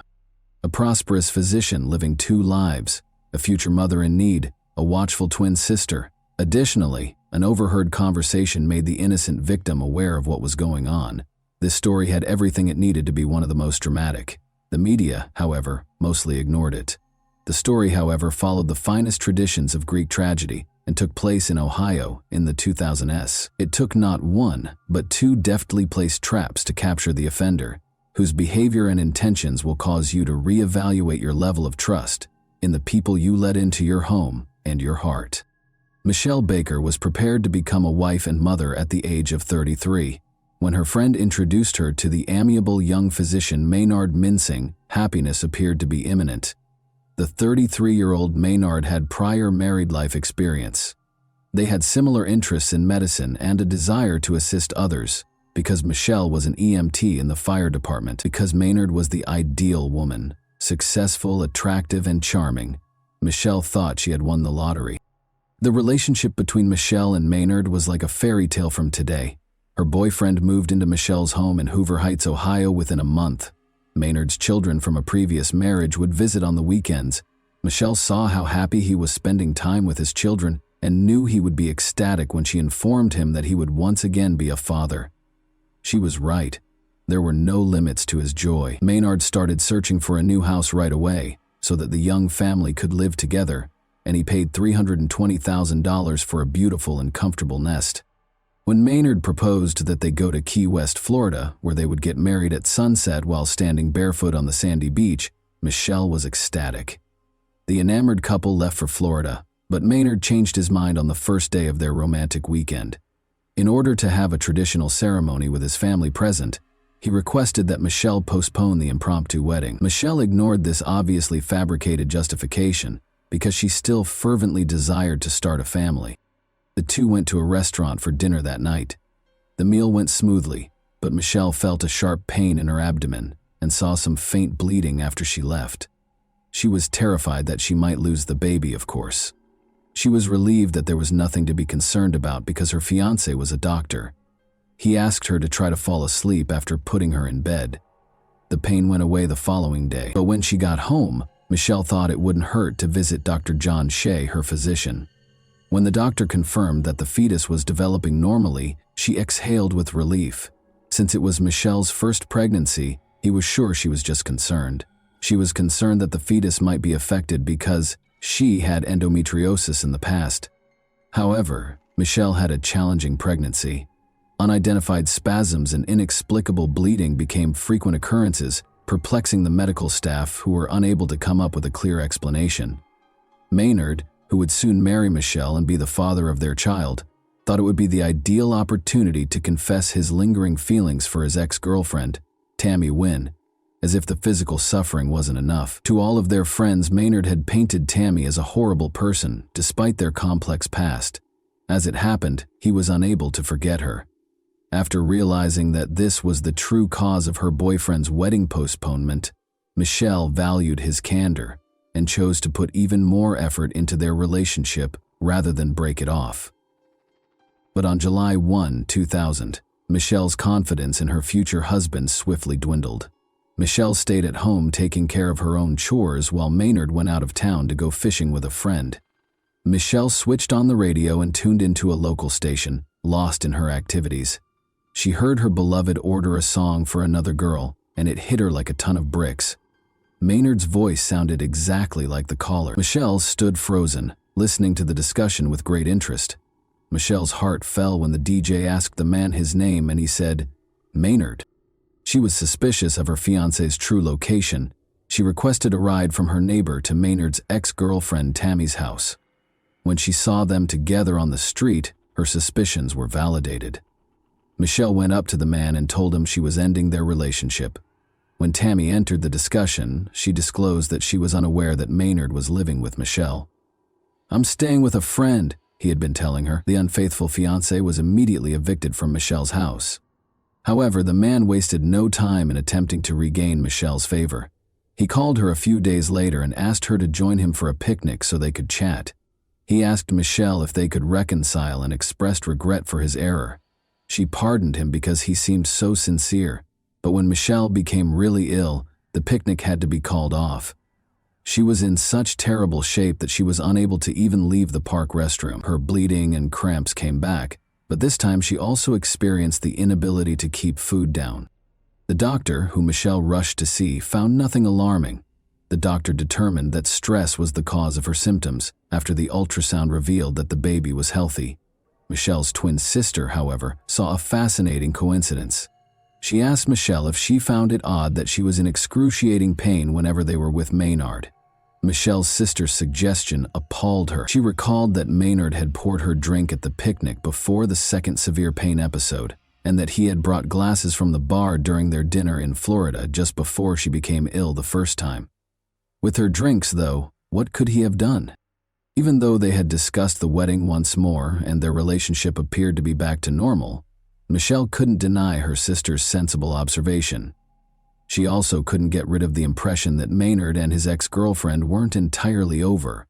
Michelle once again followed her gut and drove to Tammy's house, where her fiancé's car was parked, when Maynard informed her that he would take the kids to Florida for the weekend. Through an open window, she could hear a conversation between two people she saw inside.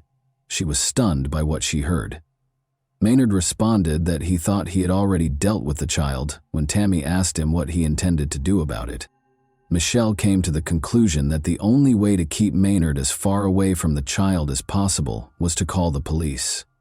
Michelle went to report her suspicions to the police. The detectives, however, were dubious after hearing her story and found it hard to accept that someone would try something so unbelievable. They had never seen anything like it in all the years they had worked as police. Although department rules forbade testing pregnant women, the police wanted Michelle to take a lie detector test. As a result, they rejected the notion and told her up front that, given Dr. Minsing's professional status, they would require strong evidence before they could arrest him. Michelle had to handle things herself because there wasn't much they could do in the interim. Michelle demonstrated her abilities as a true detective. With the assistance of a friend, she concealed a tiny video camera inside a fake plant on the kitchen counter and arranged the flowers so that it recorded everything that took place behind the kitchen table.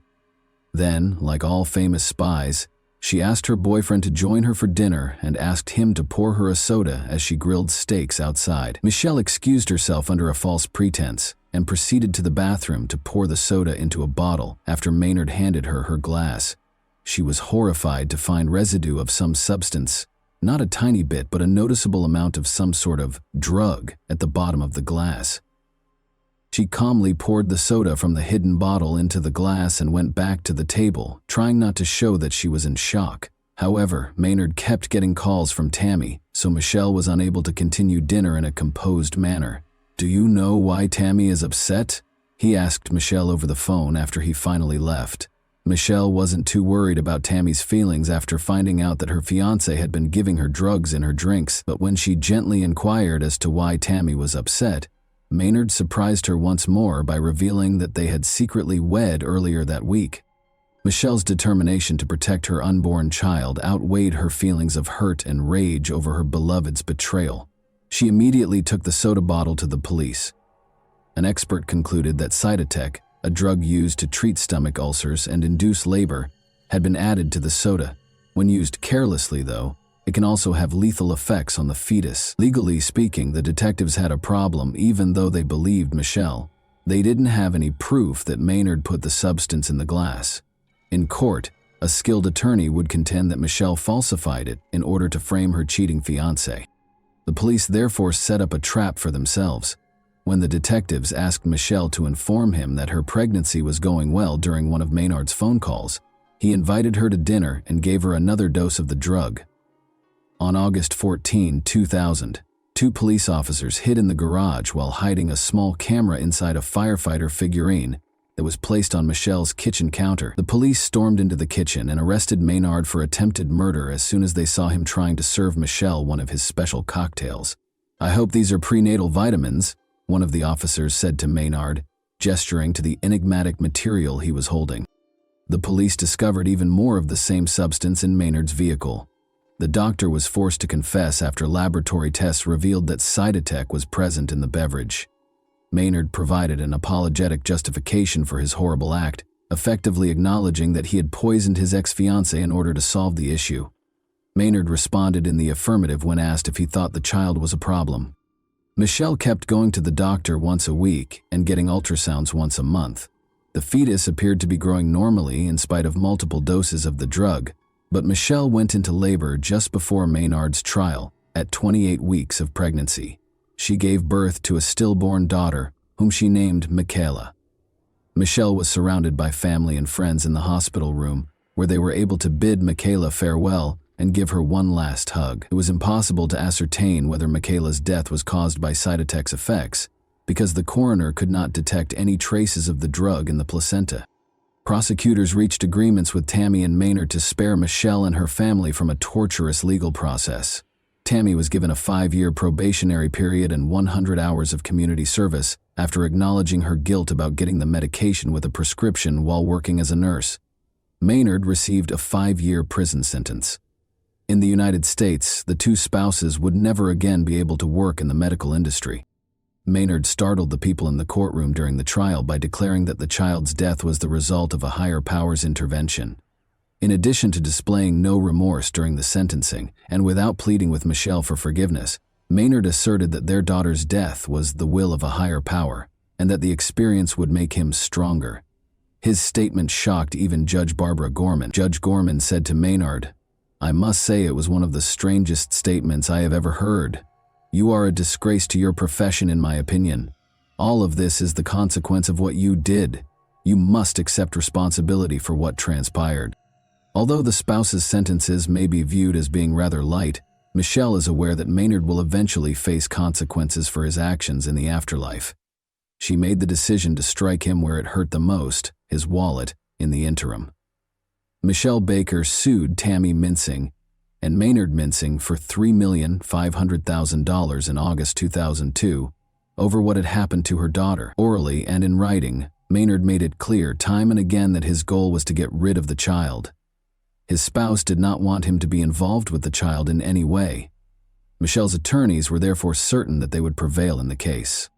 The success of Michelle's lawsuit is unknown, but it was made public in 2007 that Maynard filed for bankruptcy. In 2013, the Mincing name reappeared in the obituary of Maynard's father, a prominent local youth organization founder. Tammy and Maynard Mincing were still married and resided in Ohio, according to the note. Whether or not Maynard meant to murder Michelle is unknown, but at least he chose to end her pregnancy against her will. However, Michelle made it clear to Maynard that she did not ask him to be involved in the child's life or to provide financial support, so he could have accomplished his goals without his heinous scheme. He must have been aware of Michelle's strong desire to have children and cruelly denied her the chance to begin a new family life with a fresh start. And that wraps up today's chilling story. If you enjoyed this video, don't forget to like and subscribe so you never miss a new upload. Also, let me know in the comments, What part of this story shocked you the most? Thank you for watching, and I'll see you in the next video.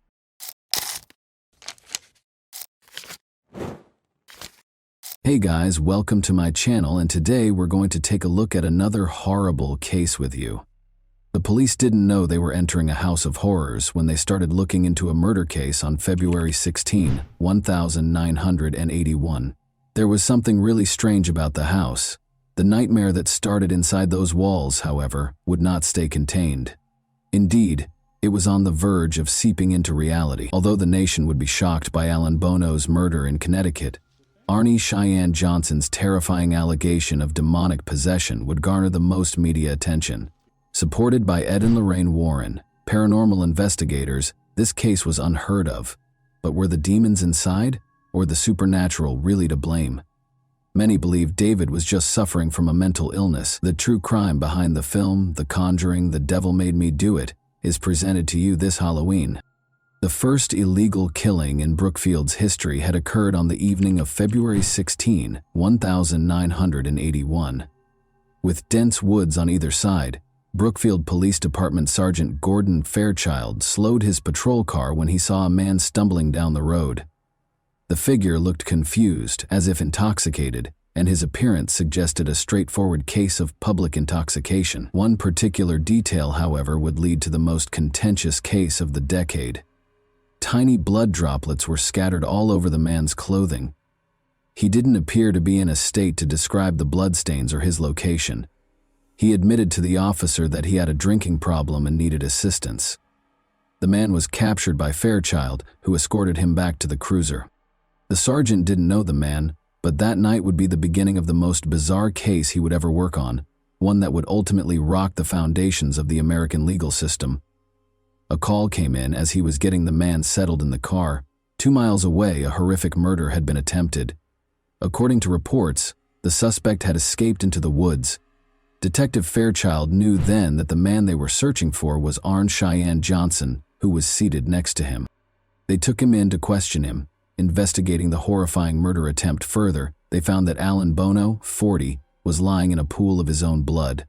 A 5-inch knife had stabbed him several times in a gory manner. One of the stab wounds extended from his stomach to the base of his heart, which made the situation worse. The autopsy had completed the case, the fingerprints on the knife had been positively identified, and there were eyewitnesses to the assault. The proof was unquestionable. Investigators were certain that Alan Bono was murdered by Arnie Cheyenne Johnson. However, it was the why, the reason for the action, that would transform this otherwise straightforward case into a riddle that defied reason and has sparked debate to this day. Alan, the victim, was still receiving medical attention at a hospital on the day Arnie was captured. Arnie was told that he would now face murder charges after Alan passed away from his injuries. Arnie's unexpected reaction was to take a 25-minute power nap. Police Detective Sergeant John Lucas formally charged him with first-degree murder after reading him his rights when he awoke. Arnie's only response during the interrogation was that he had no memory of the murder's time and that he didn't intend to harm anyone.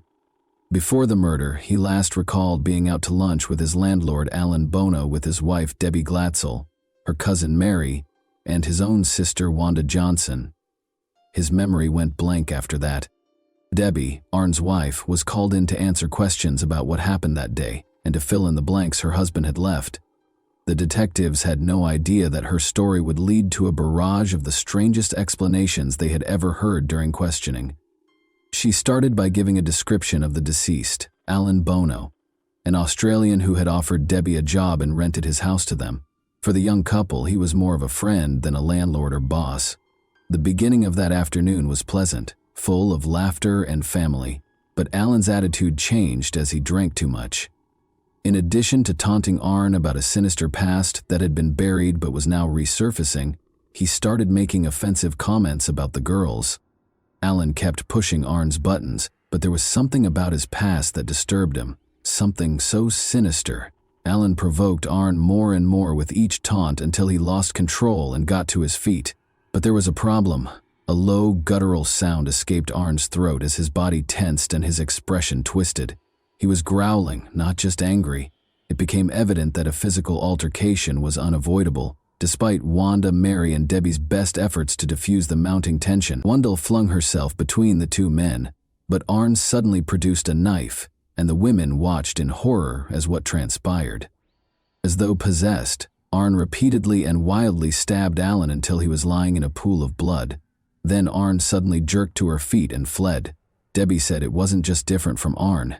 It wasn't Arn at all. He wasn't acting alone, supposedly. During this strange interrogation, renowned paranormal investigator Lorraine Warren called the Brookfield police station because they believed that an outside force, which they dubbed the Beast, was silently pulling the strings. She was going to say something so out of the ordinary that it would make the case even stranger. It was a malicious demon within Arn, she thought, and he was innocent. Despite the fact that the detectives clearly didn't believe her, she persisted and requested that they look over their earlier records.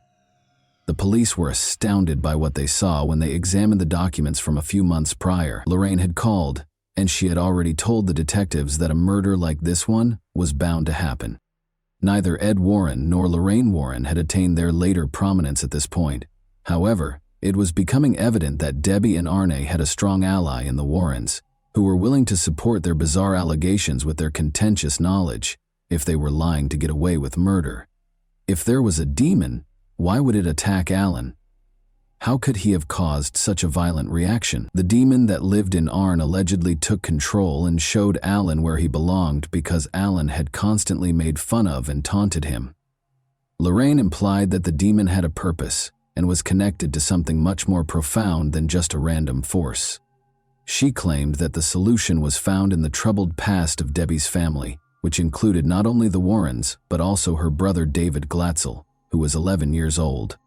The clock was running out as the investigators got ready to delve into this sinister past, and the story was only going to get stranger by the second. The realities that awaited them were more horrifying than their worst fears. It started in Bridgeport, Connecticut, during the summer of 1980. Arn and young Debbie were searching for rental properties to move in together after becoming engaged. At that point, they discovered a house close to a well. They made the decision to move in since the house was roomy and better than others in their price range. Debbie's family provided assistance with the move. However, their idyllic reality would soon be shattered by the dream home. David, Debbie's younger brother, had been asked to sweep the master bedroom, but after a while she discovered him outside in the yard, clearly shaken. He insisted on going home without cleaning the room. Debbie gave the assignment to her older brother Alan after realizing something was amiss. However, Alan also felt uneasy shortly after beginning and promptly requested to leave. During dinner at their mother's house that evening, David and Alan both related disturbing tales about what had happened to them that day. These tales would soon be woven into something much darker. David said a man shoved him back onto the bed and threatened to hurt him and his family. Alan said he had had a similar experience. The door suddenly slammed shut in his face as he felt a ghostly presence watching him. The family believed in the supernatural and was very religious. They were therefore certain that the house was haunted. They started looking for other options after giving up the rental property. The family's encounters with the paranormal did not end there, though. David started exhibiting alarming symptoms of an unidentified cause right away. He frequently communicated the beast's messages to the family because he thought he could hear it in his ears. He thought the beast had come through the storage beneath the house and was at their door one day. Each of these incidents then added to the others, and the family was unable to turn back. David claimed to have had the impression that someone was following or watching him. He was terrified and unable to sleep as a result of his intense nightmares, which were full of images of hideous people. Family members started to see David's distress firsthand. Some reported that he would speak in deep, strange voices or show unusual strength. David's family sought assistance from famed paranormal investigators Ed and Lorraine Warren after realizing how serious the situation was. Famous for their work on a number of haunting cases, the Warrens thought David was under demonic possession. They documented the strange events through a series of investigations and interviews with the Glatzel family. David reportedly had violent outbursts during one particularly intense session, claiming that a malevolent entity was torturing him.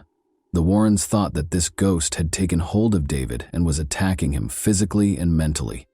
The Warrens and a number of priests performed several exorcisms at the Glatzel residence, in an effort to rid David of the alleged demon. David frequently screamed, convulsed, and displayed strange behaviors during the rituals, making these sessions tense and frightening. The Warrens claim that David's suffering was so intense that he would physically attack family members and anyone else who was around when the exorcisms were taking place. During these sessions, the exorcists claimed to have seen odd things like moving objects, cold spots in the room, and a sense of an oppressive presence. David claimed to have overheard voices mocking him during this period, claiming that he was helpless and would never be able to escape its hold. The young child suffered a severe psychological injury, becoming scared and perplexed, and frequently doubting his own reality. Following months of suffering and several unsuccessful attempts, a team of priests, assisted by Ed and Lorraine Warren, performed David Glatzel's last exorcism. Among the rituals carried out, this exorcism is frequently characterized as the most severe and hazardous. David's behavior peaked in a terrifying way during the session. It was reported that his voice sounded unnaturally guttural. "You are repulsed by Jesus," the priests chanted, "Leave this child alone." Those involved claimed that David had demonstrated supernatural strength well beyond his physical capabilities and had levitated off his bed. Following what felt like hours of fervent spiritual struggle, David's condition abruptly changed. His body, which had been stiff and tense during the exorcism, began to loosen up. David was calm for the first time in months, as his screams stopped. The priests and the Warrens thought that the demon had finally been expelled at this point. David didn't display the violent and unpredictable behavior he had previously displayed. Instead, he looked tired but lucid. Witnesses to his ordeal, his family described the moment as a relief, a weight being taken off their lives and their home. Nevertheless, although the exorcism was terminated, the demon continued to exist. Everything would be completely upended at this point. Here, the startling link between Arn and the eerie case of demonic possession started to emerge, exposing facts that nobody could have predicted. Ed and Lorraine Warren, as well as the Glatzel family, said that Arn had grown impatient with the demon's seeming control over David. During one of the exorcism sessions, Arn confronted the entity thought to be torturing David in a show of defiance and concern. He yelled at the demon, demanding that it abandon David and take possession of him instead. They said, "Take me on," Arn said. "If you're so strong, leave David alone and come into me." These words were meant to be a taunt, challenging the evil force to target him instead of young David. This challenge that Arnie presented to the demon deeply troubled Lorraine. She thought a horrible thing might happen, so she called the Brookfield police to express her fear that something terrible was going to happen. And it did. As events transpired, investigators were certain that Arnie and his followers had a story that was both frightening and humorous, but unquestionably implausible. From the investigators' point of view, the day's events were simple. After consuming excessive amounts of alcohol, Arn and Alan ended up with young girls. Alan's offensive comment about Arn's sister-in-law pushed Arn over the edge, escalating the tension. Under the influence of alcohol and his tumultuous past with the Glatzel family, Arn either lost his mind or used this as an easy excuse to confront Alan physically before leaving. The charges against him were based on this. However, what would Arn's defense entail? Did he have a crime? He would make a plea that would catch the attention of everyone on the planet, not just one of simple guilt. Ed and Lorraine Warren said during the trial, which started in October 1981, "We're going to take the devil to court." Martin Minella, Arn's defense lawyer, claimed that because Arn was under the influence of a demon at the time of the murder, he was not accountable for his actions. Such a defense was employed for the first time in American history. Minella attempted to have the Warrens testify regarding the alleged possession by Johnson and the exorcisms. Additionally, he intended to subpoena the priests who were performing the exorcisms. The defense team maintained that Arnie's actions could only be explained by demonic influence. However, the defense of demonic possession was promptly dismissed by the case's presiding judge, Judge Robert Callahan. Because it was not verifiable by any legal or scientific standards, he decided that such a defense could not be used in court. Supernatural claims are not admissible under the American legal system, which is founded on observable facts and logical reasoning. After the demonic possession defense was rejected, Arn's legal team turned to self-defense. Judge Callahan said, "The courts have dealt with the existence of God, Now they're going to have to deal with the existence of the devil. The next question on the trial was whether Arnie had acted in self-defense during an altercation with Alan Bono while intoxicated. According to testimony given during the trial, Alan started the deadly altercation by grabbing Mary Glatzel, the sister of Arnie's girlfriend, and refusing to let her go. Although the specifics of the altercation were unclear, witnesses stated that Alan had been drinking excessively and had become agitated. Assistant State's Attorney Walter Flanagan led the prosecution's argument that Arne stabbed Alan on purpose, although the prosecution argued that the murder was the consequence of a heated argument rather than any supernatural influence. Johnson had a history of good behavior and no violent tendencies. The jury deliberated based on the evidence presented in court, despite the case's sensational nature and the initial defense's reliance on the demonic possession argument. On November 24, 1981, the jury found Arne Johnson guilty of first-degree manslaughter. Following 15 hours of deliberation, the jury agreed with the defense's arguments of mitigating circumstances, such as the fight between Arnie and Alan, and rejected the notion that the murder was premeditated or that Johnson had acted with malice aforethought. Due to his good behavior, Arnie was released from prison in 1986 after serving only 5 of the 10 to 20 years that he had been sentenced to. The case has had a long-lasting impact on popular culture, in addition to the legal field. Its status in paranormal lore has been solidified by Ed and Lorraine Warren's involvement with the case. Standing by their assertions that Arne Johnson had been influenced by a malevolent force and that the devil was the one who forced him to do it, they continued to write books and give interviews. The case further cemented its place in the history of the paranormal in America when it was dramatized in the popular movie The Conjuring, The Devil Made Me Do It, in 2021. As a result, the February 16, 1981 case, which was initially thought to be an open and shut case, has been a source of fascination and wonder for many years, and is still one of the most fascinating cases to be remembered on Halloween. Why did the demon, if it was responsible, attach itself to David in spite of multiple exorcisms, but lay dormant in Arne both before and after the murder? Did Arne get away with the most egregious excuse in criminal history? How did Lorraine Warren alert the Brookfield police prior to the actual murder, if it wasn't paranormal? Those who read this terrifying story are still plagued by these questions. And that wraps up today's chilling story. If you enjoyed this video, don't forget to like and subscribe so you never miss a new upload. Also, let me know in the comments, what part of this story shocked you the most? Thank you for watching, and I'll see you in the next video.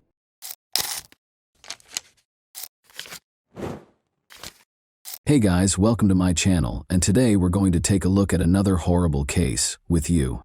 The video you just watched was recorded right before Christopher Greger realized that the police had finally discovered his son's whereabouts. Christopher's life was forever altered by a single, terrible, and heartbreaking secret recording. When Corey was brought to the hospital in critical condition, the police were called. Corey's father had darker plans for his own son, but Corey only wanted to please him and keep him happy. The community would be shocked when all of Christopher's sinister secrets were exposed.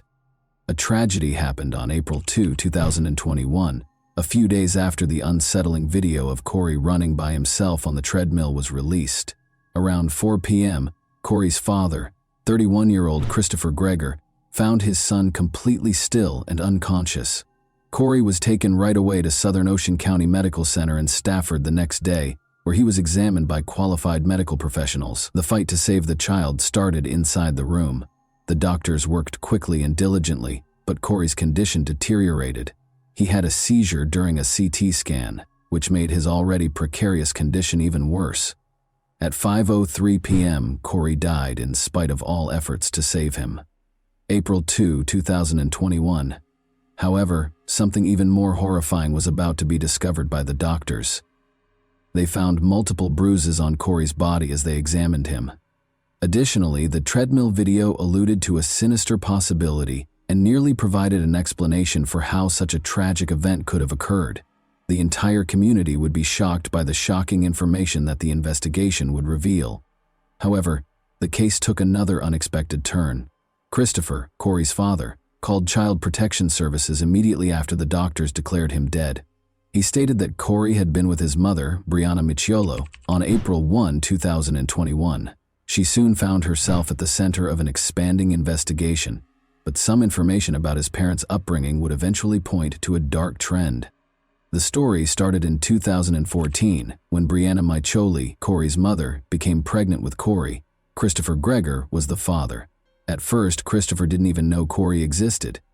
Authorities first discovered Christopher as Corey's potential father when Brianna applied for state assistance. A paternity test in 2018 verified that Corey's father was in fact Corey's father. The parents' dispute over custody began at this point. They had never been married, so they weren't divorced, but they both wanted to be in charge of raising Corey. Although it took almost a year for Christopher to start seeing Corey, he began to abide by child support orders as the custody dispute progressed. Following a court settlement, Christopher was given custody of Corey during the week. In the end, they resided in Monroe with Christopher's parents, but he eventually moved to Barnegat. At first, Brianna supported this choice because she thought it was crucial for Corey to have a relationship with his father in order to give his life a sense of completion. However, this choice would permanently alter her life. Brianna became aware of some oddities as Corey started to spend more time with his father. Brianna once saw that Corey had a busted lip when he came home from his father's custody. Christopher said it had happened by accident during a soccer match when she questioned him about it. It would not be long before the terrible reality of the situation was revealed, but it wasn't the only instance. Brianna discovered injuries on Corey's face, arms, and legs shortly after he returned from Christopher's house around Halloween 2019. Additionally, there was a noticeable slap mark on Corey's face. Corey was too afraid to respond when Brianna questioned him about it, but Brianna soon discovered that Christopher was the one torturing his own son. She made the decision to act to protect him because she knew something was seriously amiss. She informed the Division of Child Protection and Permanency, DCPP, and the police about Christopher's behavior, but the authorities did nothing about the complaints. Despite Brianna's best efforts, nothing was done and the case was closed. This was only the beginning of a trend in which Brianna's concerns were disregarded by the authorities. Christopher accused Brianna of drug addiction and demanded full custody of Corey as soon as she complained. By March 2020, the court had given Christopher sole custody of Corey, leaving Brianna with only visitation rights. Brianna persisted even after losing the fight for custody of Corey. She recorded several cases of Corey's body having bite marks and inexplicable bruises. She repeatedly warned the State Child Protective Services caseworker, but her requests were largely ignored. Corey frequently had fingerprints on his arms and legs when he got home, and once he had blood accumulating at the corners of his eyes. Years went by with the authorities taking no meaningful action, and his father's abuse persisted. Christopher was still in complete custody, in spite of Brianna's protests. But on April 2021, a devastating discovery altered everything. When Corey visited with his mother, he told her about the treadmill incident. He disclosed that he had been made to run at an abnormally high speed by his father weeks prior. The events of that day were also captured on CCTV. On March 20, 2021, Christopher and Corey were seen on camera entering the Atlantic Heights Clubhouse Fitness Center. Even after Corey fell several times, the video showed Christopher pushing him onto the treadmill and then raising the difficulty levels. However, this was not even the most devastating aspect. Christopher thought his son needed a lot of exercise because he was overweight. Christopher's abuse of his son was evident. Brianna acted right away after being horrified by Corey's remarks regarding his father. She reported the abuse to authorities the next day and requested emergency custody of Corey. However, there was yet another disappointment. The family court judge rejected Brianna's request, despite her urgent pleas, claiming that Corey was not in immediate danger. They had no idea that danger was lurking around every corner. But that same day, April 2021, in the afternoon, Brianna took Corey to a nearby hospital to have his bruises examined. After examining Corey, the doctors told Brianna that he was fine despite a few bruises on his body. As a result, he was released at around 1 in the morning. On the same day, Christopher insisted on taking Corey back, even though Brianna wanted to keep him with her. Everything changed at approximately 9 a.m. on April 2, 2021. While in Christopher's care, Corey became very sick and unresponsive. Tragically, Corey was declared dead a few hours after Christopher hurried him to the hospital on April 2 at approximately 4 p.m. Christopher's response stunned everyone even more. Christopher held Brianna accountable for Corey's demise. He had recently lost his son, so it seemed strange that he was assigning blame so soon after the tragedy. However, this was only the start. The story was about to take more turns. After learning of Corey's passing, Christopher chose to spend 3 months out of state rather than grieving for his son right away. He once more tried to place the blame on Brianna, Corey's mother, after the police apprehended him. Brianna was devastated when she learned of her son's passing. She was overcome with grief and regret for all the choices that had resulted in Corey being placed in his father's custody, which ultimately had a terrible consequence. However, she was committed to using the legal system to secure justice for Corey. The trial to ascertain the cause of Corey Masciolo's death finally started. Christine Lento, the prosecutor, began the trial on April 30, 2024, by claiming that they had enough proof to charge Christopher with killing his son Corey. Lento asserted with assurance that Corey's death was caused by his father's ongoing abuse. However, Mario Gallucci, Christopher's lawyer, refuted these allegations by presenting Christopher as a responsible father. Gallucci maintained that the treadmill video was unrelated to Corey's demise and proposed that Corey passed away from sepsis, an infection found during a medical examination. There were conflicting views regarding Corey's cause of death, which led to a legal battle. As evidence was presented and witnesses testified, this legal battle took an intriguing turn. The case initially started to show how Christopher mistreated his son.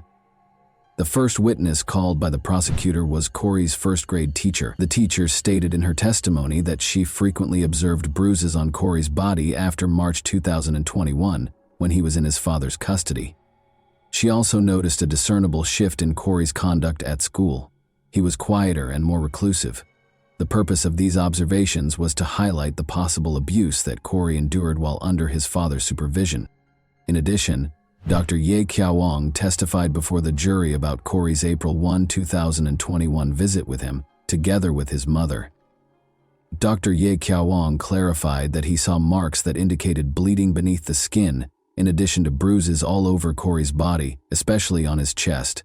Dr. Yang confirmed that he did not see sepsis symptoms when Corey was released from the hospital, when the prosecutor asked him if he did. According to this testimony, Corey's death was not caused by an infection.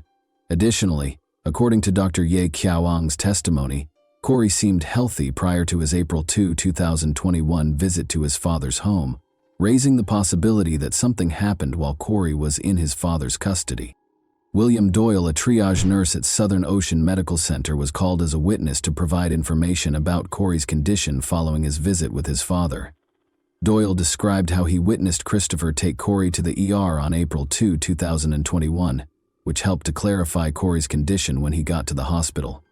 When Dr. William Doyle first saw Corey, the prosecutor asked him what he noticed. Corey's serious and critical condition when he arrived at the hospital was justified by Dr. Doyle's statements.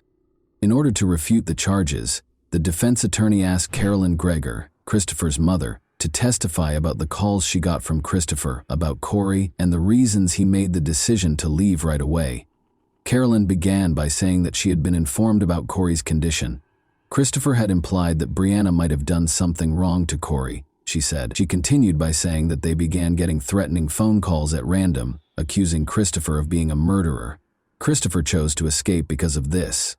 Additionally, Brianna had come to their home and threatened them, according to Christopher's mother. Carolyn, however, clarified during the judge's questioning that Brianna never threatened to attack them or set fire to their home. She only clarified that she was referring to the treadmill video when she mentioned Brianna making threatening calls. Attorney Mario Gallucci also introduced Christopher's father, David Gregor, a retired New Jersey State Police officer who testified about his first encounter with Corey. The emotional side of Christopher's parents was brought to light by this testimony. When David talked about his only grandson, Corey, he was clearly emotional. David told the defense attorney that he didn't want to watch the treadmill video footage because he didn't want it to be his final recollection of Corey. He acknowledged that Christopher had mistreated Corey in the treadmill video, though.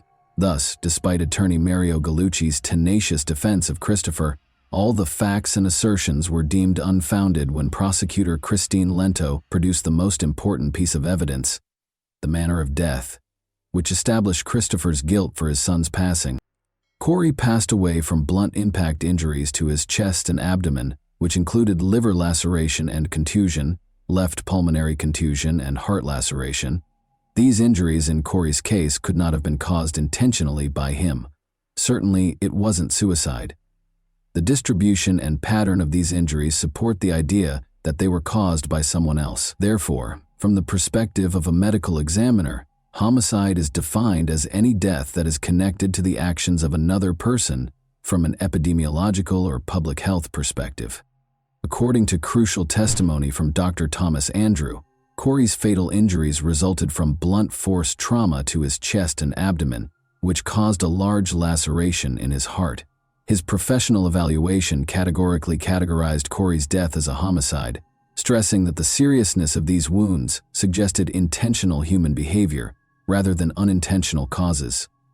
He added that the forensic test revealed no evidence of a sepsis in fact. However, this conflict did not stop there.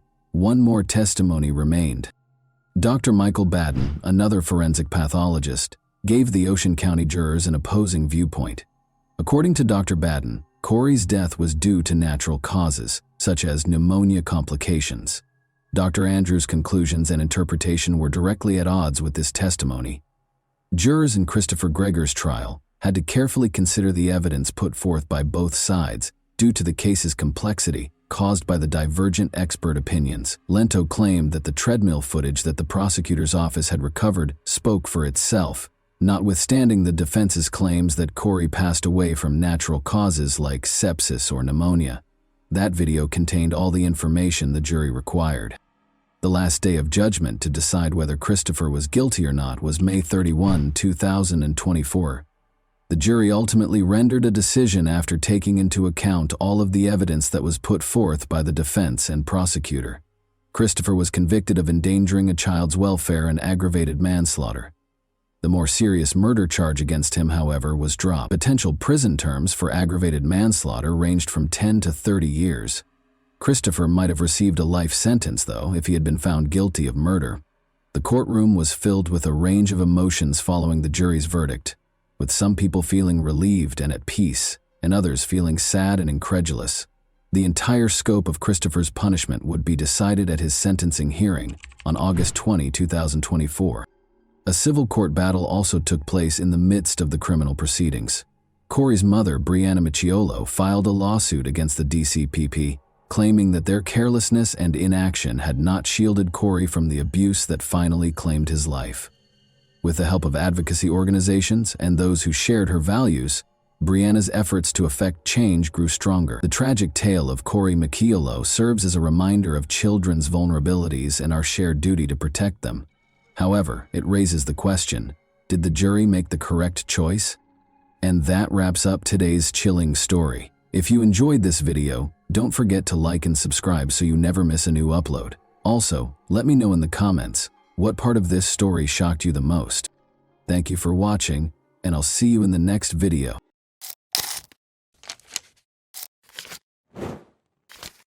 Hey guys, welcome to my channel, and today we're going to take a look at another horrible case with you.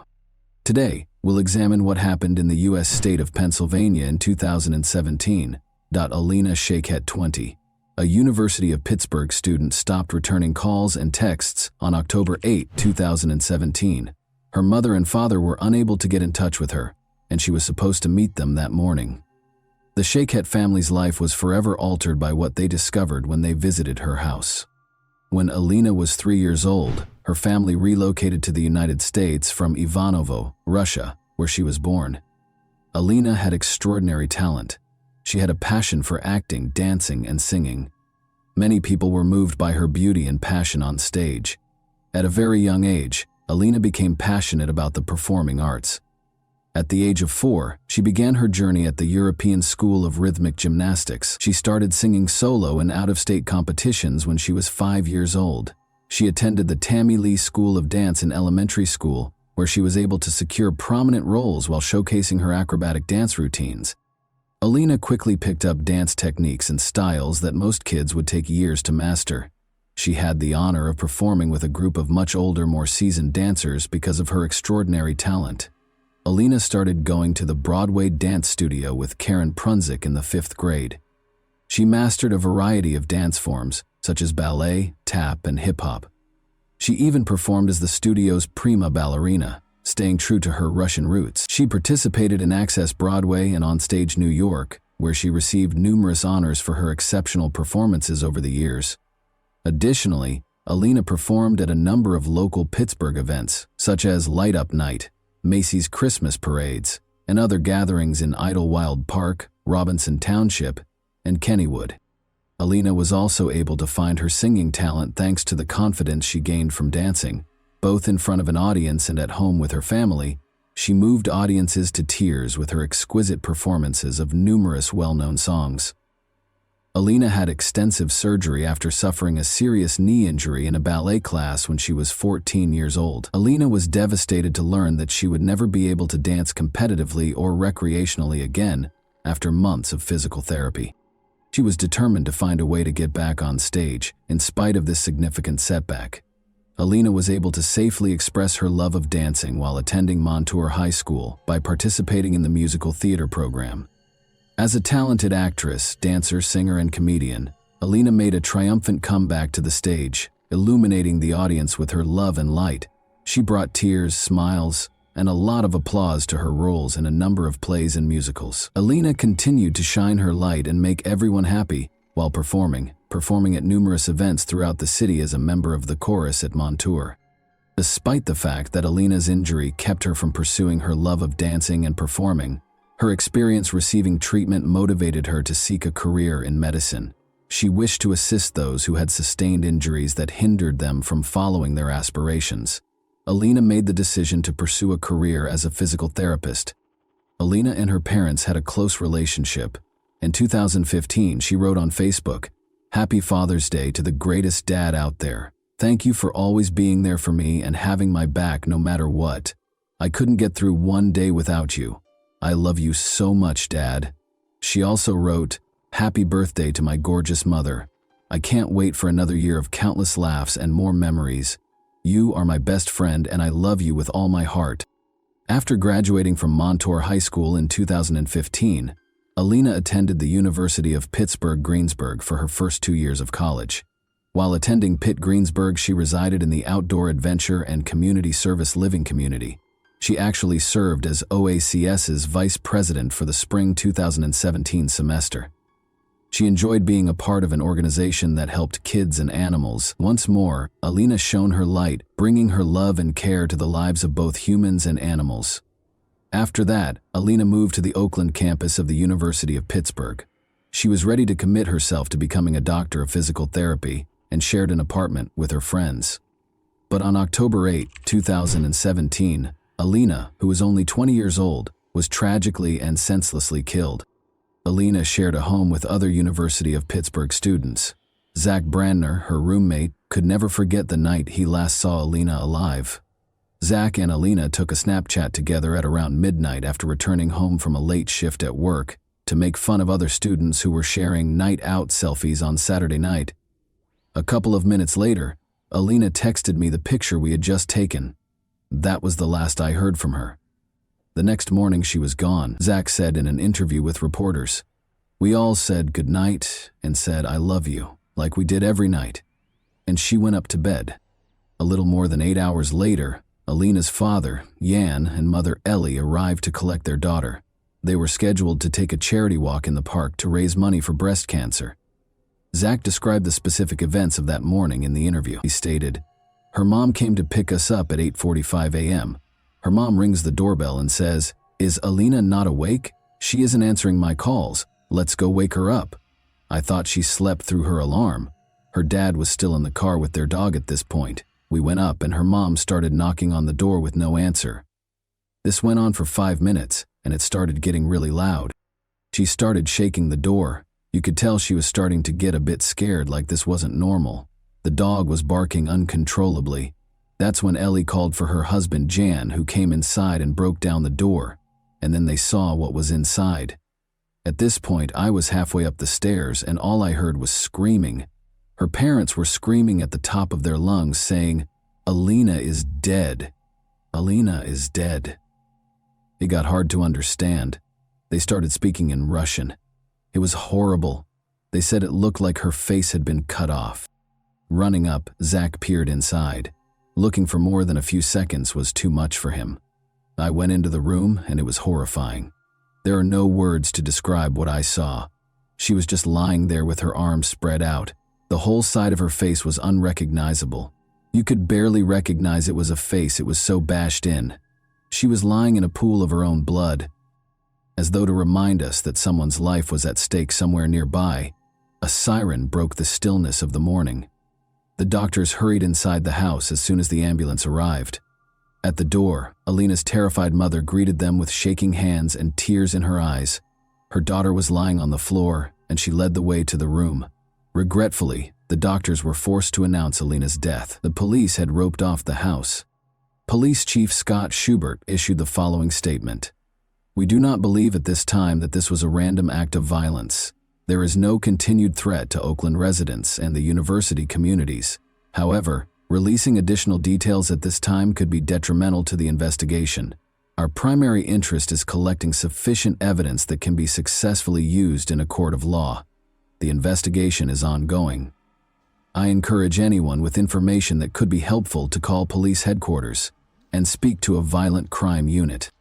According to Detective Schubert, the medical examiner determined that Shiket's cause of death was homicide and that blunt and sharp trauma to the head was the cause of death. The police actually already had a suspect.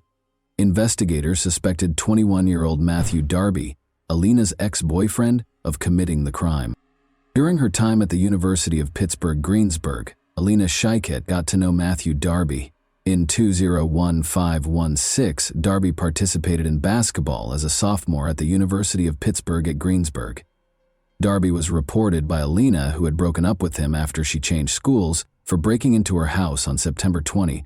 She described previous abuse incidents in her police report, writing, "Grabbing, pushing, emotional abuse, jealousy, control." She also stated, "The defendant climbed up the gutter on the side of the house and broke through the second-floor window of my home. He did this because I left him and stopped answering his phone calls." According to Jan Shiketh, he and his spouse Ellie went to court with their daughter last week in order to get a protection from abuse (PFA) order. "For the last couple of weeks, she had told me she tried to stop talking to him," he said about Darby. On September 26th, the day he was arrested on trespassing charges, Darby was released on $10,000 bail in that criminal case. She disconnected his phone number, Facebook, and all that stuff. "I heard his name, but I never met him personally." Zach, Alina's roommate, recalled in an interview that he was constantly concerned about Alina and Darby's relationship. "Halfway through sophomore year was when I started finding out that he was abusive," he stated. Zach recounted an incident last month in which Darby stood outside their room and yelled at Alina, saying, "In the time I knew them, around 3 years, there was a lot of fighting. I'm not just saying this because she was my best friend, but Alina was extremely loyal to him. She never cheated on him, unlike him, and it went on for over 20 minutes, and he kept accusing her of cheating on him with this boy outside my window on the first floor. We heard Matthew screaming at Alina. She never did anything. This boy lives in North Carolina, but he was screaming at her. All she was saying was, 'Matthew, please, stop, stop.' He was uncontrollable." Zach clarified that this was just one of the many times Darby would lose his temper without cause. Zach claimed that Darby's demanding behavior carried over to her social media accounts. "We would go out for pizza and everything would be fine, and then he would just turn on her. He would just go crazy for the littlest thing. If she liked a picture of a guy on Instagram, he would go and unlike it because he had her social media passwords," he stated. This was before they broke up. She changed them when she broke up with him. He would never let her wear clothes that could be considered too sexy looking. He was extremely controlling. He was notorious for texting and calling. Matthew would call her upwards of 20 times if she didn't answer. He just kept on calling and it just wouldn't stop. She blocked his number after they broke up. According to the police report, Darby broke into their house on September 20 following the breakup. According to Zach, it was approximately 12:30 a.m. when he heard glass shattering outside that evening. He texted his house group chat and ignored it, assuming it was a bottle breaking at a nearby party. Then he heard a shriek coming from upstairs, followed by the sound of someone falling. Alina was yelling for assistance. Because Matthew Darby was in her room at that point, we weren't sure what his intentions were, but now we think it was a failed attempt at murder. We caught him and got him out of her room. Then the police came, and he was arrested. She was scared. You could tell, Zach continued. She didn't feel safe at all. Call logs from Alina's cell phone, which was not at the apartment when she was discovered, revealed that between 4:15 a.m. and 4:15 a.m., she received 5 unanswered calls from a number that turned out to be Darby's, and 4:55 a.m., Sunday. According to the police, Alina's cell phone was last seen close to Irwin, where Route 30 and I-76 meet. The criminal complaint states that at 4:21 a.m., Darby was picked up by a commercial car service vehicle. According to the driver, he took Darby to Oakland's Semple Street and Ward Street, which are close to Cable Place. According to him, Darby asked him to wait 10 minutes after getting out of the car. The driver reported that 10 minutes later, Darby asked him to wait for 10 more minutes. About 5 minutes later, the driver got a call on his phone requesting that he wait an additional 10 minutes. He told the police that he could not wait any longer and walked out of the area. According to surveillance footage gathered by investigators, Darby is seen throwing objects into a sewer close to Semple Street, which is close to Alina's home. According to Pittsburgh Police Homicide Detective Edward Fowler, he and other officers discovered a hammer and 2 knives in the same sewer grate. The hammer's claw part seemed to have skin and hair adhered to it. Police asked for a warrant to arrest Darby based on the information above. He was accused of stealing by unlawful taking, burglary, criminal homicide, fleeing to avoid capture, and possessing criminal tools. Matthew Darby was taken into custody in Myrtle Beach, South Carolina, a few days after Alina passed away. A concerned citizen reported witnessing a male tampering with a window at a residence, according to Myrtle Beach police. Officers discovered a man who fit the description when they got there. It was discovered during their investigation that Darby was the male suspect. He was accused of loitering and giving police misleading information in connection with the South Carolina incident. Both of the new charges are punishable by up to 30 days in jail and a monetary fine. During the hearing, a judge in South Carolina refused to grant bond. Because of the pending Pennsylvania warrant, the judge deemed Darby a possible flight risk. The judge informed Darby that he could either waive his right to an extradition hearing or exercise it. Then Darby said he wanted his attorney.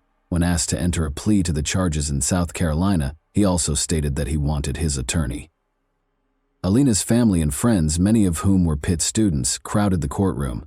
Many carried signs raising awareness of domestic violence and Alina's Law, a bill that is currently pending in the state legislature and would give judges the authority to mandate electronic tracking of high-risk domestic abusers. The words, "Our Russian Princess," were written in Russian on purple shirts featuring a picture of Alina. The judge ordered Darby to stand trial on all charges, including homicide, flight, burglary, theft, trespassing, and possession of a criminal instrument. The back read, "Love shouldn't hurt." According to evidence presented by the prosecution, Darby spent the night of October 7 and the early hours of October 8 on the campus of Duquesne University, where he spoke with Raymond Marr, a university police officer.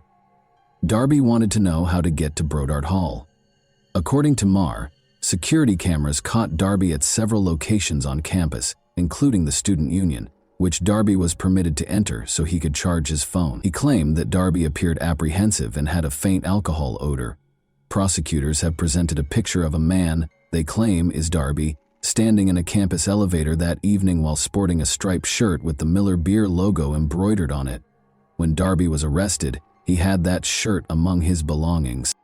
Days later, authorities said that on Friday, January 19, 2018, prosecutors presented evidence that showed Matthew Darby on an elevator at Duquesne University, just hours before he is accused of killing his ex-girlfriend Alina Shekit in her Oakland home. David Schrager, Darby's lawyer, contests that the video depicts Darby hours later. Darby ordered an Uber just after 4 a.m., and it drove him from Brodart Hall to a street next to Alina's house. The driver gave a statement.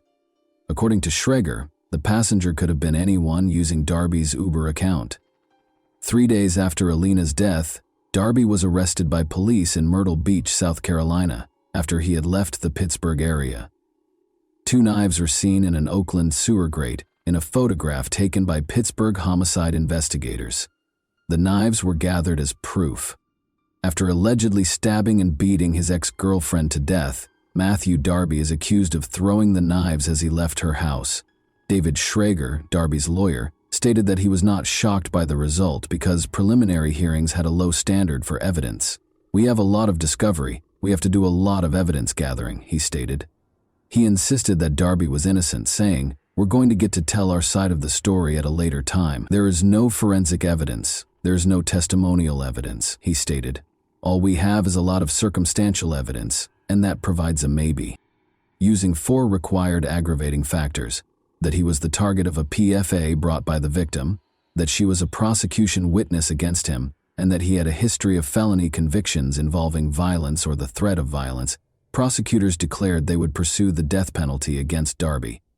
In order to avoid the death penalty, Darby consented to enter a guilty plea to first-degree murder, which carries a mandatory life sentence. Alina Chiquette was a bright, energetic college student who wanted to work with young children as a physical therapist. It was her dream, her father Chiquette stated, and she worked so hard. "She was the best person in the world. I lost my beautiful princess," he said while weeping. He said, "I don't know what else to say." He said his daughter was popular, friendly, and loved to sing and dance. His words, "She made everyone happy. She had such a bright future. He has taken Alina from us in an unimaginable way," Jan Chiquette remarked of Darby. "He has stolen so much from us, including a future with our daughter. Without her daughter, there wouldn't be a wedding gown, a graduation, kids, or family vacations. My daughter died." It's a very short phrase, but it's strong enough to shock and paralyze every single cell of my body when I have to pronounce that phrase. Ellie Chiquette claimed that because her brain was not designed to understand those words, her mouth was not intended for them. After Darby was accused of breaking into her house, she recalled sitting with her daughter in the courthouse. She applied for and was granted a protection order against abuse. She claimed that her daughter still harbored feelings for the man she feared. According to Ellie Chiquette, she wanted to help him. She didn't want that PFA to go to jail, according to her daughter. She wished to shield and assist him. She expressed to her mother her desire for him to stop bothering her. She inquired as to whether Darby found joy in destroying her daughter. "He failed," she informed him. Darby, wearing a red jumpsuit from Allegheny County Jail with a white long-sleeve shirt underneath, only answered Judge Manning's questions. Darby was given the mandatory life sentence without the possibility of parole for first-degree murder, and when asked why he was entering a guilty plea, he responded, "Because I am guilty." In addition, Darby entered a guilty plea to charges of trespassing, burglary, theft, and possession of a criminal instrument in relation to the murder of Alina Chiquette. Darby entered a guilty plea to trespassing in a different case where he had broken into Alina's apartment 2 weeks prior to the murder. But a year later, Darby filed a post-conviction petition claiming ineffective legal assistance with new attorney Joseph Hudak. Darby claimed in his filings that Thomas Farrell, his lawyer at the time, had not adequately explained the case or conducted a risk analysis. The Allegheny County District Attorney's Office responded that Darby's claims would not be successful, but it acknowledged that a hearing on the issue might be required. The decision is based on a precedent known as the Coordinate Jurisdiction Rule, which states that judges in the same jurisdiction should not overrule one another, rather than any potential merit for Darby's claim. Joseph Hudak, Darby's new lawyer, said, "This is the first step in taking back Darby's life sentence." He said, "I think Darby has been totally mischaracterized, and I believe Darby is guilty at the most of third-degree murder, and a jury might find him guilty of voluntary manslaughter."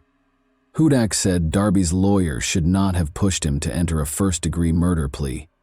Hudak stated, "I don't think the evidence ever supported a death penalty verdict," adding, "And there was so much mitigation, I don't think he would have received the death penalty anyway." Darby hasn't given up on his goal of being released from prison, but his attempts haven't been successful thus far. He is presently incarcerated for life. Alina was a remarkable young lady. She exuded vitality, love, and vitality. Everyone around her felt special because of her caring nature. Every room she walked into was made brighter by her amazing smile. Everyone felt like they were in on the joke because of her infectious laugh. She was living, not merely existing. The Shakettes are proud of the legacy Alina has left behind and the light she has brought into the world, despite the fact that her family misses her terribly. And that wraps up today's chilling story. If you enjoyed this video, don't forget to like and subscribe so you never miss a new upload. Also, let me know in the comments what part of this story shocked you the most. Thank you for watching, and I'll see you in the next video.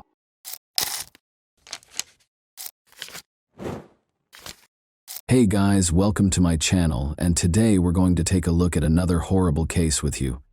Two roommates, Lori Lister, age 21, and Melinda Aguilar, age 18, were the victims of a horrific attack in their Houston, Texas apartment on Sunday, May 23, 1982.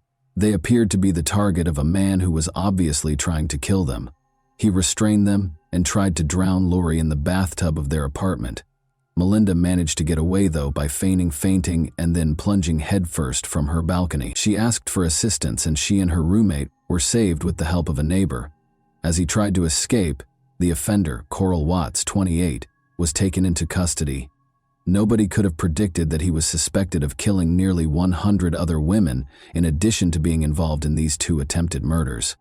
In 1982, he admitted to the murders of 13 women and was sentenced to 60 years in prison. Then, in a startling turn of events in the early 2000s, this man, who had committed multiple murders, was about to be released from prison. He was reclassified as a nonviolent felon as a result of a contentious court decision. Remarkably, well-behaved nonviolent felons could have 3 days taken off their sentence for every day they served under Texas law. Model inmate Watts had accrued enough time deductions to be eligible for release on May 9, 2006. The public, police, and relatives of the victims were all in complete shock and terror. Everyone was plagued by the unanswered question, why? How could a murderer like him be freed against all logic? What possible reason could there be for releasing a serial killer who has killed numerous people?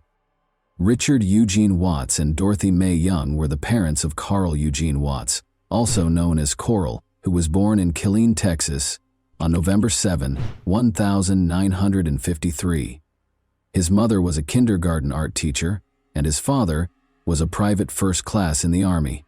Watts was raised by his mother after his parents divorced before he turned 2. After they moved to Inkster, Michigan, Dorothy Mae married Norman Caesar, a mechanic, in 1962. The two of them had 2 daughters. Watts and his sister fought meningitis when Watts was 8 years old. He was held back in school for an additional year and missed the 3rd grade because of the illness, which almost took his life. Watts was temporarily housed at Herman Kiefer Hospital, where he required isolation from other patients and spinal taps. Journalists reported that Watts' body temperature rose to dangerously high levels, which raised questions about possible brain damage. His family observed a change in his personality after his illness. His memory deteriorated, his attention span was shortened, and he became shy, quiet, and introverted.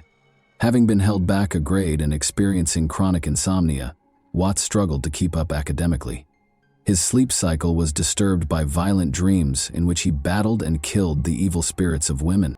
At the age of 12, Watts started to enjoy his sleep-induced fantasies of torturing and killing girls and young women. When asked later about his crimes and the reason he killed his victims, Watts explained that he wanted to free their spirits because they had evil eyes. Watts began stalking girls at this time, still a teenager, and it's believed he may have killed his first victim before turning 15. Police identified Watts as the attacker in the July 29, 1969 attack on 26-year-old Joan Gave when she was 15 years old.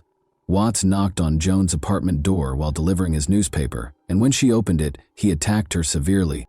He carried on with his delivery route as if nothing had happened, with no remorse. Coral was arrested at his residence as a result of Joan's quick reporting of the incident to the authorities. He was then ordered to receive mental health care at a mental hospital in Detroit called the Lafayette Clinic. A psychiatric evaluation indicated a delusional thought process and a full-scale IQ of 75, indicating mild intellectual disability. He did poorly in school, but a police officer later said he was very, very intelligent and had a great memory. On November 7, 1969, Watts was discharged from the Lafayette Clinic. Watts received a football scholarship to Lane College in Jackson, Tennessee, after graduating from high school in 1973, despite having academic difficulties. After 3 months, though, he was expelled on charges of stalking and assaulting women. Watts' expulsion was also influenced by suspicions surrounding his ruthless killing of a female student, even though there was not enough evidence to convict him. He moved to Houston, Texas, after being expelled. Coral and his girlfriend Dolores Howard welcomed their daughter, Nikisha Watts, in 1979. Coral and Dolores, however, went their separate ways and broke up soon after her birth. Following that, Coral married Valeria Goodwill. Not long after they were married, Valeria saw that Coral was acting strangely. He broke candles, melted them on a table, rearranged furniture all the time, chopped up houseplants with knives, and strewn trash all over the floors without cleaning up after himself. Furthermore, he would abruptly depart after intimate moments, going missing for a few hours. Sadly, they were only married for 6 months. Although there are hints that Watts may have had more victims before this, his murders officially started in 1974, when he was 20 years old. After abducting his victims from their homes, he tortured them until he killed them. His victims were mostly slender, attractive white women between the ages of 14 and 44, and he struck in different states. Watts killed his victims by a variety of means, such as drowning, bludgeoning, stabbing, and strangulation. 10:45 a.m., Coral knocked on the door of Lenore Knizacki's apartment on October 25, 1974, saying she was trying to find Charles, one of his siblings. He carried on a conversation with Lenore. Coral asked if he could leave a note when she opened the door, the chain still fastened. He unexpectedly attacked Knizacki and strangled her until she passed out as she went to get paper. Lenore later called the police, but they couldn't find her attacker. Gloria Steele, 20, was thought to be Watts' second victim and was brutally murdered and tortured 5 days later on October 30, 1974. Gloria was a mother and a Western Michigan University student. She was discovered with 33 stab wounds to her chest from a wooden carving tool, as well as a crushed windpipe. Because there was insufficient evidence, Watts was not charged with direct murder. Diane K. Williams, an apartment resident manager and the sole witness, saw a black man looking for Charles throughout the apartment building. Coral grabbed her when she saw Williams, pried open her door, and pulled her inside. Williams' phone rang during their struggle, so she knocked it off the hook and yelled for assistance. Williams saw her assailant getting into a tan Pontiac Grand Prix as he ran away. Both Williams and Knizacki recognized Coral in a police lineup. Coral had been arrested for stealing plywood from the campus of Western Michigan University. On November 16, 1974, he was arrested and charged with assault and battery in connection with the Knizacki and Williams cases. Watts was moved to the Center for Forensic Psychiatry in Michigan after being diagnosed with antisocial personality disorder and attempting suicide with a length of cord at the Kalamazoo Mental Hospital. When asked about Gloria Steele's death in 1975, he confessed to attacking about 15 other young women and acknowledged being close to her the day before she passed away, but he denied being the cause of her death. Under a search warrant, Detroit police searched Watts' home and found a wooden carving tool, but no evidence connecting him to Gloria's death. Watts was given a year in the county jail after entering a no-contest plea during his trial for the assault and battery of Knizacki and Williams. When Watts was evaluated by psychologists, they described him as incredibly dangerous, lacking regret for his crimes, reckless, careless, emotionally distant, and prone to relapsing. Following that, he killed 5 women in a series of attacks that took place in the Detroit area over the course of a year. One odd finding was that most of his crimes took place on Sunday mornings. An Ann Arbor newspaper gave the offender the sinister moniker, Sunday Morning Slasher, because of this peculiar pattern, which added to the mystery surrounding the timing of these horrific attacks, which all took place at approximately 4 a.m. On April 20, 1980, Shirley Small, then 17 years old, was fatally stabbed twice outside her Ann Arbor, Michigan home.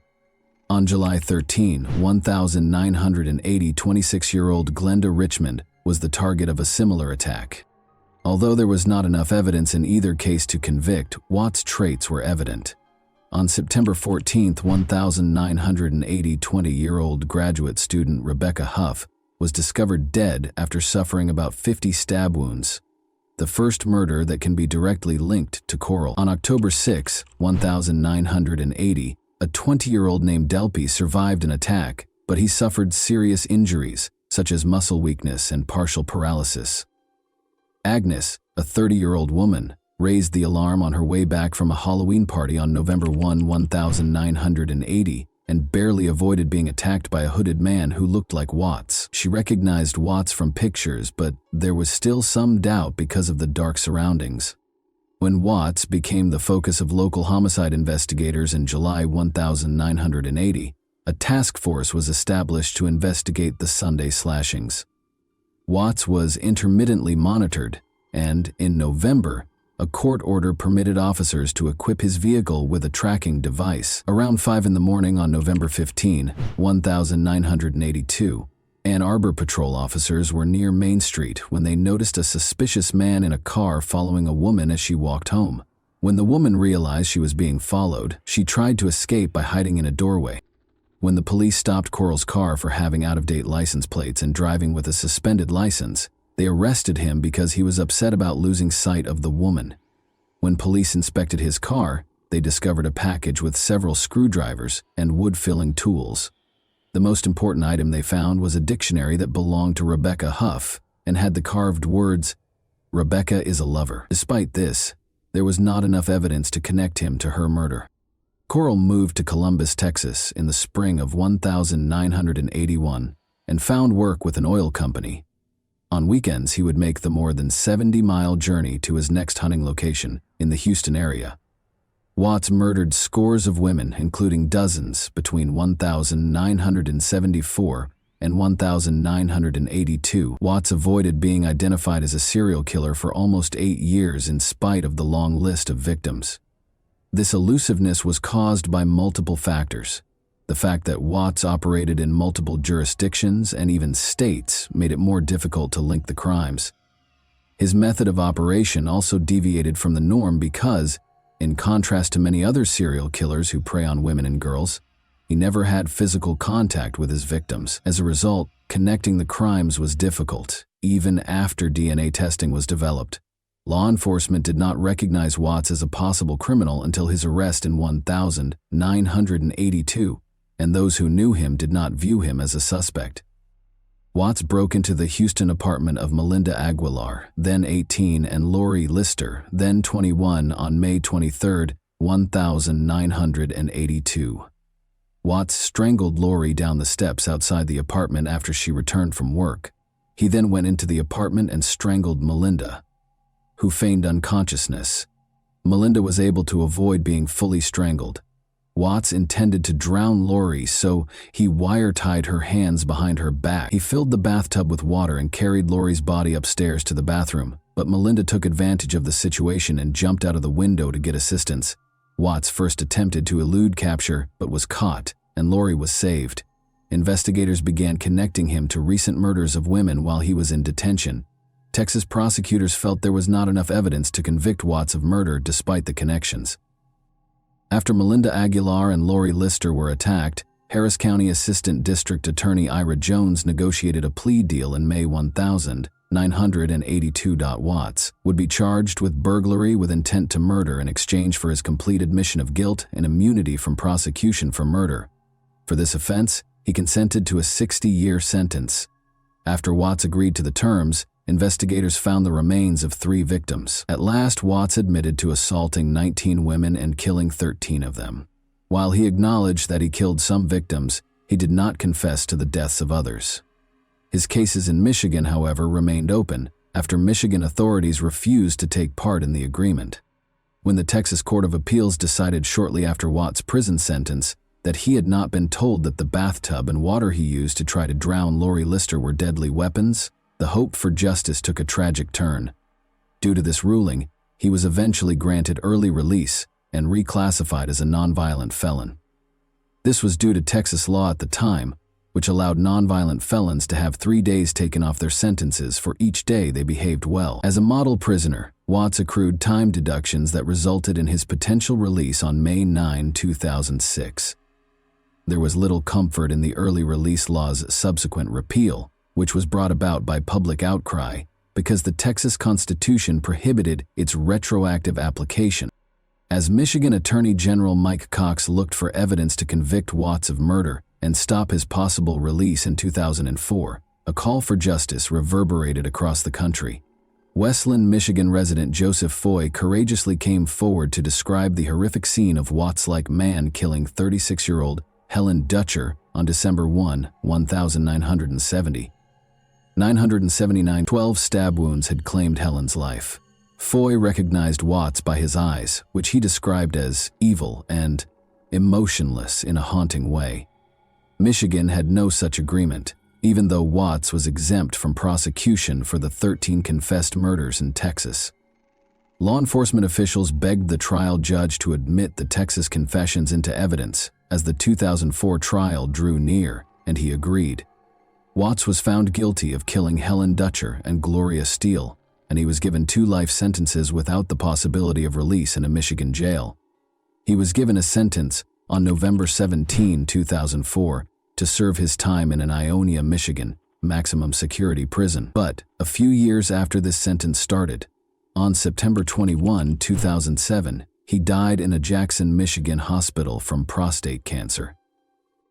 Ultimately, his dark story came to a somber conclusion when he managed to avoid serving his entire sentence for the lives he took. A vicious serial killer named Coral Eugene Watts terrorized the nation with his numerous murders. Despite his confessions, he was nearly released due to legal loopholes that allowed for a reduced sentence. The extent of his darkness was revealed by his subsequent conviction for Helen Dutcher's murder in 1979. In April 2379, Watts' legacy is haunted by the fact that he left the Ann Arbor murders unsolved, a terrifying reminder of hidden evil. And that wraps up today's chilling story. If you enjoyed this video, don't forget to like and subscribe so you never miss a new upload. Also, let me know in the comments what part of this story shocked you the most. Thank you for watching, and I'll see you in the next video.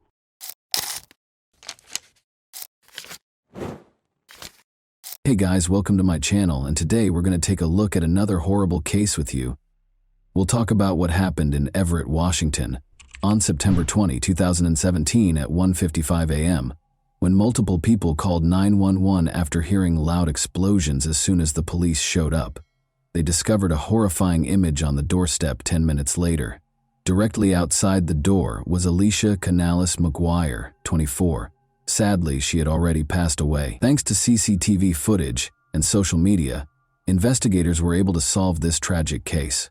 Alicia was born on October 29, 1992, in Mount Vernon, Washington, to Manuel and Michelle Canales. She spent a significant amount of her adult life working as a caregiver because she enjoyed caring for others and always wanted to assist everyone. Raised on a farm, Alicia began working at the age of 5.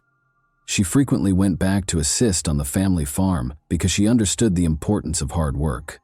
Alicia loved spending time with her family, and she saw and talked to them often, always remembering to say "I love you" when she said goodbye. She and her spouse, Bradley, resided in Bird's View.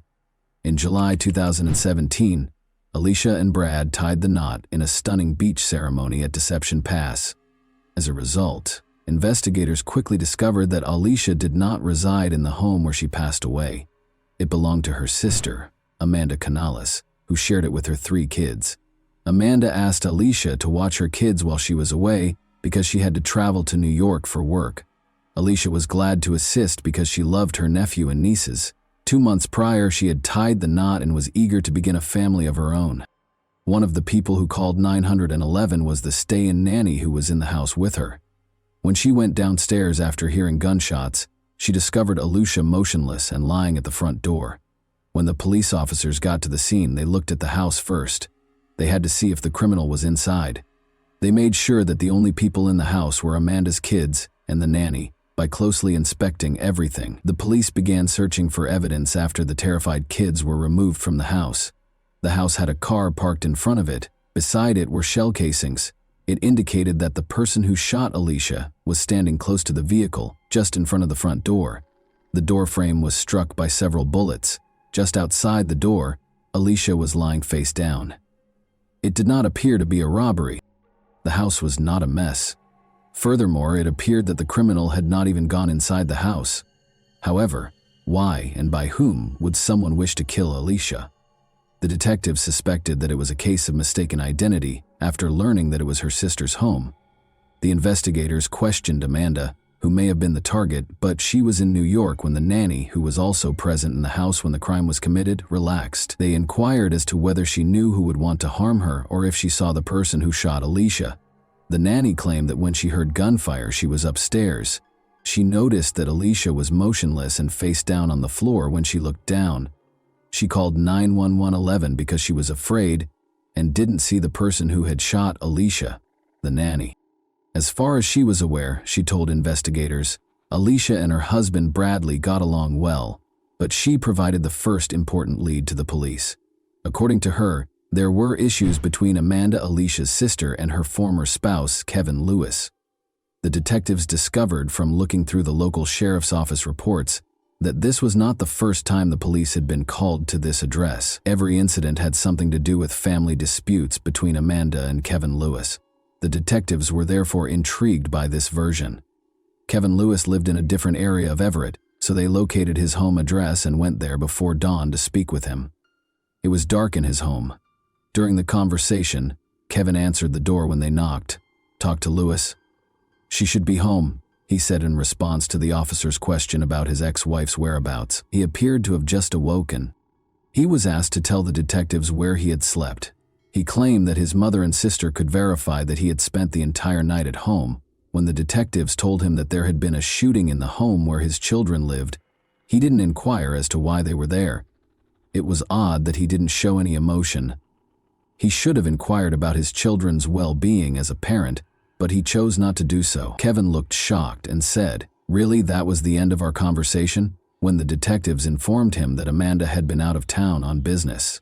While strolling down the street, the detectives noticed that 2 nearby homes had security cameras that they could use to verify Kevin Lewis's story. He said that instead of going out, he spent the entire night at home. However, after reviewing the video, the investigators discovered that approximately 40 minutes prior to the assault on Alicia, a car was pulling up alongside Kevin's driveway. Then someone who looked a lot like Kevin came out the front door, approached this car, and got in. The vehicle drove off a short while later. The quality of the recording prevented the police from conclusively identifying Kevin as the next victim. The footage was seen by the investigators from a different camera. Despite being able to examine the car more closely, they were unable to identify it. They could only make out that the car was light in color. About 20 minutes later, they saw the car return after fast-forwarding the recording. But they had one important detail to notice. This car's front right rim was different from the other 3. The front right rim was dark, while the other 3 were light. Kevin Lewis, who was in the first recording, got out of the car and went back to his house when the car came to a stop close to it. Approximately 20 minutes prior to the 911 calls regarding a shooting, this man, whoever he was, entered the house. The car then drove off and never came back. The drive from Kevin's house to Amanda's was 15 minutes. This could indicate that the car had enough time to reach Amanda's house, or it could indicate that the car was unrelated to the shooting. It was too soon to say. Amanda learned of her sister's passing. She was in New York a few hours later when their father called to inform them that Alicia had passed away. Alicia married, was content, and hoped to start a family of her own, but now her family had to grieve for her. Amanda said she had no doubt that her ex-husband Kevin was the one who shot Alicia when the investigators asked her if she believed he could have done it. Amanda Canales wasn't prepared to publicly acknowledge how toxic her relationship with her ex had been, even after her 8-year marriage ended. Despite having 3 young children, 2 girls and a boy, and spending 10 years with Kevin Lewis, Amanda had been extremely unhappy and continued to live in fear of him even after their June 2017 divorce. Amanda had been bruised by Lewis's previous physical abuse, and even after they had parted ways, he continued to threaten her. Amanda was granted full custody of their children in August 2017. Lewis was ordered to pay $800 a month in lieu of child support. For Amanda, it was a new beginning. As a single mother, she was grateful for the support she received from her family and concentrated on her home in Everett, Washington. Amanda was threatened by Kevin. He threatened to kill her. He had the training because he had served in the military. Although her sister passed away, Amanda thought she was the one who had been attacked.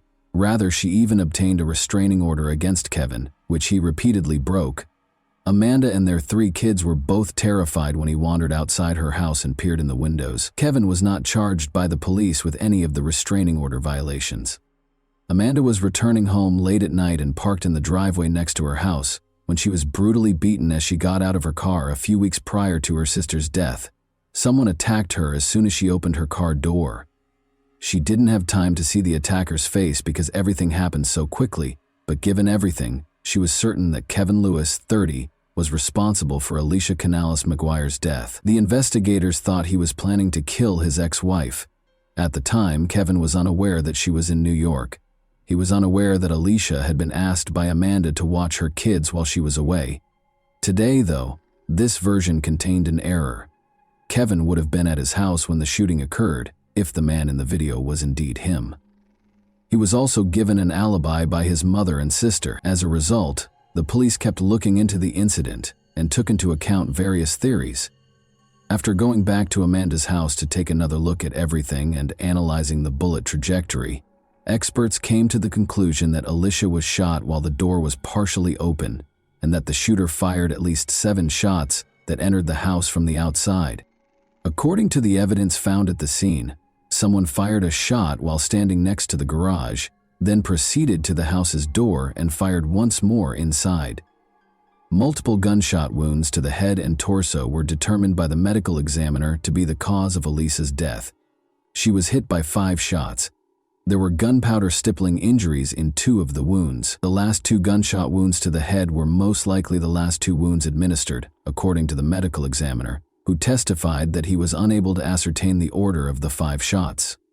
The 7 shell casings discovered at the crime scene were fired from the same firearm, the experts concluded. Alicia was shot at close range, resulting in head injuries.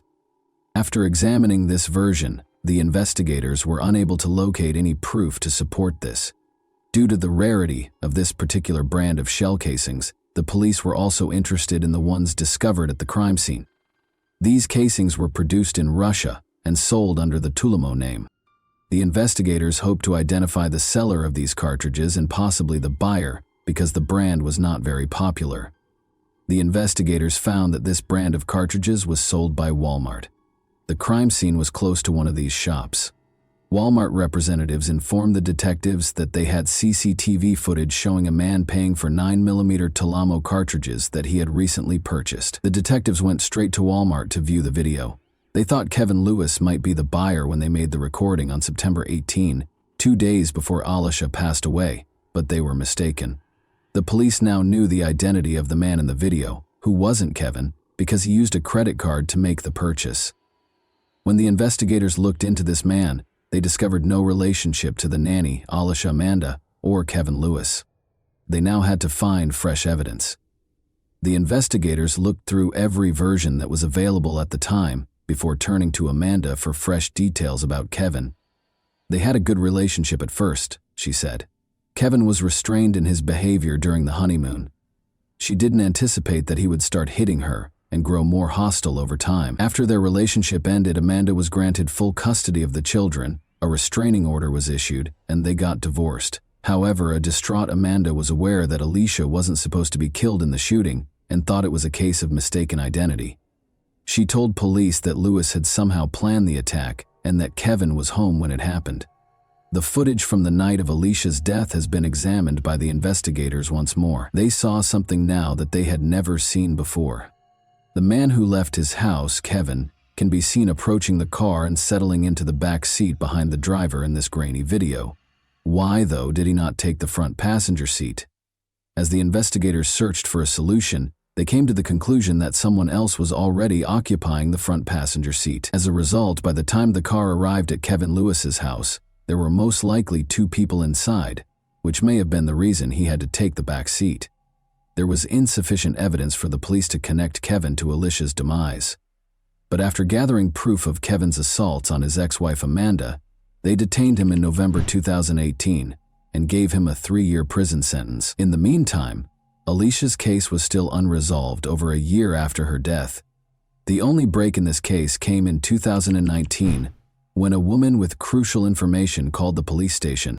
A girl from nearby Spokane who had attended a party and boasted about being hired to kill someone on York Road, the street where Alicia was shot, was the source of the detective's tip.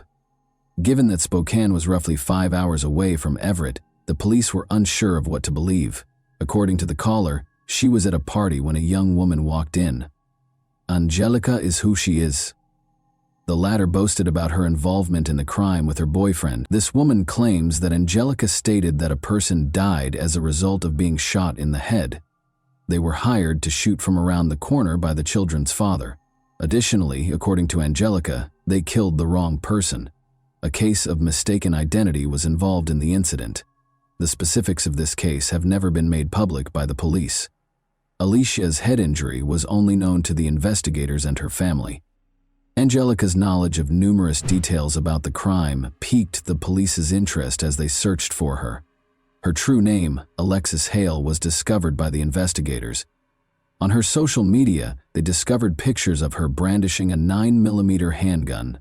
It might have been the crime's weapon.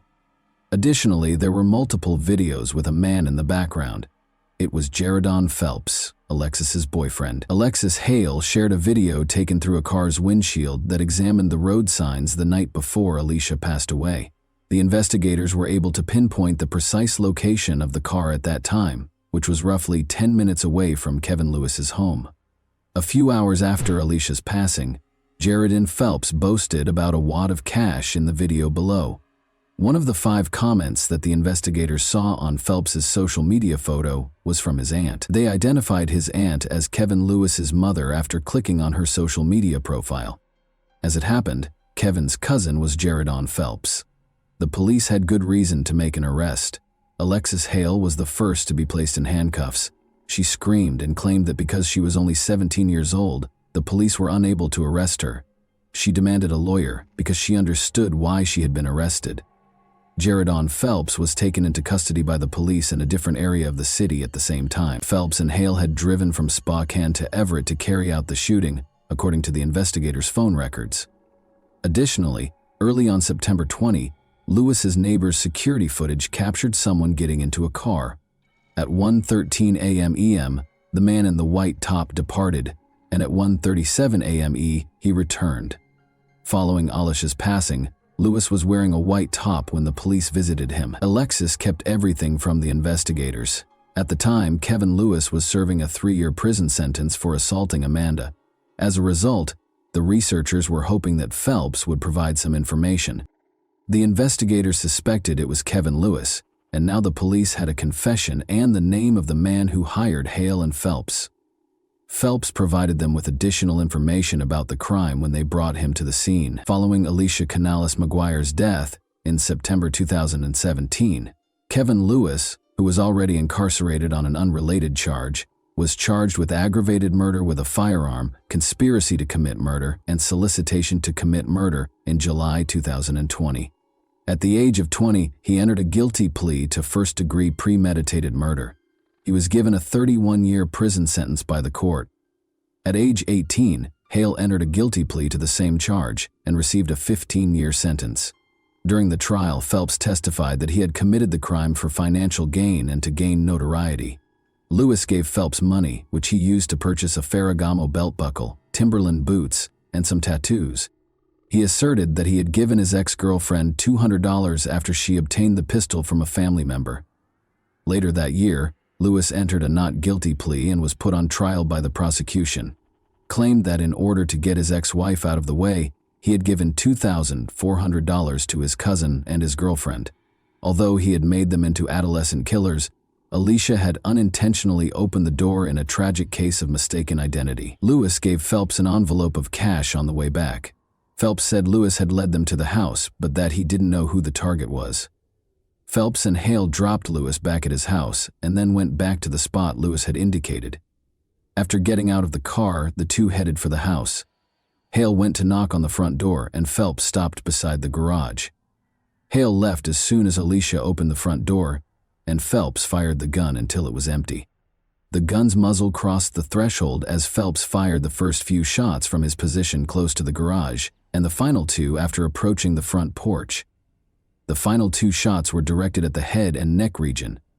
Phelps and Hale returned in their vehicle because of a glove that might have been left at the scene. They turned around and departed when they saw police cars upon their return. After getting GPS directions, they returned to Spokane by car. The defense contended that Lewis had only said to move the target out of the way and had never used the word kill in his conversation with his cousin. However, the court was reminded by the prosecution of Kevin's violent past and his threats against Amanda. They claimed that power and control are at the heart of this case, and it was obvious what the goal was. Amanda described him as pure evil. He had played with their kids, who were in the house when she was supposed to die, she remembered incredulously.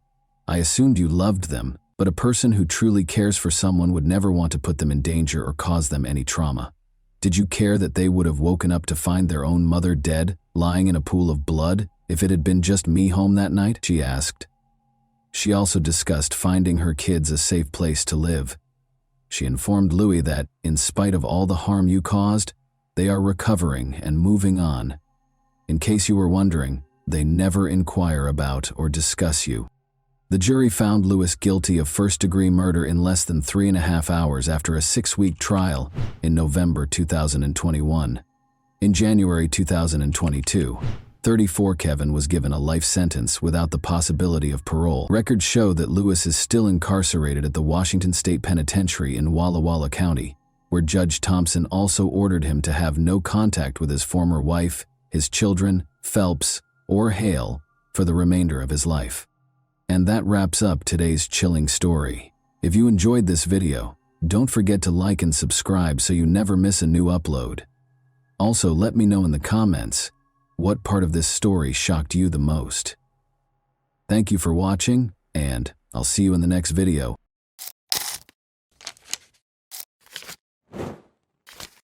Hey guys, welcome to my channel, and today we're going to take a look at another horrible case with you.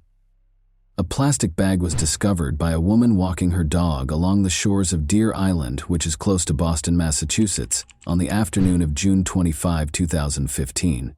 Her dog's incessant curiosity led her to a horrifying discovery: the dead body of a child.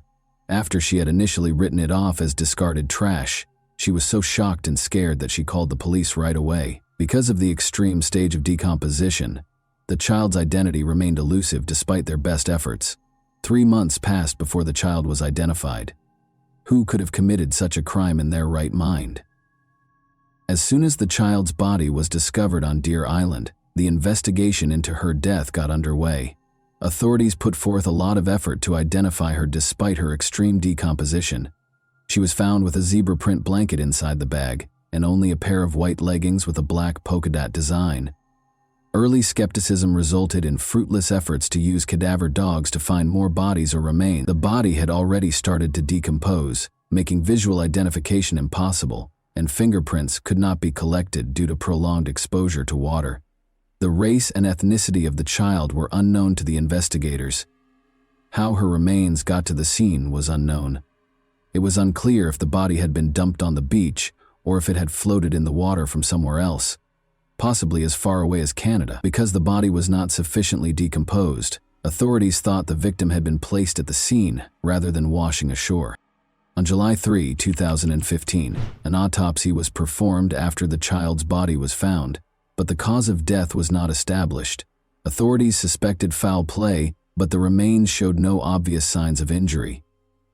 Tests were then performed to look for alcohol, drugs, or toxins that might have contributed to the death. Eventually, it was discovered that the child had Hispanic heritage. According to the description, her hair was 14 inches long, wavy, and brown, indicating that it had been untrimmed for some time. She weighed about 30 pounds and was estimated to be between 3'1" and 3'6". There were no noticeable scars or birthmarks on her body.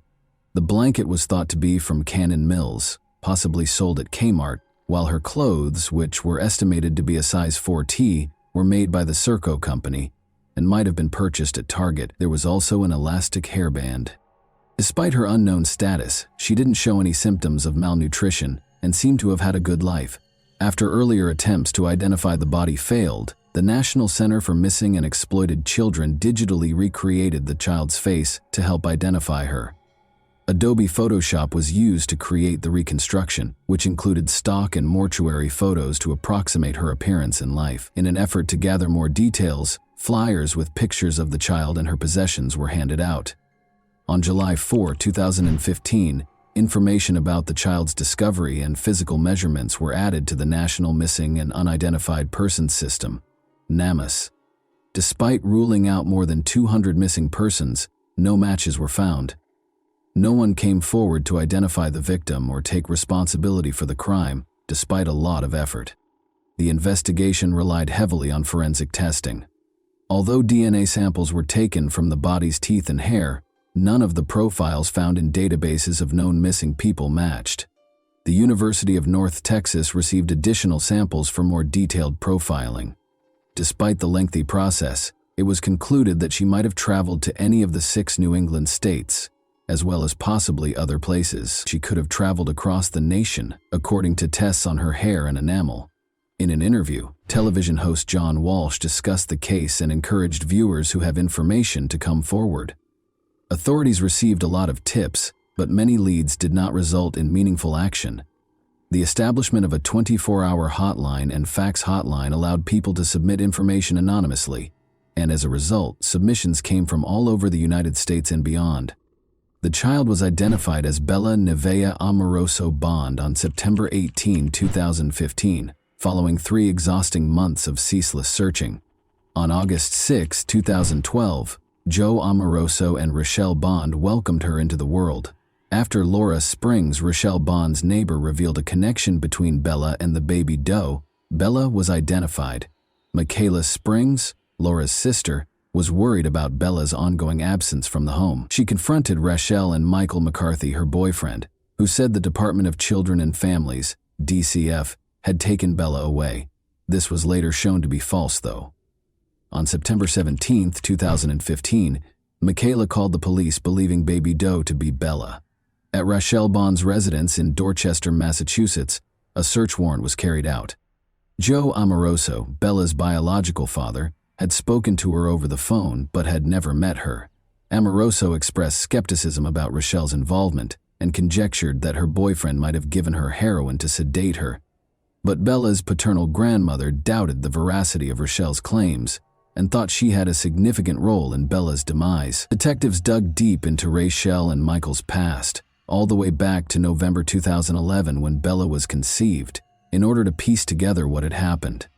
Her mother, Rochelle, was heavily involved in the local drug scene, had a strong heroin addiction, and used illicit means to finance her addiction.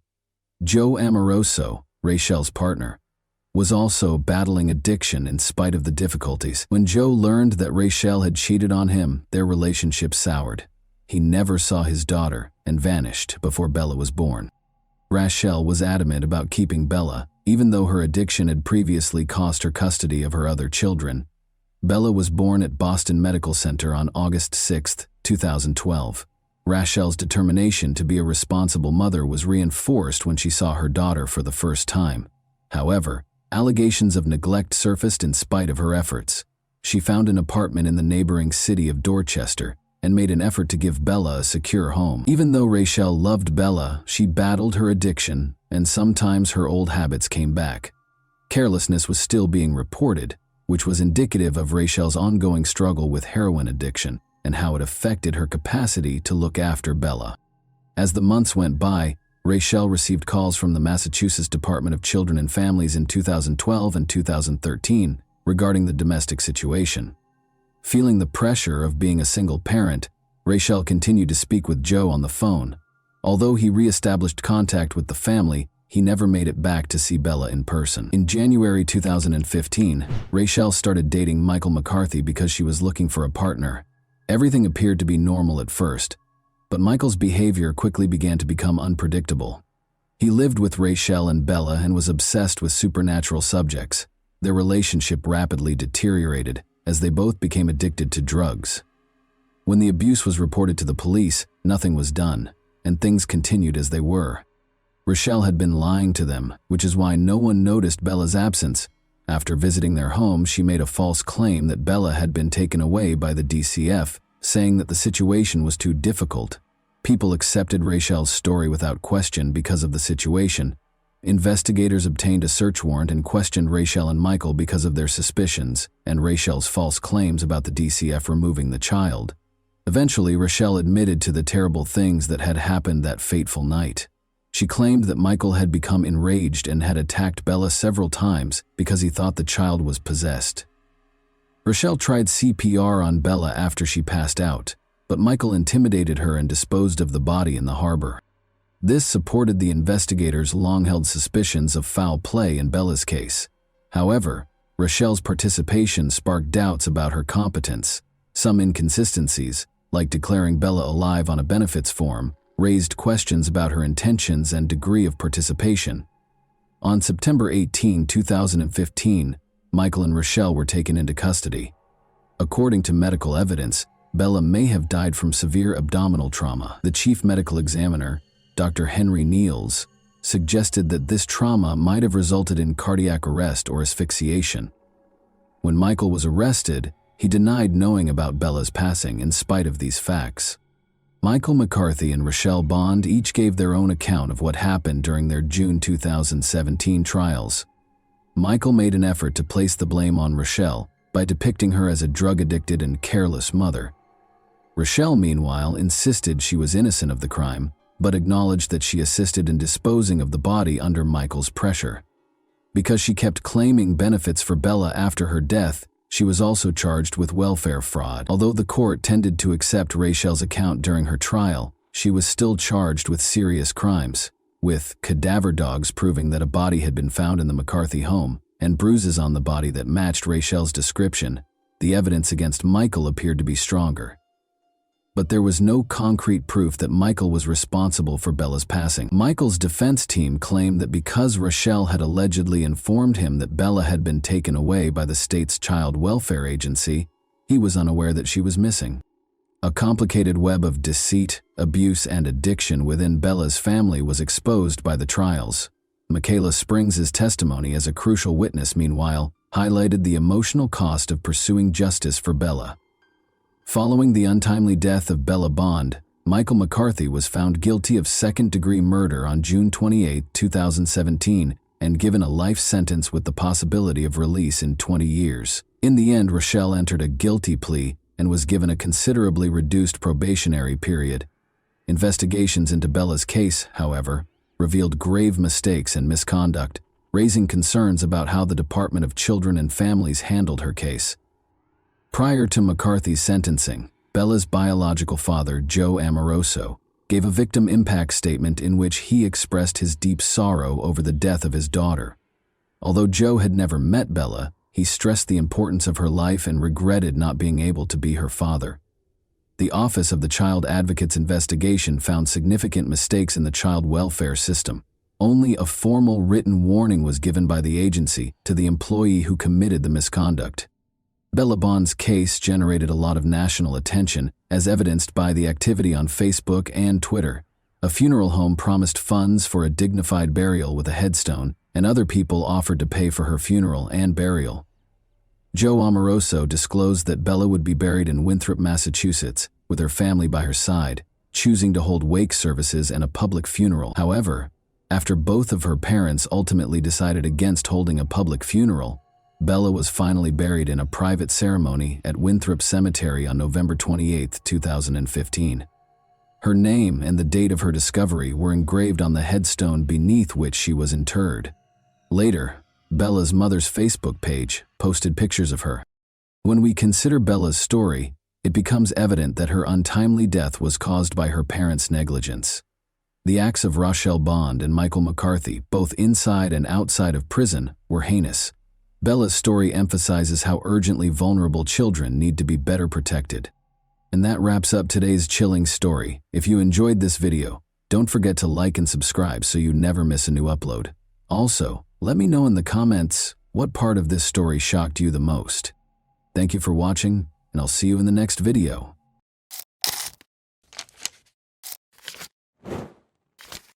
Hey guys, welcome to my channel, and today we're going to take a look at another horrible case with you. Little Bria had only ever been frightened by imaginary monsters. She called her mother, Michelle, on November 20, 2000, claiming to have seen someone outside the window. The day before, 3 armed men wearing masks broke into her house. Michelle looked out and saw no one, so she dismissed her daughter's words as the product of her young imagination. The difference with this incident, though, was that Bria saw them. They had looked through the window. Michelle and Bria were being held at gunpoint in their own home's living room by the same individuals who had been there the previous evening. In a peaceful San Diego, California suburb, it was November 2009. Michelle Renee was 35 years old and had just returned home from her job as a manager at the bank.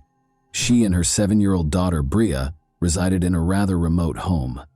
Michelle had been a bank manager for more than 13 years, putting in a lot of time and effort to advance through the ranks and land a job where she was respected and trusted. She was happy to be home with Bria after a long day. The two of them were playing Game Boy on the couch when a loud noise suddenly burst from somewhere behind them. Michelle saw 3 people when she turned around. As though they were a takeover squad, they stormed into the house. This was obviously not a SWAT team, though. The strangers wore all black clothing and were armed. Bria and Michelle screamed. When Michelle was grabbed by her hair, a gun aimed at her face and flung to the floor close to the couch, she was able to see her daughter running into another room. After securing her with duct tape, they turned the woman to face her daughter, who was lying face down close to the door with her hands and legs bound. "Are you going to kill Mommy?" Bria asked. "Do you intend to murder me?" The stranger said, "No, if the mother does everything we tell her to Michelle's belief that they had broken in to kill them. Michelle was told bluntly by the illegal intruders, "You will rob the bank for us, or we will kill you, and your daughter will be first." The intruders told Michelle that they had been watching her for months and had a plan because they knew she was a bank manager. They would stay with her all night to give her instructions and make sure she understood exactly what she was supposed to do. As they held her and her daughter bound on the couch with tape, the gang leader gave her explicit instructions throughout the night, stressing what she needed to do repeatedly. He told Michelle that 6 more gang members were standing guard outside, waiting to murder her if she did anything stupid. Around 11, a female voice on the radio caught his attention, as if to reaffirm what he had just said. He was told by the accomplice that a car had pulled into the driveway. The neighbor of Michelle and Bria had shown up. She lived in the same building and was named Kimbra. She was obviously very drunk after returning from a night out. She shocked the criminals by resisting their attempts to grab her. One of the criminals shouted at Kimbra not to move while pointing the weapon straight at his face. In an attempt to shield her friend, Michelle pushed his arm away, but he pointed the gun at her and hissed at her to never touch him again. Kimbra was finally restrained, and they all waited for dawn. Michelle became aware that she might be spending her final evening with her daughter. She needed to share everything with Bria. Thinking that this might be the last time she would ever touch her daughter's hair or see her sleeping, the mother smoothed her hair to give her some space to rest. The nightmare persisted in the morning. The robbers' leader told her to get up and prepare for work at 6 o'clock. He interrupted her to apply dynamite to her as she was getting dressed and arranging her hair. She was in excruciating pain as he taped it firmly to her back. Kimbra and Bria were also outfitted with sets of explosives by the criminals. The girl sobbed and asked what it was, but the mother merely muttered something because she didn't want her to become even more terrified. Then they showed Michelle something that looked like a lock on a door. According to the man, it was a detonator, and he would press the button if she made even the slightest mistake. The detonator had a 10-meter radius, he added. Bria was placed in her bedroom closet by the criminals. The mother reiterated that everything would be all right and that she would be back shortly. "Mom, have courage," her daughter said. 2 men remained inside the house as Michelle left, and the gang leader gave her a suitcase containing a sports bag before hiding in the backseat of her Jeep. As she always did, she was headed to work in a minute, but this time she had a gun pressed against her side and dynamite strapped to her back. She parked in her usual spot when she arrived, and the man told her she had 5 minutes to come out with the money after the cash collector arrived before she got out of the car. He had his finger on the detonator in case something went wrong. Around 9 o'clock, the cash collector showed up and handed over the cash. Michelle was in charge of getting the money because she was a bank manager. Michelle asked her colleague to go with her to the vault as soon as his car pulled away, and she explained the situation. Michelle was left with no choice but to stuff the bag full of cash while her colleague watched in horror as the bank manager did something so unthinkable. Her heart pounded. Was she moving quickly enough? Naturally, Michelle's co-workers informed the police about the incident, but first she took $360,000 out of the bank. She climbed into the Jeep and got ready to do whatever was asked of her. The criminal told Michelle that she would find her Jeep further down the street and told her to get out of the car after a few blocks. And so, it came to pass. She located her vehicle, got into it, and drove quickly home. The woman didn't know if she would find her daughter alive when she got home. She saw Kimbra's car was gone as soon as she pulled up to the house. She called for Bria as she entered the house, but the silence was uncanny. At last, she heard a small voice. From the other side of the house, Bria was calling to her. Her mother had left the girl in the closet, and she was still there. Relieved, the woman gave her daughter a hug, but it wasn't quite over. Bria saw her mother's expression change to one of panic. The gang leader had departed without taking the dynamite away from her. What if the detonator was used remotely by the criminals? Before departing, Kimbra informed Michelle that they had just cut the tape and thrown the explosives against the far wall, removing the dynamite from the girl and her back. They all rushed to the nearby homes after that. Investigators from the FBI, police, and even a bomb disposal team quickly swarmed the street. The officers soon realized that the dynamite was a fake, consisting only of 2 sticks painted red. However, no one would risk their lives assuming they were fake, given the low lighting and the fact that they were on the victims' backs in such a dire situation. However, Michelle made an effort to commit every detail that might aid in identifying the criminals to memory during the incredibly terrifying 14 hours that she was held captive. It made it possible for her to concentrate on something else rather than the situation's horror. Actually, it was her special talent for picking up on subtleties in people's looks and actions that others might miss. She committed the criminal's physique to memory, attempted to gauge their height from the house's furnishings, took note of their footwear and jeans, and examined the appearance of their weapons. She eventually had to use the restroom, so the gang leader accompanied her. She flipped the switch, brightening the man's face as he led her to the restroom. He was still wearing a mask, of course, but Michelle could see his eyes clearly. They were big, expressive, and a little red at the corner. All of a sudden, she recognized this person from her bank office. She frequently handled new client accounts in her role as bank manager, and on that particular day, a man had visited her office. He clarified that he needed information about opening accounts and making investments because he would shortly inherit a sizable sum. He repeatedly asked the same questions while seated at her desk. The man introduced his companion as Lisa, and they departed when a woman finally came in and said, "Chris, we need to go." However, he gave Michelle his business card before he left. She put it in her desk's top drawer. Michelle's mind was racing with all of these ideas, and she felt that she needed to be extremely careful and not even hint at her recognition of him. Additionally, she recognized his accomplice because she occasionally heard Lisa's voice on the radio. They wouldn't let her die if she messed up. Michelle then requested that the officers immediately check her desk's top drawer. The business card wasn't a fake. It was there. Christopher Butler was the man's name. Butler's conviction as a bank robber was quickly discovered by the FBI.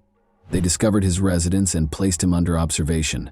The bank was only a few kilometers from Butler's home and that of his fiancée, Lisa Ramirez. The other 2 men, Robert Ortiz, who had his sights set on Bria, and Christopher Higgins, a big man who protected Michelle, were soon recognized by detectives. The decision to arrest Christopher and Lisa was made on December 1. They were allegedly pulled over for document verification during a routine traffic stop. There was just so much evidence in the car. In a stressful situation, the pneumatic gun in the glove compartment appeared completely real. In addition, the officers discovered a black bag Michelle had described, gloves, homemade masks, Michelle's credit cards, banknote adhesive ribbons, and even a door lock that the criminals had managed to pass off as a detonator. 2 investigators waited for more evidence in the house. Officers discovered a sample of dynamite bearing Christopher and Lisa's fingerprints, along with all the ingredients needed to make fake dynamite. Because they were sure they wouldn't be linked to the crime, the accomplices left a ton of evidence. The $360,000 that was stolen, however, was not discovered by the officers in the house or the car.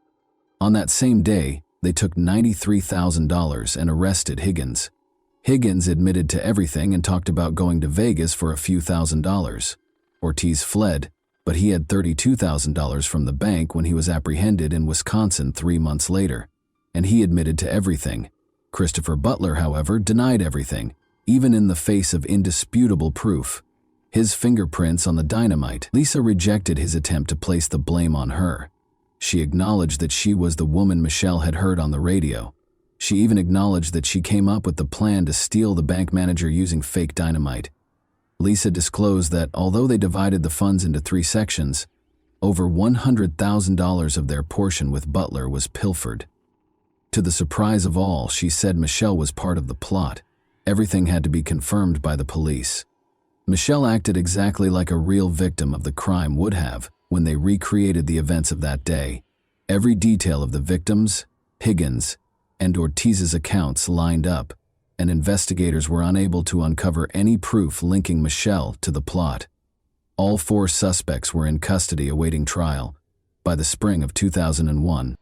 But Michelle and Bria were still processing that terrifying night. The girl thought the criminals would eventually find them and kill them, so she desperately wanted to hide somewhere. She changed from a joyful, fearless, and energetic youngster to a terrified being who feared solitude. Michelle took Bria to stay with her grandmother in Alaska in June because of this. She went back to finish things up and moved to Alaska with her dog, essentially no money and a camera, leaving the child with her grandmother. She drove off on a 9-day journey. Since she had committed to returning for Bria's birthday, she was only on the road for 9 days. Their healing really started only after they relocated.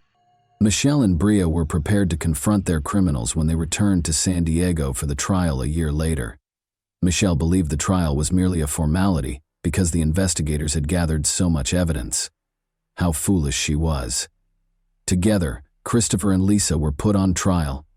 Lisa would find it challenging to maintain her innocence because she confessed during a videotaped interrogation. In order to spare her from life in prison, her attorney made a deal with prosecutor Tom Manning, but he turned it down. However, the judge was compelled to forbid using Lisa's statements in court because she incriminated Christopher as well as herself during the interrogation. The case depended almost exclusively on Michelle's statements in the absence of Lisa's confession. The attorneys for Christopher and Lisa made the decision to pursue Michelle in an effort to damage her reputation. The jury doesn't think angry witnesses are trustworthy. Michelle did not do well on the witness stand and they were successful. The problem was that Michelle wasn't your typical victim. She had been a stripper for many years. It was a decision she had to make in order to live, and the woman didn't hide it. Michelle left home when she was 15 years old and put in a lot of effort to rise from bank manager to regional vice president before taking a bank manager position to spend more time with Bria. She kept up her exotic dancing for a while even while she was employed at the bank. However, Michelle's integrity as a witness was called into question by something else. She falsified her resume and other documents, listing experience and skills she didn't have in order to obtain a job at the bank. This appeared to be less than ideal from a legal standpoint. Butler's attorney also probed her personal life in an attempt to paint her as a careless, egotistical mother who would stop at nothing to get money. Her financial troubles might have served as a catalyst for the conspiracy.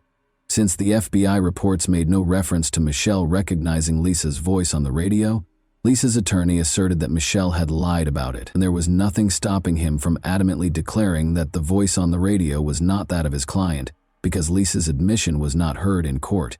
He then asked Michelle about marked bills, which are traceable banknotes that banks store in safes in case of a robbery. She didn't intend to endanger her daughter's life, and the criminals cautioned her against taking such notes. However, the attorney now asserted that it was suspicious. In addition, he questioned her maternal instincts, knowing that her daughter is wearing dynamite. Would a mother rush to the house where she is?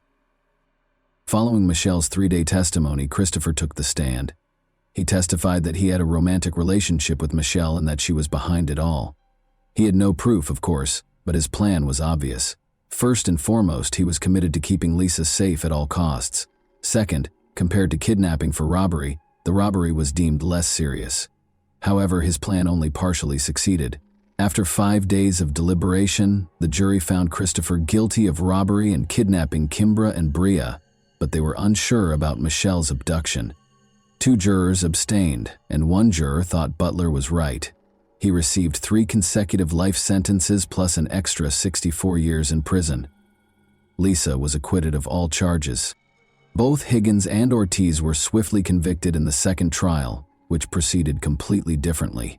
Each received a 32-year sentence. There was never any trace of the remaining $260,000 in bank funds.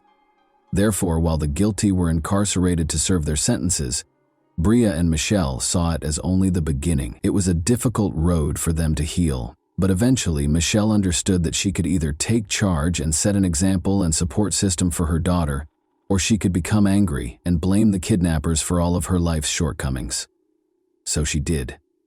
She began her own public relations firm from the beginning, gave numerous speeches in public, told other assault survivors her story, and penned a book that was made into the movie In Captivity.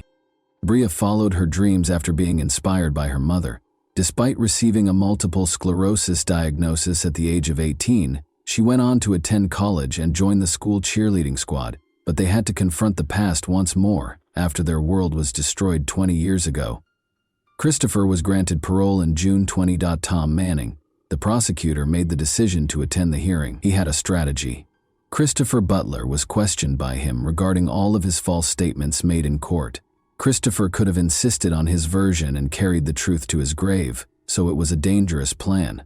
However, he acknowledged that Michelle was never a part of the conspiracy and that they did not have a relationship. He blamed his ex-girlfriend Lisa Ramirez for the crime, but he refused to accept responsibility for it. He conveyed his profound apologies for the suffering his victims had endured as a result of him. Christopher acknowledged that he felt deeply moved by Michelle's book and that he regretted what he had done. Despite their forgiveness, Michelle and Bria opposed his release and repeatedly refused to let him go. They had a fundamentally different attitude toward Ortiz and the other 2 men. In court, he was the one who expressed regret to Michelle. Ortiz was released in January 2021 after Bria spoke favorably during his parole hearing. Working together in Michelle's newly established business, Michelle and Bria are now closer than ever. Michelle's 9-day healing journey to Alaska altered her worldview, and she wrote another book about it. And that wraps up today's chilling story. If you enjoyed this video, don't forget to like and subscribe so you never miss a new upload. Also, let me know in the comments, what part of this story shocked you the most? Thank you for watching, and I'll see you in the next video.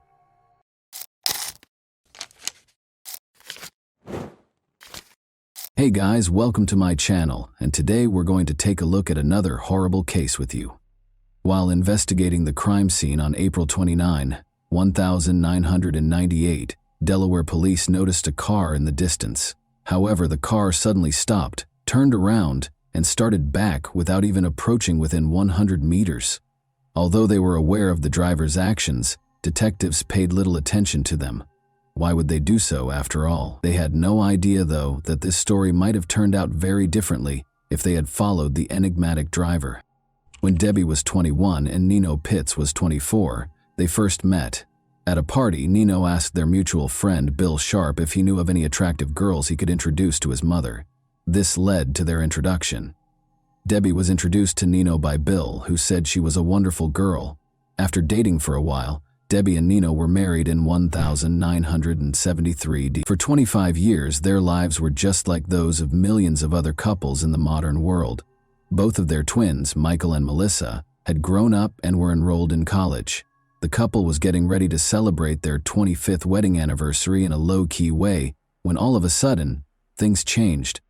On a lovely sunny day in Delaware on April 29, 1998, Debbie made the decision to plant rose bushes in front of their home. She had never been a gardener, so Nino was shocked to see her doing this when he got home, but he was happy to see that she was obviously enjoying it. Debbie was expecting a call from work, so she asked him to give her a call at about 4 p.m. With a nod, Nino entered. When Debbie had a gut feeling that it had been over 4 hours, she kept caring for the flowers. She assumed Nino had just forgotten her request, so she didn't give it much thought. The woman rose and entered the house, but she was struck in the head and fell to the ground before she could reach the kitchen. Debbie was in shock and couldn't comprehend what was going on. She could hardly see because her glasses had fallen, but she could make out a stranger's silhouette standing over her. "Where did you keep your money?" he demanded. Debbie became aware that the house had been broken into. As the man searched through her possessions, she lay on the ground.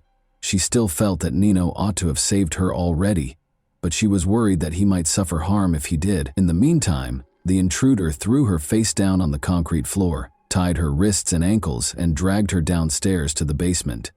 She was violated by the man. Debbie was shocked by what was happening and writhed in agony. She had been caring for her roses in her cherished garden only 20 minutes prior, and now she was facing this humiliation on her own house's floor. The attacker pulled up his sweatpants and walked away when it was all over. The brute reappeared and pulled Debbie back up the stairs, this time from the basement, just when Debbie thought the horror was over. He kept a knife to her throat, covered her with a blanket, and carried her to a car parked near the front door, placing her in the trunk. Debbie didn't even realize she had just been abducted because she was in such a state of shock. However, the man started the car, so she didn't have time for that. Debbie was trying to break free already. She wanted to break the bonds so she could begin kicking, biting, screaming, or doing anything else to get away or draw attention when the criminal opened the trunk again. But when he opened the trunk, her plan fell through. Debbie was horrified to see that no one was willing to assist her and that she was already in the garage. She was brought back inside the house by the kidnapper. It took him only one look to realize that Debbie had attempted to loosen the ropes after she was flung onto the room's bed. Furious, he violated her once more and punished her harshly. She sobbed and pleaded for forgiveness, but the more she pleaded, the more vicious he became. He chuckled and obviously enjoyed her suffering. Debbie saw that he probably had some illegal substances in his system. He bound her hands and feet to satiate his desire, then tied the ropes around her ankles and wrists to render her immobile. The attacker left her, closing her eyes and mouth. She thought she was saved when she heard 2 loud shots shortly after, assuming it was the police rescuing her. Debbie's absence was immediately noticed at work. As a hospice nurse, her dependability and timeliness were always undeniable. Therefore, a co-worker went to her home at 6:30 p.m. when she was unreachable. When Debbie's co-worker noticed the Pitts family's neighbor, she introduced herself and inquired as to whether he had seen her. "She had been planting roses in the garden," he retorted, adding that the house's side door was always open if she wasn't answering. The woman came inside. There was silence. She summoned Debbie. Her glasses were on the floor, and her possessions, including her wedding ring, were on the kitchen table. The woman kept phoning Nino and Debbie. She discovered Nino in the bedroom, but Debbie was nowhere to be seen. He had been shot in the head, and it was clear that he was no longer able to be helped. Only the following day did Debbie see the kidnapper. He described how he saw the headlights pointed at his windows and assumed the police had found him. Concerned that the neighbors might have heard or seen something, he fired 2 shots from the window. Then he loudly turned up the TV or the radio. Debbie was horrified to learn that Anthony Pitts, Nino, had been shot in his own house when the news program began. The police suspected her of killing her husband and made her a fugitive. She hadn't even considered the possibility that Nino had suffered any harm until that point. She felt that everything had happened so fast. She had gone inside, she had been attacked by a stranger, and her husband had no idea where she was. Debbie found it hard to believe that Nino had been hurt by her kidnapper. The woman was shaken when the man abruptly apologized for having to kill her husband and just walked out of the room. She had just learned something that was really hard for her to understand. She understood that she would be her attacker's next victim because he was not only a thief and a violator but also a murderer.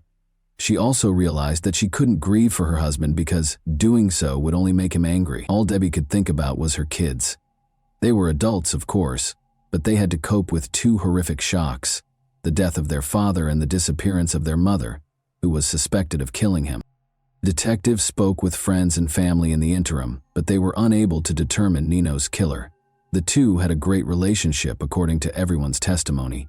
The neighbors never heard any screams and they never got into a fight. Furthermore, Debbie couldn't see anything without her glasses, so she would never leave the house without them. The fact that their primary suspect was fighting for her life only 5 miles away was unthinkable to the police. In a follow-up interview, the neighbor recalled seeing a car parked directly in front of the family's home, despite the fact that he had not heard any screams. A man had driven off after placing a blanket in the trunk. In fact, tire marks were discovered by detectives on the lawn directly outside the house, which was extremely unusual for such a wealthy neighborhood. The police determined they were dealing with a kidnapping after finding Debbie's glasses on the kitchen floor, which prevented her from seeing anything. 52 hours later, the kidnapper showed a new side of himself. He untied his victim and addressed her normally. He had hardly spoken to her more than a few words at a time before, so this was very unusual. The man acknowledged that he was thinking of letting her go, but was worried that she would tell the police about his house. Debbie took these words to heart. She had to persuade him to actually let her go if he was thinking about it. Since she could hardly see without her glasses, she assured him that she would not tell anyone about him. She addressed him respectfully as Sir. He'd brought her in the trunk, so she didn't know where the house was either. But as soon as the hope for Debbie began to grow, it was dashed when he said he couldn't let her go. Then, as though he were thinking out loud, he said that he would only be sentenced to 10 years in prison if he removed all illegal substances from the house. Debbie became aware that the person she was interacting with was not very smart. Could he have been so gullible as to believe that assault, kidnapping, and murder only resulted in 10 years? She made the decision to use her cunning to help him see her as a person rather than a victim. She spoke to him calmly, and this strategy worked. He let her sleep in his bed that night after taking the shackles off her eyes and mouth. The kidnapper informed Debbie that she needed to shower on the morning of the third day. She was denied access to the restroom by the man, even though it was necessary, but Debbie didn't feel strong enough to stand under the water after being confined for so long. He gave in to her request for a bath. The least of her concerns was that taking a bath and undressing in front of a stranger made her uncomfortable. The man asked if she planned to wash her hair after noticing that she was done. She responded that she couldn't do it right now because her wrists and hands were so painful and swollen that she couldn't even lift them. He therefore gave her hair a wash himself. Debbie felt uncomfortable allowing her husband's killer to touch her hair because it felt like another act of violence. However, she controlled her emotions. The man raped her once more after forcing her to put on his clothes after the bath. The kidnapper didn't realize that Debbie needed to eat until the fourth day. She asked him to buy a newspaper when he went out to eat. Ironically, he did as he was told. They read the newspaper and ate together. Although she didn't express it, it stated that the police had no suspects and that Debbie had previously been brought up by her family, which deeply distressed her. The kidnapper, however, seemed extremely happy and even proud of himself. Since no one suspected him and no one knew where she was, he thought he had committed the ideal crime. The kidnapper told Debbie he was going to work on April 24, the fifth day she was held captive. Even though he came back within 20 minutes, presumably to see how she was doing, he had stated this several times previously. Still, Debbie made the decision that today was the day. She had to do something if she was going to get away. She complained of the terrible pain in her wrists and told him that he had to think of something else if he wanted to keep her alive. The man complained that Debbie was becoming too costly for him and consented to replace the ropes around her wrists and ankles with handcuffs. They cost $5 each, he said when asked what he meant. Stated differently, he only gave her one meal, spent $10 on handcuffs, and most likely wouldn't spend much more. She had to leave immediately. He fastened the handcuffs to her wrists and ankles with a rope, said aloud that he was going to work, and shut the door. She was unable to move her hands because of the rope, but she was able to move her wrists thanks to the handcuffs. Debbie, on the other hand, took her time and was correct. An hour or so later, she heard the front door softly open and close. Debbie became aware that the test was successful. She began to move her hands, releasing the rope that held the two handcuffs together. Then she walked warily to the door and froze in terror. What if he remained behind the door and became furious upon realizing that his victim had set herself free? When Debbie heard her husband say, "Hold on, dear," she tried to calm herself.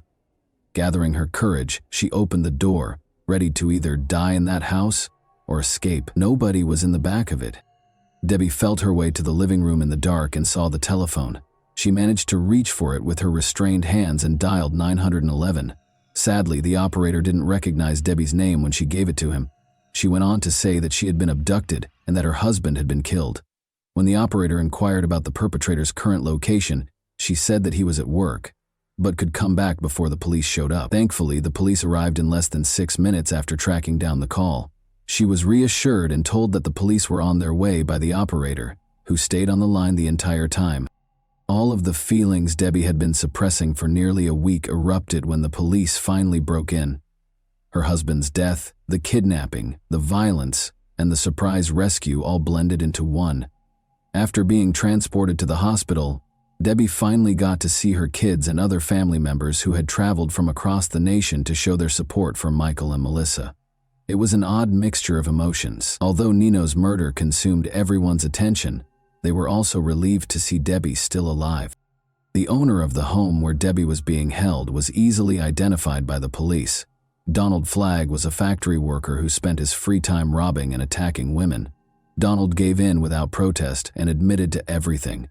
Additionally, he provided clarification on a few points that the police were unaware of. He was just strolling past the Pitts family's home that day when he noticed Debbie caring for the roses. He went inside and waited in the kitchen, his eyes fixed on her. Because of the nearby construction and the lawnmowers in operation, Debbie was unable to hear the shot. He became acutely aware that he had not taken anything from the house after the attacker abducted Debbie. He went back to the victim's home, missing a great chance to make money.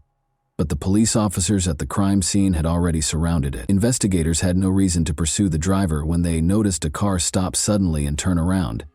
They didn't know it was their suspect until much later. The man's attorney persuaded him to enter an insanity plea in spite of his confession. Debbie was forced to testify in court as a result. Luckily, she was well prepared by her psychologist. In order to get used to the attacker's face and avoid displaying too many emotions, he asked Debbie to call him by name and look at his picture more frequently.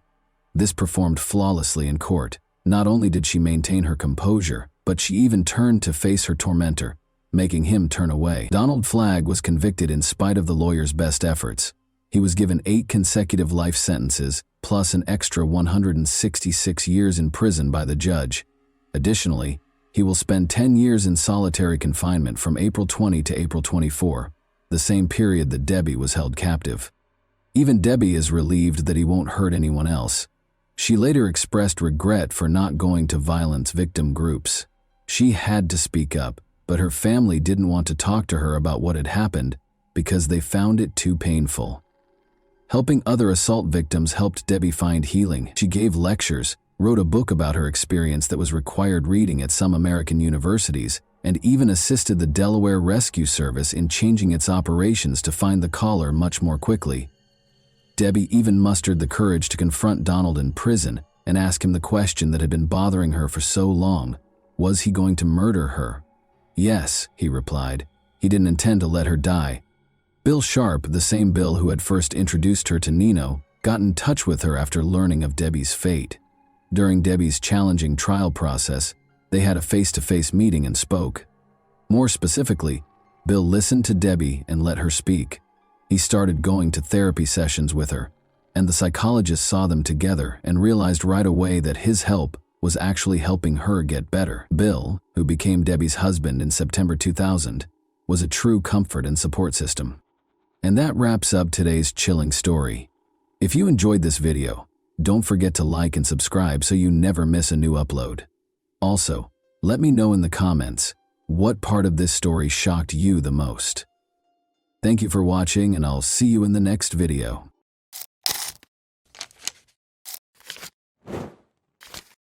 Hey guys, welcome to my channel, and today we're going to take a look at another horrible case with you. As they did almost every day of that year, Serena Tolson and her friend Israel spent the evening of January 23, 2012. The young couple was unaware of the descent of the dark night. They heard a scream while they were seated at a picnic table in the neighborhood park. Since it was 2:30 in the morning, it couldn't have been children playing. Israel and Serena ran toward the source of the shrill scream when it recurred. The scene that played out in front of them looked like the bloodiest horror film ever. A man was hovering over a girl in the middle of the road, repeatedly stabbing her with a knife. Serena yelled for the man to stop as she ran toward him. Israel shoved the assailant away from the girl, but the man got up and fled back to his car as Serena was calling the emergency hotline.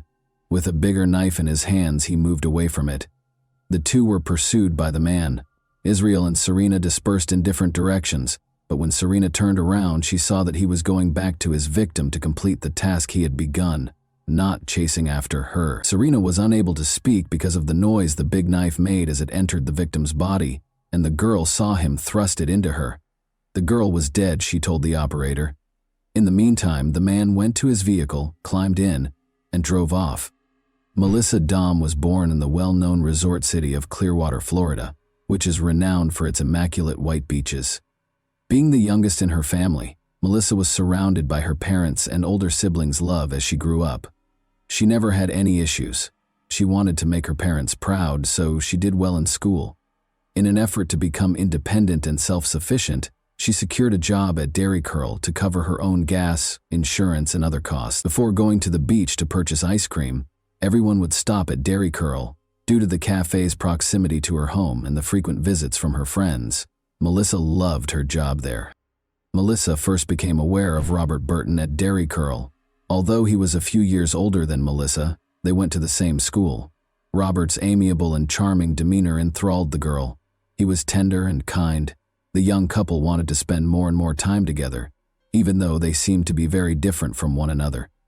Robert didn't particularly enjoy getting together with friends, but Melissa was gregarious and energetic and loved spending time with them. In addition, Robert felt uneasy around his own family, whereas Melissa grew up in a close-knit household. He felt alienated in his own home because his mother had remarried and he had stepbrothers. He consequently began spending more time with Melissa's relatives. When Melissa discovered that Robert had not given up smoking as he had promised, it was the first red flag in their relationship. Although he expressed regret and pledged to stop lying to her, Melissa felt uneasy about being duped for such a long time. Their tension only grew after Robert persuaded her to abandon her aspirations of enrolling in a prominent university where she had been accepted. Melissa told everyone that she didn't want to leave the town, but in actuality, Robert was the main reason.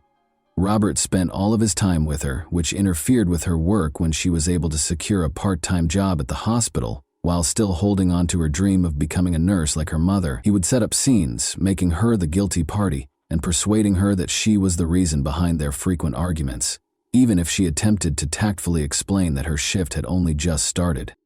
Melissa, who was practically a teenager, didn't realize that Robert's actions were out of the ordinary and thought that was the case in all relationships. Melissa received an invitation from her sister to hang out on the beach with friends in the spring of 2011. Melissa's ex-boyfriend was brought up by one of the guys, which obviously upset Robert. He began acting like a child and stepping on her shoes from behind as they were making their way back to the parking lot. Despite knowing she wasn't at fault, the young man obviously wanted to get even with her. Melissa tried to escape him by running ahead of him, knowing he wouldn't stop. She turned around when she came to a small hill and yelled at him to stop acting like such a child, but he pushed her off the elevation without a word. The girl suffered severe scratches after falling down the hill. Her friends hurried to her aid when she cried out, but Robert went to the others and said Melissa had fallen, rather than running to her. Robert called Melissa a liar after she claimed he had shoved her. If Melissa's older sister hadn't stepped in and taken her home, it's unclear how the argument would have ended. The young couple shouldn't be left alone, in her opinion. Melissa's mother insisted that her daughter end the relationship with him after hearing about the incident, and the girl appeared to comply. But 2 weeks later, to her astonishment, Robert returned to her home. Their relationship completely changed as a result of this incident. He threatened to harm himself, which prevented Melissa from ending their relationship. Melissa and Robert were once more hanging out with friends on October 25, 2011. Melissa apparently felt more courageous than normal because she refused to go get cigarettes when Robert insisted on it. Clearly upset, the young man grabbed her car keys and demanded that they go to the gas station store together. Melissa subtly requested that the guys follow them in their cars since she could sense a storm coming. After noticing this tactic, Robert began to wonder if Melissa had spoken to them. Naturally, she denied it, but he was unable to relax. He began flinging Melissa's phone, keys, and bag across the street after they got home and she braked in the driveway. He hit the girl in the face after she screamed for him to stop. Melissa was clearly trying to beat Robert when he lunged at her, but she was able to hit him in the groin, get up, and flee. The girl recalled where her phone had been thrown by him. Reaching for it, she dialed 911, but she hesitated when it came time to hit the call button. Robert always threatened to kill her if she ever complained about him to anyone, after all. However, he was only 2 steps behind her when she turned around. She gained courage from that. She called the number and informed the emergency operator about the attack. She realized he wasn't pursuing her as she ran toward the intersection where the gas station was. She had the sudden thought that he was aware of the location of the keys he had thrown. As he always threatened, he would visit her home and murder her mother. It was Robert's primary means of controlling Melissa, because he was aware of how important her mother was to her. Melissa hurried back, terrified for her mother. Robert grabbed her as he leaped out from behind the bushes. He most likely would have given her a serious beating, but just then a patrol car arrived. Melissa couldn't believe he was holding her responsible for what had happened, so he yelled at her angrily, "So you really want to do this to me? You want me to get arrested?" The girl, still under Robert's influence, started pleading that instead of being arrested, he'd be sent to anger management classes or something. Regardless of what she said, the officers informed her that everyone had seen the incident and that he would be arrested. After escorting her home, the police officers spoke with her and her mother about domestic violence, explaining that victims frequently went back to their abusers and that they didn't want her to experience the same thing. After being taken into custody, Robert was accused of assault. But only 6 hours into his incarceration, he called Melissa the very next morning and insisted that she take him home. Luckily, she declined. January 23, 2012 was the date set for Robert's trial. Melissa had a good weekend with her friends because she didn't have to be at the trial. She was getting ready for her impending tests and gradually getting back to her regular life. However, the phone rang in the middle of the night while she was soundly asleep. Robert was the one. He called again, but Melissa didn't answer. Reluctantly, she replied. Robert informed her that he was close to her residence. He begged for a final farewell meeting while in tears, saying that he just wanted to give her one last hug and that they shouldn't part on such a sour note. The girl reluctantly consented and, believing she could manage the situation, retrieved her phone, keys, and pepper spray, but she knew it was a big mistake the moment she stepped outside. Unfortunately, the girl was too ashamed to turn around because Robert had already noticed her. She hoped to bid him farewell as soon as possible and then go back to bed to rest before her test. The young man came up to her and gave her a tight hug, and then she heard a click. He pulled out his pocket knife. With great force, he hit her, striking her throat, face, and shoulders. Melissa let out a cry and struggled for her life. Suddenly, a girl came out of the shadows and told him to stop. Melissa reached for the girl's hand even though she didn't know her and wasn't sure how she could help. She hoped to call for assistance when she noticed a phone in her hands. Israel complied with Serena's instruction to push the assailant away from the girl at the same moment because that was her name. Robert got up and walked calmly to his car. Robert abruptly started chasing after them as Serena went up to Melissa and was ready to take her hand. Fearing she would be his second victim, the girl was frightened. She reported the attack to 911 while she was running. However, she turned around to see that the man had gone back to finish what he had begun with the bloodied girl on the ground.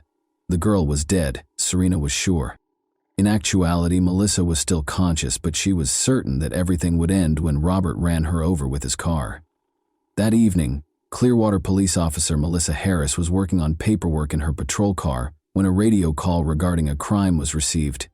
She was told that the man who had attacked the girl had driven off in a red pickup truck and that a dead girl was lying on the side of the road on the north side of the park, but there was nobody there when she got there. Unable to comprehend what was going on, she slowly looked around the park. Melissa was certain Robert was aware that assistance was on the way and that everything needed to be completed as soon as possible. In order to prevent him from running her over with his car, she crawled and did everything she could to get off the road. Her neighbor's mailbox was close to 2 sizable cement piles. She knew that the cement and the mailbox would keep her safe if she could crawl there. She even succeeded in getting to her feet at one point. The weary girl reached the mailbox, collapsed in the dirt, and heard his car just pull away. It grew very quiet, slowly. Melissa thought she was going to die. When she was illuminated by a police car's spotlight, she prayed for sin forgiveness. Officer Melissa Harris acknowledges that she had never witnessed anything like it in her years of police work. The victim had numerous wounds, many of which were still heavily bleeding, and her teeth had been knocked out. However, she was able to provide Melissa with Robert's name, address, birth date, and car make in addition to Melissa's own name.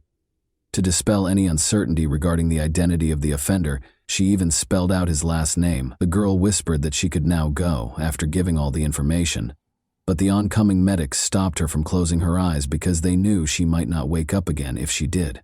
Melissa's mother woke up as they struggled to treat her most serious injuries.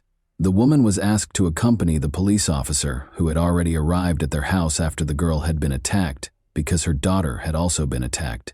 She was positive that Melissa was sleeping upstairs because the police had misidentified the door.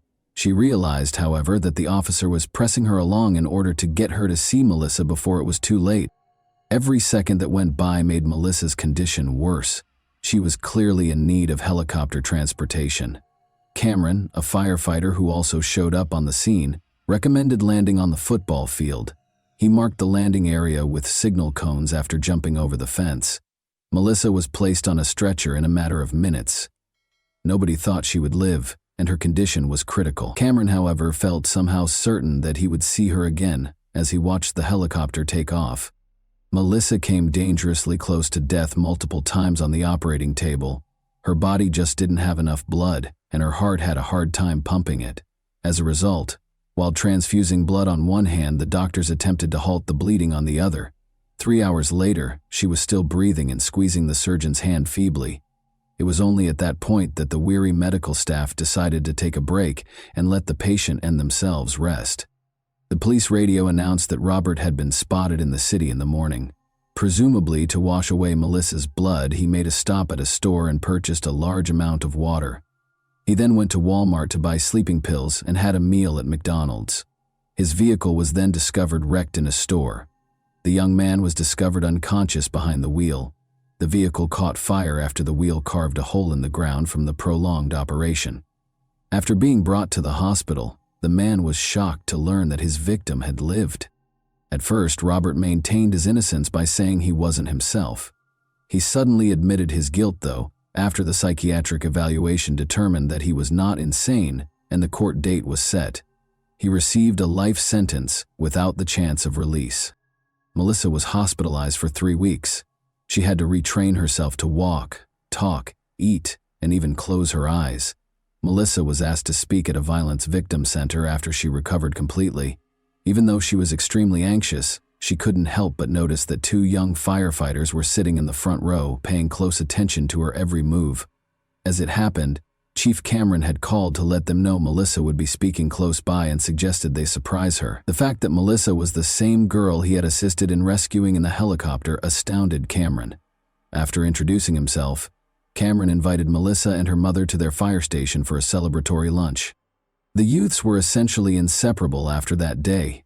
Cameron restored Melissa's love for life, even though she was certain she would never date again.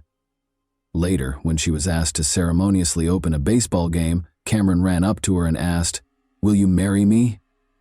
Melissa naturally said yes, and the two fell in love and were married in 2017. Never date an ex-partner after a relationship breakup is Melissa's main piece of advice as a lawyer who advocates for the rights of victims of violence. Even she was unaware of the potential danger. She believes she lived to fulfill the vital duty of assisting young women who feel they are undeserving of respect and true love, despite having nearly died. And that wraps up today's chilling story. If you enjoyed this video, don't forget to like and subscribe so you never miss a new upload. Also, let me know in the comments, what part of this story shocked you the most? Thank you for watching, and I'll see you in the next video.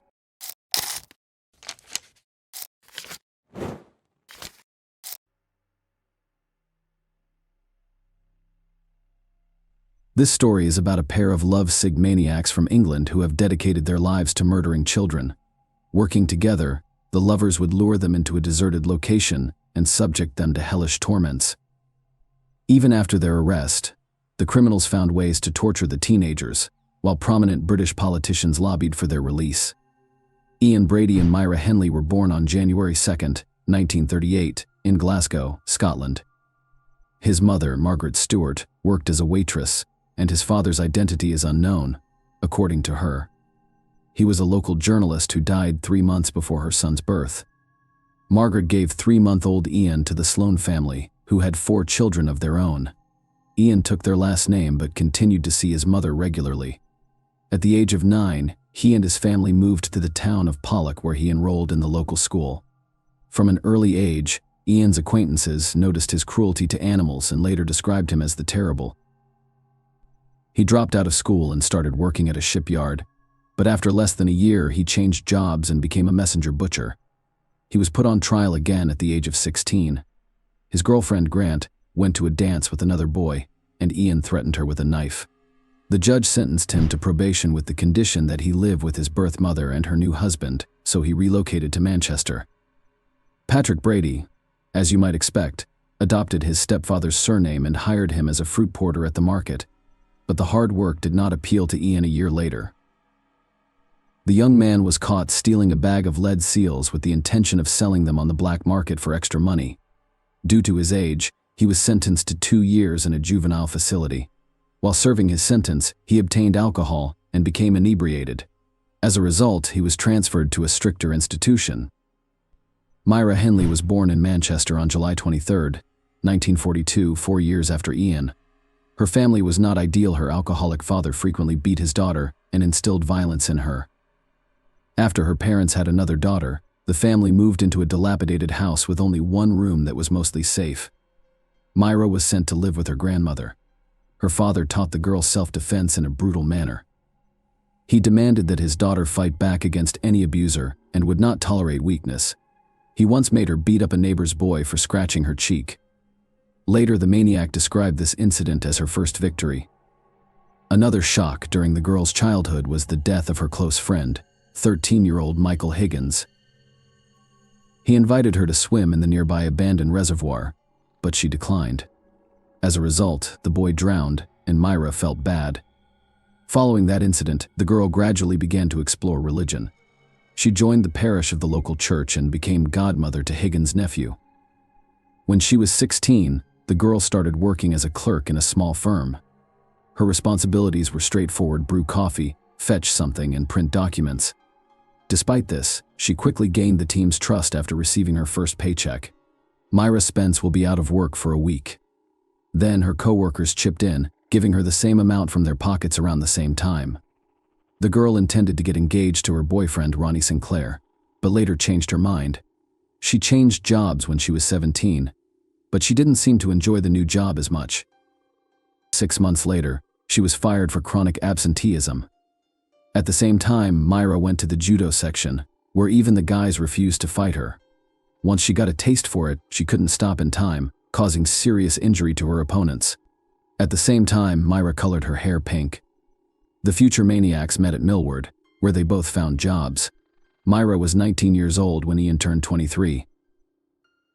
According to the young woman's diary, their first conversation occurred on July 27, 1961. Myra initially sympathized with the young man despite his criminal record, but eventually lost interest. However, 6 months after they met, Ian asked her out to a movie, and the young woman agreed that the choice of a movie for a first date was as strange as possible, a documentary about the Nuremberg trials, and that the couple continued to go to the movies for the most violent films. And soon Brady instilled in Myra an enduring interest in Nazis. They frequently sat down together to read materials and books about the atrocities of the Third Reich while drinking German wine, which piqued her interest. Myra began to imitate the Aryan young woman model, dyeing her hair white and wearing dark red lipstick. Later, she dramatically changed her wardrobe to more candid short skirts, leather jackets, and high-heeled shoes. The couple continued to work together, but their attention to the team dwindled with each passing day. Calling the relationship perfect at the time was impossible. In a letter to an old friend, Myra revealed that Ian had slipped her sleeping pills. After a few months, Ian and Myra decided to rob a bank. The young woman rented a van and attempted to learn how to shoot, but failed to master the skill. Despite this, she eventually acquired a rifle and 2 revolvers. The couple eventually abandoned the idea, and they were likely safe. They were eventually given new housing through a government program because their previous one was deemed unsafe. Brady was also the first to express Myra's deepest desire to commit the perfect murder. He was inspired by Meyer Levin's book Coercion, in which two teenagers plotted to kill a 12-year-old boy in order to avoid the death penalty. The young woman was undeterred by this revelation and agreed to assist her lover. The plan was extremely simple. Myra and Ian planned to find the victim along the road, then take her to a remote location and kill her. Brady told Myra to drive the van down the street alone while he followed on a motorcycle. After spotting a suitable victim, the maniac was about to signal his accomplice with his headlamp, after which she was to persuade the victim to get into the car on the evening of July 12th, only 1 month after moving in. They went out to hunt. Brady chose the first victim and signaled to Myra, but she drove past him, catching up with her. He demanded explanations. The young woman revealed that the maniac's target was 7-year-old Marie Rock, who lived next door to her mother. According to Myra, they would have a very difficult time getting away with it because the police would immediately begin searching for such a young child. The couple then continued down the street, looking for another victim. At 8 p.m., Brady made his decision on Fraxmer Street, and Myra recognized the girl once more. She turned out to be Pauline Reed, her younger sister's 16-year-old friend who was on her way to the disco. Determined to act, Myra stopped and offered her a ride, and the girl got into the car, which took her to a deserted location. Myra made up a story about losing an expensive glove on the Saddleworth. Heath was popular among locals due to its abundant supply of peat, which was used as fertilizer. Pauline agreed to assist her acquaintance shortly after arriving at the location. Brady approached them. Myra informed them that the girl was her boyfriend, and he would assist them in their search. The final outcome of the situation remains unknown. The problem is that Brady and Myra tell two different stories, but they all end up with the same outcome. In Ian's version, Pauline is murdered. The girl was abused and killed by him and his lover, Myra. On the other hand, she claimed that she was left in the car while Pauline and Brady allegedly went to look for the glove. After a while, the maniac returned alone and reported the girl's death. He led Myra to her body, and she noticed that the girl's clothes were severely wrinkled. Myra's version does not make sense to me. What excuse would a 16-year-old girl have for going on a search with a stranger while Myra was sitting in the car? Most likely, with this story, the maniac was attempting to absolve herself of direct involvement in the murder after burying the body. Myra and Brady packed the motorcycle into the van and drove home. On the way, they saw Pauline's mother and brother looking for the girl. After nearly 6 months apart, the couple decided to act again, but this time with a 12-year-old boy. When the boy saw the victim in a store, they struck up a conversation and offered the child a ride home as an added incentive. Brady offered the boy a drink once inside the car. He specified that the alcohol be picked up at their house, but first a pair of maniacs asked the child to assist in the discovery of a fictional glove in Saddleworth, much to his dismay. The boy agreed. The situation then proceeded in the same manner as before. Hinley claimed Brady had taken the child from the car, abused and killed him. The maniac reiterated that she was not present during the entire ordeal. 7 months later, on June 16, 1964, the couple abducted 12-year-old Keith Bennett while he was on his way to his grandmother's home. He met the same fate, violence, and murder. The police, who were unaware of serial killers at the time, initially arrested the boy's stepfather but discovered no evidence against him. The next murder occurred 6 months later, on December 26, 1964. It is unclear whether they were able to maintain this cycle unintentionally, or if the pause was necessary to lull the police into a state of alertness. You'd think that if children began disappearing one after another in a small town, law enforcement would devote all of their efforts to apprehending the maniac, but on December 26th of that year, with only a few days until the New Year and Christmas, Ian and Myra decided to give their town another unpleasant gift. This time, the situation has changed dramatically. They searched for their new victim on the playground. Leslie Ann Downey, 10, was scattering shopping bags near the car. The maniacs asked the girl to assist with the collection after asking her to help them transport the bags home. The girl consented and was assaulted. As soon as she crossed the threshold, the couple began abusing the unfortunate child in her home for an extended period of time. After playing with her, the sadist killed her and returned the corpse to Saddleworth. Myra insisted that she was not present during the murder. The attentive viewer recalls that the couple lived with Myra's grandmother. Where was she at the time of all these atrocities? On the morning of the murder, the caring granddaughter sent her to a relative's house and forbade her from returning home. Despite this, the old woman attempted to return in the evening, but Myra refused to let her in. The next day, after cleaning up the girl's corpse in the house, she returned with the grandmother. The couple committed the next murder. 10 months later, breaking a strange cycle, but that wasn't the only thing that made this case unique at the time. Maureen, Myra's younger sister, David Smith, 17, was already married. The couple frequently spent time together, and the young man quickly won Brady's heart.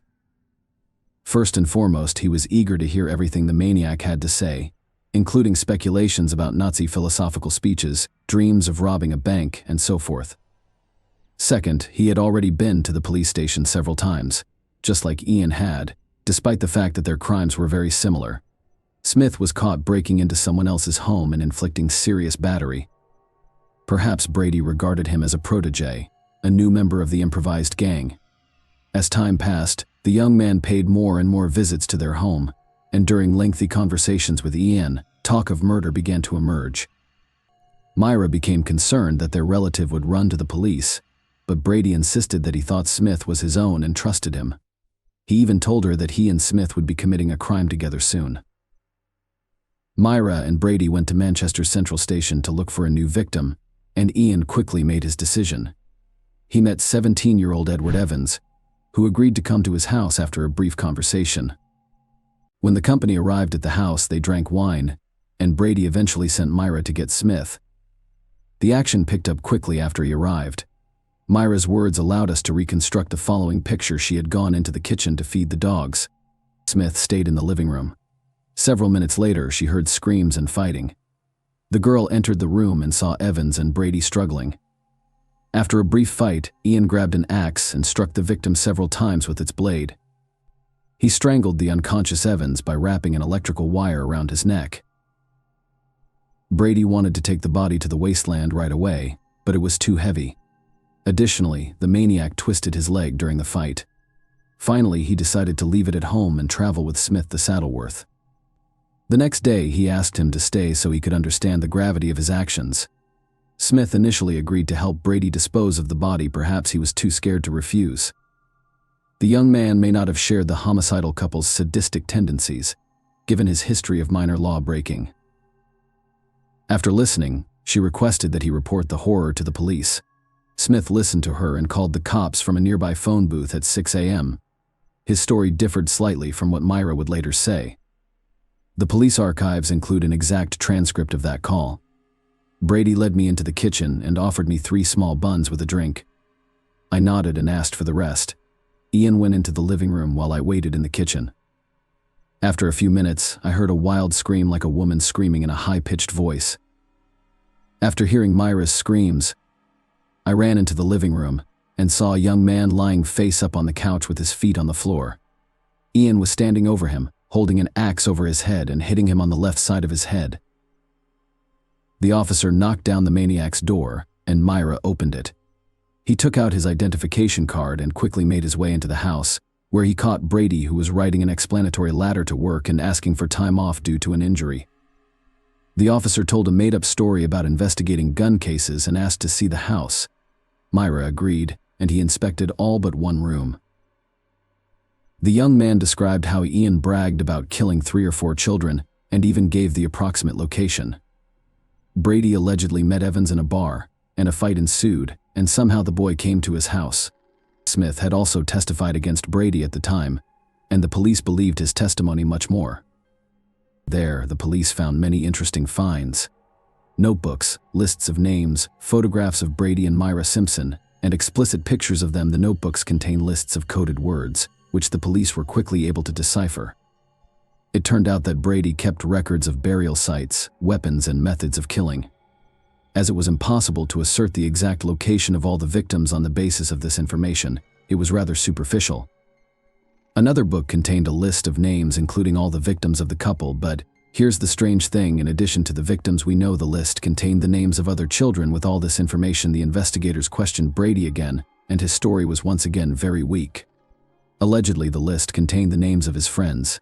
and he had joked about killing children in his conversation with Smith. At the same time, the police managed to find the very suitcases, the contents of which shocked everyone. There were photographs of a naked girl. Also found in them were audio tapes, one of which would soon become perhaps the most damning evidence in history. It contained cries and pleas for help. The tapes contained recordings of Nazi plays, and one of the mothers recognized her daughter Leslie Ann Downey's voice. The suitcases also contained photographs of the marshland backdrop, various batons, lashes, and erotic magazines. A recording of the girl screaming and a photograph of her would have been enough to PR. On October 10th, police discovered a child whose hands were sticking out of the ground due to the body's composition. The child's identity will not be confirmed until after 150 officers were involved in the search for bodies in the swamps.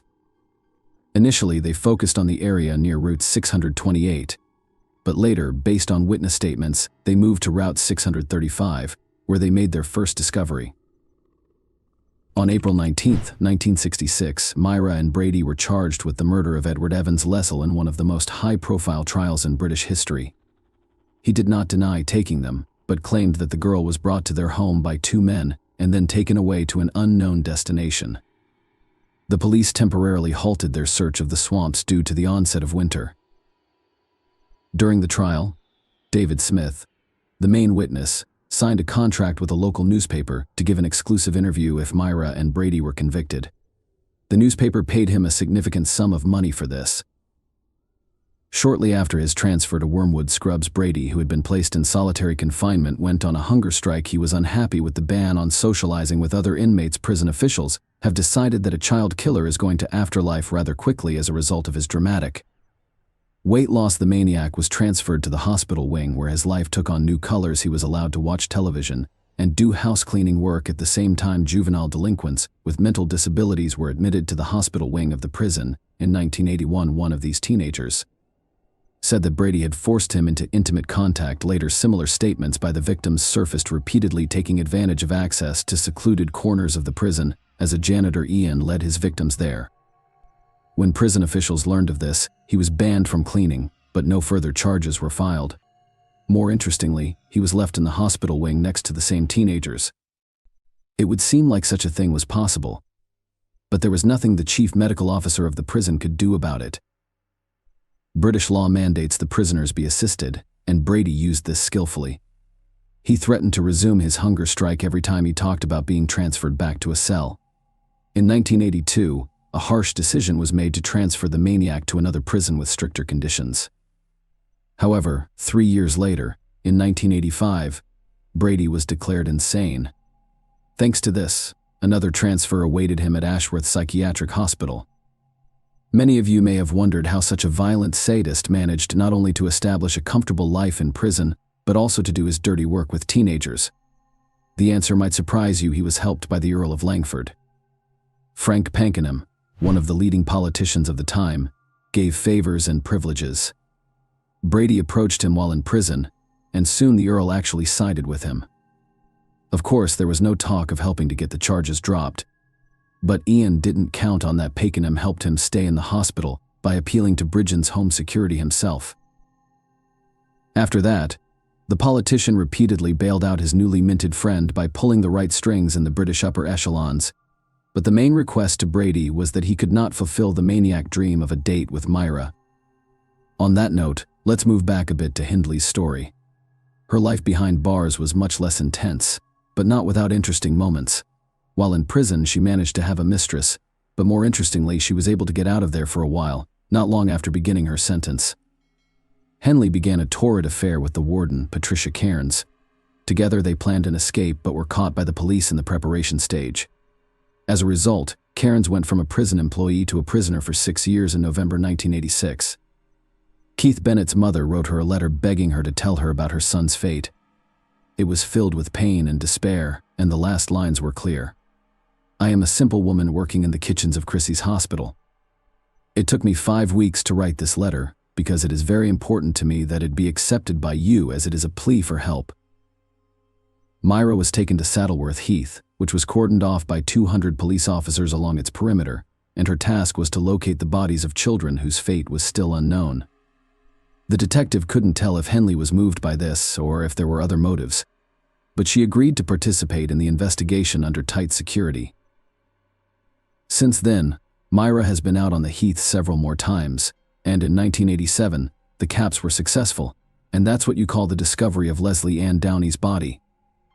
And later Pauline reads, once Brady learned of his former lover's cooperation with the investigation, he also decided to partially confess to what he had done. True, the maniac asked to be given the means and opportunity to leave his life, which no one could legally do, having been refused. Ian still talked and also expressed his desire to help the police in their search for the remaining bodies. On July 3rd of that year, he was taken to Saddleworth, where he was never able to pinpoint Keith Bennett's burial site. Later, frustrated detectives refused to make another trip to the heath with the maniac, and he turned to reporters. In a letter, he indirectly admitted that he killed 5 other children, but police could not confirm this information. 6 months later, Brady still secured a second visit to Saddleworth, but again proved useless. Keith's body has yet to be discovered. In 2003, the police resumed their search using the most advanced technology, but it yielded no results. They only had 40-year-old photos, making finding the right place next to impossible. Myra made a long attempt to obtain an early release. She wrote appeals that secured Lord Longford's support, and by the early Nazis, almost everyone was convinced that her release was inevitable, unfortunately for her life. Otherwise, Henel. Yes. The cause was complications from a heart condition. The rest of Brady's life was less rosy, while Myra's release was seriously considered. Ian's release from the asylum was being given the go-ahead by senior British officials. With each year in the asylum, he gradually went mad until he lost what little, if any, sanity he had left. In spite of this, he managed to live long enough until he was 79 years old. In 2017, the maniac died of cancer, and the urn with his ashes was buried at the bottom of the sea. Brady's death made a few people sad. His namesake Police Federation branch chairman Ian Hansen noted that such monsters deserve no sympathy. That was the end of the story of the child-murdering lovers, but in Britain, their names will long be remembered. Ian and Myra are a prime example of inhumanity, boundless impotence, and cynicism, as well as a total lack of morality. Just by remembering the history of the past, we are able to prevent the events of the future, so our work is not in vain. Please share your thoughts on this story in the comments section, and thank you for watching.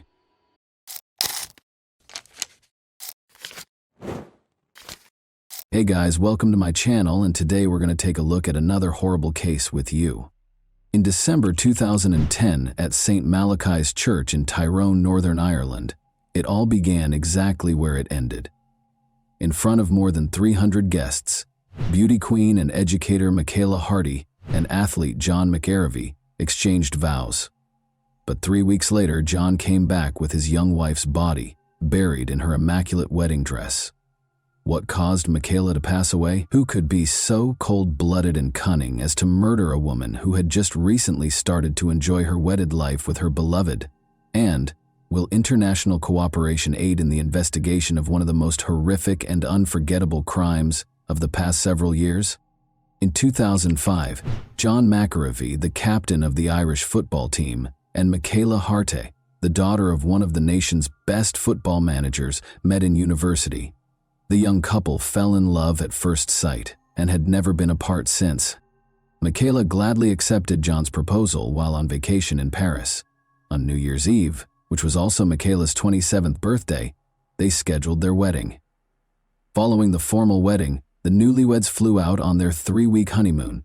Before the most anticipated portion of their trip, 2 weeks at the 5-star Legends Hotel, situated in the fishing village of Grand Gabe on the northeast coast of Mauritius, began, they spent the first week in Dubai. Michaela thoroughly investigated local hotels before deciding on Mauritius as their idyllic honeymoon destination. They chose the Legends Hotel because it has a lot of good evaluations and is well liked by Irish travelers. They asked the hotel's receptionist if they could be assigned to one of the better rooms when they first arrived. They were told that room 1025 in the premium block was available. On January 10, 2011, after having breakfast together, John opted to play golf while Michaela sunbathed. They had lunch together once more. After lunch, Michaela usually looked forward to tea with something tasty. While she went to the room to get Kit Kat bars with her favorite dark chocolate, which she had bought from Dubai and placed in the refrigerator, she requested her husband to get tea. Although John offered to bring her the snacks, she chose to go alone because the accommodation was only 150 feet from the restaurant. While waiting for his wife to come home, John viewed videos and shot some pictures. After a while, he started to question why Michaela hadn't returned. He made the decision to find her. John knocked on the door but got no answer. He went to the receptionist after forgetting his key in the room and failing to see anything through the window. After guiding him back to the room, the corridor attendant used his key to open the door. However, the corridor attendant heard a man's cries for urgent assistance as soon as he moved a short distance away from the door. John walked into the room and found his wife in the cold water bathtub. Her lips were blue, her skin was cold to the touch, and there were noticeable bruises on her neck. John tried to assist Michaela, supposing she had planned to take a bath because of back problems, but had slid or passed out. But his attempts were unsuccessful. The dreams of a young, contented married couple came to an end when medical authorities declared Michaela dead within an hour. People kept coming and going from the newlyweds' room, and no one tried to protect the crime scene, perhaps since it was initially assumed to be an unfortunate accident. When the police entered the room and saw Michaela's condition and the chaos within, they assumed a murder had occurred, even though they had been told that a tourist had drowned.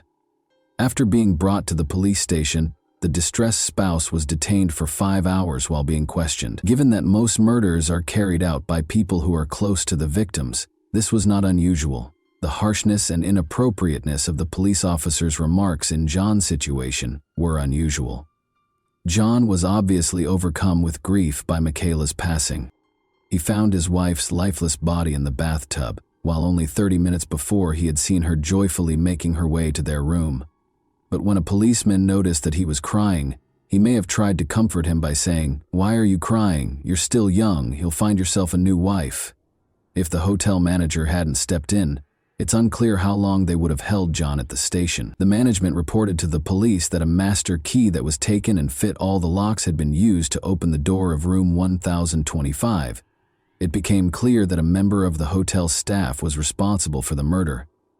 Most likely, it was an accidental killing. At 2:42 p.m., a staff member, possibly a security guard with the master key, entered the room. Michaela opened her own door 2 minutes later. The maid's sudden appearance forced the thief, who might have been hiding in a tiny alcove in the toilet, to make a snap decision. Since cleaning rooms is a standard procedure in hotels, he could have just grinned at Michaela and pretended to do his job if it was part of his responsibilities. Nothing would have happened. He was aware that his presence in the room would be difficult to explain, though, if he was a security guard. He then saw no choice but to hide in the bathroom and wait for the woman to just go. However, that did not occur. Michaela chose to seize the chance and went into the restroom as investigators conjectured. She found the robber inside. The thief attacked Michaela in a panic after she fled in fear. He put Michaela in the bathtub after realizing that he had killed her, possibly in an attempt to make it seem like an accident involving the maid. Despite the shock, he may have also imagined that water would wash away any DNA evidence left on his victim. The murderer was still present when John got up from the table at 3:05 p.m. to see why his wife was taking so long. John could have apprehended the murderer at the spot if he had his key card with him, but by the time he approached the administrator, requested that the door be unlocked, and stepped into the room, it was 3:26 p.m., and the thief, who had inadvertently become a murderer, had disappeared. The cops were under tremendous pressure to release John. It is critical to settle the case as soon as possible when a visitor is slain in a nation that depends significantly on tourism. The local police head claimed that the island had a 100% homicide clearance rate, which gave the impression that the case would be resolved quickly. Given that Michaela was one of 30 persons slain on the island in 2011, and that all cases but Michaela's were resolved by dubious confessions, one might assume he was merely praising the work of his colleagues, but any professional would be cautious. The police once again used admissions to solve every case the following year. The investigators had a perfect crime scene, which may have made up for the police's over-reliance on instinct and intuition, if that's what it is. Surveillance cameras were installed all throughout the hotel, the room was cleaned daily, the security system recorded every entry, and the hotel itself was essentially an invincible fortress with watchful security personnel everywhere. That was not at all the case, as we shall see in a moment. 2 hotel staff members were detained by the police within 2 days after the murder, and 2 of them, Avinash Tribhovan and Sandeep Munia, were charged with the crime. The other staff members obligingly became important prosecution witnesses.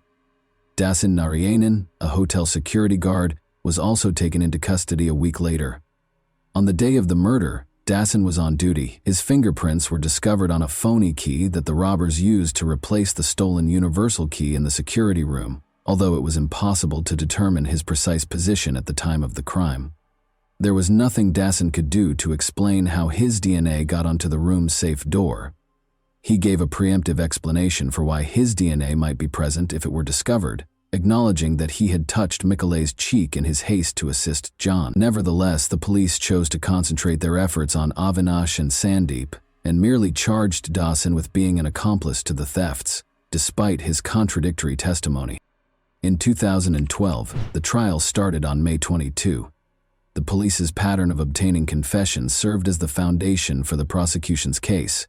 According to the prosecution, Michele discovered Avinash and Sandeep stealing cash from the safe or her purse when she returned to the hotel that day. In order to save their jobs, the robbers chose to silence Michele because hotel workers frequently provide the majority of their family's income, not just their close relatives. Their colleague Raj Thikoi also provided testimony during the trial. After being arrested at first, he was granted immunity and turned out to be the most important prosecution witness. Raj claimed that although he was close to the room and heard a woman's anguished cries, he chose not to knock on the door. Rather, he hid and watched as Sandeep and an upset, sweaty Avinash left the newlyweds' room. When he later inquired about what had transpired, they responded, "Nothing happened, just keep quiet. If you say anything, we'll involve you in this matter."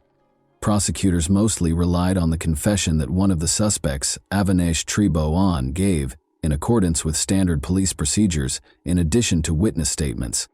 Because of their negligent investigation, it appeared as though the police were being judged alongside Sandeep and Avinash, even though they were the ones who were implicated. The defense lawyers called attention to all of the investigators' obvious flaws, errors, and gaps. First of all, the hotel was not closed when Michele's death was found, and neither a visitor nor a staff member was questioned. The evidence was compromised since some tests were not carried out and others weren't done until the hotel room was given back to them. Although palm and fingerprints were discovered in the room, their owners were not recognized. However, there was no DNA evidence that Sandeep and Avinash were guilty. Even the paper money, which the authorities said the robbers were interested in, was not scanned for DNA or fingerprint. The court was also informed that numerous significant artifacts were not captured at all, and that all of the photos taken at the crime scene were in black and white. The enigma surrounding the 46 security cameras that recorded the activities within and outside the hotel, however, generated the most controversy. The cops refused to give the defense lawyers the videotapes in spite of repeated requests. As it turned out, they were unable to conceal the footage, not because they wanted to. Due to their inability to control the cameras, the police officers deleted 90% of the videos. Instead of providing a truthful response when asked to explain how the apparatus operates, they merely hit the button, which also happened to be the record button, and when they believed they were playing back the recordings, they were actually erasing them. International media questioned whether the local authorities were purposefully undermining the probe due to the police's obvious incompetence. Lastly, the defendants asserted that they only confessed after the police tortured them. Sandeep, who reportedly handed the keycard, stated that he was forced to make the confession under threat of a firearm. Avinash also refuted his testimony, claiming that he vomited blood after being tortured and subjected to water interrogation by the police. He was also allegedly informed that his wife would be deported and that he would have to move to Ireland to live with John McAvery, who would now require a new wife. Avinash claimed that he only signed the document that was given to him, not even reading his own confession. Even though he and Sandeep were in room 1009 where a VIP customer was scheduled to stay when the murder occurred, another witness said he was coerced into providing false testimony. Sandeep demanded that his subordinate keep the space spotless at all times. He even picked up the mop personally at one point to show how the floors should be cleaned. Telecommunications data also supported Sandeep's assertion that he was speaking on the phone with his sister in Britain at the time of the incident. Lastly, it was verified by the retained security camera film that he was in a separate area of the hotel when the murder occurred. The court case took over 8 weeks to complete, even though it was only supposed to take 2 weeks. This was mostly because the defense lawyers went beyond the bounds of decency and made the trial into a spectacle. They frequently cracked jokes and caused the board, spectators, and law students in the courtroom to erupt in laughter. The defense brought up the possibility of a sexual motive for the crime, implying that Michaela's husband was involved. They implied potential wrongdoing between John and his wife and mentioned an intimate aid they discovered in the hotel room. But it was actually a straightforward insert from Cosmopolitan, a women's magazine Michaela had bought at the airport. Then, using a purportedly verified video, they tried to demonstrate that John and Michaela had a heated argument. But the people in the video weren't Michaela and John. Rather, they were 2 Germans who looked like them. In order to verify that he was the man in the video, John had to reach out to him on Facebook and ask him to give a statement at a German police station. All things considered, the sensationalism surrounding Michaela's murder case caused great distress to her family. Specifically, John was ranked highly on the list of readers' choices in a survey called Who Killed Michaela that was published by a local newspaper. In addition, the police released pictures of Michaela's battered and nude body to the Mauritius newspaper, which caused her family unimaginable distress.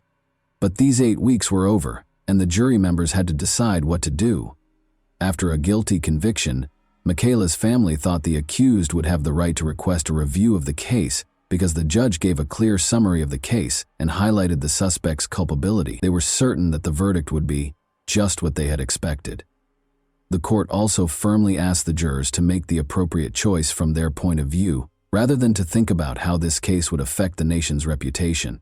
And the jury found Avinash and Sandeep not guilty, after 2 months of trial and just 2 hours of deliberation. After the acquittal verdict, John and Michaela's families were incredibly disappointed. They endured all the agony of the process, inappropriate remarks from attorneys and police, tolerated laughter in the courtroom, and even faced aggressive behavior from the locals because they were confident that the guilty parties would be punished for the murder. They were certain of Avinash and Sandeep's guilt and believed that they were acquitted because the case received global media attention, and the jurors did not want the murder case to reflect negatively on Mauritius' image. The Hart and McKervey families cannot forget that Avinash's lawyer appeared on a local radio station and essentially admitted his client's guilt, mentioning how Avinash cried and apologized to Michaela's family. The interview was supposed to be presented in court, but the lawyer managed to evade his responsibilities. John believes that Avinash told the truth when he confessed to Michaela's murder. He is why, when everyone hears about death by strangling, they image the killer suffocating the victim, ripping their neck with 2 hands. But Avinash recalled that when they were in the honeymoon suite, Michaela walked in and spotted him clutching a pocketbook. She asked what he was doing. She couldn't have known that Sandeep was in the bathroom. When the girl tried to prevent Avinash from leaving the room, standing in his path, Sandeep approached her from behind and put one hand around her neck. The truth is, the autopsy report was prepared much later, and it confirmed that everything happened exactly as Avinash claimed. If Avinash wasn't certain, how could he have created such a strangulation technique?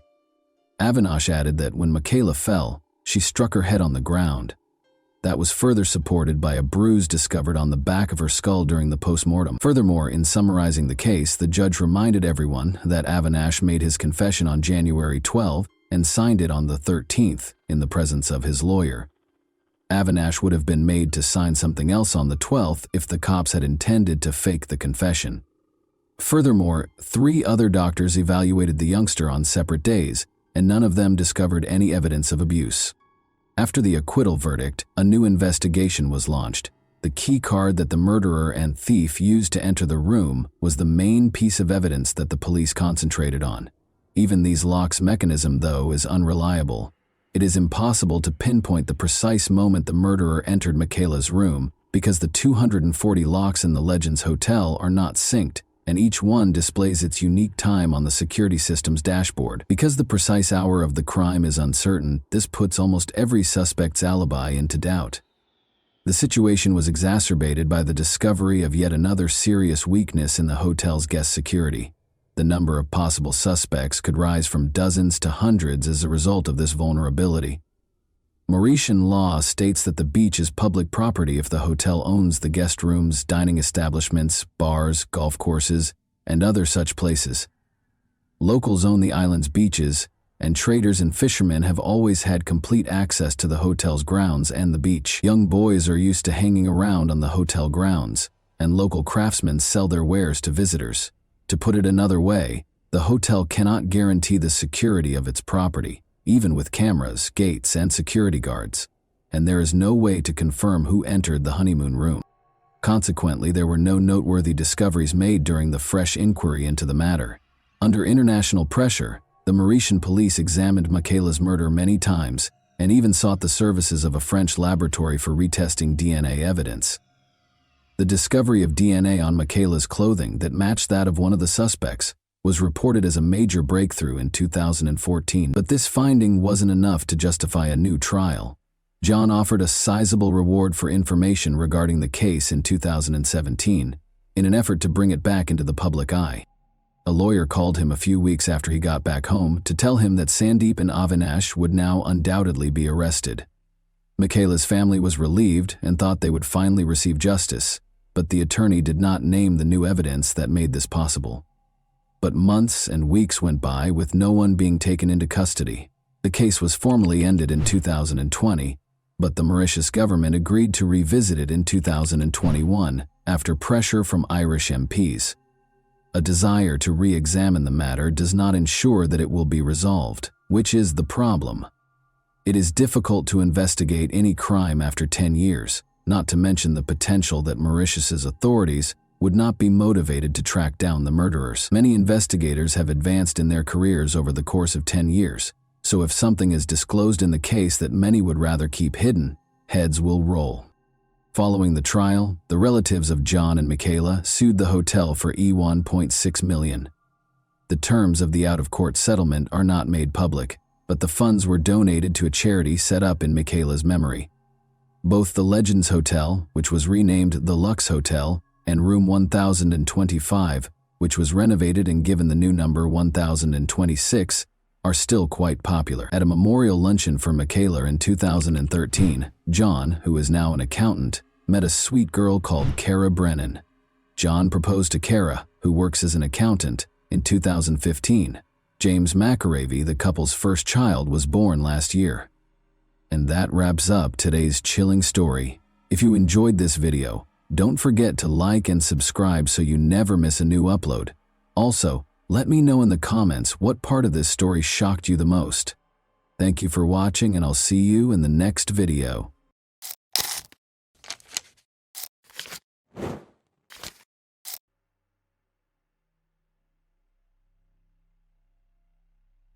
A 19-year-old woman was discovered dead in her own apartment.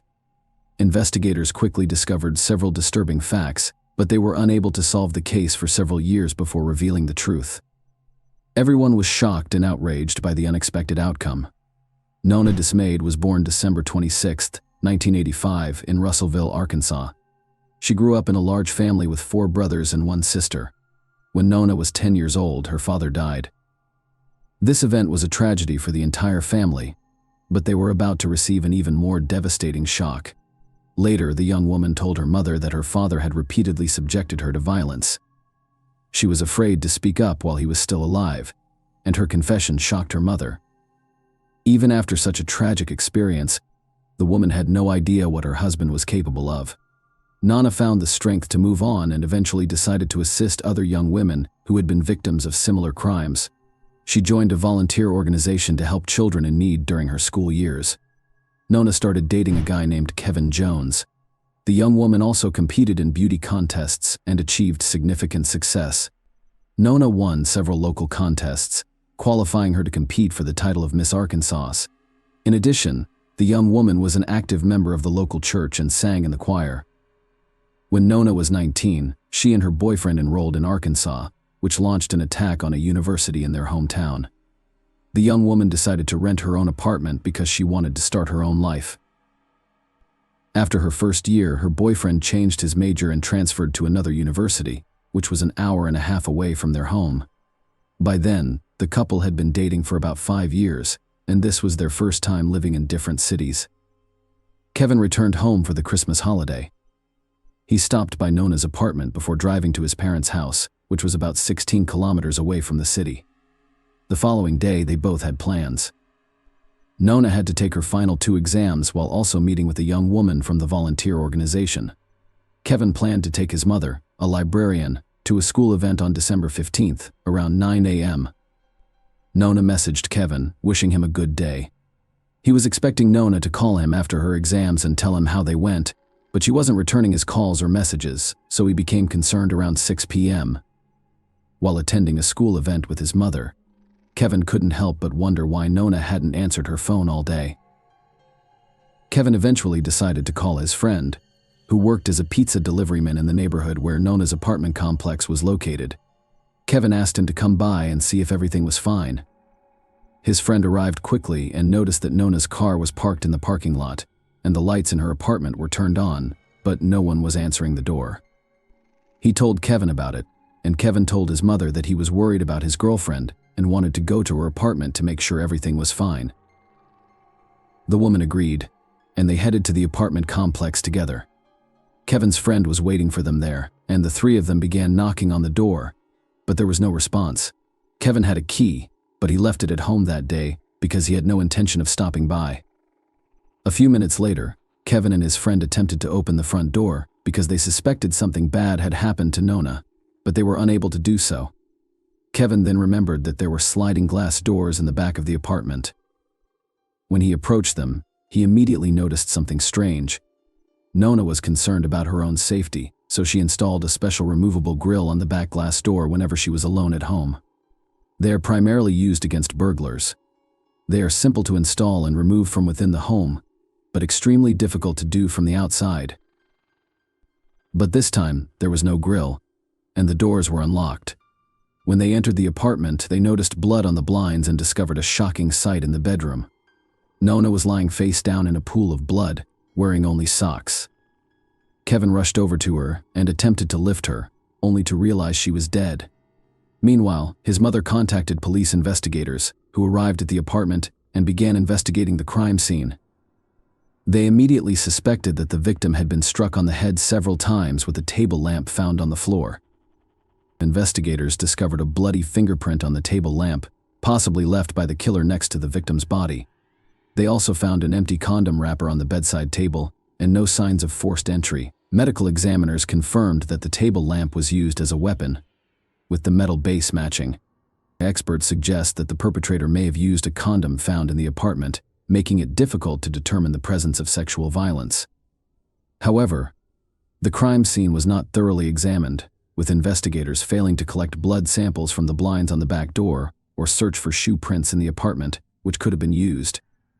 When he entered the apartment and ran to her, he tried to lift her up, and upon realizing that she was dead, he hugged and held her. The police found this behavior strange and suspected that Kevin had done it deliberately by hugging the victim and getting covered in her blood he may have destroyed. Potential evidence and compromised the crime scene, why it would be difficult for investigators to prove his guilt. For example, if Kevin's clothes or nails were found with the victim's blood, it could easily be explained that he hugged the victim after discovering her body. Another suspicious moment was that Kevin went to check on his girlfriend not alone but with his mother, and he also invited his friend to the apartment. Investigators believed that this way he secured 2 witnesses who found the body with him and saw him covered in blood. The police talked to Kevin for a long time right outside Nona's apartment, and from their questions the young man realized that they considered him a suspect. Then he said something that strengthened the investigators' conviction that he was the murderer, recognizing that he was suspected.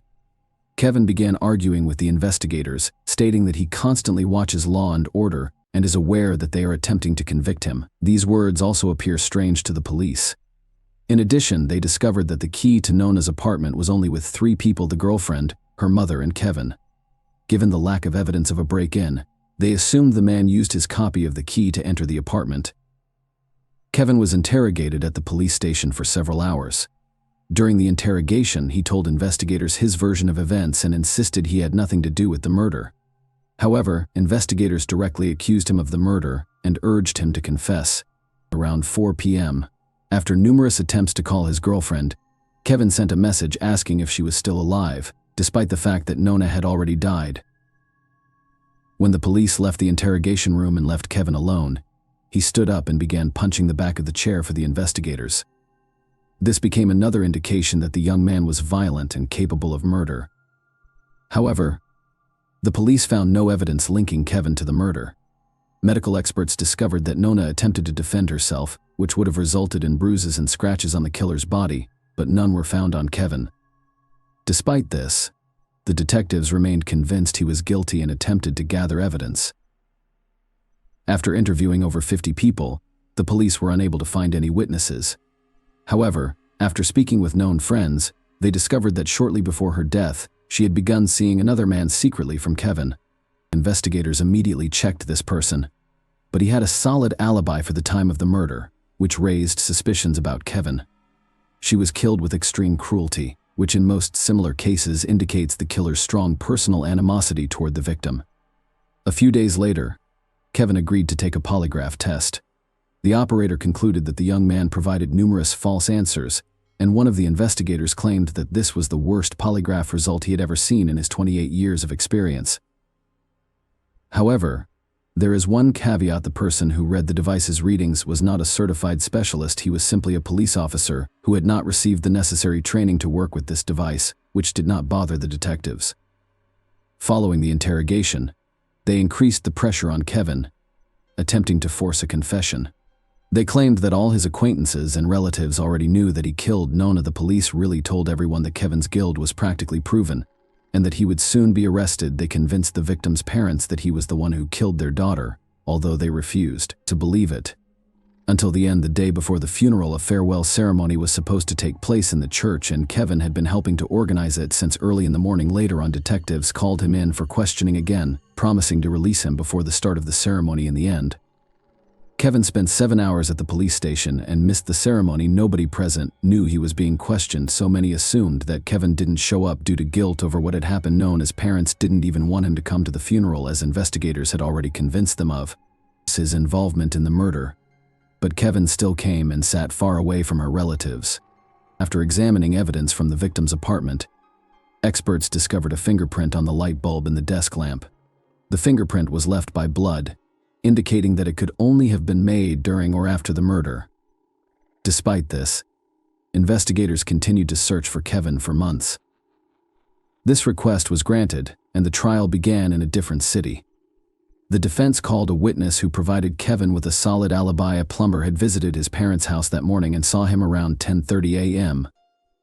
The prosecution insisted that Kevin had time to go to Nandas and commit the murder because, according to medical experts, she died between 10:30 a.m. and 1 p.m. They also shared an interesting fact: Kevin had turned off his phone between 10 a.m. and 12 p.m., which coincided with the victim's murder. Furthermore, data from Kevin's phone revealed that he only began calling his girlfriend at 4 p.m., despite claims during questioning that he had been trying to reach her all day. However, at the time, the young man may have meant both calls and messages. Lawyers presented 2 additional witnesses, both of whom testified that Kevin did not commit the murder. One of them was Kevin's grandmother, who stated that on that particular day, she saw her grandson near the gas station and gave him money to go have a snack at a cafe. Another witness saw the man between 12:30 and 1 p.m. at the restaurant, and the establishment's cameras captured him eating lunch.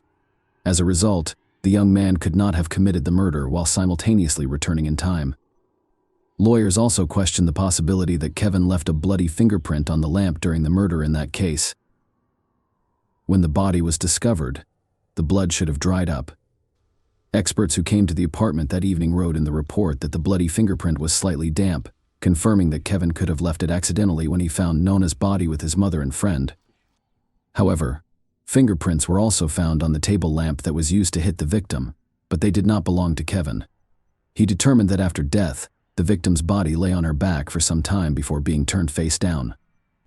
This could imply that the young woman is still subjected to violence. The expert confirmed that he found no direct evidence of this, but added that he could not rule out such a possibility. The prosecution claimed that no fingerprints or DNA were found on the empty contraceptive package found next to the victim's body. However, a retest revealed male DNA, which did not belong to Kevin and did not match any databases. The trial lasted over a year and was concluded by the jury in July 2007. And now that he had avoided punishment despite their client's acquittal, the legal team promised to keep working on the case and find the true killer. Given the police's obsession with Kevin, no one expected them to finally do their job correctly. The lawyers first extracted DNA from the contraceptive packaging. Compared to all the men who knew Nona, all of these people volunteered to provide samples, and none of them matched. This went on for 2 months until an unexpected event occurred in September 2007. When the police arrested Gary Dunn for robbery, things became more interesting. First, this man had previously been convicted of assaulting another woman. Second, he lived in the same housing complex as Nona. In the early stages of the investigation, the police considered Gary as a suspect but quickly switched their focus to Kevin as the killer. The boy's lawyers requested a DNA test, which revealed that a sample from the contraceptive packaging matched Gary's DNA. After the young woman's murder, investigators even questioned Gary using a polygraph. Gary did go shopping with his mother, just not at the time of the murder, but 2 days before, as evidenced by receipts with purchase dates, which Gary even showed to the police, but they simply ignored such important information. They noticed that the dates on the checks did not match the day of the murder. This was stated in the reports, but for unknown reasons, they either ignored it or failed to notice that the days did not match. Finally, experts compared his fingerprints to those of unknown table lamps, and they matched. However, a serious issue arose here. The fingerprints and DNA matched, but not completely. The judicial system follows certain guidelines. In Gary's case, the necessary coincidence indicators for determining guilt were insufficient, despite the fact that the DNA and fingerprints were unlikely to belong to someone else. The investigators were likely guilty because they did not thoroughly examine all available evidence immediately after the murder, as required by the rules. It is possible that the DNA samples deteriorated. He was on parole in 2002. He attacked a woman who was running in the park, knocked her down, and began beating her, threatening to kill her. The woman escaped and ran to her car. Meanwhile, Gary fled the scene but was quickly apprehended. The man served 19 months in prison and was released early. Interestingly, his DNA sample was not included in the database. Gary's trial began in April 2010, and there were plenty of surprises in store for everyone. His own wife testified against him, claiming he was an aggressive and dangerous man. Gary frequently raised his hand against her, and the woman was terrified for her life, so she was afraid to leave him. But the most intriguing detail was that, a few weeks before the victim's death, she noticed her husband spying on Nona through her apartment window. Based on this, the prosecution assumed that the man planned the attack because of his criminal history. Gary had a history of violence, and he may have been keeping a close eye on Nona because she lived only a few meters away. On December 15th, he decided to act. He allegedly knocked on her apartment door and entered under false pretenses, grabbing the table lamp and striking her several times before assaulting and killing her, because Gary used contraception. Medical experts were unable to definitively state whether the victim had been sexually assaulted, but all evidence pointed to it. Gary's lawyers denied his involvement, but he had no real alibi, so they concentrated on blaming Kevin, according to the lawyers. Kevin discovered that the young woman was cheating on him and killed her. Kevin had to testify in court and listen as they attempted to portray him as the true criminal. The prosecution was unable to use Gary's fingerprints or DNA as evidence, resulting in a mistrial. A new trial was soon held, with a key difference being testimony from a woman who Gary nearly killed in 2002. The woman described how the man attacked her and how she barely escaped. Despite this, the second trial was declared a mistrial. First, he tried to kidnap a woman from a church parking lot, but she fought him back. A few hours later, Gary stripped in front of another woman in a mall parking lot and was quickly arrested. Given his criminal record, and the fact that he is practically known as killer, the court decided to sentence him to the maximum term. Gary was sentenced to 15 years in prison for 2 incidents and is still serving his sentence. Despite his right to petition for early release, authorities are unlikely to grant him such an opportunity. They also have the right to charge him with murder for the 3rd time, but they are not rushing to do so. The likelihood of the new trial ending in the same way as the previous 2 is high, so investigators are gathering more information. During the trial preparation, Kevin discovered that Gary's polygraph test results revealed lies, but investigators did not consider him a suspect. Unfortunately, his lawsuit was dismissed due to the statute of limitations. As a result, negligent police officers did not face any consequences for allowing the real killer to roam free for years and may not be punished in the future. Please leave your thoughts on this story in the comments, and thank you for watching.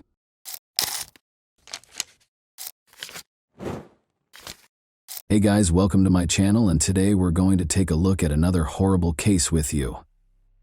On a gray autumn day, a young Parisian girl, as usual, was returning home from school, hoping to remove her heavy backpack and grab a snack.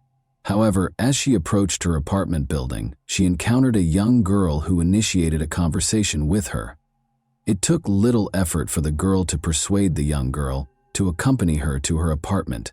The schoolgirl probably didn't notice anything unusual about this because, after all, she was a petite girl, not an unfamiliar man whose mind could be filled with a variety of ideas. Furthermore, they were neighbors and lived in the same building. The girl followed her new acquaintance into the apartment, but as soon as she entered, the door slammed shut, and a nightmare began that is difficult to describe in words. Lola Davy, 12, disappeared and was never seen again. The date was Friday, October 14, 2022. Johan and Delphine Davy waited for their daughter Lola to return from school. The girl was aware that on Fridays the family would travel to their family cottage in Bethune, which was 3 hours away from Paris. As a result, she understood that she should not linger.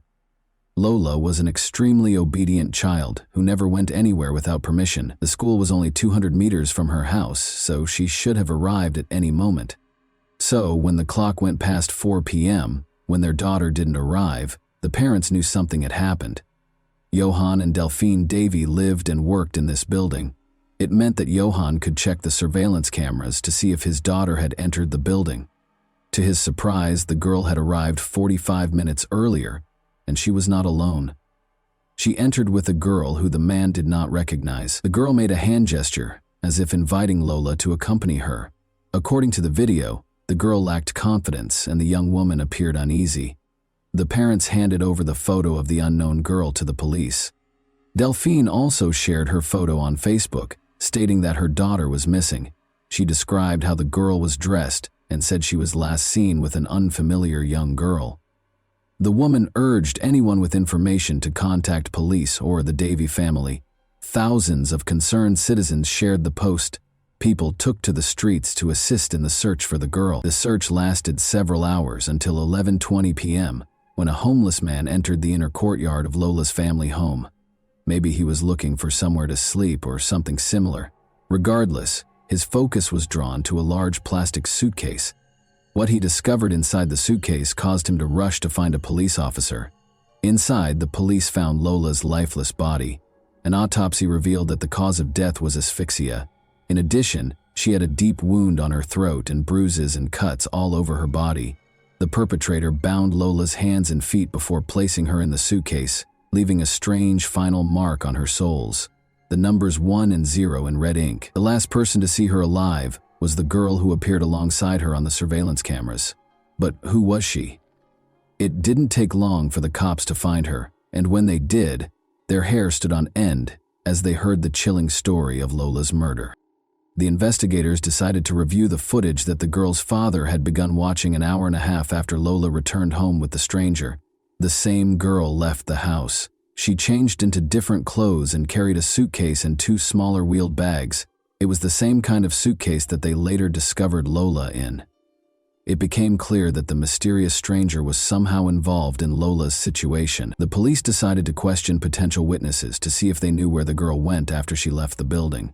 It turns out she had unsuccessfully asked passersby for assistance with the bags because they were heavy and she was struggling to handle them herself.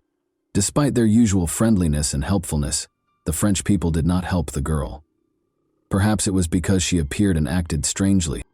Her makeup had smudged and she muttered something to herself. She eventually stopped by a cafe and purchased a croissant.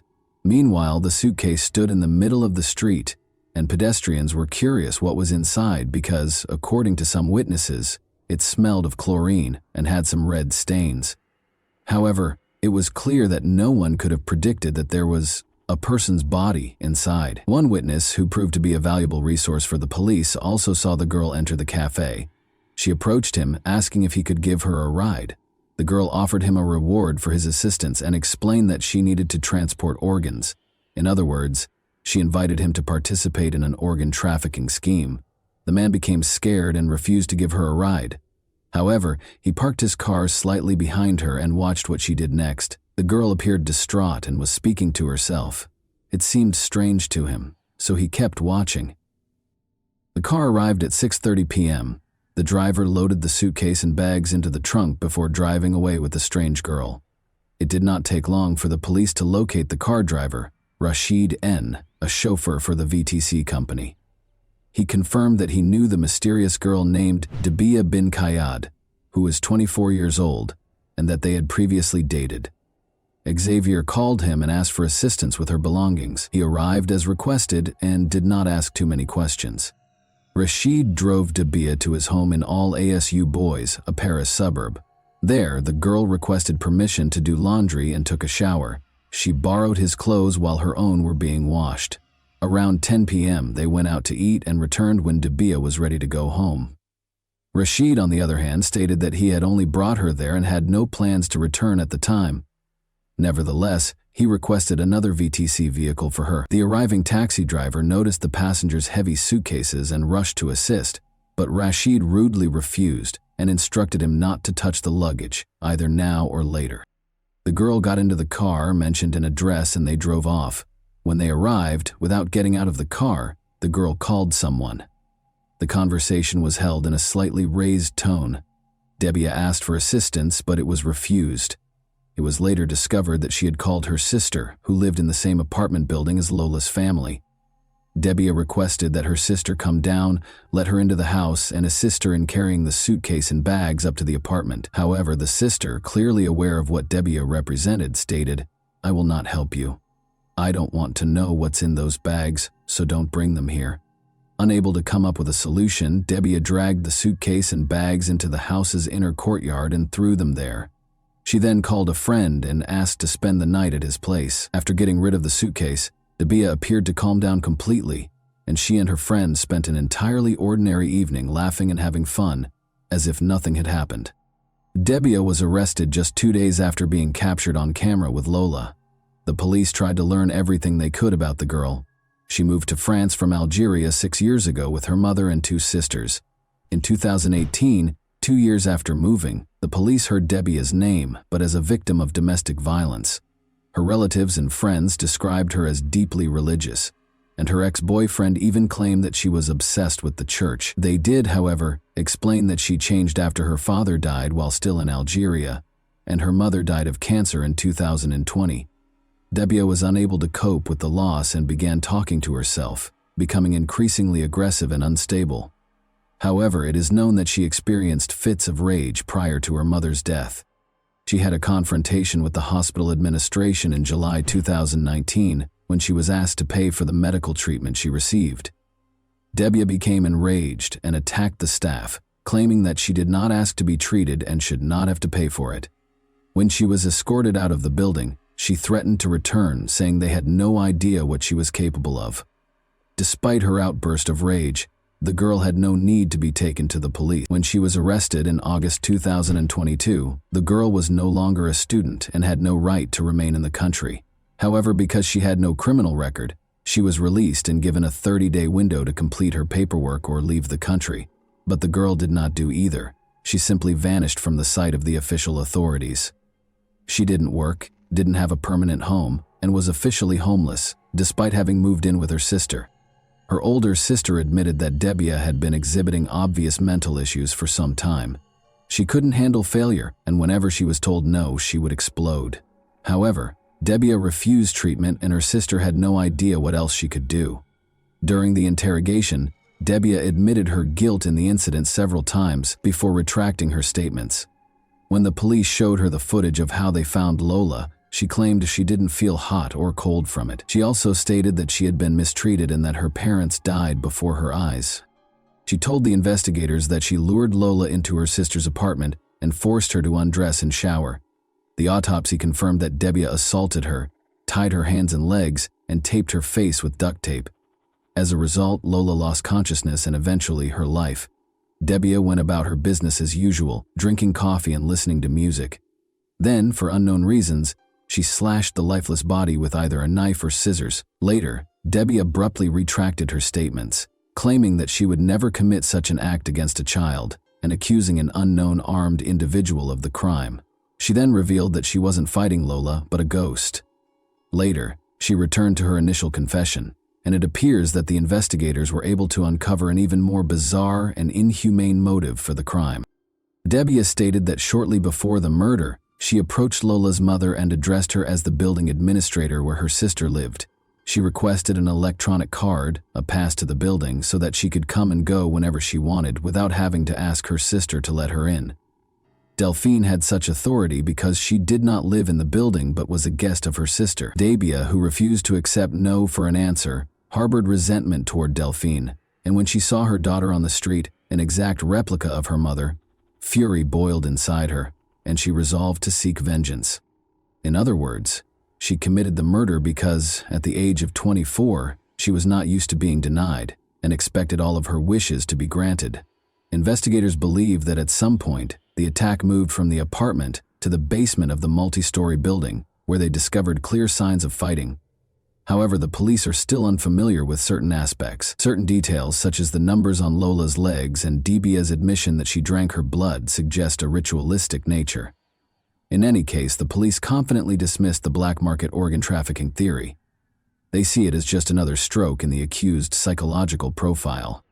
Debbie has been charged with murder, torture with violence, cruel treatment of a minor under the age of 15, and concealing a body, all of which carry a maximum sentence of 30 years in prison. However, it is possible that she was not acting alone. Initially, police arrested 5 more people. First and foremost, Debbie's sister was arrested because everything occurred in her apartment and the basement of her home. However, the police later determined that she had no knowledge of the crime and was not at home at the time. The other 3 suspects were also released fairly quickly, and their names have not been revealed. Rashid, Debbie's former boyfriend, 43, has been charged with concealing the corpse. The girl claims he is the mastermind of the crime. It doesn't help him that he turned down a taxi driver who offered to help Debbie with her suitcase. Those words also raise suspicions about the man. Did he know what was inside? He claims he didn't know what was in the suitcase, didn't open it, and had no idea what was inside. In the first week of November, a closed hearing was held in this case. The judge noted that the accused appeared completely calm at the time. The main question is whether Debbie's crime was the result of a nervous breakdown or a desire to exact revenge on Delphine. If she is discovered to be mentally unstable, she will be treated by psychiatrists in a suitable specialized facility. If she is found competent to stand trial, she will be prosecuted. In early December, the psychiatrist who examined Debbie submitted his report to investigators. He described her as extremely dangerous but not mentally ill. In other words, while she is not completely stable, this does not render her insane or incapable of being held accountable for her crime. She is fully capable of admitting that her actions were terrible and illegal, and that she should be judged for them. Of course, Debbie's lawyers will most likely request additional consultations with psychiatric specialists. The defendant is currently being held in solitary confinement at France's second-largest prison, Fresnes, which is located slightly east of Paris. According to media reports, she rarely goes for walks and prefers to watch TV. According to reports, whenever she sees herself on television, she expresses joy and does not conceal her pride in herself. Debbie had been living illegally in France for several months prior to the crime, so politicians used this story to bring up issues that were important to them. They quickly declared that France's anti-legal migration measures are deficient because migrants are responsible for many crimes in the country. In other words, if Debbie had been deported sooner, Lola would still be able to attend school, participate in gymnastics and figure skating, and spend time with her parents and older brothers. However, Lola's parents believe that politicians are using their daughter's tragic death to score political points. Johan and Delphine have decided that staying in Paris is too difficult, so they have left for Pas-de-Calais, where they originally came from. And that wraps up today's chilling story. If you enjoyed this video, don't forget to like and subscribe so you never miss a new upload. Also, let me know in the comments what part of this story shocked you the most. Thank you for watching, and I'll see you in the next video.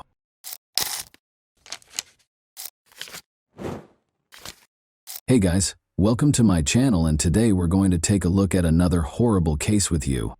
The nation was rocked by the disappearance of Adam Walsh from Hollywood, Florida, on July 27, 2981. He vanished from a nearby Sears store, and the ensuing investigation was beset by misunderstandings and errors, leaving detectives frustrated and with dead ends. Adam's family was left in despair when police were unable to piece together a clear timeline or motive despite a plethora of leads. What serious errors occurred during this investigation, and how did the pursuit of justice come to a standstill? Let's examine the specifics.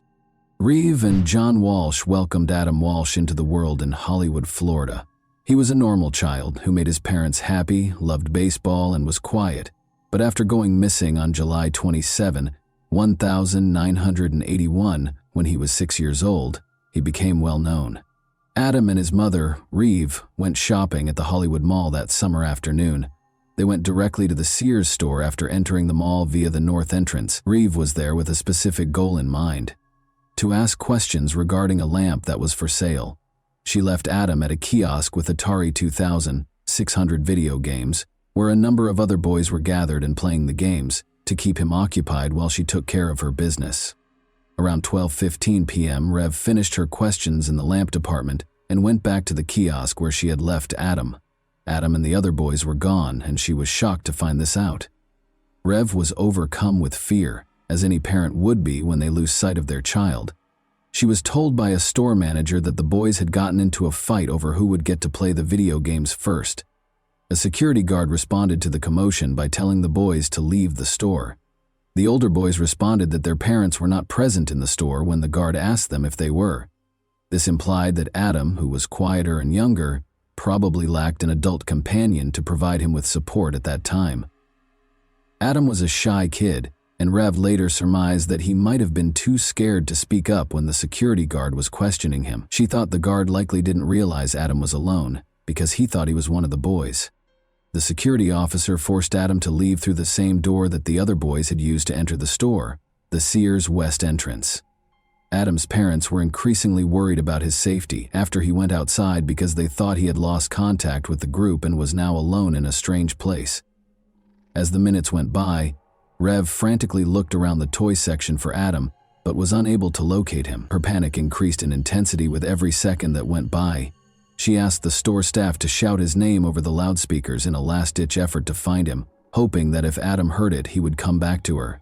She kept searching the store, calling out his name and searching every hallway in the hopes of finding him while she awaited a response. She happened to run into Jean, her mother-in-law, who volunteered to assist in finding Adam right away. They searched the store together, asking staff and other customers if they had seen him. But after searching for more than 90 minutes, and calling on Adam several times without finding him, Rev realized that time was of the essence. She had a growing fear in her heart that something horrible had occurred. She made the difficult choice to call the Hollywood police at 1:55 p.m. with a heavy heart and a sense of urgency. She had no idea that her worst nightmare was going to come true. A massive search for her son was launched in response to this call, with ground crews searching the area for any hints and helicopters hovering overhead.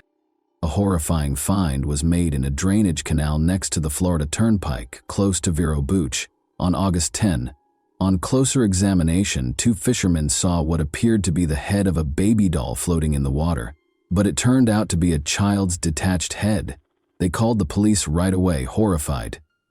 The Indian River County Sheriff's Office sent Detective Ralphie Latimer Jr. and a deputy to the scene to conduct an investigation. Regretfully, no additional remains were discovered during the canal search conducted by divers from Indian River County and St. Lucie County. Adam's parents, meanwhile, continued to hope that their son was still alive. They were left to look for him by themselves, heartbroken and feeling totally powerless. The FBI's National Crime Database at the time allowed reports of stolen vehicles including horses, but there was no mechanism in place for missing children. Because of this, law enforcement was unable to communicate important details about missing children, giving the impression that Adam might be anywhere.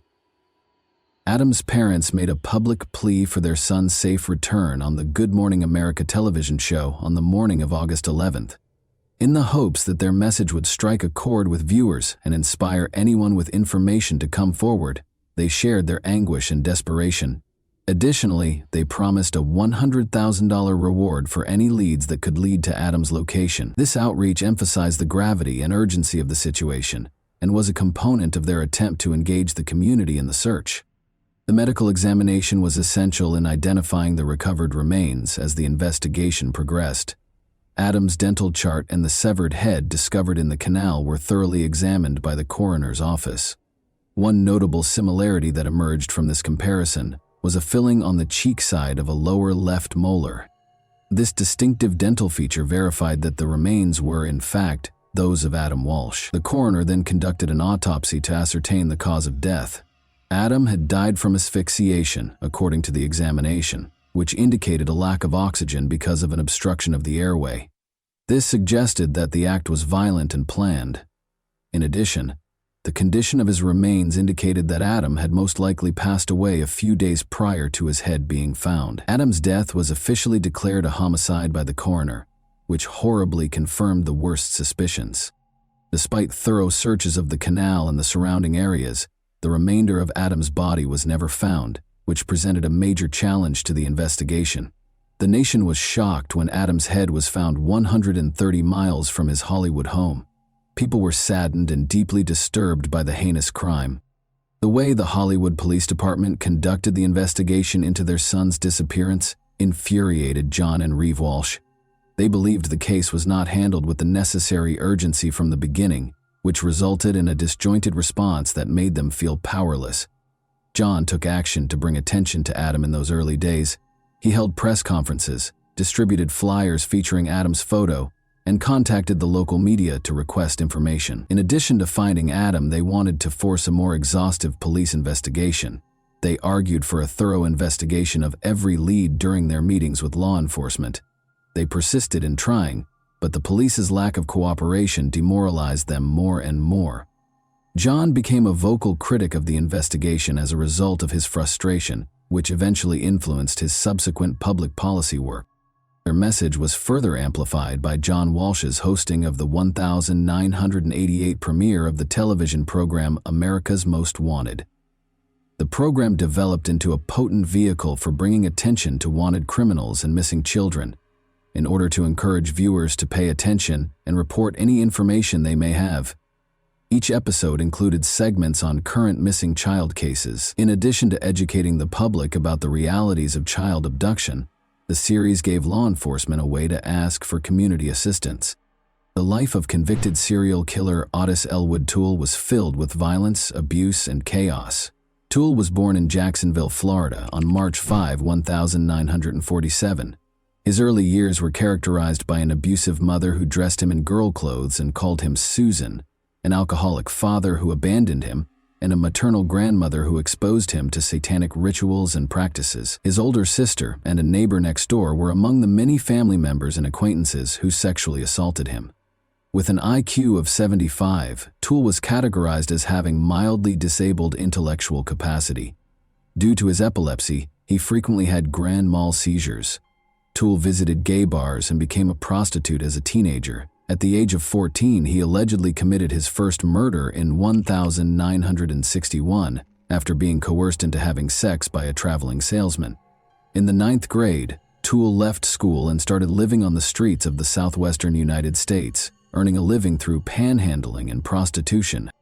Toole, then 17 years old, was arrested for loitering in August 1965.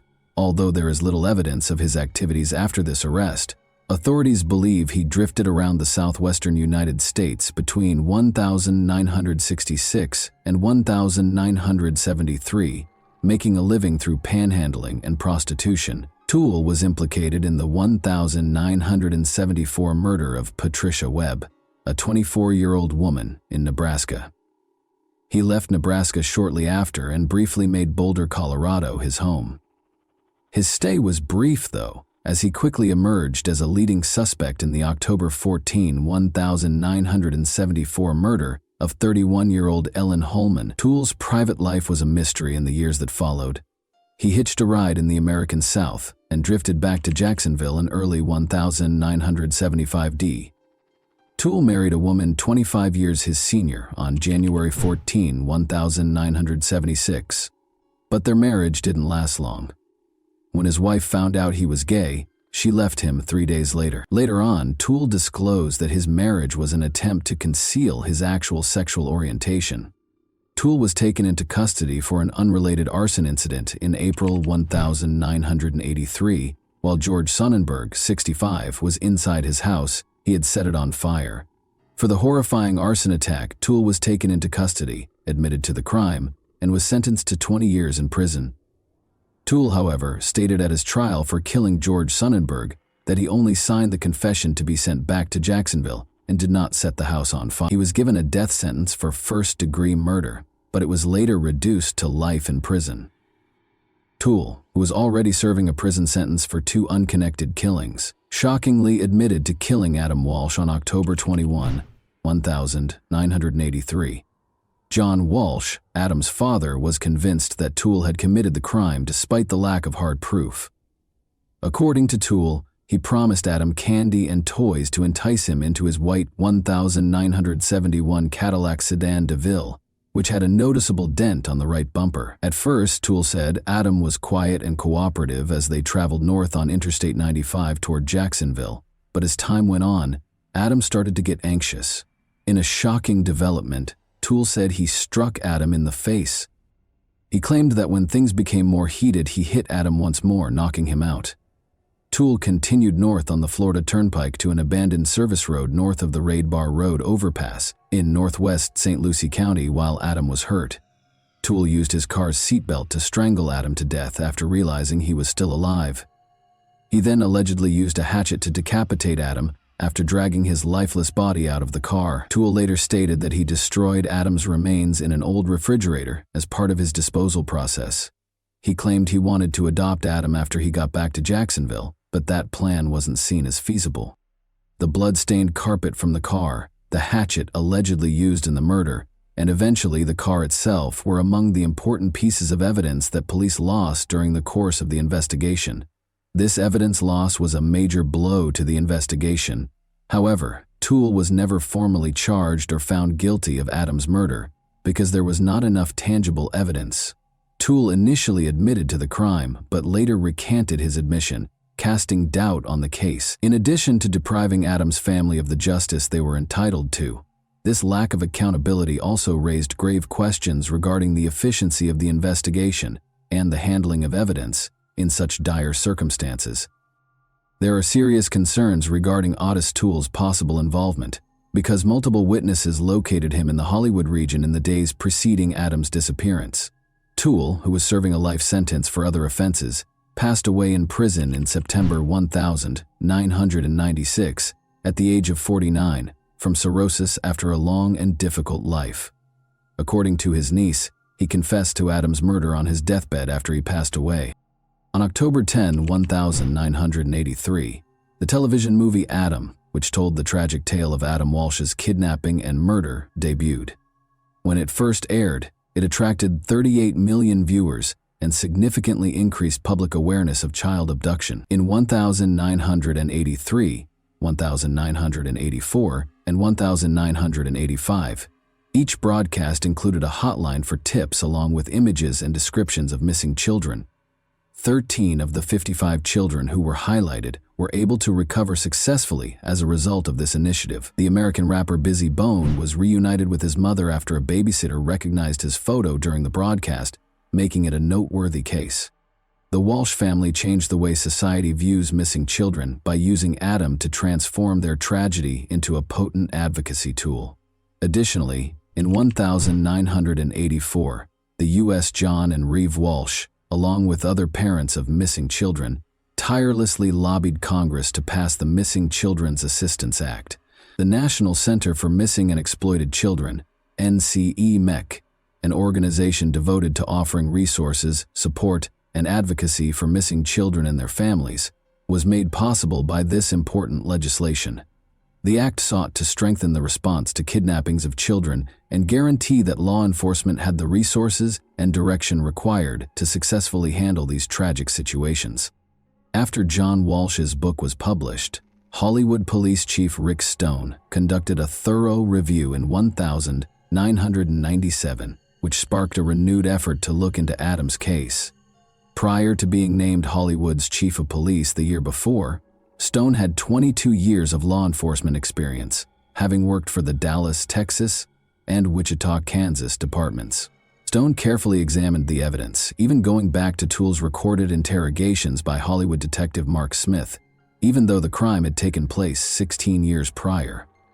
After reviewing, Stone came to the conclusion that Toole had killed Adam with proof beyond a reasonable doubt. Toole and Henry Lee Lucas, his partner, had admitted to or linked themselves to over 200 murders, many of which turned out to be untrue.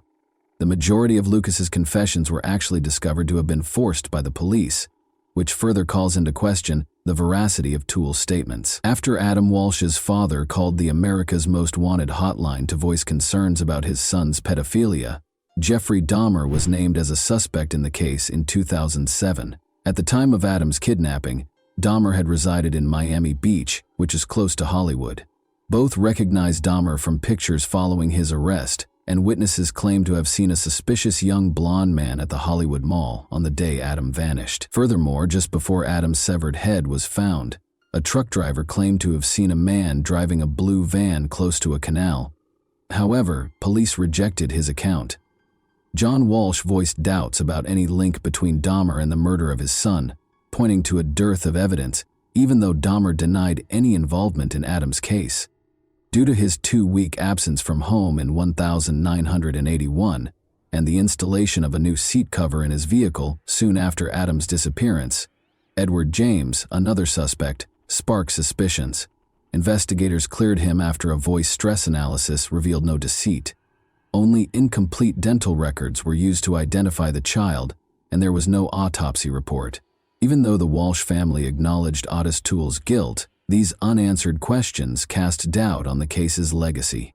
With John Walsh at his side, Hollywood Police Chief Chad Wagner declared the case closed on December 16, 2008. The police came to the conclusion that Otis Toole was the murderer following an outside review. Following Adam's tragic story, legislative efforts kept changing. On July 25, 2006, the Adam Walsh Child Protection and Safety Act was passed by President George W. Bush, who signed it into law a few days later.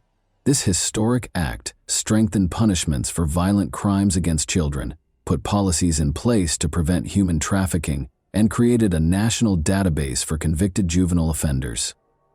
The Adam Walsh Reauthorization Act, which was introduced in 2016, made sure that programs established under the 2006 Act had the money they needed to continue their essential work. This law, which was a part of the Survivors' Bill of Rights, demonstrated a strong dedication to protecting children.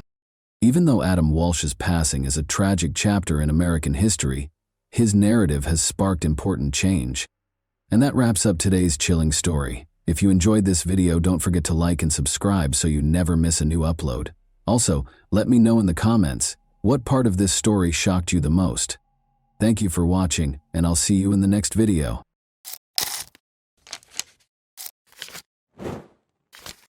Hey guys, welcome to my channel, and today we're going to take a look at another horrible case with you. The phone rang early on April 27, 2006, in a comfortable home in a small Michigan town.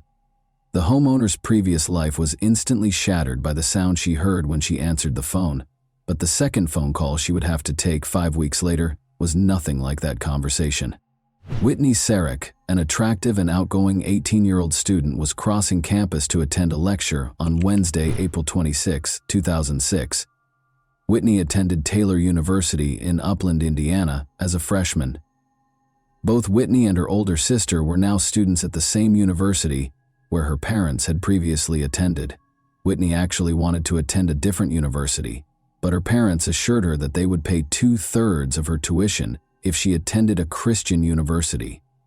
They wouldn't even cover the cost of her education if she chose to go to a non-religious school. Whitney's decision was clear-cut, given the high expense of higher education. Whitney became anxious as she made her way across campus, negotiating crowds of other students, as she realized how quickly the school year was coming to an end.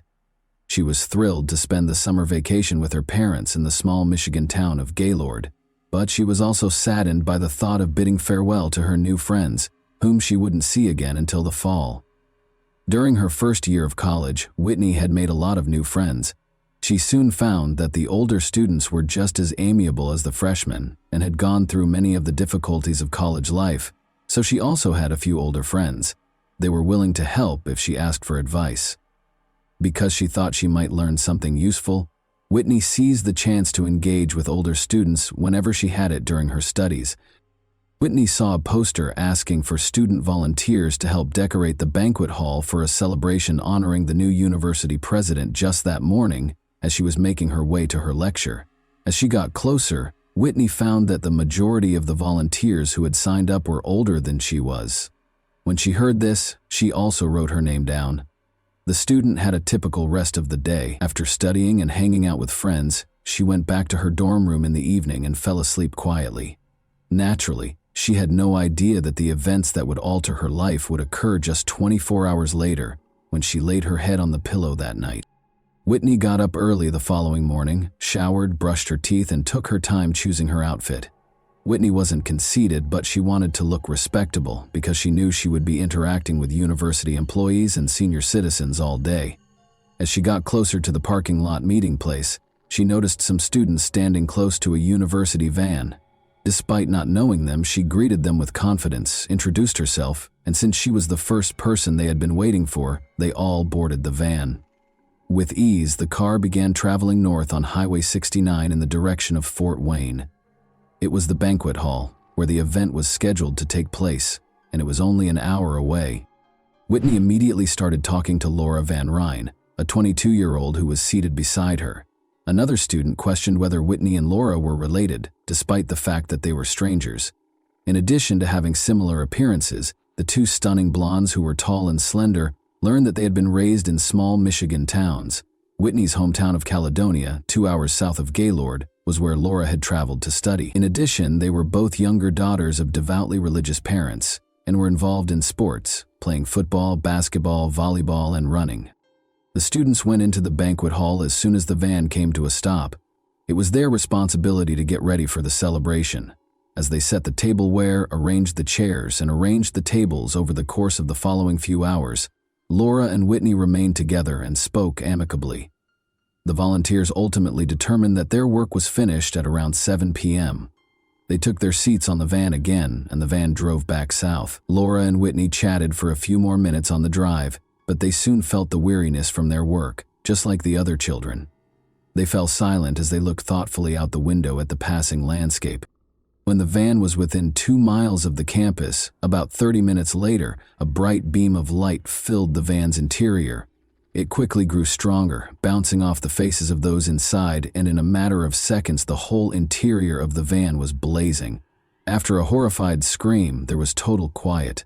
In a matter of minutes, distressed drivers on Highway 69 called the 911 hotline to report that something horrible had happened. Rescue personnel were shocked by what they saw, even though they had prepared for the worst when they got to the scene. Bodies, glass fragments, and wreckage littered the area. The headlights of a fully loaded truck driven by Robert Spencer were the source of the sudden light that filled the van's interior. While traveling north on the highway, the truck driver had dozed off behind the wheel. The truck didn't stop when it swerved off the road and onto the grassy median strip. After veering back onto the road, it struck the southbound van that was transporting the students. The truck literally tore off the van's back end when it hit it, sending it spinning uncontrollably. The pupils were thrown out and dispersed in all directions, since half of the vehicle was gone. Sadly, 5 of the 9 people in the van could not be saved. But when the rescue crews arrived, they discovered Robert still alive inside his truck. A few hours later, on April 27, Whitney's mother in Gaylord got a call early in the morning. Her husband wasn't at home because he was helping the church rebuild houses following Hurricane Katrina's devastating effects. The coroner, who was on the other end of the line, told the woman that her daughter had died in a terrible accident. The Van Ryn family also had to take a late phone call at the same time, 3 hours south of Gaylord in Caledonia, but they were informed that Laura had survived the same accident and was in critical condition. Early in the morning, the girl's boyfriend, Aaron, and her parents arrived at the hospital. In the hallway, Laura's classmates were already anticipating their arrival. The girl was in a coma, swollen, bandaged, and wearing a neck brace as she lay in a hospital bed. Laura's leg, elbow, collarbone, and ribs were all broken, the family was told, but the brain trauma was the most serious injury. The patient had been stabilized, but it was unclear if she would ever awaken from her coma. Even if she did, she would probably not be able to live independently because of the severe damage to her brain. Laura's family made the decision to move her to a Grand Rapids rehabilitation facility that specializes in brain injuries because they knew that her recovery would be a long one at best. Additionally, Whitney's sister and mother showed up at the hospital. Even though they were only a few feet from her body, the coroner reassured them that they didn't need to identify her and even discouraged them from going inside the mortuary. They were also given Whitney's handbag, which was filthy, stuffed with broken items, and smelled horribly of gasoline. When the handbag was discovered close to Whitney's body, the women knew that her body would be in an even more appalling state. They didn't want to remember her that way, so they couldn't bring themselves to look at the body. They merely returned their daughter's body to Gaylord, their hometown. Whitney's 19th birthday fell on her farewell, so her family chose to play a collection of videos from her past birthdays.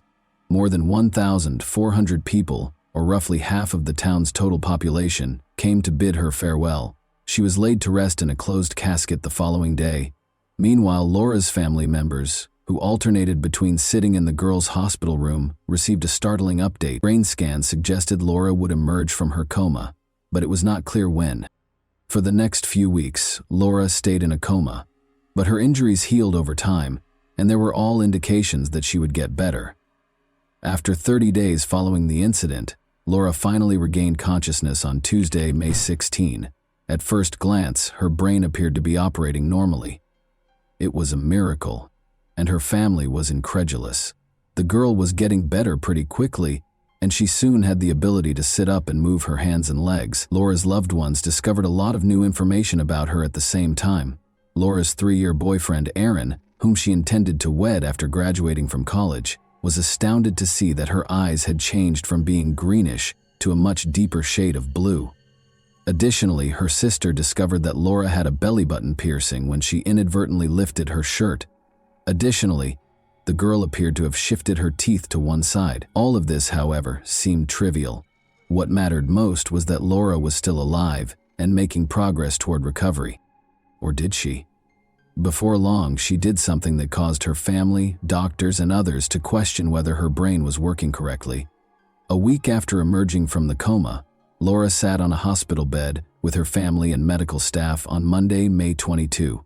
She was given a pencil and paper by the doctor, who asked her to write her name.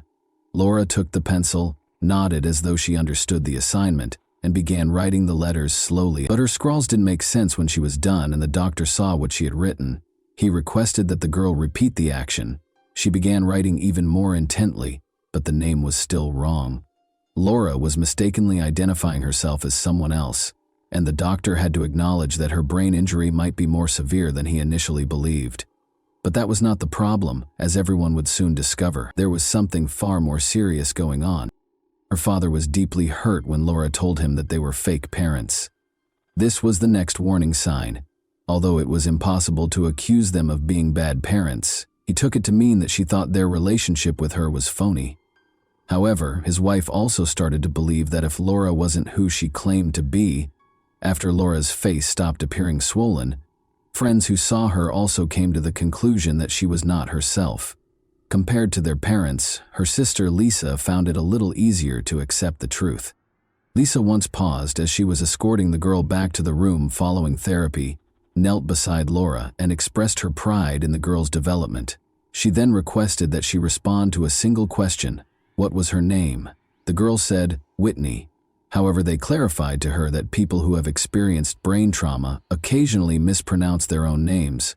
Because of this, when Lisa inquired about the names of her parents, she replied, Sarah Newland and Laura and Whitney had only known each other for a short while, so Laura was unable to provide an accurate response. Despite her understanding, Lisa didn't want to frighten the poor girl who was seated in front of her. She summoned the courage to compliment her, carried her back to the room with composure, and told their mother and father everything. A horrible reality hit the entire family when their father discovered that his daughter had been identified only by appearance.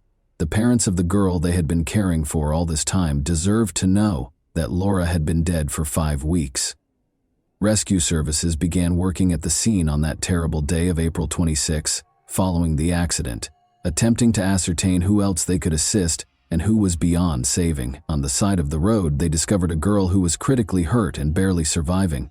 Medical personnel hurried to her, loaded her into an ambulance, put her on a stretcher with a nearby handbag, and drove her to the hospital. While treating the injured girl, the doctors looked at the identification in the handbag and recognized her as Laura Van Ryn. As the bandages were gradually taken off, it was clear that Laura's appearance had changed dramatically as a result of the accident. But her appearance didn't matter to her family. Her survival was a great relief to them. However, when they gave Laura paper and a pencil on Monday, May 22, and asked her to write her name, she wrote Whitney instead of Laura. It turned out that there had been a terrible error, but no one had been aware of it until that point. The medics thought Whitney's handbag was hers when they discovered her by the side of the road. They came to the conclusion that it was the same person after comparing the girl's photo with the one on the identification. Surprisingly, Whitney's purse had landed beside Laura at the same moment. The case of mistaken identity was formally confirmed 1 week after Whitney wrote her name on the paper. And once more, in the middle of the night, the Sarok family's house rang with an unsettling phone call. In order to spare Whitney's mother from hearing the news alone, the coroner asked her to bring a companion. She invited Carly, her eldest daughter, to accompany her. After that, the coroner started talking about the possibility that Whitney was still alive. They were terrified of what they would see on the way to the hospital. If Laura's parents were unable to identify that it wasn't her, how should the patient appear? However, their worries were unjustified. They knew it was Whitney as soon as they walked into the hospital room. For Laura's loved ones, the miracle for the Sarok family became a nightmare. They were afraid that Whitney's parents would be upset with them for preventing them from seeing their daughter for so long, in addition to learning that their daughter had been dead for 5 weeks. Nonetheless, the Sarok spouses realized that they shared some of the blame.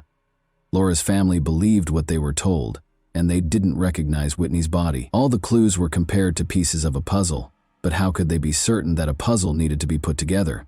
Since one family had already gone through what the other had not, they were able to empathize with one another.